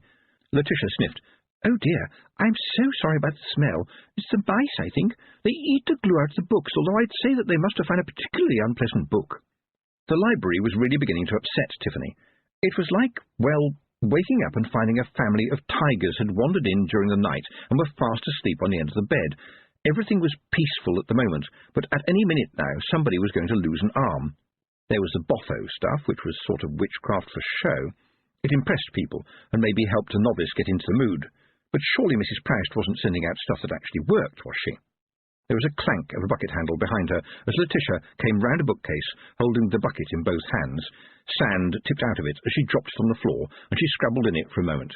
"Ah, there you are," she said, pulling out something that looked like a carrot which had been chewed by a mouse that wasn't really very hungry. "Is that supposed to be me?" said Tiffany. "I'm afraid I'm not very good at wood carving," said Letitia, "but the book says it's what you're thinking that counts." It was a nervous statement with a wiry little question clinging to the end of it, waiting to burst into tears. "Sorry," said Tiffany, "the book has got that wrong. It's not as nice as that. It's what you do that counts. If you want to put a hex on someone, you need something that has belonged to them. Hair, a tooth maybe, and you shouldn't mess about with it, because it's not nice and it's very easy to get it wrong." She looked closely at the very badly carved witch. "And I see you've written the word witch on it in pencil. You know I said it's easy to get it wrong? Well, there are times when getting it wrong just doesn't cover messing up somebody else's life." Her lower lip trembling, Letitia nodded. The pressure on Tiffany's head was getting worse, and the horrible stench was now so powerful that it felt like a physical thing. She tried to concentrate on the little pile of books on the library table. They were sad little volumes, of the sort that Nanny Ogg, who could be uncharacteristically scathing when she felt like it, called Tiddly Twinkle Pooh for girls who played at being witches for fun. But at least Letitia had been thorough. There were a couple of notebooks on the lectern which dominated the table. Tiffany turned to say something to the girl, but somehow her head did not want to stay turned. Her second sight was dragging it back, and her hand rose, slowly, almost automatically, and moved aside the little pile of silly books. What she had thought was the top of the lectern was in fact a much larger book, so thick and dark it seemed to merge with the wood itself. Dread trickled into her brain like black syrup, telling her to run and— no, that was all, just run, and go on running and not stop, ever. She tried to keep her voice level. "Do you know anything about this book?" Letitia looked over her shoulder. "It's very ancient. I don't even recognize the writing. Wonderful binding, though, and the funny thing is, it's always slightly warm." Here and now, thought Tiffany. It's facing me, here and now. Escarina said that there was a book of his. Could this possibly be a copy? But a book can't hurt, can it? Except that books contain ideas, and ideas can be dangerous. At this point, the book on the lectern opened itself with a leathery creak and a little flap noise as the cover turned over. The pages rustled like a lot of pigeons taking flight, and then there it was, one page filling the midnight room with brilliant, eye-watering sunlight. And in that sunlight, running towards her across the scorching desert, was a figure in black. Automatically, Tiffany slammed the book shut and held it shut in both hands, clutching it like a schoolgirl. "He saw me," she thought. "I know he did." The book jumped in her arms as something heavy hit it, and she could hear words she was glad she couldn't understand. Another blow struck the book, and the cover bulged, nearly knocking her over. When the next thump came, she fell forward, landing with the cover under her and all her weight on the book. Fire, she thought. He hates fire. But I don't think I could carry this very far, and, well, you don't set fire to libraries, you just don't. Besides, this whole place is as dry as a bone. "Is something trying to get out of the book?" said Letitia. Tiffany looked up at her pink and white face. "Yes," she managed, and slammed the book down on the table as it jumped again in her arms. "It's not going to be like that goblin in the fairy tale book, is it? I was always so scared that it would squeeze itself out between the pages." The book sprang up into the air and slammed back down again on the table, knocking the wind out of Tiffany. She managed to grunt, "I think this is a lot worse than the goblin." Which was our goblin, she remembered inconveniently. They had the same book, after all. It wasn't a good book in many respects, but then you grow up and it's just a silly picture, but part of you never forgets. It seemed to be something that happened to everybody. When she had mentioned to Petulia about being frightened by a picture in a book, the girl confessed that she had been hugely frightened by a happy-looking skeleton in a picture book when she was young, and it turned out all the other girls remembered something like it too. It was as if it was a fact of life. A book would start out by scaring you. "I think I know what to do," said Letitia. "Can you keep it occupied for a while? I won't be a moment." And with that she disappeared from view, and after a few seconds Tiffany, still straining to keep the book closed, heard a squeaking noise. She did not take much notice because her arms, clinging tightly to the bouncing book, felt red-hot. Then behind her, Letitia said quietly, "Look, I'm going to guide you to the book press. When I say so, push the book in and get your hands out of the way really, really quickly. It's quite important that you do it quickly." Tiffany felt the girl help her turn, and together they edged along to something metallic waiting in the gloom, while all the time the book rocked with anger and thumped her on the chest. It was like holding an elephant's heart while it was still beating. She hardly heard Letitia's voice above the pounding as she shouted, "Put the book down on the metal plate, push it a little way forward, and get your fingers out the way, right now." Something spun. In one pants-wetting moment, Tiffany saw a hand thrust its way through the book's cover before a metal plate slammed down on it, clipping the ends of Tiffany's fingernails. "Help me with this bar, will you? Let's tighten it down as far as we can." That was from Letitia, who was leaning on what? "It's the old book press," she said. "My grandfather used to use it all the time when he was tidying up old books that got damaged. It helps when you have to glue a page back in, for example.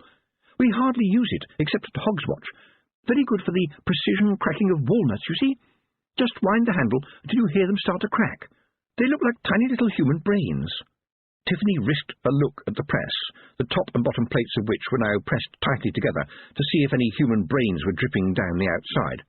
They weren't, but it didn't help very much at this point, as a small human skeleton walked out of the wall, through the library shelves as though they were smoke, and disappeared.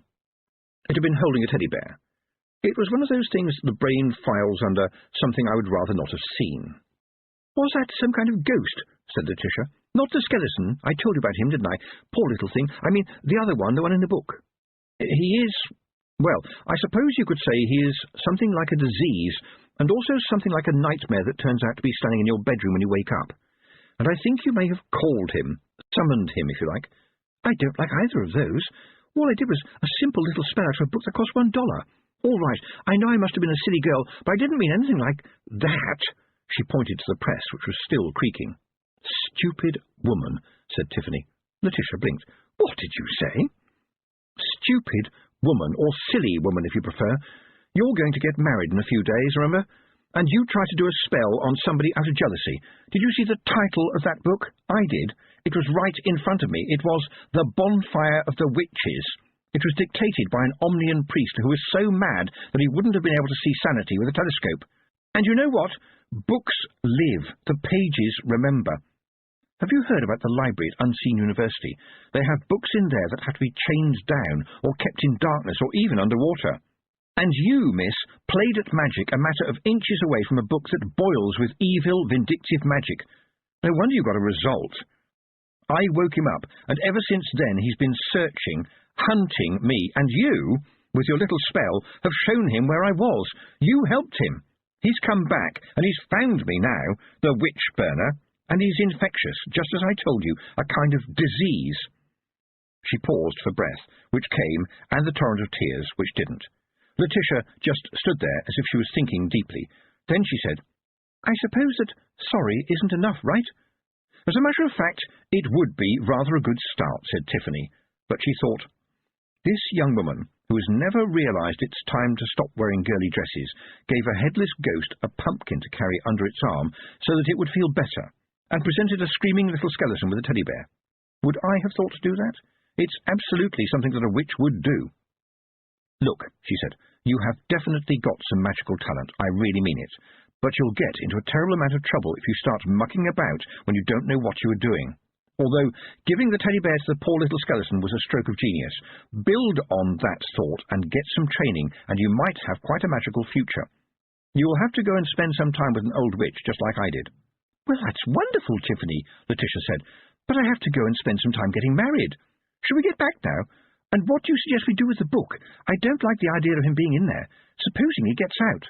"He is out already, but the book is, well, a kind of window that makes it easy for him to come through, to reach me. You get that sort of thing occasionally. It's a sort of way into another world, or perhaps somewhere else in this world." Tiffany had felt rather lofty when she explained this, and so was somewhat chastened when Letitia said, "Oh, yes, the Bluebell Wood, with the cottage that sometimes has smoke coming out of the chimney, and sometimes does not, and the girl feeding the ducks on the pond, where the pigeons on the house behind her are sometimes flying and sometimes perched. They are mentioned in H.J. Toadbinder's book, Floating Worlds. Would you like it? I know what it is." And before Tiffany could say a word, the girl hurried off among the bookshelves. She came back within a minute, much to Tiffany's relief, and she was carrying a large, shiny leather volume, which was suddenly dropped into Tiffany's hands. "It's a present. You've been kinder to me than I was to you." "You can't give me that. It's part of the library. It'll leave a gap." "No, I insist," said Letitia. "I'm the only one who comes in here now in any case. Mother keeps all the books of family history, genealogy and heraldry in her own room, and she's the only one who's interested in them. Apart from me, the only other person who ever comes in here these days is Mr. Tyler, and I think I hear him now, making his last round of the night. Well," she added, "he's very old and very slow, and it takes him about a week to go about his night watching, bearing in mind he sleeps through the day. Let's go. He'll have a heart attack if he actually finds anybody." There was indeed a creaking sound of a distant doorknob. Letitia lowered her voice. "Do you mind if we sneak out the other way? He might have a nasty turn if he actually discovers anybody." A light was coming down the long corridor, although you needed to watch it for quite some time to see that it was moving. Letitia opened the door to the outer world, and they hurried on to what would have been the lawn if anyone had mown it in the past 10 years. Tiffany got the impression that lawn mowing here went at the same decrepit speed as Mr. Tyler.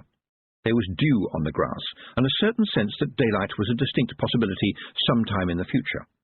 As soon as they reached the broomstick, Letitia made yet another muttered apology and hurried back into the sleeping house via another door, coming out again 5 minutes later carrying a large bag. "My mourning clothes," she said as the broomstick rose into the soft air. "It will be the old Baron's funeral tomorrow, the poor man. My mother always travels with her funeral clothes.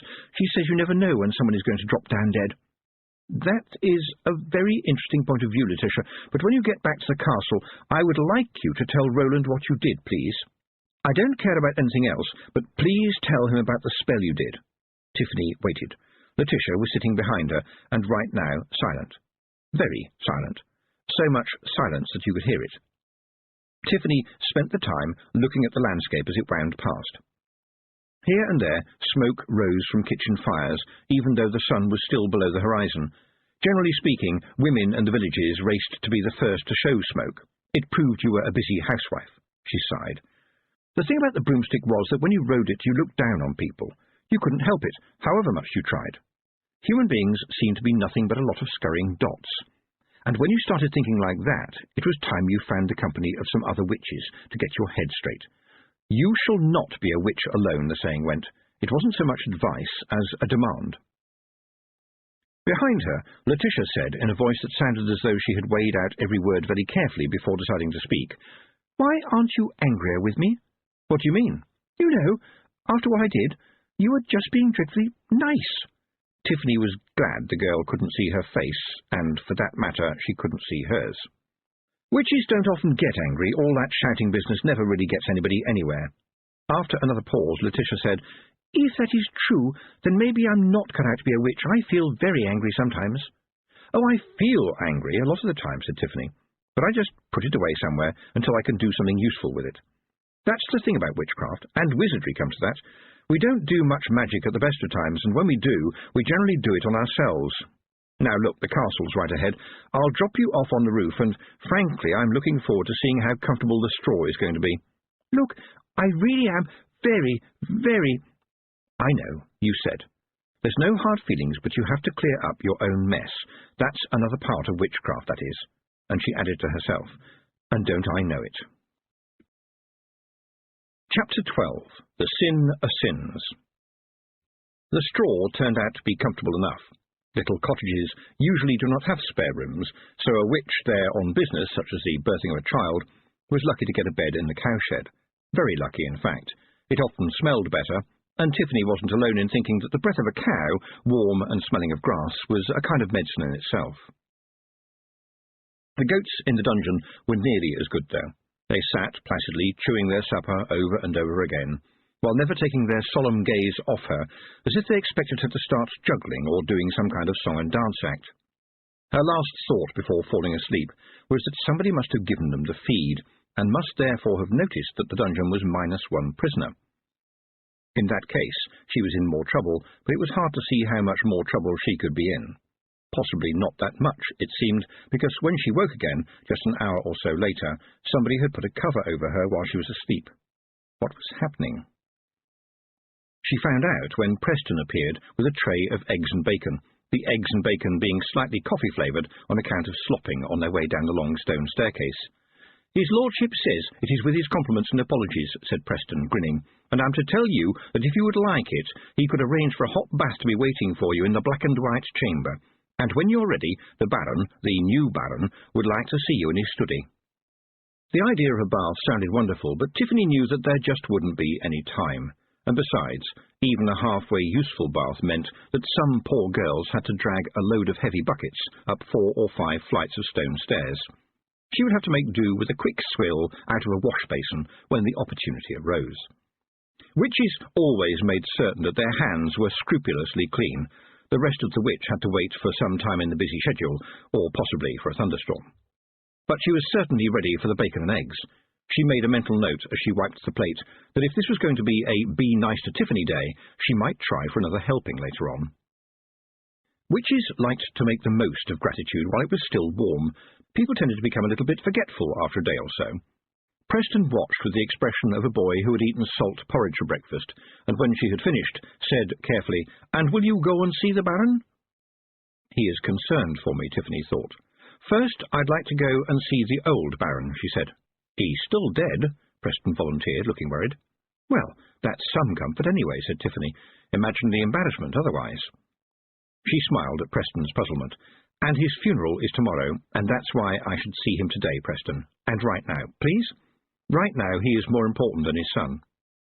Tiffany felt people's eyes on her as she strode towards the crypt, with Preston almost running to keep up and clattering down the long steps after her. She felt a bit sorry for him, because he had always been kind and respectful, but no one was to think that she was being led anywhere by a guard. There had been enough of that. The look Will gave her seemed rather more frightened than angry, and she didn't know if this was a good sign or not. At the bottom of the steps, she took a deep breath. There was just the usual smell of the crypt, chilly with a hint of potatoes. She smiled a little smile of self-congratulation. And there was the Baron, lying peacefully just as she had left him, with his hands crossed on his chest, looking for all the world as though he was sleeping. "They thought I was doing witchcraft down here, didn't they, Preston?" she said. "There was some gossip, yes, miss." "Well, I was. Your granny taught you about the care of the dead, right? So you know it's not right for the dead to be too long in the land of the living.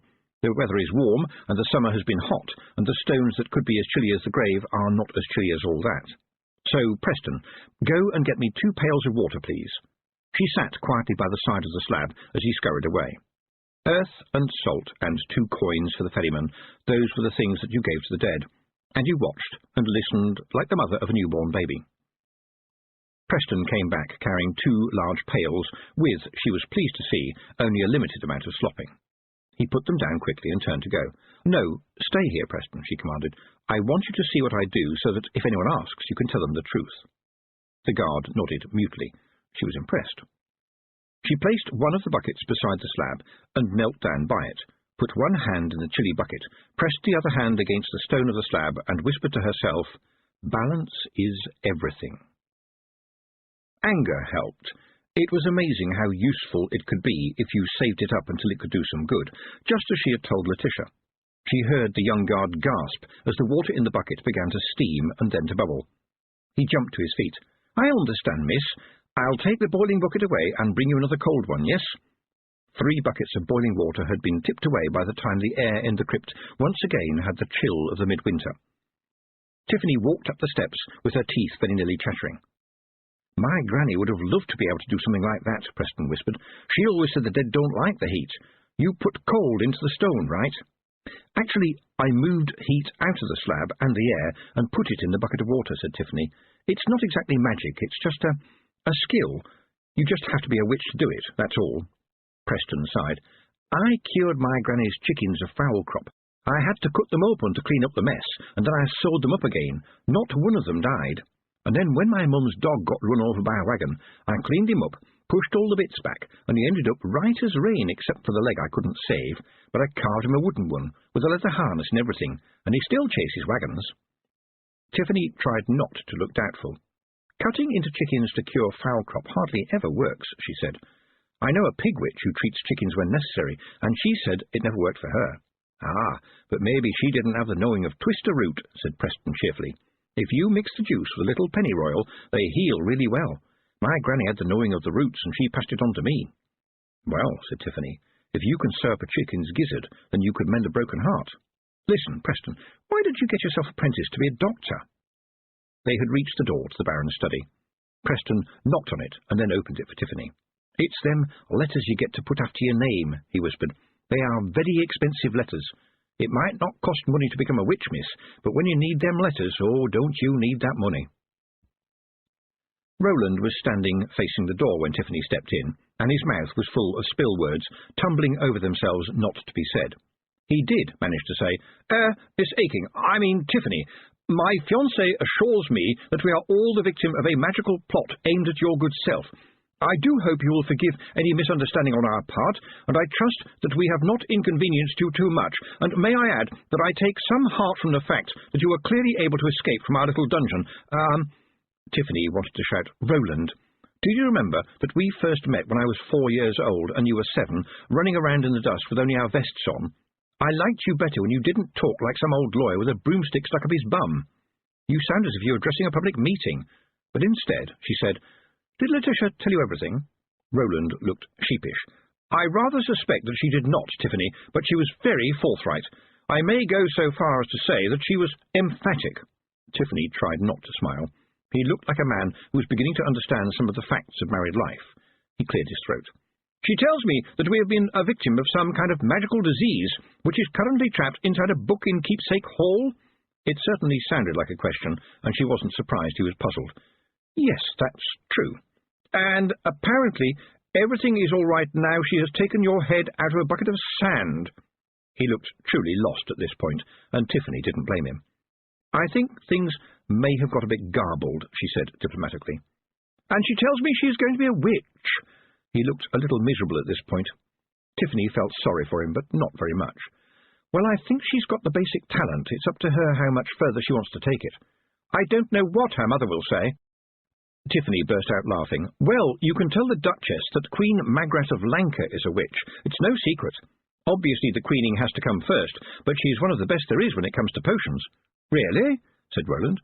The King and Queen of Lanka have graciously accepted an invitation to our wedding. And Tiffany was sure she could see his mind working.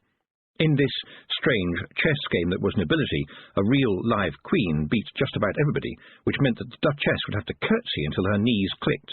She saw the spill words. That would, of course, be very unfortunate. Amazingly, Roland could be careful even with his spill words. However, he couldn't stop the little grin.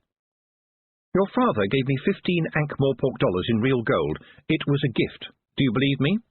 He saw the look in her eye and said, Yes, immediately. Good, said Tiffany. Then find out where the nurse went. Some small part of broomstick might still have been in Roland's bum when he said, Do you think my father understood the full worth of what he was giving you? His mind was as clear as water up until the end, you know that. You can trust him just as you can trust me, and you can trust me now when I say to you that I will marry you. Her hand clamped itself over her mouth just too late. Where had that come from? And he looked as shocked as she felt. He spoke first, loudly and firmly to drive away the silence. I didn't quite hear what you just said, Tiffany. I expect all your hard work in recent days has overwhelmed your sensibilities in some way. I think we would all be a lot happier if we knew that you were having a good rest. I love Letitia, you know. She is not very, complicated, but I would do anything for her. When she is happy, that makes me happy, and, generally speaking, I'm not very good at happy. She saw a tear trickle down his face, and, unable to stop herself, handed him a reasonably clean handkerchief. He took it and tried to blow his nose, laugh, and cry all at the same time. And you, Tiffany, I'm very fond of, really fond of, but it's as if you have a handkerchief for the whole world. You are smart. Now, don't shake your head. You are smart. I remember once, when we were younger, you were fascinated by the word onomatopoeia, like making a name for a word from a sound, like cuckoo or hum or Jangle, said Tiffany before she could stop herself. That's right, and I remember that you said humdrum was the sound that boredom made, because it sounded like a very tired fly buzzing at the closed window of an old attic room on a boiling hot summer's day. And I thought I couldn't understand that. It makes no sense to me, and I know you are clever, and it makes sense to you. I think you need a special kind of head to think like that, and a special kind of clever, and I haven't got that kind of head. What sound does kindness make, said Tiffany. I know what kindness is, but I can't imagine it making a noise. There you go again. I just don't have the head that lives in a world where kindness has its own sound. I have a head that lives in a world where 2 and 2 makes 4. It must be very interesting, and I envy you like hell, but I think I understand, Letitia. Letitia is uncomplicated, if you see what I mean. A girl who once exorcised a noisy ghost from the privy as if it was just another chore, Tiffany thought. Well, good luck with that one, sir. But she didn't say it out loud. Instead, she said, I think you have made a very wise match, Roland. To her surprise, he looked relieved, and went behind his desk again as a soldier might hide behind the battlements. This afternoon some of the more distant guests will be arriving here for the funeral tomorrow, and indeed some will be staying on for the wedding. Fortuitously, that was another little piece of broom handle, Pastor Egg is passing through on the circuit, and has kindly agreed to say a few good words over my father, and he will remain with us as our guest to officiate at the wedding. He is a member of a modern Omnian sect. My future mother-in-law approves of the Omnians, but regrettably not of this sect, so that it is all a little strained. He rolled his eyes. Moreover, I understand he is fresh from the city, and as you know, city preachers don't always do well here. There was no tradition of holy men on the chalk, but since the hills were between the cities and the mountains, there was generally, in the good weather at least, a steady procession of priests of one sort or another passing through, who would, for a decent meal or a bed for the night, spread some holy words and generally give people's souls a decent scrubbing.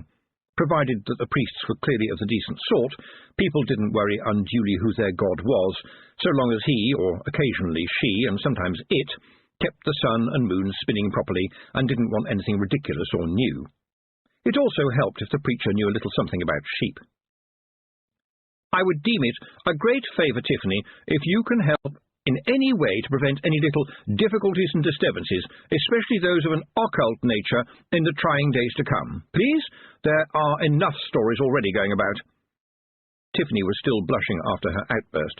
She nodded and managed to say, Look, about what I said just back then, I didn't... She stopped because Roland had raised a hand. This is a bewildering time for all of us. There's a reason for all the superstitions. The time around weddings and funerals is fraught with stress for all concerned, except in the case of the funeral, for the chief, as it were, player, he said. Let us just be calm and careful. I'm very pleased that Letitia likes you. I don't think she has many friends. And now, if you'll excuse me, I have more arrangements to supervise. Tiffany's own voice still bounced around in her head as she walked out of the room. Why had she said that about marrying? She'd always thought it was going to be true. Well, when she was a bit younger, she had thought it was going to be true, but all that was past, wasn't it? Yes, it was. And to come out of it with something as wet and stupid as that was so embarrassing. And where was she going now? Well, there were plenty of things to do, there always were. There was no end to the wanting. She was halfway across the hall when one of the maids approached her nervously and told her that Miss Letitia wanted to see her in her room. The girl was sitting on her bed twisting a handkerchief, a clean one, Tiffany was pleased to see, and looking worried, which was to say more worried than her usual expression, which was that of a hamster that had had its treadmill stopped. So kind of you to come, Tiffany. Could I have a private word? Tiffany looked around. There was no one else there. Privately, said Letitia, and gave the handkerchief another twist. Hasn't got many friends of her own age, Tiffany thought. I bet she wasn't allowed to play with village children. Doesn't get out that much. Getting married in a couple of days? Oh dear. It wasn't a very difficult conclusion to reach. A tortoise with a bad leg could have jumped to it. And then there was Roland, kidnapped by the Queen of the Elves, held in her nasty country for ages without growing older, bullied by his aunts, worried sick about his elderly father, finds it necessary to act as if he is 20 years older than he really is. Oh dear. How can I help you? She said brightly. Letitia cleared her throat. After the wedding, we will have a honeymoon, she said, her face shading to a delicate pink. What exactly is supposed to happen? The last few words were mumbled quickly, Tiffany noticed. Do you have any aunts? She asked. Aunts were generally good at this sort of thing. Letitia shook her head. "Have you tried talking about it with your mother?" Tiffany tried, and Letitia turned on her a face that was as red as a boiled lobster. "Would you talk about this sort of thing with my mother?" I can see the problem. Well, broadly speaking, and I don't speak exactly as an expert here, but she was, if not through actual personal practice. A witch couldn't help being some kind of expert as to the ways people came and entered the world. By the time she was 12, the older witches had trusted her to go out to a birth by herself. Besides, she had helped lambs to be born, even when she was quite small. It came naturally, as Nanny Og said, although not as naturally as you might think. She remembered Mr. and Mrs. Hamper, quite a decent couple who had 3 children in a row before they worked out what was causing it. Ever since then, she had tried to have a chat with the village girls of a certain age, just to be on the safe side. Letitia listened like someone who was going to make notes afterwards and possibly get tested on Friday. She didn't ask any questions till about halfway through, when she said, "Are you sure?" "Yes, I'm pretty certain," said Tiffany. "Well, it sounds reasonably straightforward. Of course, I suppose boys know all about this sort of thing. Why are you laughing?" "It's a matter of opinion," said Tiffany. "Oh, now I see you. I see you, you filth, you plague, you noxious abomination." Tiffany looked at Letitia's mirror, which was big and had around it lots of fat golden cherubs who were clearly catching their death of cold. There was Letitia's reflection, and there was, faint but visible, the eyeless face of the cunning man. The outline of the cunning man began to thicken. Tiffany knew that nothing in her face had changed. She knew it. "I won't answer him," she thought. "I had almost forgotten all about him. Don't answer. Don't let him get a hold on you." She managed to smile while Letitia hauled out from cases and chests what she called her trousseau, which, in Tiffany's opinion, contained the world's entire supply of frilliness. She tried to focus on it, to let frilliness fill her mind and somehow chase away the words that came pouring from him. The ones she understood were bad enough. The ones that she didn't were worse. Despite everything, the creaking, choking voice got through again. "You think you have been lucky, witch. You hope you'll be lucky again. You need to sleep. I never sleep. You have to be lucky time after time. I have to be lucky just once. Just once, and you will burn." That last word was soft, almost gentle after the creaking, coughing, scraping words that came before. It sounded worse. "You know," said Letitia, looking thoughtfully at a garment that Tiffany knew she could never afford, "while I am truly looking forward to being the mistress of this castle, I must say that the drainage system here smells dreadful. In fact, it smells like it has never been cleaned since the world began. Honestly, I could believe that prehistoric monsters have done their business in it." So she can smell him, Tiffany thought. She is a witch. A witch who needs training, because without it she's going to be a menace to everybody, not least herself. Letitia was still prattling on. There was no other word for it. Tiffany, still trying to defeat the voice of the cunning man by sheer will, said aloud, "Why?" "Oh, because I think the bows look a lot more fetching than buttons," said Letitia, who was holding up a nightdress of considerable splendour, another reminder to Tiffany that witches never really had any money. "You burned before, and so did I," croaked the voice in her head. "But this time you will not take me. I will take you and your confederacy of evil." Tiffany thought she could actually see the exclamation marks. They shouted for him even when he spoke softly. They jumped and slashed at his words. She could see his contorted face and the little flecks of foam that accompanied the finger-waving and shouting. Gobs of liquid madness flying through the air behind the mirror. How lucky for Letitia that she couldn't hear him yet, but her mind was currently full of frills, bells, rice, and the prospect of being at the centre of a wedding. Not even the cunning man could burn his way through that. She managed to say, "It's not going to work for you," and part of her kept repeating inside her head, "No eyes at all, 2 tunnels in his head." "Yes, I think you're right. Possibly the mauve one will look better," said Letitia, "although I have always been told that eau de Nil is really my colour. By the way, could I make things up to you in some way by having you as my chief bridesmaid? Of course, I've already got a load of tiny distant cousins who I understand have been wearing their bridesmaids' dresses for the past 2 weeks. Tiffany was still staring at nothing, or rather at 2 holes into nothing. At the moment, they were the most important things in her mind, and they were quite bad enough without adding tiny little cousins into the mixture. "I don't think that witches are bridesmaid material, thank you, all the same," she said. Bridesmaids? A wedding? Tiffany's heart sank further. There was no help for it. She ran out of the room before the creature could learn anything more. How did it search? What was it looking for? Had they just given it a clue? She fled down to the dungeon, which was right now a place of refuge. There was the book that Letitia had given to her. She opened it and began to read. She had learned to read fast up in the mountains, when the only books you could get were from the travelling library, and if you were late returning them, they charged you an extra penny, an appreciable amount when your standard unit of currency is an old boot. The book told stories of windows, not ordinary windows, although some might be, and behind them, things, monsters sometimes, a painting, a page in a book, even a puddle in the right place could be a window. She remembered once more the nasty goblin and the old book of fairy tales. Sometimes it was laughing, and at other times it was grinning. She had always been sure about that.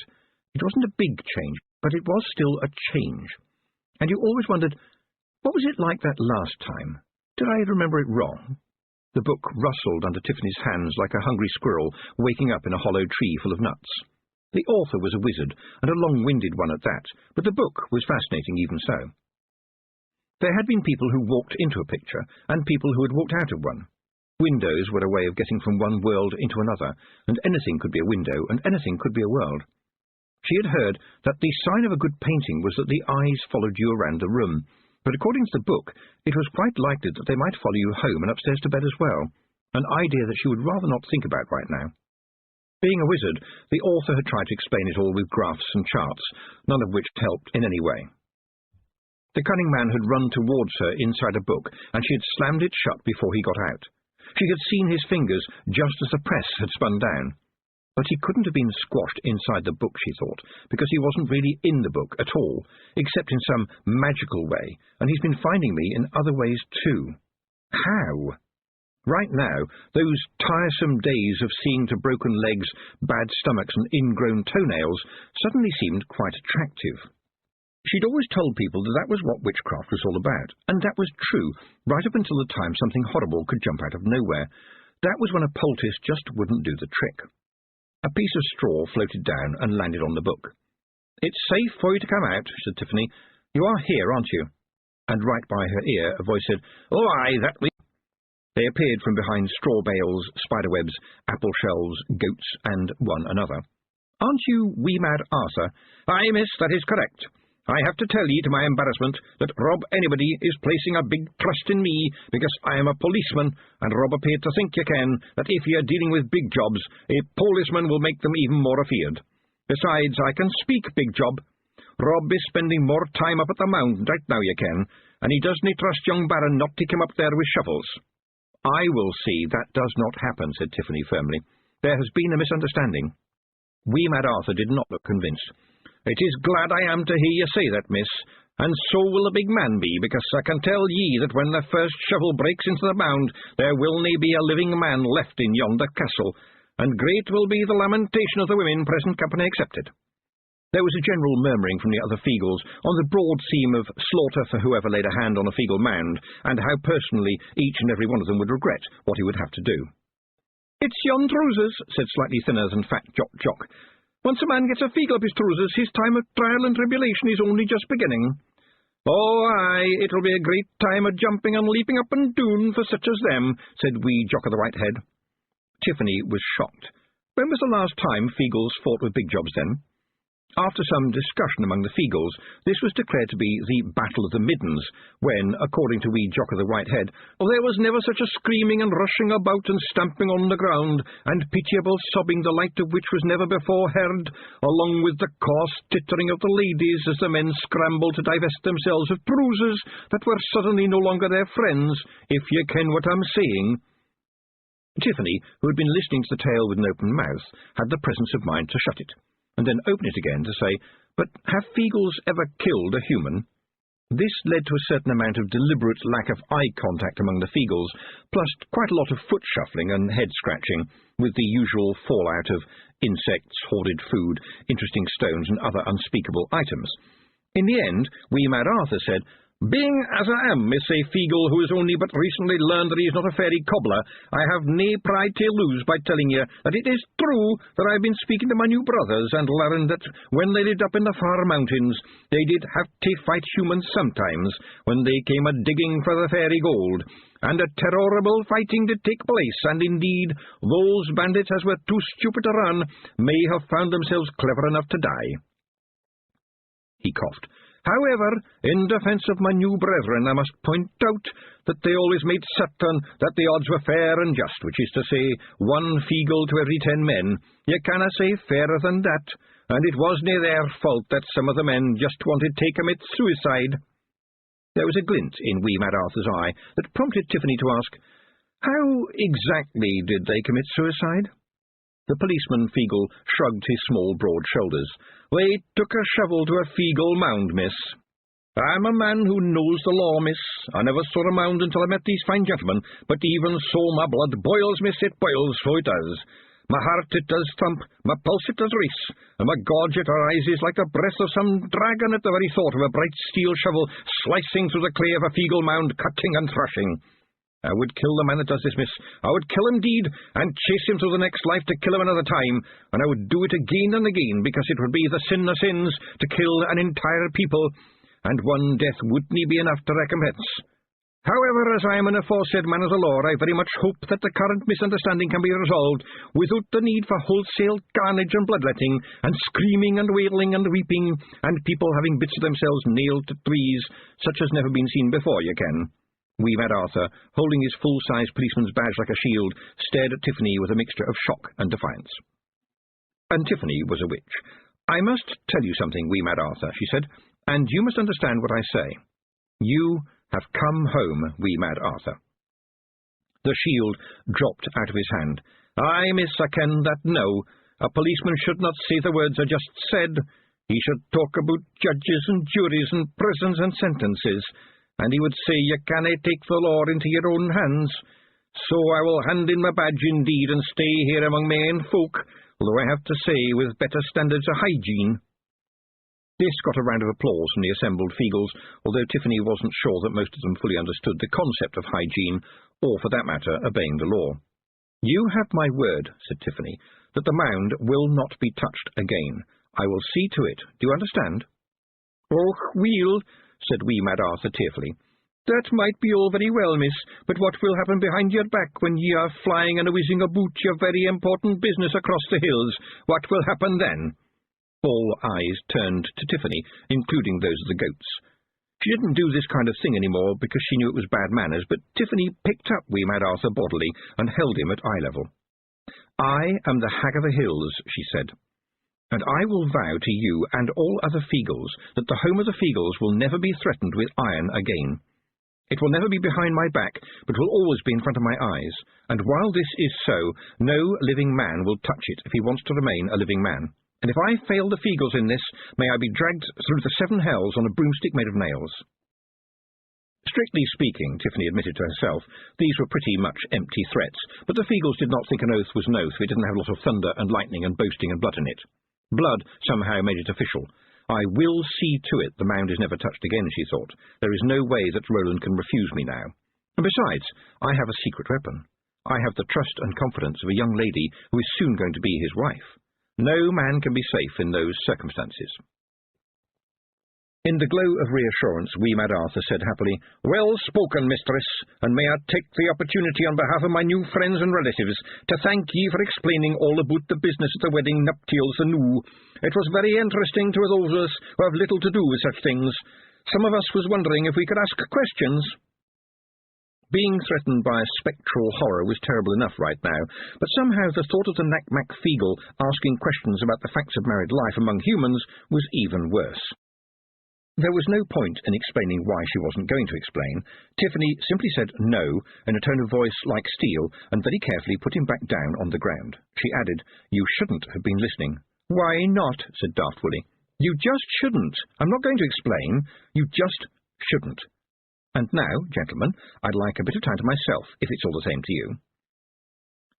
Some of them would follow her, of course, she thought. They always did. She went back up to the hall and sat down as close as possible to the huge fire. Even in late summer, the hall was cold. It was hung with tapestries as insulation from the chill of the stone walls. They were the usual sort of thing, men in armour waving swords and bows and axes at other men in armour. Given that battle is very fast and noisy, they presumably had to stop fighting every couple of minutes to give the ladies who were making the tapestry a little time to catch up. Tiffany knew the one nearest the fire by heart. All the kids did. You learned your history off the tapestries, if there was some old man around to explain what was going on. But generally, when she was a lot younger, it had been more fun to make up stories about the different knights, like the one who was desperately running to catch up with his horse, and the one who'd been thrown by his horse, and because he had a helmet with a point on it, was now upright head first in the ground, which, even as children, they had recognised was not a good position to be in on the battlefield. They were like old friends, frozen in a war whose name nobody on the chalk could remember.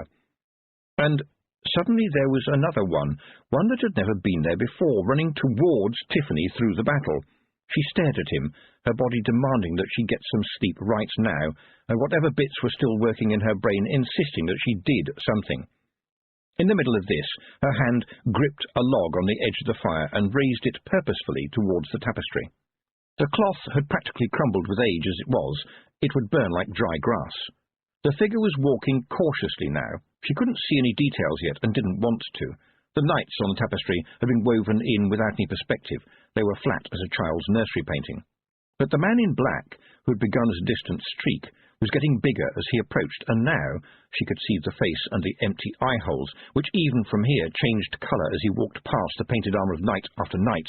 And now he had started running again, getting bigger, and the smell was oozing towards her again. How much was the tapestry worth? Did she have any right to destroy it? With that thing stepping out of it? Oh yes, oh yes! Wouldn't it be nice to be a wizard, and to conjure up those knights to fight one last battle? Wouldn't it be nice to be a witch who wasn't here? She raised the crackling log and glared into the holes where the eyes should be. You had to be a witch to be prepared to stare down a stare that wasn't there, because somehow you felt that it was sucking your own eyeballs out of your head. Those tunnels in the skull were hypnotic, and now he moved from side to side slowly, like a snake. "Please don't." She wasn't expecting that. The voice was urgent but quite friendly, and it belonged to Escarina Smith. The wind was silver and cold.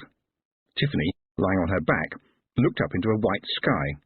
At the edge of her vision, dried grasses shook and rattled in the wind, but curiously, behind this little bit of countryside, there was a big fireplace and the battling knights.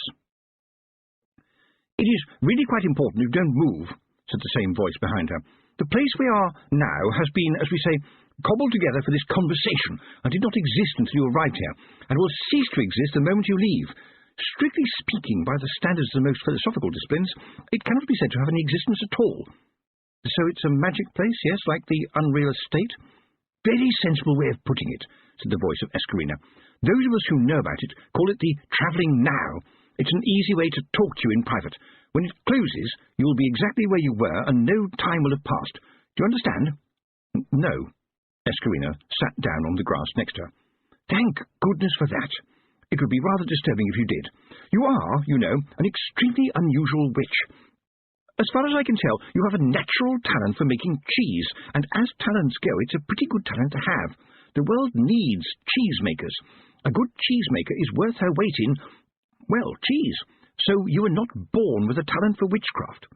Tiffany opened her mouth to reply before she had any idea what she was going to say, but that is not unusual among human beings. The first thing to push through the throng of questions was, "Hang on, I was holding a burning brand, but now you have brought me here, wherever here is exactly, what happened?" She looked at the fire. The flames were frozen. "People will notice me," she said, and then, given the nature of the situation, she added, "Won't they?" "The answer is no. The reason is complicated. The travelling now is tame time. It's time that is on your side. Believe me, there are stranger things in the universe. Right now, Tiffany, we are truly living on borrowed time." The flames were still frozen. Tiffany felt that they should be cold, but she could feel the warmth. And she had time to think, too. "And when I go back?" "Nothing will have changed," said Escarina, "except the contents of your head, which are, at the moment, very important." "And you've gone to all this trouble to tell me that I have no talent for witchcraft," Tiffany said flatly. "That was very kind of you." Escarina laughed. It was her young laugh, which seemed strange when you saw the wrinkles on her face. Tiffany had never seen an old person looking so young. "I said you weren't born with a talent for witchcraft. It didn't come easily. You worked hard at it because you wanted it. You forced the world to give it to you, no matter the price. And the price is, and will always be, high. Have you heard the saying, the reward you get for digging holes is a bigger shovel?" "Yes," said Tiffany. "I heard Granny Weatherwax say it once." "She invented it. People say you don't find witchcraft, witchcraft finds you. But you found it, even if at the time you didn't know what it was you were finding, and you grabbed it by its scrawny neck and made it work for you." "This is all very interesting," said Tiffany, "but I have got things I must be doing." "Not in the travelling now," said Escarina firmly. "Look, the cunning man has found you again." "I think he hides in books and pictures," Tiffany volunteered. "And tapestries," she shuddered. "And mirrors," said Escarina. "And puddles, and the glint of light on a piece of broken glass, or the gleam on a knife. How many ways can you think of? How frightened are you prepared to be?" "I'm going to have to fight him," Tiffany said. "I think I knew I would have to. But he doesn't seem to me to be someone you can run away from. He's a bully, isn't he? He attacks where he thinks he will win, and so I have to find a way to be stronger than he is. I think I can work out a way. After all, he is a bit like the Hiver, and that was really quite easy." Escarina did not shout. She spoke very quietly, and in a way that seemed to make more noise than a scream would have done. "Will you persist in not recognizing how important this is, Tiffany Aching the cheesemaker? You have a chance to defeat the cunning man, and if you fail, witchcraft fails, and falls with you. He will possess your body, your knowledge, your talents, and your soul, and for your own good, and for the good of all, your sister witches will settle their differences and take the pair of you into oblivion before you can do any more harm. Do you understand? This is important. You have to help yourself." "The other witches will kill me," said Tiffany, aghast. "Of course. You are a witch, and you know what Granny Weatherwax always says. We do right, we don't do nice. It will be you or him, Tiffany Aching.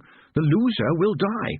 In his case, I regret to say we might see him again in a few centuries.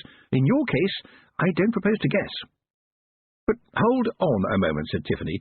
"If they are prepared to fight him and me, why don't we all band together to fight him now?" "Of course. Would you like them to? What is it you really want, Tiffany Aching, here and now? It's your choice. The other witches will not, I am sure, think any the worse of you." Escarina hesitated for a moment and then said, "Well, I expect they will be very kind about it."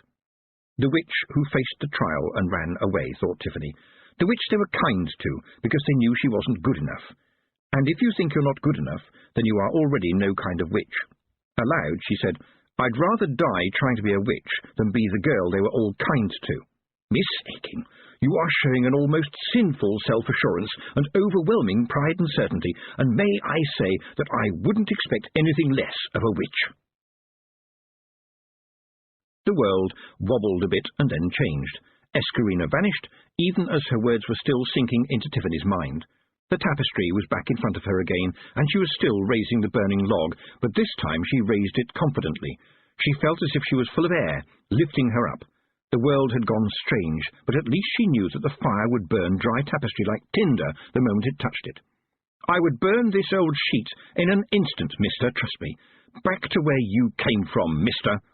To her astonishment, the dark figure retreated. There was a momentary hiss, and Tiffany felt as if a weight had dropped away, dragging the stench with it. That was all very interesting. Tiffany spun around and looked into Preston's cheerful grin. "Do you know," he said, "I was really worried when you went so stiff for a few moments. I thought you were dead. When I touched your arm, very respectfully, no hanky-panky, it felt like the air on a thundery day, so I thought, this is witch business, and decided to keep an eye on you. And then you threatened an innocent tapestry with fiery death." She stared at the boy's eyes as if they were a mirror. Fire, she thought. Fire killed him once, and he knows it. He won't go anywhere near fire. Fire is the secret. The hair runs into the fire. "Actually, I quite like fire," said Preston. "I don't think it's my enemy at all." "What?" said Tiffany. "I'm afraid you were speaking just under your breath," said Preston. "I'm not going to ask what it was all about. My granny said, don't meddle in the affairs of witches because they clout you around the ear." Tiffany stared at him and made an instant decision. "Can you keep a secret?" Preston nodded. Certainly. I have never told anybody that the sergeant writes poetry, for example. Preston, you've just told me. Preston grinned at her. Ah, but a witch isn't anybody. My granny told me that telling your secret to a witch is like whispering to a wall. Well, yes, Tiffany began, and then paused. How do you know he writes poetry? It was hard not to know, said Preston, but you see, he writes it on pages of the events ledger in the guardhouse, probably when he's on night duty. He carefully tears out the pages and does it so neatly that you wouldn't guess, but he presses so hard with his pencil that it's quite easy to read the impression on the paper underneath. Surely the other men notice, said Tiffany. Preston shook his head, which caused his oversized helmet to spin a little. Oh, no, miss, you know them. They think reading is sissy stuff for girls. Anyway, if I get in early, I tear out the paper underneath so that they don't laugh at him. I have to say, for a self-taught man, he is a pretty good poet. Good grasp of the metaphor. They're all written to somebody called Millie. That would be his wife, said Tiffany. You must have seen her in the village. More freckles than anyone I've ever seen. She's very sensitive about it. Preston nodded. That might explain why his latest poem is entitled, What Good is the Sky Without Stars? You wouldn't know it from looking at the man, would you? Preston looked thoughtful for a moment. Excuse me, Tiffany, he said, but you don't look well. In fact, no offence meant, you look absolutely dreadful. If you were somebody else and took a look at you, you would say you were very ill indeed. You don't look as if you've had any sleep. I had at least an hour's worth last night, and a nap the day before, said Tiffany. Really, said Preston, looking stern, and apart from breakfast this morning, when did you last have a proper meal? For some reason, Tiffany still felt full of light inside. I think I might have had a snack yesterday. Oh, really, said Preston. Snacks and naps. That's not how somebody is supposed to live, it's how people die. He was right. She knew he was, but that only made things worse. Look, I'm being tracked by a horrible creature who can take over somebody else completely, and it's up to me to deal with it. Preston looked around with interest. Could it take me over? Poison goes where poison's welcome, thought Tiffany. Thank you for that useful phrase, Mrs. Proust. No, I don't think so. I think you have to be the right kind of person, which is to say the wrong kind of person. You know, somebody with a touch of evil. For the first time, Preston looked worried. I have done a few bad things in my time, I'm sorry to say. Despite her sudden tiredness, Tiffany smiled.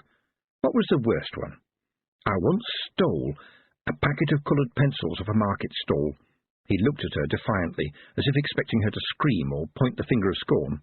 Instead, she shook her head and said, How old were you then? 6. Preston, I don't think this creature could ever find its way into your head. Quite apart from anything else, it seems pretty crowded and complicated to me. Miss Tiffany, you need a rest, a proper rest in a proper bed. What kind of witch can look after everybody if she's not sensible enough to look after herself? Quis custodiet ipsos custodes. That means, who guards the guards, that does, Preston went on. So who watches the witches? Who cares for the people who care for the people? Right now, it looks like it needs to be me. She gave in. The fog of the city was as thick as curtains when Mrs. Proust hurried towards the dark, brooding shape of the Tanti, but the billows obediently separated as she approached and closed again after her. The warden was waiting at the main gate, a lantern in his hand. Sorry, missus, but we thought you ought to see this one before it gets all official. I know witches seem a bit unpopular right now, but we've always thought of you as family, if you know what I mean. Everyone remembers your dad. What a craftsman. He could hang a man in 7 1/4 seconds, never been beat. We shall never see his likes again. He went solemn. And may I say, missus, I hope I never see again the like of what you'll be seeing now. It's got us rattled and no mistake. It's right up your street, I reckon. Mrs. Proust shook the water droplets off her cloak in the prison office and could smell the fear in the air. There was the general clanging and distant yelling that you always got when things were going bad in a prison. A prison, by definition, being a lot of people all crammed together, and every fear and hatred and worry and dread and rumour all sitting on top of one another, choking for space. She hung the cloak on a nail by the door and rubbed her hands together. The lad you sent said something about a breakout. D-wing, said the warden. Mackintosh, you remember? Been in here about a year. Oh, yes, I recall, said the witch. They had to stop the trial because the jury kept throwing up. Very nasty indeed. But no one has ever escaped from D-wing, right? The window bars are steel. Bent, said the warden flatly. You'd better come and see. It's giving us the EBGBs, I don't mind telling you. Mackintosh wasn't a particularly big man, as I recall, said the witch as they hurried along dank corridors. "That's right, Mrs. Proust. Short and nasty, that was him. Due to hang here next week, too. Tore out bars that a strong man wouldn't have been able to shift with a crowbar, and dropped 30 feet to the ground. That's not natural. That's not right. But it was the other thing he did. Oh, my word. Makes me sick thinking about it." A warder was waiting outside the cell recently vacated by the absent Mackintosh, but for no reason that Mrs. Proust could recognise, given that the man had definitely gone. He touched the brim of his hat respectfully when he saw her. "Good morning, Mrs. Proust," he said. "May I say it's an honour to meet the daughter of the finest hangman in history. 51 years before the lever, and never a client down. Mr. Trooper now, decent bloke, but sometimes they bounce a bit, and I don't consider that professional. And your dad wouldn't forego a well-deserved hanging out of fear that fires of evil and demons of dread would haunt him afterwards. You mark my words, he'd go after them and hang 'em too. 7 1/4 seconds, what a gentleman." But Mrs. Proust was staring down at the floor. "Terrible thing for a lady to have to see," the warder went on. Almost absent-mindedly, Mrs. Proust said, "Witches are not ladies when on business, Frank." And then she sniffed the air and swore an oath that made Frank's eyes water. "Makes you wonder what got into him, eh?" Mrs. Proust straightened up. "I don't have to wonder, my lad," she said grimly. "I know." The fog piled up against the buildings in its efforts to get out of the way of Mrs. Proust as she hurried back to 10th Egg Street, leaving behind her a Mrs. Proust-shaped tunnel in the gloom. Derek was drinking a peaceful mug of cocoa when his mother burst in to the strains, as it were, of a large fart. He looked up, his brow wrinkling. "Did that sound like B-flat to you? It didn't sound like B-flat to me." He reached into the drawer under the counter for his tuning fork, but his mother rushed past him. "Where's my broomstick?" Derek sighed. "In the basement, remember? When the dwarfs told you last month how much it would cost to repair, you told them they were a bunch of chiselling little lawn ornaments, remember? Anyway, you never use it." "I've got to go into the country," said Mrs. Proust, looking around the crowded shelves in case there was another working broomstick there. Her son stared. "You sure, Mother? You've always said it's bad for your health." "Matter of life or death," Mrs. Proust mumbled. "What about long, tall, short, fat Sally?" "Oh, Mother, you really shouldn't call her that," said Derek reproachfully. "She can't help being allergic to tides. She's got a stick, though. Ha! If it's not one thing, it's another. Make me some sandwiches, will you?" "Is this about that girl who was in here last week?" said Derek suspiciously. "I don't think she had much of a sense of humour." His mother ignored him and rummaged under the counter, coming back with a large leather cosh. The small traders of 10th Egg Street worked on narrow margins and had a very direct approach to shoplifting. "I don't know, I really don't," she moaned. "Me! Doing good at my time of life? I must be going soft in the head. I'm not even going to get paid. I don't know, I really don't. Next thing you know, I'll start giving people 3 wishes. And if I start doing that, Derek, I would like you to hit me very hard on the head." She handed him the cosh. "I'm leaving you in charge. Try to shift some of the rubber chocolate and the humorous fake fried eggs, will you? Tell people they are novelty bookmarks or something." And with that, Mrs. Proust ran out into the night. The lanes and alleyways of the city were very dangerous at night, what with muggers, thieves, and similar unpleasantness. But they disappeared back into the gloom as she passed. Mrs. Proust was bad news, and best left undisturbed if you wanted to keep all the bones in your fingers pointing the right way. The body that was Mackintosh ran through the night. It was full of pain. This didn't matter to the ghost. It wasn't his pain. Its sinews sang with agony, but it was not the ghost's agony. The fingers bled where they had torn steel bars out of the wall, but the ghost did not bleed. It never bled. It couldn't remember when it had had a body that was really its own. Bodies had to be fed and had to drink. That was an annoying feature of the wretched things. Sooner or later they ran out of usefulness. Often that didn't matter. There was always somebody, a little mind, festering with hatred and envy and resentment, that would welcome the ghost inside, but it had to be careful, and it had to be quick. But above all, it had to be safe. Out here, on the empty roads, another suitable container would be hard to find. Regretfully, it allowed the body to stop and drink from the murky waters of a pond. It turned out to be full of frogs, but a body had to eat too, didn't it? Chapter 13. The Shaking of the Sheets. Her proper bed in the castle's black-and-white chamber was so much better than the dungeon, even though Tiffany had missed the soothing burps of the goats. She dreamed of fire again, and she was being watched. She could feel it, and it wasn't the goats this time. She was being watched inside her head, but it wasn't bad watching. Someone was caring for her. And in the dream the fire raged, and a dark figure pulled aside the flames as though they were curtains. and there was the hare, sitting by the dark figure as if she was a pet. The hare caught Tiffany's eye and jumped into the fire. And Tiffany knew. Somebody knocked at the door. Tiffany was suddenly awake. "Who's there?" A voice on the other side of the heavy door said, "What sound does forgetfulness make?" She hardly had to think.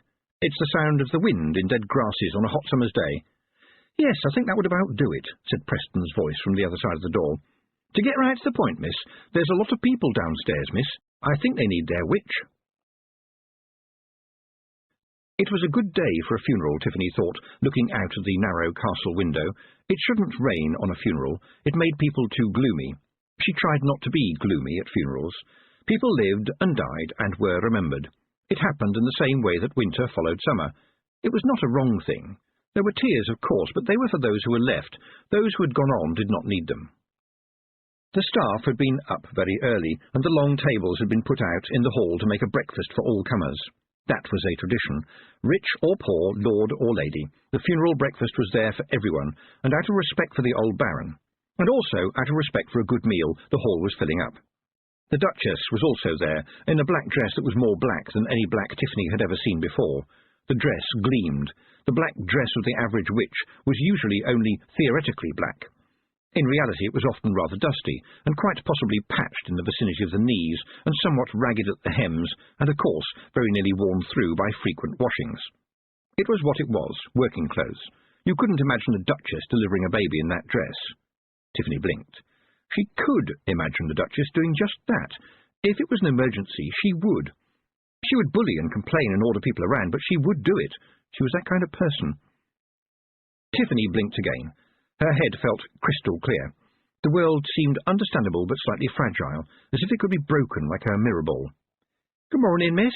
That was Amber, and behind her both her parents, Mr. Petty looking scrubbed and sheepish and also quite bashful. He clearly didn't know what to say. Nor did Tiffany. There was a stir at the main doors, and Roland hurried in that direction and came back with King Verence of Lanka and Magrat, his queen. Tiffany had met them before. You couldn't help meeting them in Lanka, which was a very small kingdom, and even smaller when you took into consideration that Granny Weatherwax lived there too. And Granny Weatherwax was here, right here and now, with you. That you had been a sad little white kitten when Tiffany had given her to the old witch. Now she was a queen far more snobbish than the Duchess. She must have recognised Tiffany because she graciously condescended to blink at her and then look away as if bored. There were never any mice in Granny's cottage these days. You just stared at them until they realised how worthless they were and slunk away. You was lying across her shoulders like a scarf, behind the king and queen, and just in front of a huge jolly voice that shouted, "What's your tiff? How's your belly off of spots?" Which meant that a couple of feet below it, but hidden by reasons of size, was Nanny Og, rumoured by some to be cleverer than Granny Weatherwax, and clever enough, at least, not to let her find out. Tiffany bowed to them, as was the custom. She thought, "They gather, do they?" She smiled at Granny Weatherwax and said, "Very pleased to see you here, Mistress Weatherwax, and a little surprised." Granny stared at her, but Nanny Og said, "It's a long, bumpy ride down from Lanka, and so the two of us thought we'd give Magrat and her king a nice ride down." Possibly Tiffany was imagining it, but Nanny Og's explanation sounded like something she'd been working on for a little while. It felt as if she were reciting a script. But there was no more time to talk. The arrival of the king had triggered something in the air, and for the first time Tiffany saw Pastor Egg in a black and white robe. She adjusted her pointy hat and walked over to him. He seemed quite glad of the company, which is to say that he gave her a grateful smile. "Ah, a witch, I see." "Yes, the pointy hat is a bit of a giveaway, isn't it?" she said. "But not a black dress, I notice." Tiffany heard the question mark as it went past. "When I am old, I shall wear midnight," she said. "Entirely appropriate," said the pastor. "But now you wear green, white, and blue, the downland colours I can't help remarking." Tiffany was impressed. "So, you're not interested in witch-finding, then?" She felt a bit silly for asking outright, but she was on edge. Pastor Egg shook his head. "I can assure you, madam, that the Church has not been seriously involved in that sort of thing for hundreds of years. Unfortunately, some people have long memories. Indeed, it was only a matter of a few years ago that the famous Pastor Oates said in his renowned Testament from the Mountains that the women known as witches embody, in a caring and practical way, the very best ideals of Brother the Prophet. That's good enough for me. I hope it's good enough for you." Tiffany gave him her sweetest smile, which wasn't all that sweet, however hard you tried. She never really got the hang of sweet. It's important to be clear about these things, don't you think? She sniffed, and noticed no odour other than a hint of shaving cream. Even so, she was going to have to be on her guard. It was a good funeral, too. From Tiffany's point of view, a good funeral was one where the main player was very old. She had been to some, too many, where they were small and wrapped in a shroud.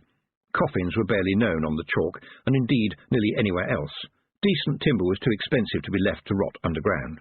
A practical white woolen shroud did for most people. It was easy to make, not too expensive, and good for the wool industry.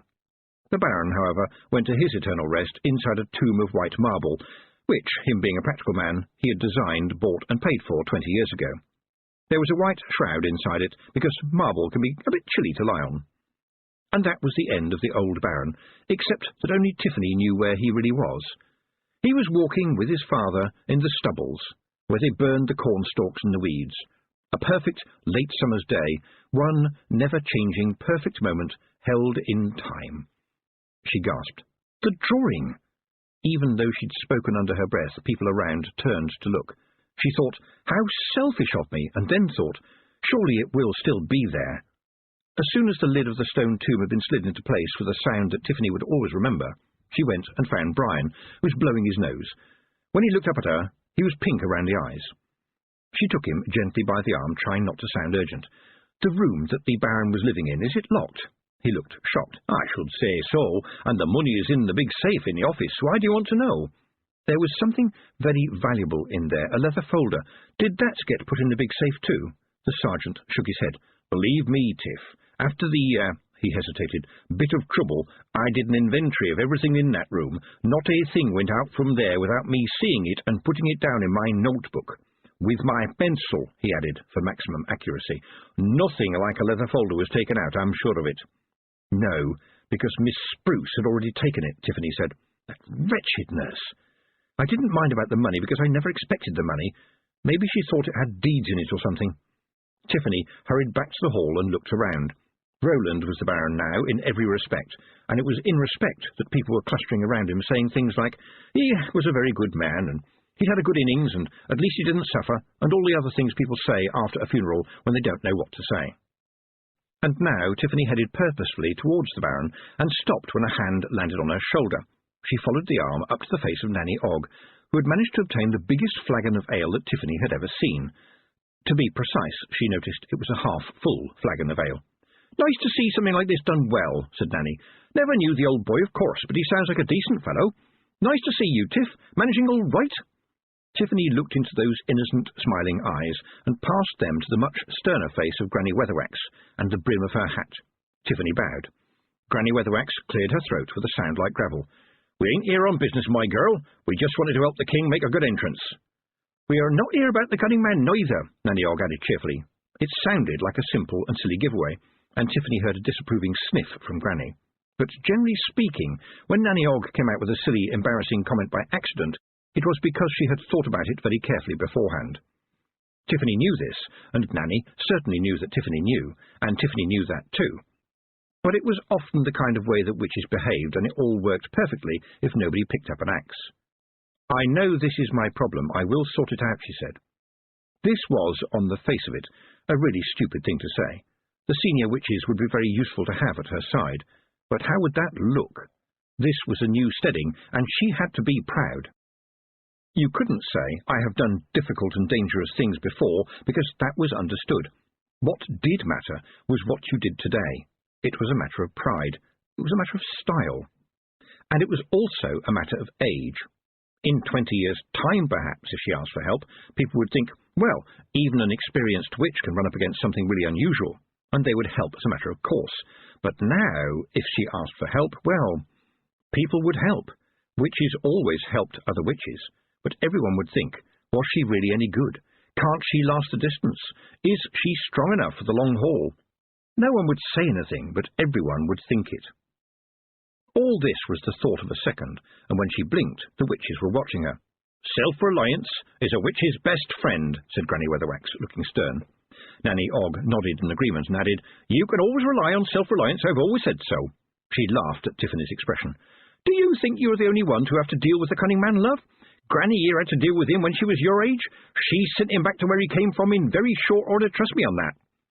Knowing that it was useless, but attempting it anyway, Tiffany turned to Granny Weatherwax and said, "Can you give me any tips, Mistress Weatherwax?"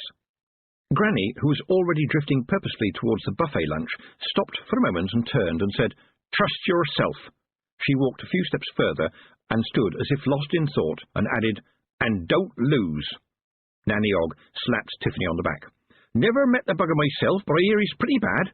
Here, is the blushing bride having a hen night tonight?" The old lady winked and poured the remaining contents of the flagon down her throat. Tiffany tried to think quickly. Nanny Og got on with everyone. Tiffany had only a vague idea of what a hen night was, but some of Mrs. Proust's stock gave her a few clues, and if Nanny Og knew about them too, it was a certainty that alcohol was involved. "I don't think it's appropriate to have a party like that on a night after a funeral, do you, Nanny? Though I think Letitia might enjoy a little talk," she added. "She's your chum, isn't she? I would have thought you'd have had a little talk with her yourself." "I did," Tiffany protested, "but I don't think she believed me. And you've had at least 3 husbands, Nanny." Nanny Og stared at her for a moment and then said, "That's quite a lot of conversation, I suppose. All right. But what about the young man? When's his stag night going to be?" "Ah, I've heard of those. It's where his friends get him drunk, take him a long way away, tie him to a tree, and then I think a bucket of paint and a brush is involved sometimes, but usually they throw him in the pigsty. Why do you ask?" "Oh, the stag night is always much more interesting than the hen night," said Nanny, a look of mischief in her eye. "Has the lucky groom got any chums?" "Well, there are some nobby lads from the other posh families, but the only people he really knows live here in the village. We all grew up together, you see, and none of them would dare throw the Baron in a pigsty." "What about your young man over there?" Nanny gestured towards Preston, who was standing nearby. He always seemed to be standing nearby. "Preston," said Tiffany. "I don't think he knows the Baron very well, and in any case—" She stopped and thought, "Young man?" She turned and looked at Nanny, who was standing with her hands behind her back and her face turned towards the ceiling with the expression of an angel, although admittedly one who might have met a few demons in her time. And that was Nanny all over. When it came to affairs of the heart, or indeed of any other parts, you couldn't fool Nanny Og. "But he's not my young man," she insisted to herself. "He's just a friend, who is a boy." Preston stepped forward and removed his helmet in front of Nanny. "I fear, madam, that it would be against the rules for me as a military man to lay a hand on my commanding officer," he said. "Were it not for that, I would do so with alacrity." Nanny nodded appreciatively at the polysyllabic response, and gave Tiffany a wink that made her blush to the soles of her boots. Nanny Og's grin was now so wide you could fit it onto a pumpkin. "Oh dear, oh dear, oh dear," she said. "I can see this place needs a little fun. Thank goodness I'm here." Nanny Og had a heart of gold, but if you were easily then it was best to stick your fingers in your ears when she said anything. Yet there had to be common sense, didn't there? "Nanny, we're at a funeral." But her tone of voice would never make Nanny Og swerve. "Was he a good man?" Tiffany hesitated only for a moment. "He grew into goodness." Nanny Og noticed everything. "Oh, yes, your Granny Aching taught him his manners, I believe. But he died a good man, then? Good. Will he be remembered with fondness?" Tiffany tried to ignore the lump in her throat and managed to say, "Oh, yes, by everybody." "And you saw to it that he died well, kept the pain away?" "Nanny, if I say it myself, he had a perfect death. The only better death would have been not to die." "Well done," said Nanny. "Did he have a favourite song, do you know?" "Oh, yes, it's the Larks They Sang Melodious," said Tiffany. "I reckon that's the one we call pleasant and delightful back home. Just follow me, will you, and we'll soon get 'em in the right mood."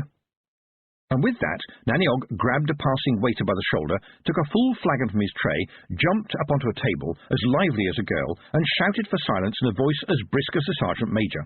"Ladies and gentlemen, to celebrate the good life and easeful passing of our late friend and Baron, I have been asked to sing his favourite song.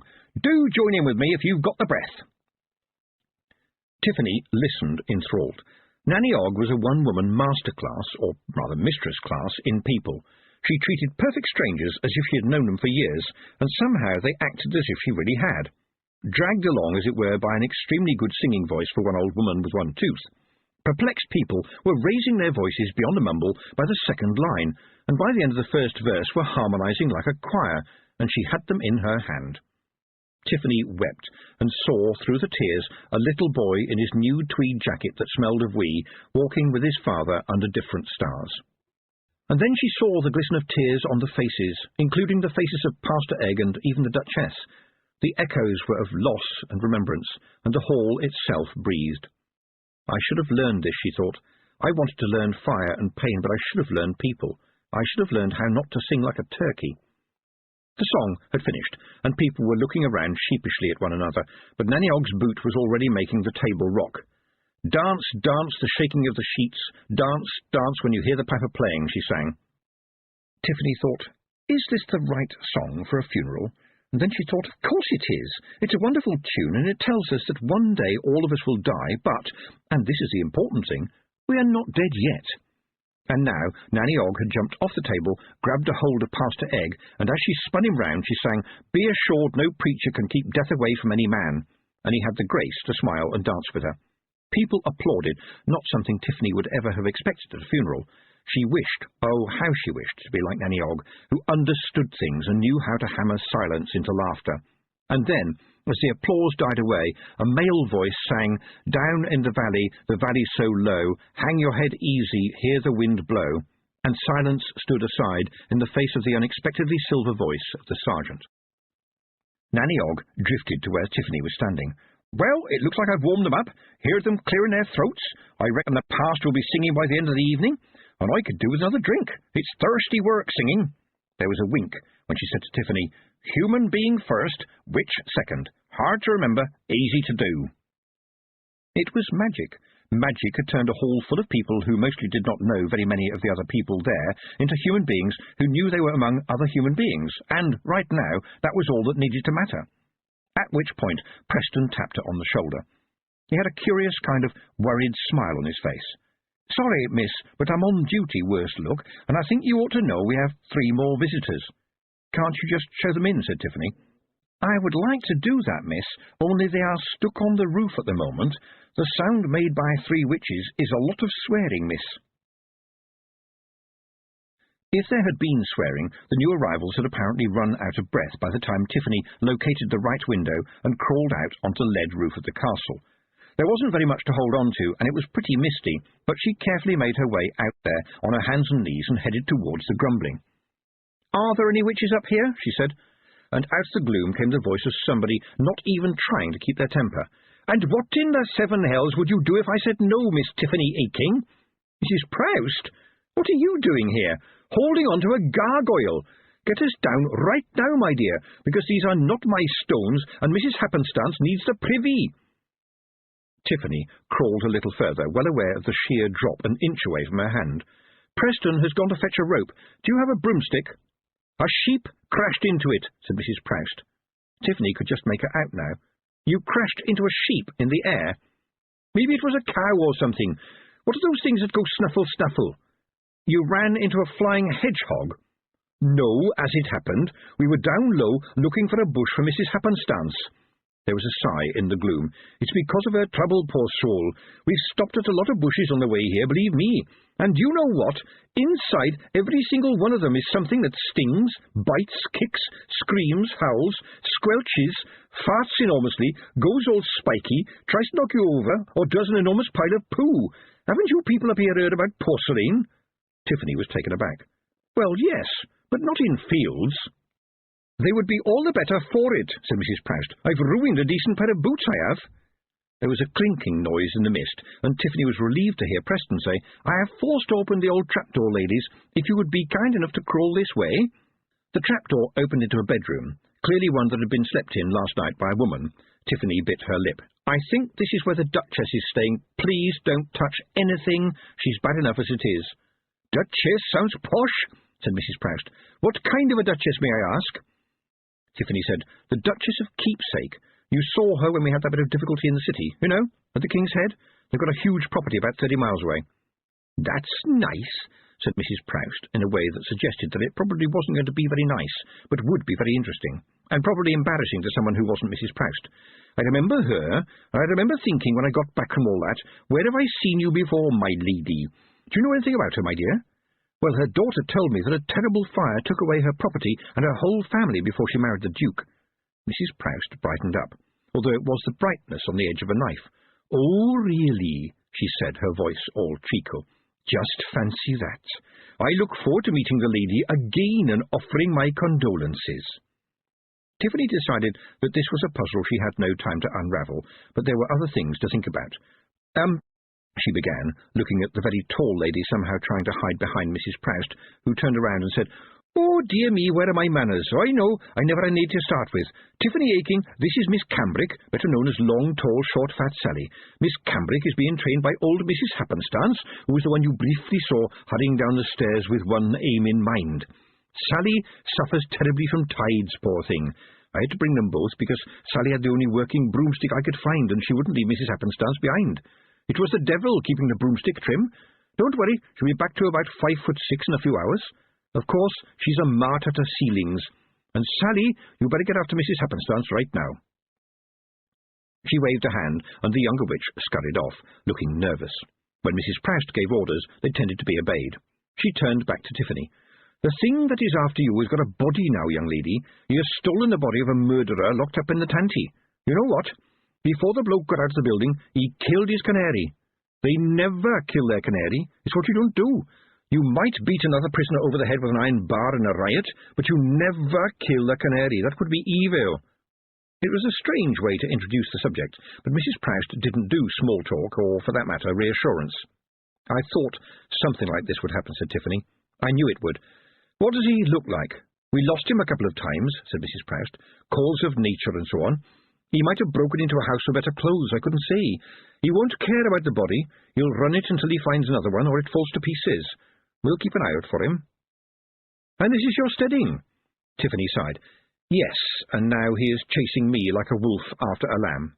"Then, if you care about people, you must get rid of him quick," said Mrs. Proust. "If a wolf gets hungry enough, it will eat anything. And now, where are your manners, Miss Aking? We're cold and wet, and by the sound of it, there is food and drink downstairs, am I right?" "Oh, I'm sorry, and you come all this way to warn me," said Tiffany. Mrs. Proust waved a hand as if that wasn't important. "I'm sure Long, Tall, Short, Fat Sally and Mrs. Happenstance would like some refreshments after a long ride, but I'm just tired," she said. And then, to Tiffany's horror, she flung herself backwards and landed on the Duchess's bed with only her boots sticking off the end, dripping water. "Miss Duchess," she said, "has she been giving you any more grief at all?" "Well, yes, I'm afraid so," said Tiffany. "She doesn't seem to have any respect for anybody lower than the king, and even then I suspect that's only a maybe. She bullies her daughter, too," she added, and as an afterthought pointed out, "one of your customers, in fact." And then she told Mrs. Proust everything about Letitia and the Duchess, because Mrs. Proust was the kind of woman you told everything to, and as the story unfolded, Mrs. Proust's grin grew wider, and Tiffany needed no witch skill to suspect that the Duchess was going to be in some trouble. "I thought so. I never forget her face. Have you ever heard of the music hall, my dear? Oh, no, you wouldn't have, not out here. It's all about comedians and singers and talking dog acts. And, of course, dancing girls. I think you're getting the picture here, are you not? Not such a bad job for a girl who could shake a handsome leg, especially since after the show all the posh gentlemen would be waiting outside the stage door to take them out for a lovely dinner and so on." The witch took off her pointy hat and dropped it on the floor beside the bed. "Can't abide broomsticks," she said. "They give me calluses in places where nobody should have calluses." Tiffany was at a loss. She couldn't demand that Mrs. Proust get off the bed. It wasn't her bed. It wasn't her castle. She smiled. In fact, it really wasn't her problem. How nice to find a problem that wasn't yours. "Mrs. Proust," she said, "could I persuade you to come downstairs? There are some other witches down here who I'd really like you to meet. Preferably when I'm not in the room," she thought to herself, but I doubt if that would be possible. "Hedge witches," Mrs. Proust sniffed. "Although there's nothing actually wrong with hedge magic," she went on. "I met one once who could run her hands over a privet hedge, and 3 months later it had grown into the shape of 2 peacocks and an offensively cute little dog holding a privet bone in its mouth. And all this, mark you, without a pair of shears being anywhere near it." "Why did she want to do that?" said Tiffany, astounded. "I doubt very much that she actually wanted to do it, but somebody asked her to do it, and paid good money too, and strictly speaking, topiary is not actually illegal, although I rather suspect that 1 or 2 folk are going to be the first up against the hedge when the revolution comes. Hedge witches. That's what we call country witches in the city." "Oh, really?" said Tiffany innocently. "Well, I don't know what we call city witches in the country, but I'm sure that Mistress Weatherwax will tell you." She knew she should have felt guilty about this, but it had been a long day, after a long week, and a witch has got to have some fun in her life. The way downstairs took them past Letitia's room. Tiffany heard voices and a laugh. It was Nanny Ogg's laugh. You couldn't mistake that laugh. It was the kind of laugh that slapped you on the back. Then Letitia's voice said, "Does that really work?" And Nanny said something under her breath that Tiffany couldn't quite hear, but whatever it was, it made Letitia almost choke with giggling. Tiffany smiled. The blushing bride was being instructed by somebody who had probably never blushed in her life, and it seemed quite a happy arrangement. At least she was not bursting into tears every 5 minutes. Tiffany led Mrs. Proust down into the hall. It was amazing to see that all people needed to make them happy was food and drink and other people. Even with Nanny Og no longer chivying them along, they were filling the place with, well, people being people. And, standing where she could see very nearly everybody, Granny Weatherwax. She was talking to Pastor Egg. Tiffany drifted up to her carefully, judging from the priest's face that he wouldn't mind at all if she intruded. Granny Weatherwax could be very forthright on the subject of religion. She saw him relax as she said, "Mistress Weatherwax, may I introduce to you Mrs. Proust, from Ankh-Morpork, where she runs a remarkable emporium." Swallowing, Tiffany turned to Mrs. Proust and said, "May I present to you Granny Weatherwax?" She stepped back as the two elderly witches looked at one another and then held her breath. The hall fell silent, and neither of them blinked. And then, surely not, Granny Weatherwax winked, and Mrs. Proust smiled. "Very pleased to make your acquaintance," said Granny. "Oh, very nice to see you," said Mrs. Proust. They exchanged a further glance, and turned to Tiffany Aking, who suddenly understood that old, clever witches had been older and cleverer for much longer than her. Granny Weatherwax almost laughed when Mrs. Proust said, "We don't need to know one another's names to recognise one another, but can I suggest, young ladies, that you start breathing again?" Granny Weatherwax lightly and primly took Mrs. Proust's arm and turned to where Nanny Og was coming down the stairs, followed by Letitia, who was blushing in places where people don't often blush, and said, "Do come with me, my dear. You must meet my friend Mrs. Og, who buys quite a lot of your merchandise." Tiffany walked away. For a brief moment in time there was nothing for her to do.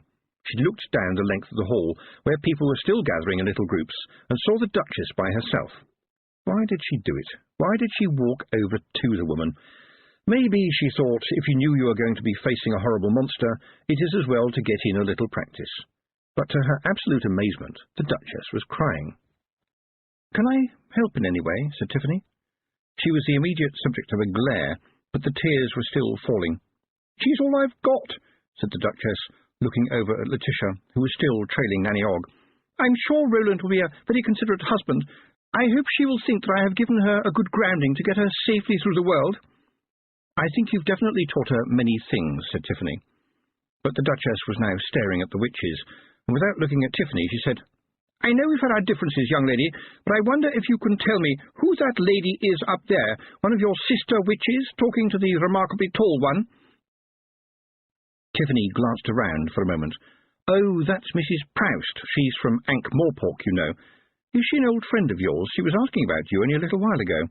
The Duchess smiled, but it was a strange little smile.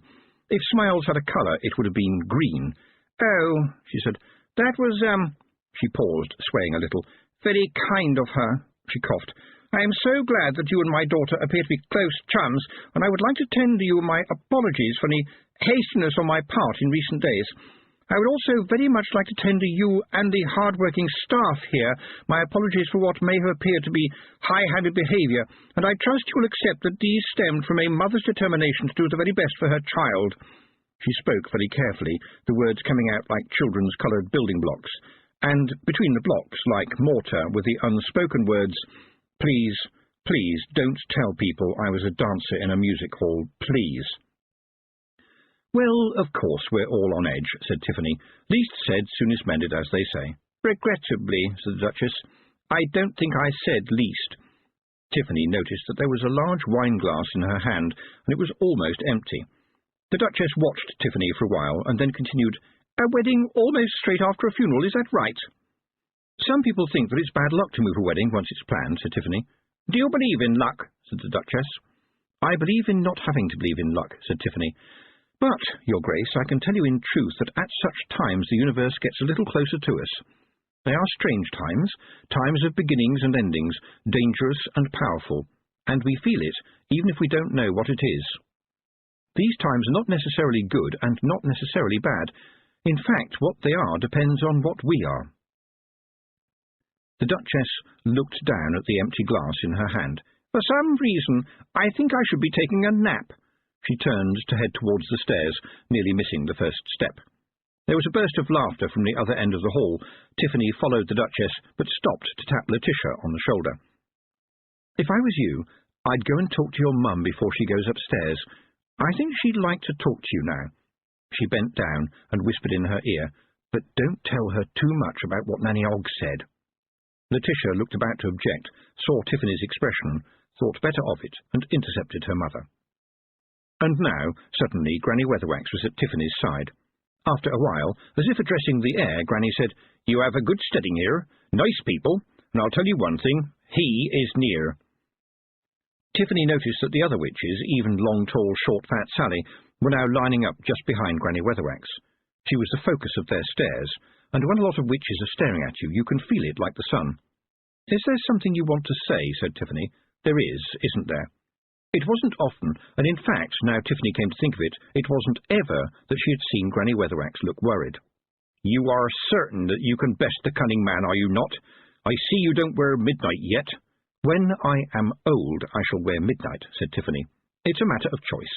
And, Granny, I know why you are here. It is to kill me if I fail, isn't it?" "Blast it," Granny Weatherwax said. "You are a witch, a good witch, but some of us think it might be best if we insisted on helping you." "No," said Tiffany. "My steading, my mess, my problem." "No matter what," said Granny. "Definitely." "Well, I commend you for your adherence to your position, and wish you, no, not luck, but certainty." There was a susurration among the witches, and Granny snapped sharply. "She has made her decision, and that, ladies, is it." "No contest," said Nanny Ogg with a grin. "I very nearly pity him. Kick him in the, kick him any way you can, Tiff." "It's your ground," said Mrs. Proust. "How can a witch do anything but succeed on her own home ground?" Granny Weatherwax nodded. "If you have let pride get the better of you, then you have already lost. But if you grab pride by the scruff of the neck and ride it like a stallion, then you may have already won. And now, I think it's time for you to prepare, Miss Tiffany Aking. Do you have a plan for the morning?" Tiffany looked into the piercing blue eyes. "Yes. Not to lose. That's a good plan." Mrs. Proust shook Tiffany with a hand that was prickly with warts and said, "By happy accident, my girl, I think I should go and slay a monster myself." Chapter 14. Burning the King. Tiffany knew she wouldn't go to sleep that night, and didn't try. People sat together in little groups talking, and there was still food and drink on the tables. Possibly because of the drink, the people didn't actually notice how fast the food and drink were disappearing, but Tiffany was certain she could hear faint noises in the beams high above. Of course, witches were proverbially good at stuffing food into their pockets for later, but probably the Feagles outdid them by sheer numbers. Tiffany moved aimlessly from group to group, and when the Duchess finally left to go upstairs, she didn't follow her. She was quite emphatic to herself that she wasn't following. She just happened to be going in the same direction. And, when she darted across the stone floor to reach the door of the Duchess's room, just after it closed behind the woman, she wasn't doing this in order to eavesdrop. Certainly not. She was just in time to hear the beginning of an angry scream, and then Mrs. Proust's voice. "My Deirdre Pasty, long time no sequins. Can you still high-kick a man's top hat off his head?" And then there was silence. And Tiffany left hurriedly, because the door was very thick, and someone would be bound to notice if she stood there any longer with her ear pressed to it. So she went back down in time to talk to long, tall, short, fat Sally and Mrs. Happenstance, who she now realised was blind, which was unfortunate, but not, for a witch, too much of a tragedy. They always had a few extra senses to spare. And then she went down into the crypt. There were flowers all around the old Baron's tomb, but not on it because the marble lid was so beautifully made that it would be a shame even to cover it with roses. On the stonemasons had carved the Baron himself, in armour and holding his sword. It was so perfectly done that it looked as if he might, at any moment, get up and walk away. At the four corners of the slab, candles burned. Tiffany walked to and fro past other dead barons in stone. Here and there was a wife, carved with her hands peacefully folded. It was strange. There were no gravestones on the chalk. Stone was too precious. There were burying grounds, and in the castle somewhere was an ancient book of faded maps that showed where people had been put. The only common person to have a memorial, who was in most respects an extremely uncommon person, was Granny Aking. The cast-iron wheels and pot-bellied stove that were all that remained of her shepherding hut would certainly survive for another 100 years. It had been good metal, and the endlessly nibbling sheep kept the ground around it as smooth as a tabletop, and besides, the grease from the sheep's fleeces as they rubbed up against the wheels were as good as oil for keeping the metal as fine as the day it was cast. In the old days, before a knight became a knight, he would spend a night in his hall with his weapons, praying to whichever gods were listening to give him strength and good wisdom. She was sure she heard those words spoken, at least in her head, if not in her ears. She turned and looked at the sleeping knights, and wondered if Mrs. Proust was right and Stone had a memory. And what are my weapons, she thought, and the answer came to her instantly. Pride. Oh, you hear them say it's a sin, you hear them say it goes before a fall, and that can't be true. The blacksmith prides himself on a good weld. The carter is proud that his horses are well turned out, gleaming like fresh chestnuts in the sunshine. The shepherd prides himself on keeping the wolf from the flock. The cook prides herself on her cakes. We pride ourselves on making a good history of our lives, a good story to be told. And I also have fear, the fear that I will let others down, and because I fear, I will overcome that fear. I will not disgrace those who have trained me. And I have trust, even though I am not sure what it is I am trusting. Pride, fear, and trust, she said aloud. And in front of her the 4 candles streamed fire as if driven by the wind, and for a moment she was certain in the rush of light that the figure of an old witch was melting into the dark stone. Oh yes, said Tiffany, and I have fire. And then, not knowing exactly why, she said, When I am old I shall wear midnight, but not today. Tiffany held up her lantern, and the shadows moved, but one, which looked very much like an old woman in black, faded completely. And I know why the hare leaps into the fire, and tomorrow, no, today, I am leaping into it too. She smiled. When Tiffany got back in the hall, the witches were all watching her from the stairs. Tiffany had wondered how Granny and Mrs. Proust would get on, given that both of them were as proud as a cat full of sixpences, but they seemed to be getting on well enough, in a talking about the weather, the manners of young people these days, and the scandalous price of cheese sort of way. But Nanny Og looked unusually worried. Seeing Nanny Og looking worried was worrying. It was past midnight, technically speaking, the witching hour. In real life, every hour was a witching hour, but nevertheless, the way the 2 hands on the clock stood straight up was slightly eerie. I hear that the lads came back from their stag night fun, said Nanny, but it seems to me they've forgotten where they left the groom. I don't think he is going to go anywhere, though. They are pretty certain they took his trousers down and tied him to something. She coughed. That's generally the usual procedure. Technically the best man is supposed to remember where, but they found him and he can't remember his own name. The clock in the hall struck midnight. It was never on time. Each strike may as well have hit Tiffany's backbone. And there, marching towards her, was Preston. And it seemed to Tiffany that for quite some time, wherever she had looked, there was Preston, looking smart and clean, and, somehow, hopeful. Look, Preston, she said, I haven't got time to explain things, and I'm not certain you would believe them. No, you probably would believe them if I told you them. I have to go out there to kill that monster before it kills me. Then I will protect you, said Preston. Anyway, my commander-in-chief might be out there somewhere in the pigsty with a sow sniffing his unmentionables. And I represent the temporal power here. You? Tiffany snapped. Preston stuck out his chest, although it didn't go very far. As a matter of fact, yes. The lads made me officer of the watch, so that they could all have a drink, and right now the sergeant is in the kitchen, throwing up in the sink. He thought he could outdrink Mrs. Og. He saluted. I'm going out there with you, miss, and you can't stop me. No offence meant, of course. However, by virtue of the power invested in me by the sergeant, in between him throwing up into the sink, I would like to commandeer you and your broomstick to assist me in my search, if that is all right with you. It was a dreadful question to ask a witch. On the other hand, it was being asked by Preston. All right, then, she said, but do try not to scratch it. And there is one thing I have to do first. Do excuse me. She walked a little way over to the open door of the hall and leaned against the cold stonework. I know there are Feagles listening to me, she said. Oh, aye, said a voice about 1 inch from her ear. Well, I don't want you to help me tonight. This is a hag thing, you understand?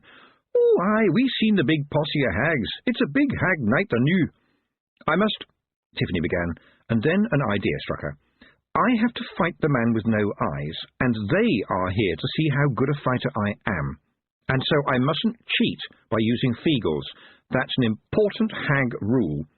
Of course, I respect the fact that cheating is an honourable Feagle tradition, but hags don't cheat, she went on, aware that this was a huge lie.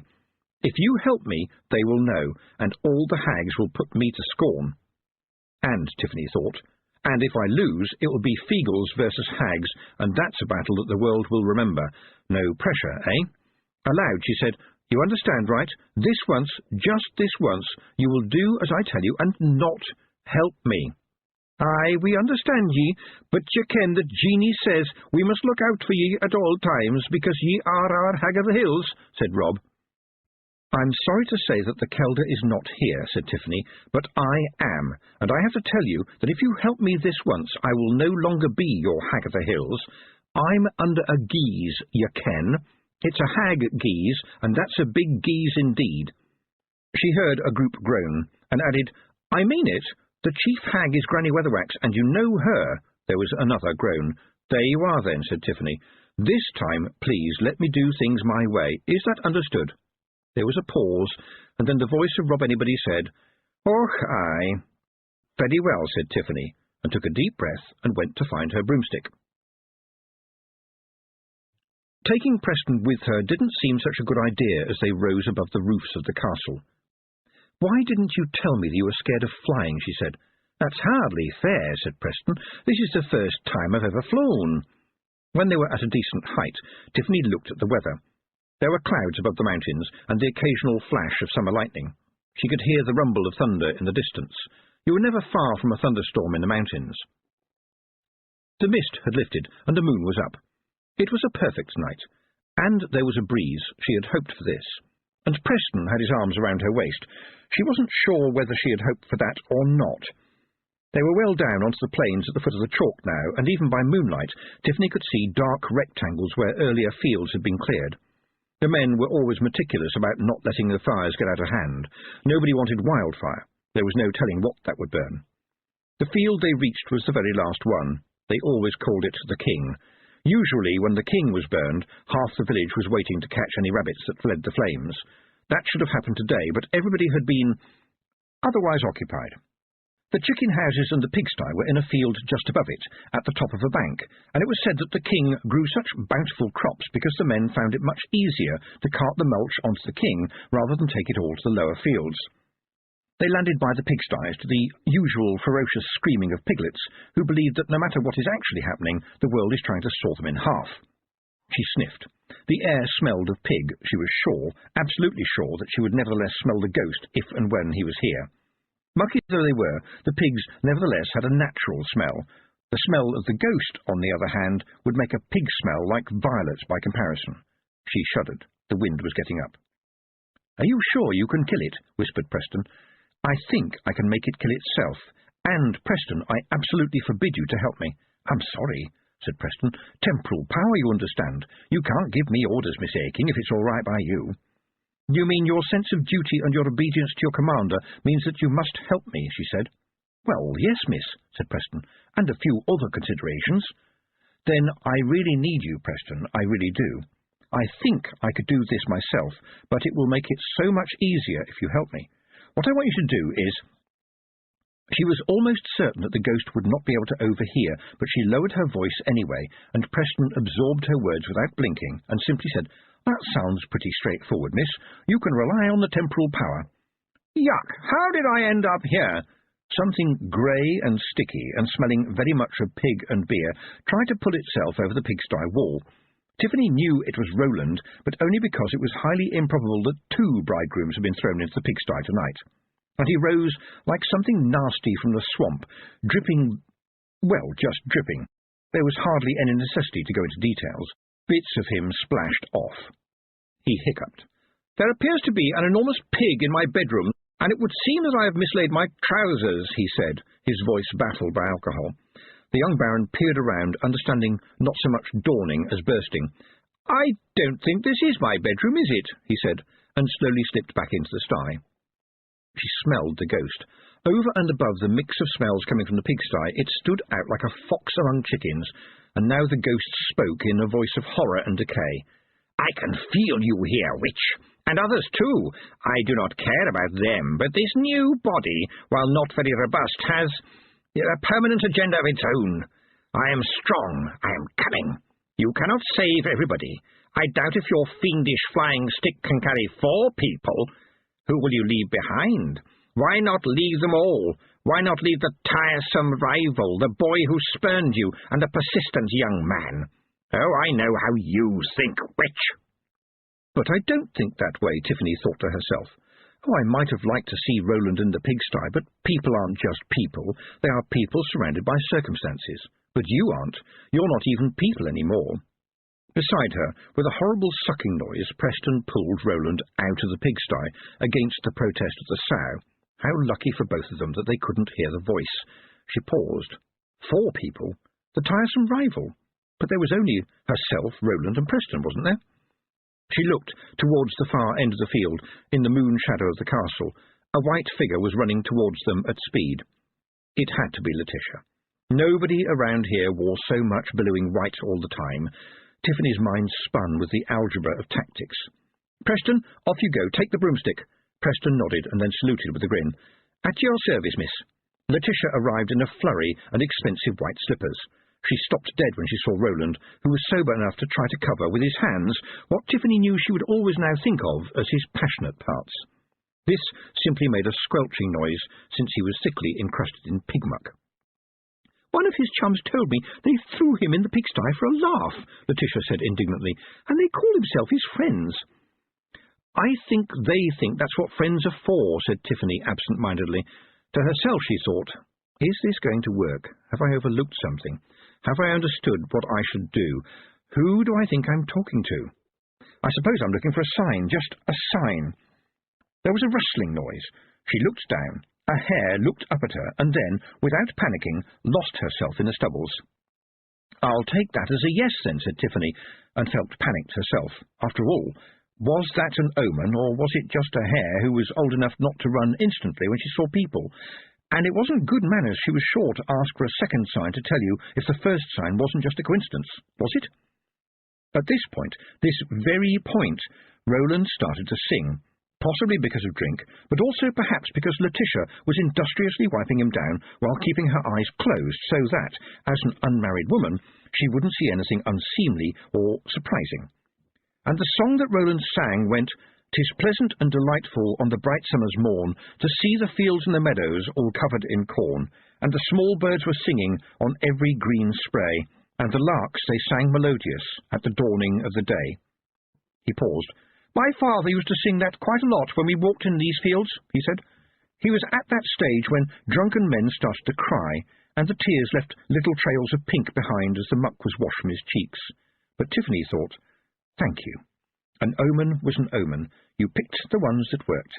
And this was the big field, the field where they burned the last of the stubbles, and the hare runs into the fire. Oh, yes, the omens, they were always so important." Listen to me, both of you. I am not going to be argued with by you, because you, Roland, are rascally drunk, and you, Letitia, are a witch. Letitia beamed at this point, who is junior to me, and therefore both of you will do what I tell you, and that way all of us may get back to the castle alive. They both stopped and listened, Roland swaying gently. "When I shout," Tiffany continued, "I want you to each grab one of my hands and run. Turn if I turn, stop if I stop, although I doubt very much that I shall want to stop. Above all, don't be afraid, and trust me. I'm almost sure I know what I'm doing." Tiffany realized that this wasn't the best assurance, but they didn't seem to notice. She added, "And when I say leap, leap as if a devil is behind you, because it will be." The stink was suddenly unbearable. The sheer hatred in it seemed to beat on Tiffany's brain. "By the pricking of my thumbs, something wicked this way comes," she thought, as she stared into the night-time gloom. "By the stinking of my nose, something evil this way goes," she added, to stop herself gibbering as she scanned the distant hedge for movement. And there was the figure. There, heavy-set, walking towards them down the length of the field. It moved slowly, but was gathering speed. There was an awkwardness about it. When he takes over a body, the owner of the body becomes part of him too. No escape, no release, that's what Escarina had told her. Nothing good, nothing capable of redemption could have thoughts that stank like that. She gripped the hands of the arguing couple and dragged them into a run. The creature was between them and the castle, and was going more slowly than she'd expected. She risked another look and saw the glint of metal in its hands. Knives. "Come on! These aren't very good shoes for running in," Letitia pointed out.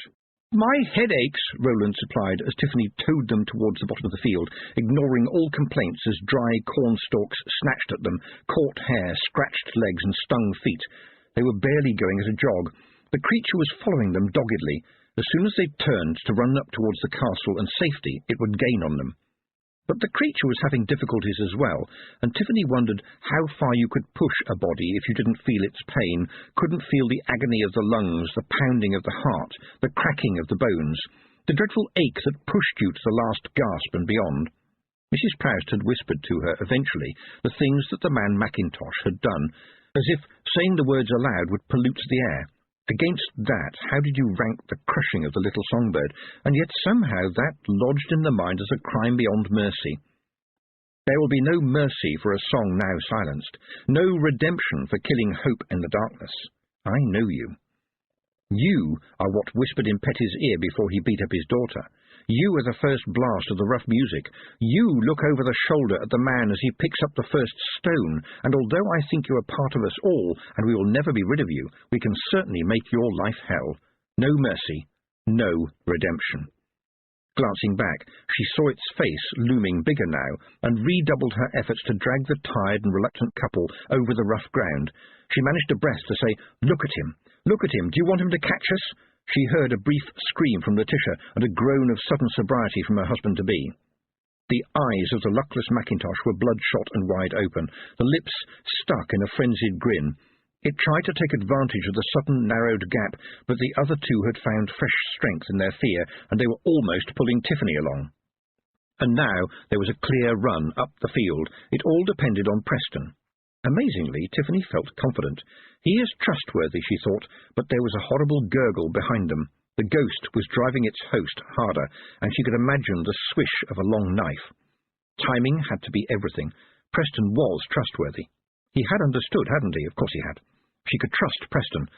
Later on, what she remembered most was the silence, broken only by the crackling of the stalks and the heavy breathing of Letitia and Roland, and the horrible wheezing of their pursuer.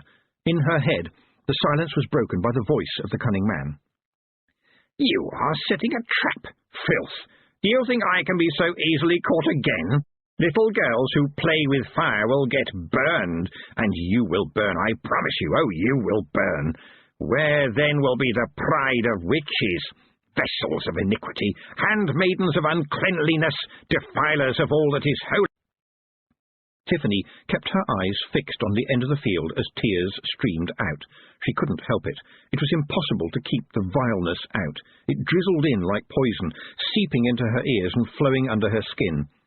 Another swish in the air behind them made all three runners find redoubled strength, but she knew it couldn't go on.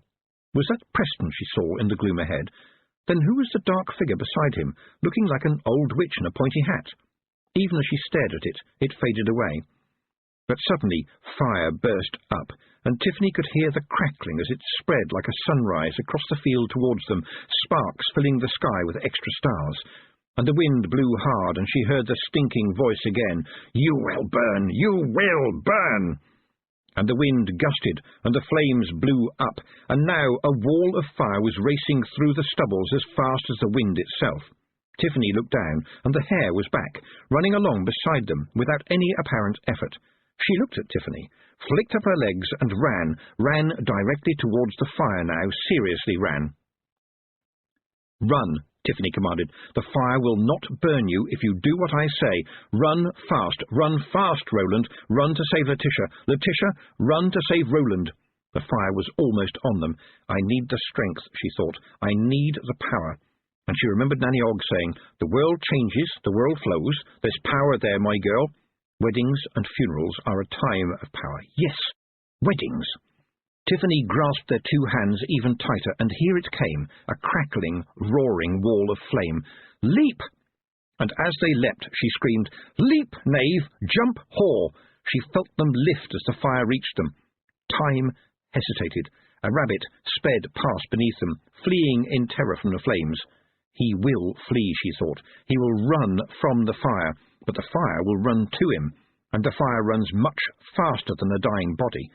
Tiffany floated in a ball of yellow flame. The hair drifted past her, a creature happy in her element. We are not as fast as you, she thought. We will get singed. She looked right and left at the bride and groom, who were staring ahead as if hypnotized, and pulled them towards her. She understood. I am going to marry you, Roland. I said I would. She would make something beautiful out of this fire.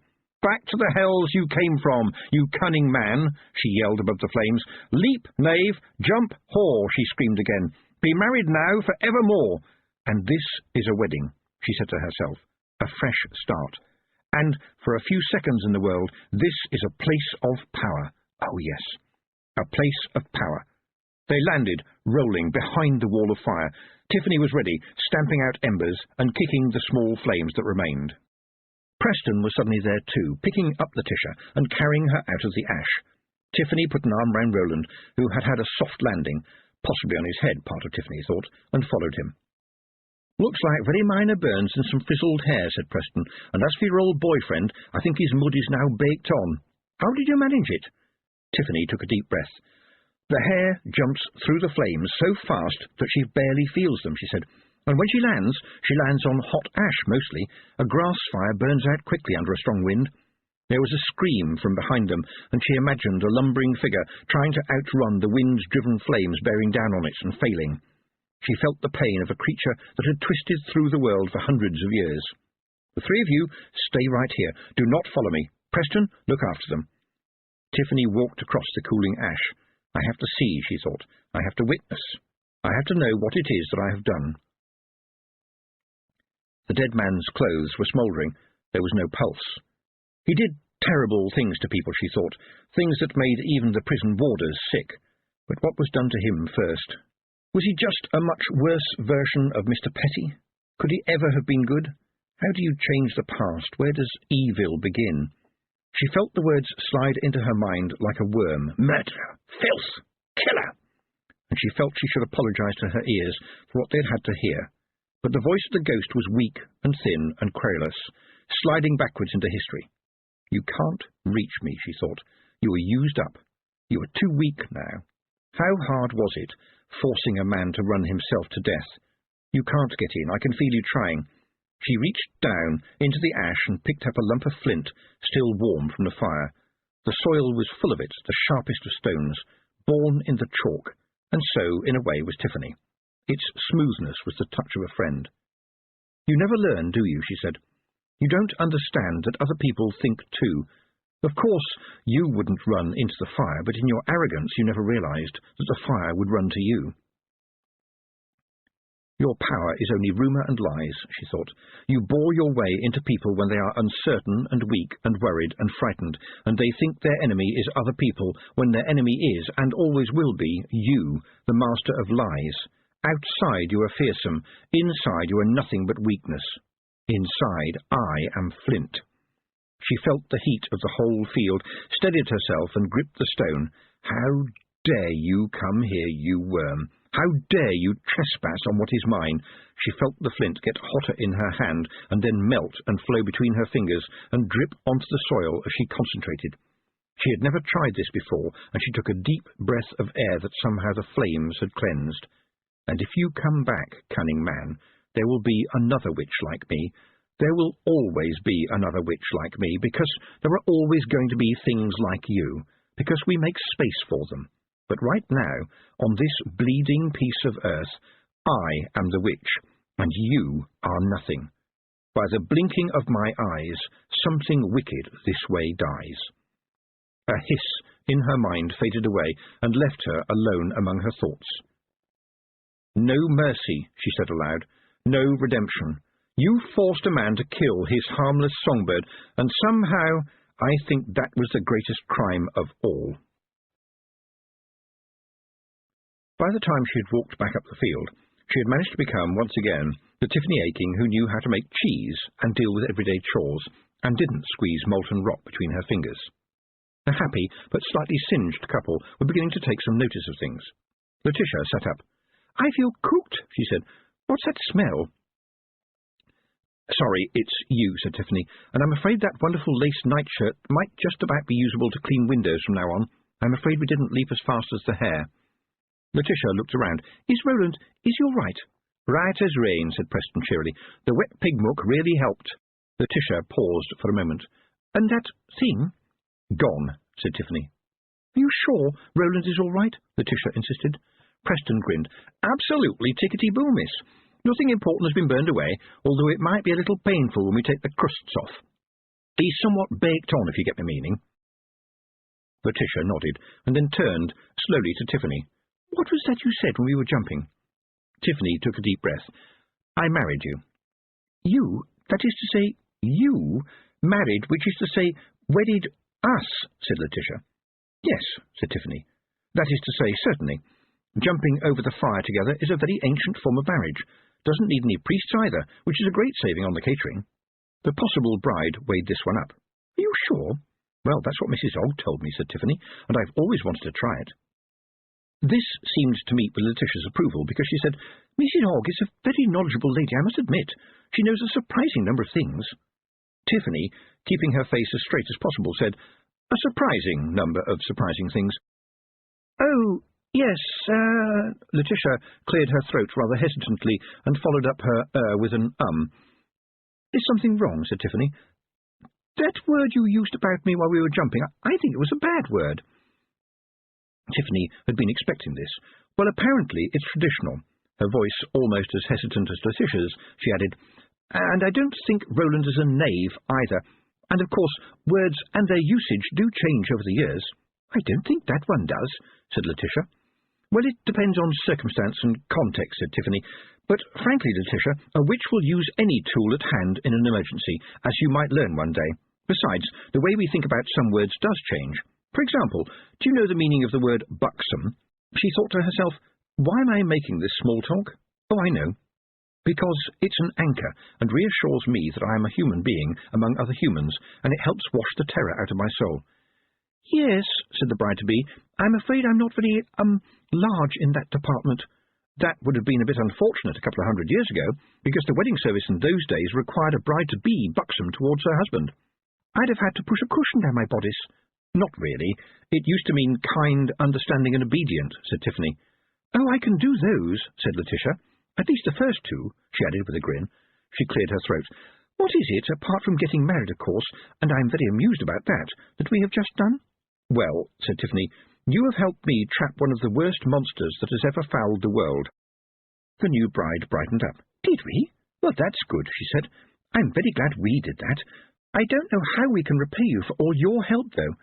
"Well, clean, used linen and old boots are always welcome," said Tiffany seriously. "But you don't have to thank me for being a witch. I'd much prefer that you thanked my friend Preston. He put himself in real danger for the pair of you. At least we were together. He was out here all by himself." "That is, in point of actual fact," said Preston, "not entirely accurate. Apart from anything else, all my matches were damp, but fortuitously Mr. Daft Woolly and his chums were very kind enough to lend me some. And I've been told to tell ye that that was okay, because they was helping me, not ye. And although there are ladies present, I have to say that they did assist in getting things going quickly by flapping the flames with their kilts. A sight, I may say, that once seen is never forgotten." "I would very much have liked to have seen it," said Letitia politely. "Anyway," said Tiffany, trying to get the mental picture out of her mind, "it might be best to concentrate on the fact that you will be somewhat more acceptably married by Pastor Egg tomorrow. And you know something very important about tomorrow? It's today." Roland, who was holding his head and groaning, blinked and said, "What is?" Chapter 15. A Shadow and a Whisper. It was, on the whole, a pretty good wedding in Tiffany's opinion, a pretty good wedding. Pastor Egg, aware of the unusual number of witches in the audience, kept the religion to a minimum. The blushing bride walked up the hall, and Tiffany saw her blush a little more when she caught sight of Nanny Ogg, who gave her a cheerful thumbs up as she passed. And then there was the throwing of the rice, followed of course by the careful sweeping up of the rice, because it was wicked to waste good food. Then there was general cheering and congratulations, and, to the surprise of some, a happy, beaming duchess, who chatted merrily, even to the maids, and appeared to have a kind and reassuring word for everybody. and only Tiffany knew why the woman shot occasional nervous glances towards Mrs. Proust. Tiffany left then to sneak away and help Preston in the King Field, where he was digging a hole deep enough so that the plough would never find the charred remains that were collected and thrown down it. They washed their hands with vicious lye soap, because you could never be too careful. It was not, strictly speaking, a very romantic occasion. "You'll think he will ever come back," said Preston as they leaned on their shovels. Tiffany nodded. "The cunning man will, at least. Poison is always welcome somewhere. What will you do now he's gone?" "Oh, you know, all the exciting stuff. Somewhere there is always a leg that needs bandaging or a nose that needs blowing. It's busy, busy all day long. That doesn't sound very exciting." "Well, I suppose so," said Tiffany. "But compared to yesterday, that kind of day suddenly seems to be a very good day." They headed towards the hall, where the wedding breakfast was now being served as lunch. "You are a young man of considerable resourcefulness," Tiffany said to Preston, "and I thank you very much for your help." Preston nodded happily. "Thank you very much for that, miss. Thank you very much indeed, but with just one little, how can I put it, correction. You are, after all, 16, more or less, and I am 17, so I think you will conclude that calling me young man, I will own up to a cheerful and youthful disposition, but I am older than you, my girl." There was a pause. Then Tiffany said, carefully, "How do you know how old I am?" "I asked around," said Preston, his eager smile never leaving his face. "Why?"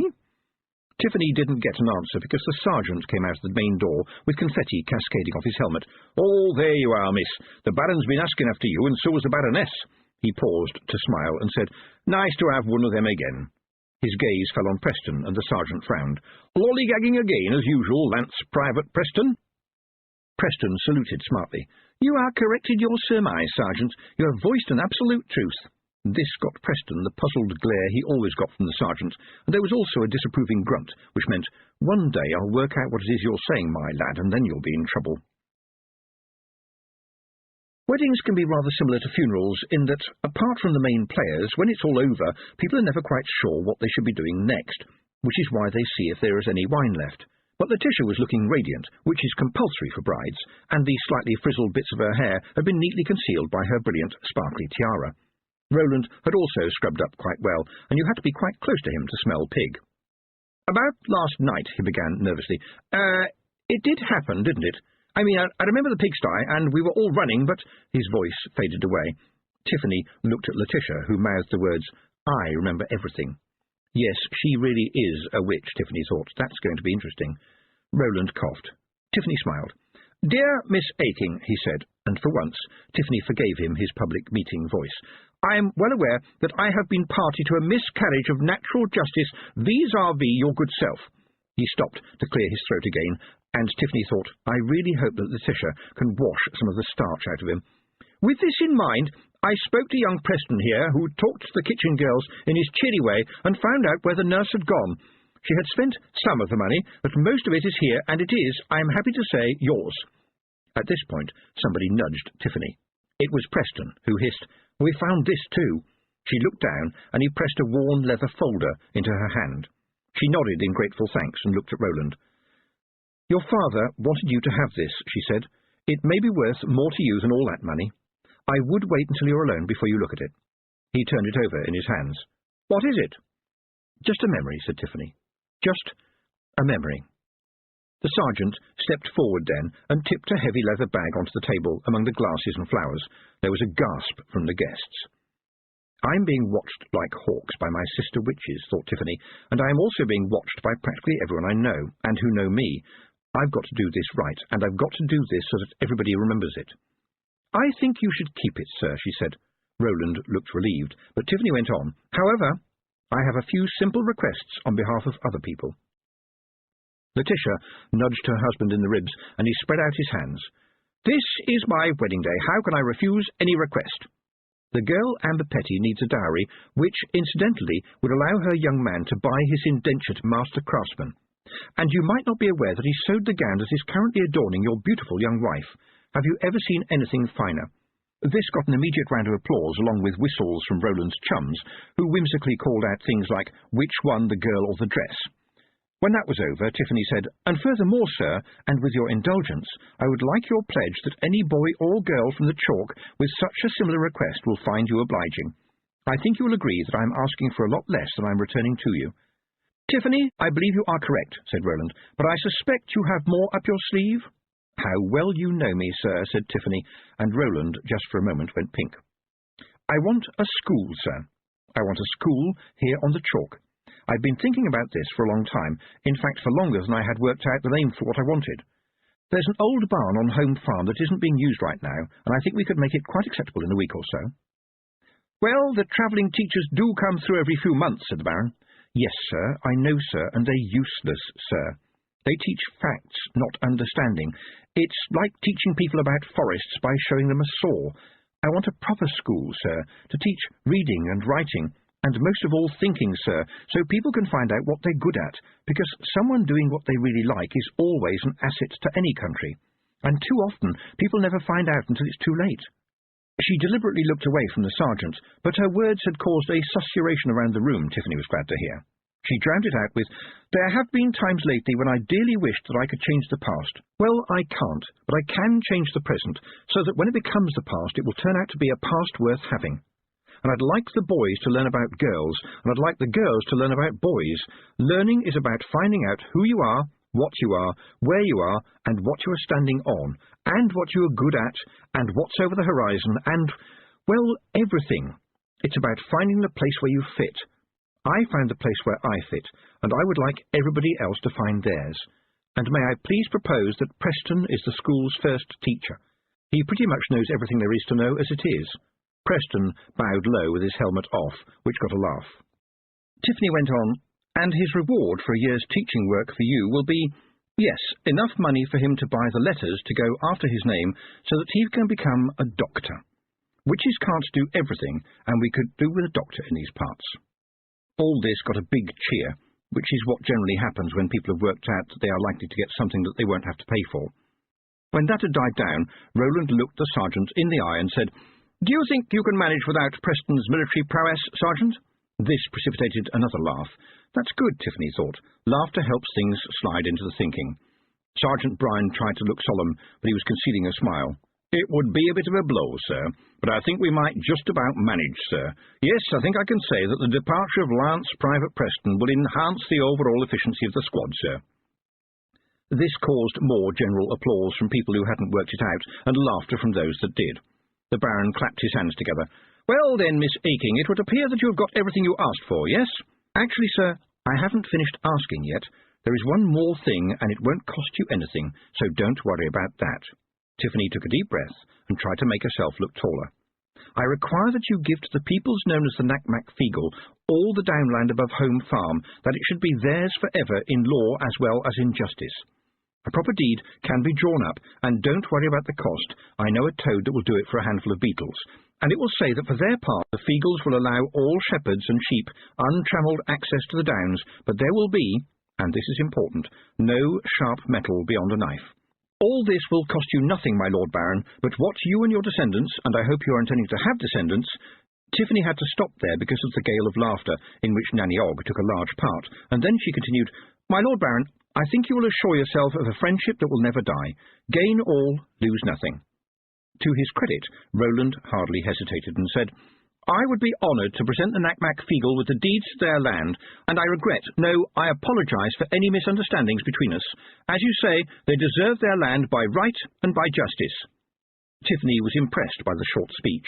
The language was slightly stuffy, but his heart was in the right place, and slightly stuffy language suited the Feagles very well.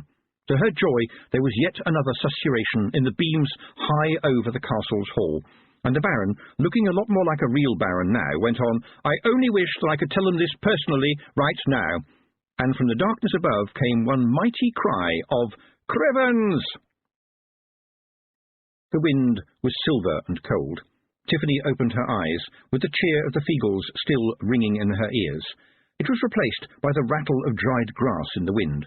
She tried to sit up, but got nowhere, and a voice behind her said, "Please don't wriggle, this is very difficult." Tiffany tried to turn her head. "Escarina?" "Yes, there is somebody here who wants to talk to you. You may get up now. I have balanced the nodes. Don't ask questions because you would not understand the answers. You are in the travelling now again. Now and again, you might say, I will leave you to your friend, and I'm afraid you cannot have much time for a given value of time, but I must protect my son. Tiffany said, You mean you've got... She stopped because a figure was forming in front of Tiffany and became a witch. A classic witch with the black dress, black boots, rather nice ones, Tiffany noted, and of course the pointy hat. She had a necklace too. On the chain was a golden hair. The woman herself was old, but it was hard to say how old. She stood proudly like Granny Weatheraxe, but like Nanny Og, she seemed to suggest that old age or something wasn't really being taken seriously. But Tiffany concentrated on the necklace. People wore jewellery to show you something. It always had a meaning, if you concentrated. All right, she said. I have just one question. I'm not here to bury you, am I? My word, you are quick, said the woman. You have immediately devised a remarkably interesting narrative and instantly guessed who I am. She laughed. The voice was younger than her face. No, Tiffany. Interestingly macabre though your suggestion is, the answer is no. I remember Granny Weatheraxe telling me that when you get right down to it, the world is all about stories, and Tiffany Aking is extremely good at endings. I am. Oh, yes. Classic endings to a romantic story are a wedding or a legacy, and you have been the engineer for one of each. Well done. You are me, right, said Tiffany. That's what the you-have-to-help-yourself business was about, yes? The older Tiffany grinned, and Tiffany could not help noticing that it was a very nice grin. As a matter of fact, I only interfered in a few small ways, like, for example, making certain the wind really did blow very hard for you. Although, as I recall, a certain colony of little men added their own special excitement to the venture. I'm never quite certain if my memory is good or bad. That's time travel for you. You can travel in time? With some help from our friend Escarina, and only as a shadow and a whisper. It's a bit like the don't see me thing You have to persuade time not to take any notice. But why did you want to talk to me? Said Tiffany. Well, the infuriating answer is that I remembered that I did, said old Tiffany. Sorry, that's time travel again, but I think I wanted to tell you that it all works out more or less. It all falls into place. You've taken the first step. There's a second step, said Tiffany. No, there's another first step. Every step is a first step if it's a step in the right direction. But hold on, said Tiffany. Won't I be you one day, and then will I talk to me now, as it were? Yes, but the you that you talk to won't exactly be you. I'm very sorry about this, but I'm having to talk about time travel in a language that can't really account for it. But in short, Tiffany, according to the elasticated string theory, throughout the rest of time, somewhere an old Tiffany will be talking to a young Tiffany, and the fascinating thing is that every time they do, they will be a little bit different. When you meet your younger self, you will tell her what you think she needs to know.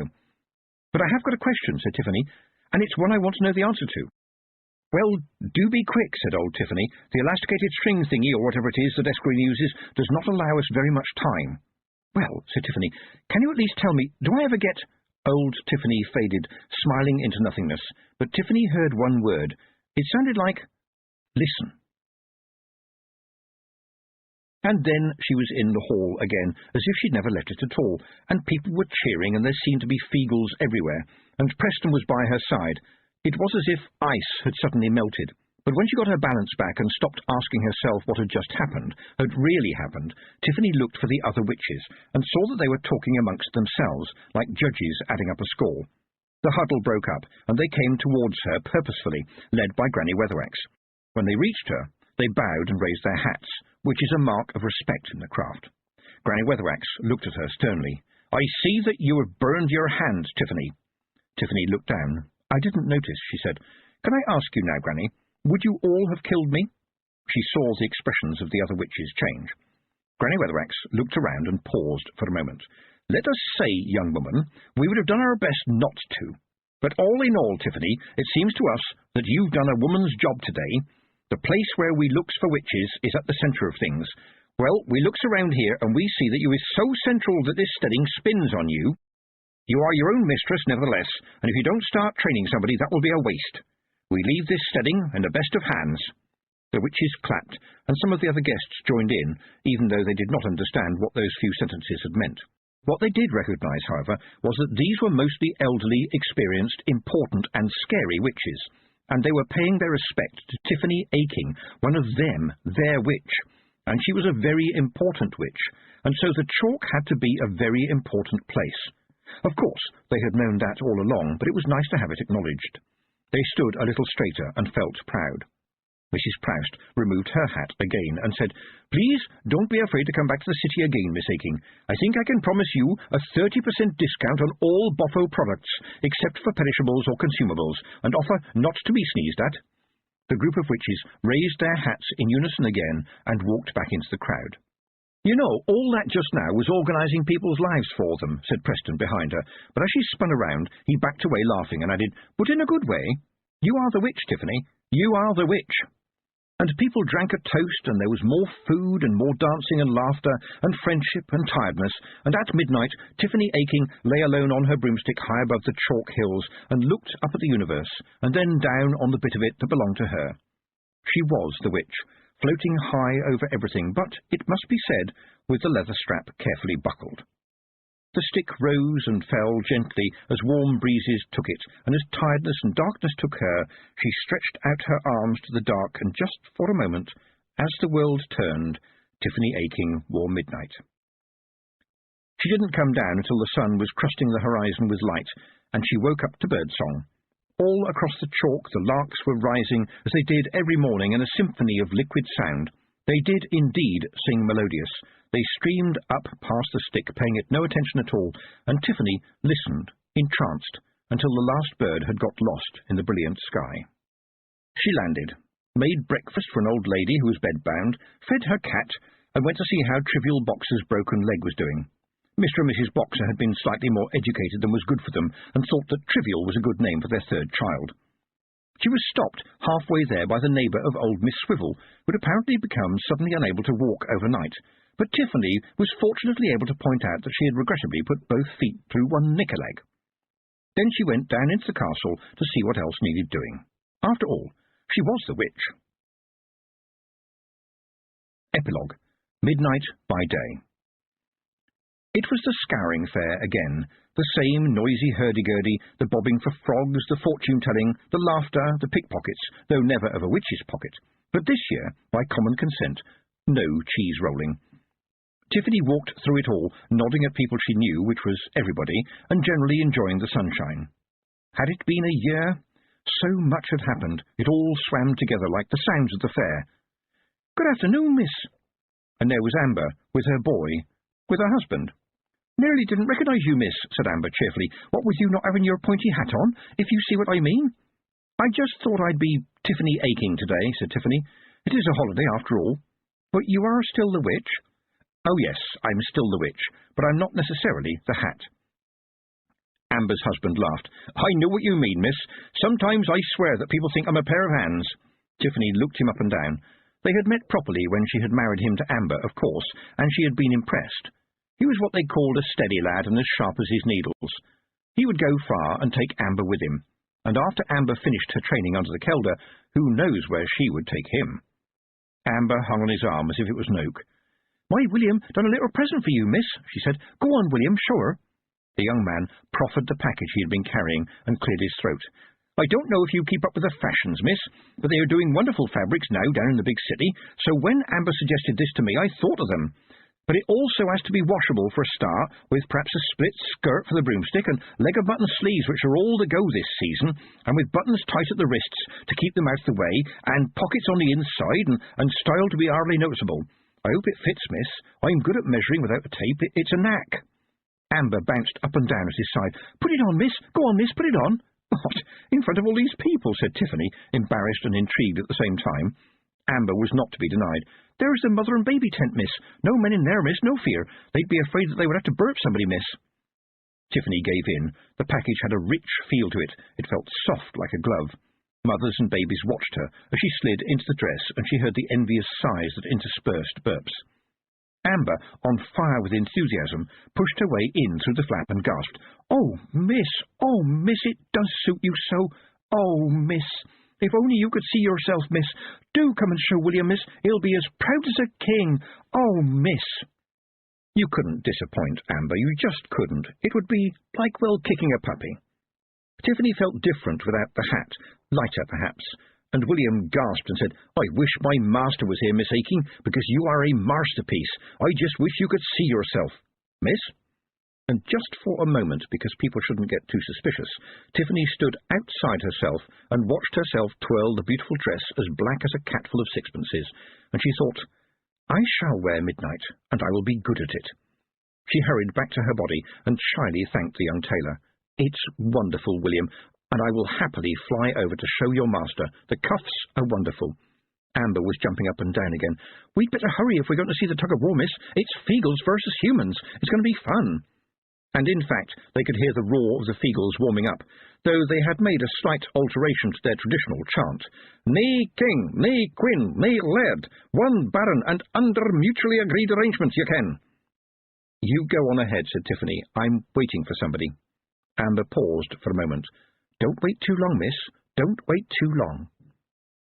Tiffany walked slowly in the wonderful dress, wondering if she would dare wear it every day, and hands came past her ears and covered her eyes.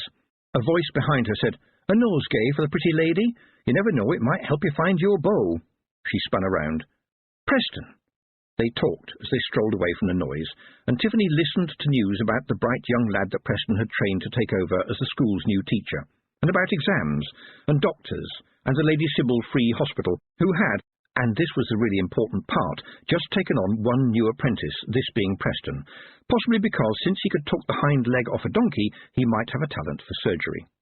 "I don't reckon I'll get many holidays," he said. "You don't get many when you're an apprentice, and I shall have to sleep under the autoclave every night and look after all the saws and scalpels, but I know all the bones by heart." "Well, it's not too far by Broomstick after all," said Tiffany. Preston's expression changed as he reached into his pocket and pulled out something wrapped in fine tissue, which he handed to her without saying a word. Tiffany unwrapped it, knowing, absolutely knowing, that it would be the golden hair. There was no possibility in the world that it wouldn't have been. She tried to find the words, but Preston always had an adequate supply. He said, "Miss Tiffany, the witch, would you be so good as to tell me what is the sound of love?" Tiffany looked at his face.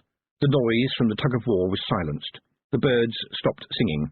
In the grass, the grasshoppers stopped rubbing their legs together and looked up.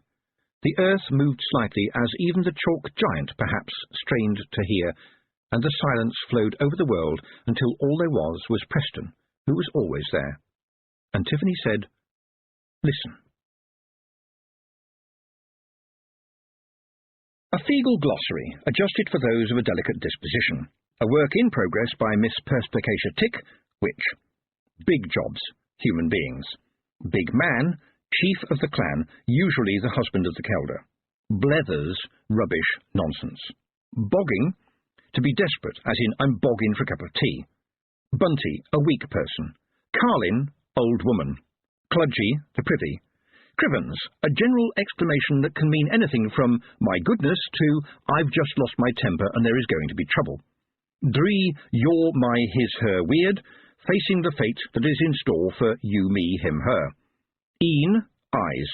Eldritch, weird, strange. Sometimes means oblong too for some reason. Fash, worry, upset. Geese, a very important obligation backed up by tradition and magic. Not a bird. Gonagle, the bard of the clan, skilled in musical instruments, poems, stories, and songs. Hag, a witch of any age. Hag-a-hags, a very important witch. Hagging, haggling, anything a witch does. Hidlins, secrets. Kelder, the female head of the clan, and eventually the mother of most of it. Feagle babies are very small, and a kelder will have hundreds in her lifetime. Lang Syne, long ago. Last world. The Feagles believe that they are dead. This world is so nice, they argue, that they must have been really good in a past life and then died and ended up here. Appearing to die here means merely going back to the last world, which they believe is rather dull. Muddlin, useless person. Pished, I am assured that this means tired. Schemy, an unpleasant person. Scuggan, a really unpleasant person. Scunner, a generally unpleasant person. Ships, woolly things that eat grass and go bar, easily confused with the other kind. Spavey, see Muddlin. Special sheep liniment. Probably moonshine whiskey, I'm very sorry to say. No one knows what it would do to sheep, but it is said that a drop of it is good for shepherds on a cold winter's night, and for Feagles at any time at all. Do not try to make this at home. Spog, a small leather bag at the front of a Feagle's kilt, which covers whatever he presumably thinks needs to be hidden, and generally holds things like something he is halfway through eating, something he'd found that now therefore belongs to him, and quite often, because even a Feagle can catch a cold, it might hold whatever he was using as a handkerchief, which might not necessarily be dead. Steamy, only found in the big Feagle mounds in the mountains, where there's enough water to allow regular bathing. It's a kind of sauna. Feagles on the chalk tend to rely on the fact that you can only get so much dirt on you before it starts to fall off of its own accord. Whaley, a general cry of despair. Author's note. My job is to make things up, and the best way to make things up is to make them out of real things. When I was a small boy, just after the last ice age, we lived in a cottage that Tiffany Aking would recognise. We had cold water, no electricity, and took a bath once a week, because the tin bath had to be brought in from its nail, which was outside on the back of the kitchen wall, and it took a long time to fill it, when all my mother had to heat water with was one kettle. Then I, as the youngest, had the first bath, followed by Mum and then Dad, and finally the dog if Dad thought it was getting a bit niffy. There were old men in the village who had been born in the Jurassic period and looked to me all the same, with flat caps and serious trousers held up with very thick leather belts. One of them was called Mr. Allen, who wouldn't drink water from a tap because he said it's got neither taste nor smell. He drank water from the roof of his house, which fed a rain barrel. Presumably he drank more than rainwater because he had a nose that looked like two strawberries that had crashed into one another.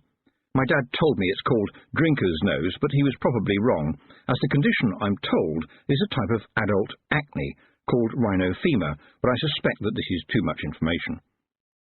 Mr. Allen used to sit out in the sun in front of his cottage on an old kitchen chair, watching the world go by, and we kids used to watch his nose in case it exploded. One day I was chatting to him, and out of the blue he said to me, "You seen stubbles burning, boy?" I certainly had. Not near our home, but when we drove down to the coast on holiday, though sometimes the smoke from the burning stubbles was so thick that it looked like a fog. The stubbles were what was left in the ground after most of the corn stems had been cut. The burning was said to be good for getting rid of pests and diseases, but the process meant lots of small birds and animals were burned. The practice has long since been banned for that very reason. One day, when the harvest wagon went down our lane, Mr. Allen said to me, "You ever seen a hare, boy?" I said, "Yes, of course. If you haven't seen a hare, then imagine a rabbit crossed with a greyhound, one that can leap magnificently." Mr. Allen said, "The hare ain't afraid of fire. She stares it down and jumps over it and lands safe on the other side." I must have been about 6 or 7 years old, but I remembered it because Mr. Allen died not long afterwards. Then, when I was much older, I found in a second-hand bookshop a book called The Leaping Hare, written by George Ewart Evans and David Thompson, and I learned things that I would not have dared to make up. Mr. Evans, who died in 1988, spoke during his long life to the men who worked on the land, not from the cab of a tractor, but with horses, and they saw the wildlife around them. I suspect that maybe they had put a little bit of a shine on the things they told him, but everything is all the better for a little bit of shine, and I have not hesitated to polish up the legend of the hare for you. If it is not the truth, then it is what the truth ought to be. I dedicate this book to Mr. Evans, a wonderful man who helped many of us to learn about the depths of history over which we float. It is important that we know where we come from, because if you do not know where you come from, then you don't know where you are, and if you don't know where you are, then you don't know where you're going. And if you don't know where you're going, you're probably going wrong. Terry Pratchett, Wiltshire, 27th of May, 2010.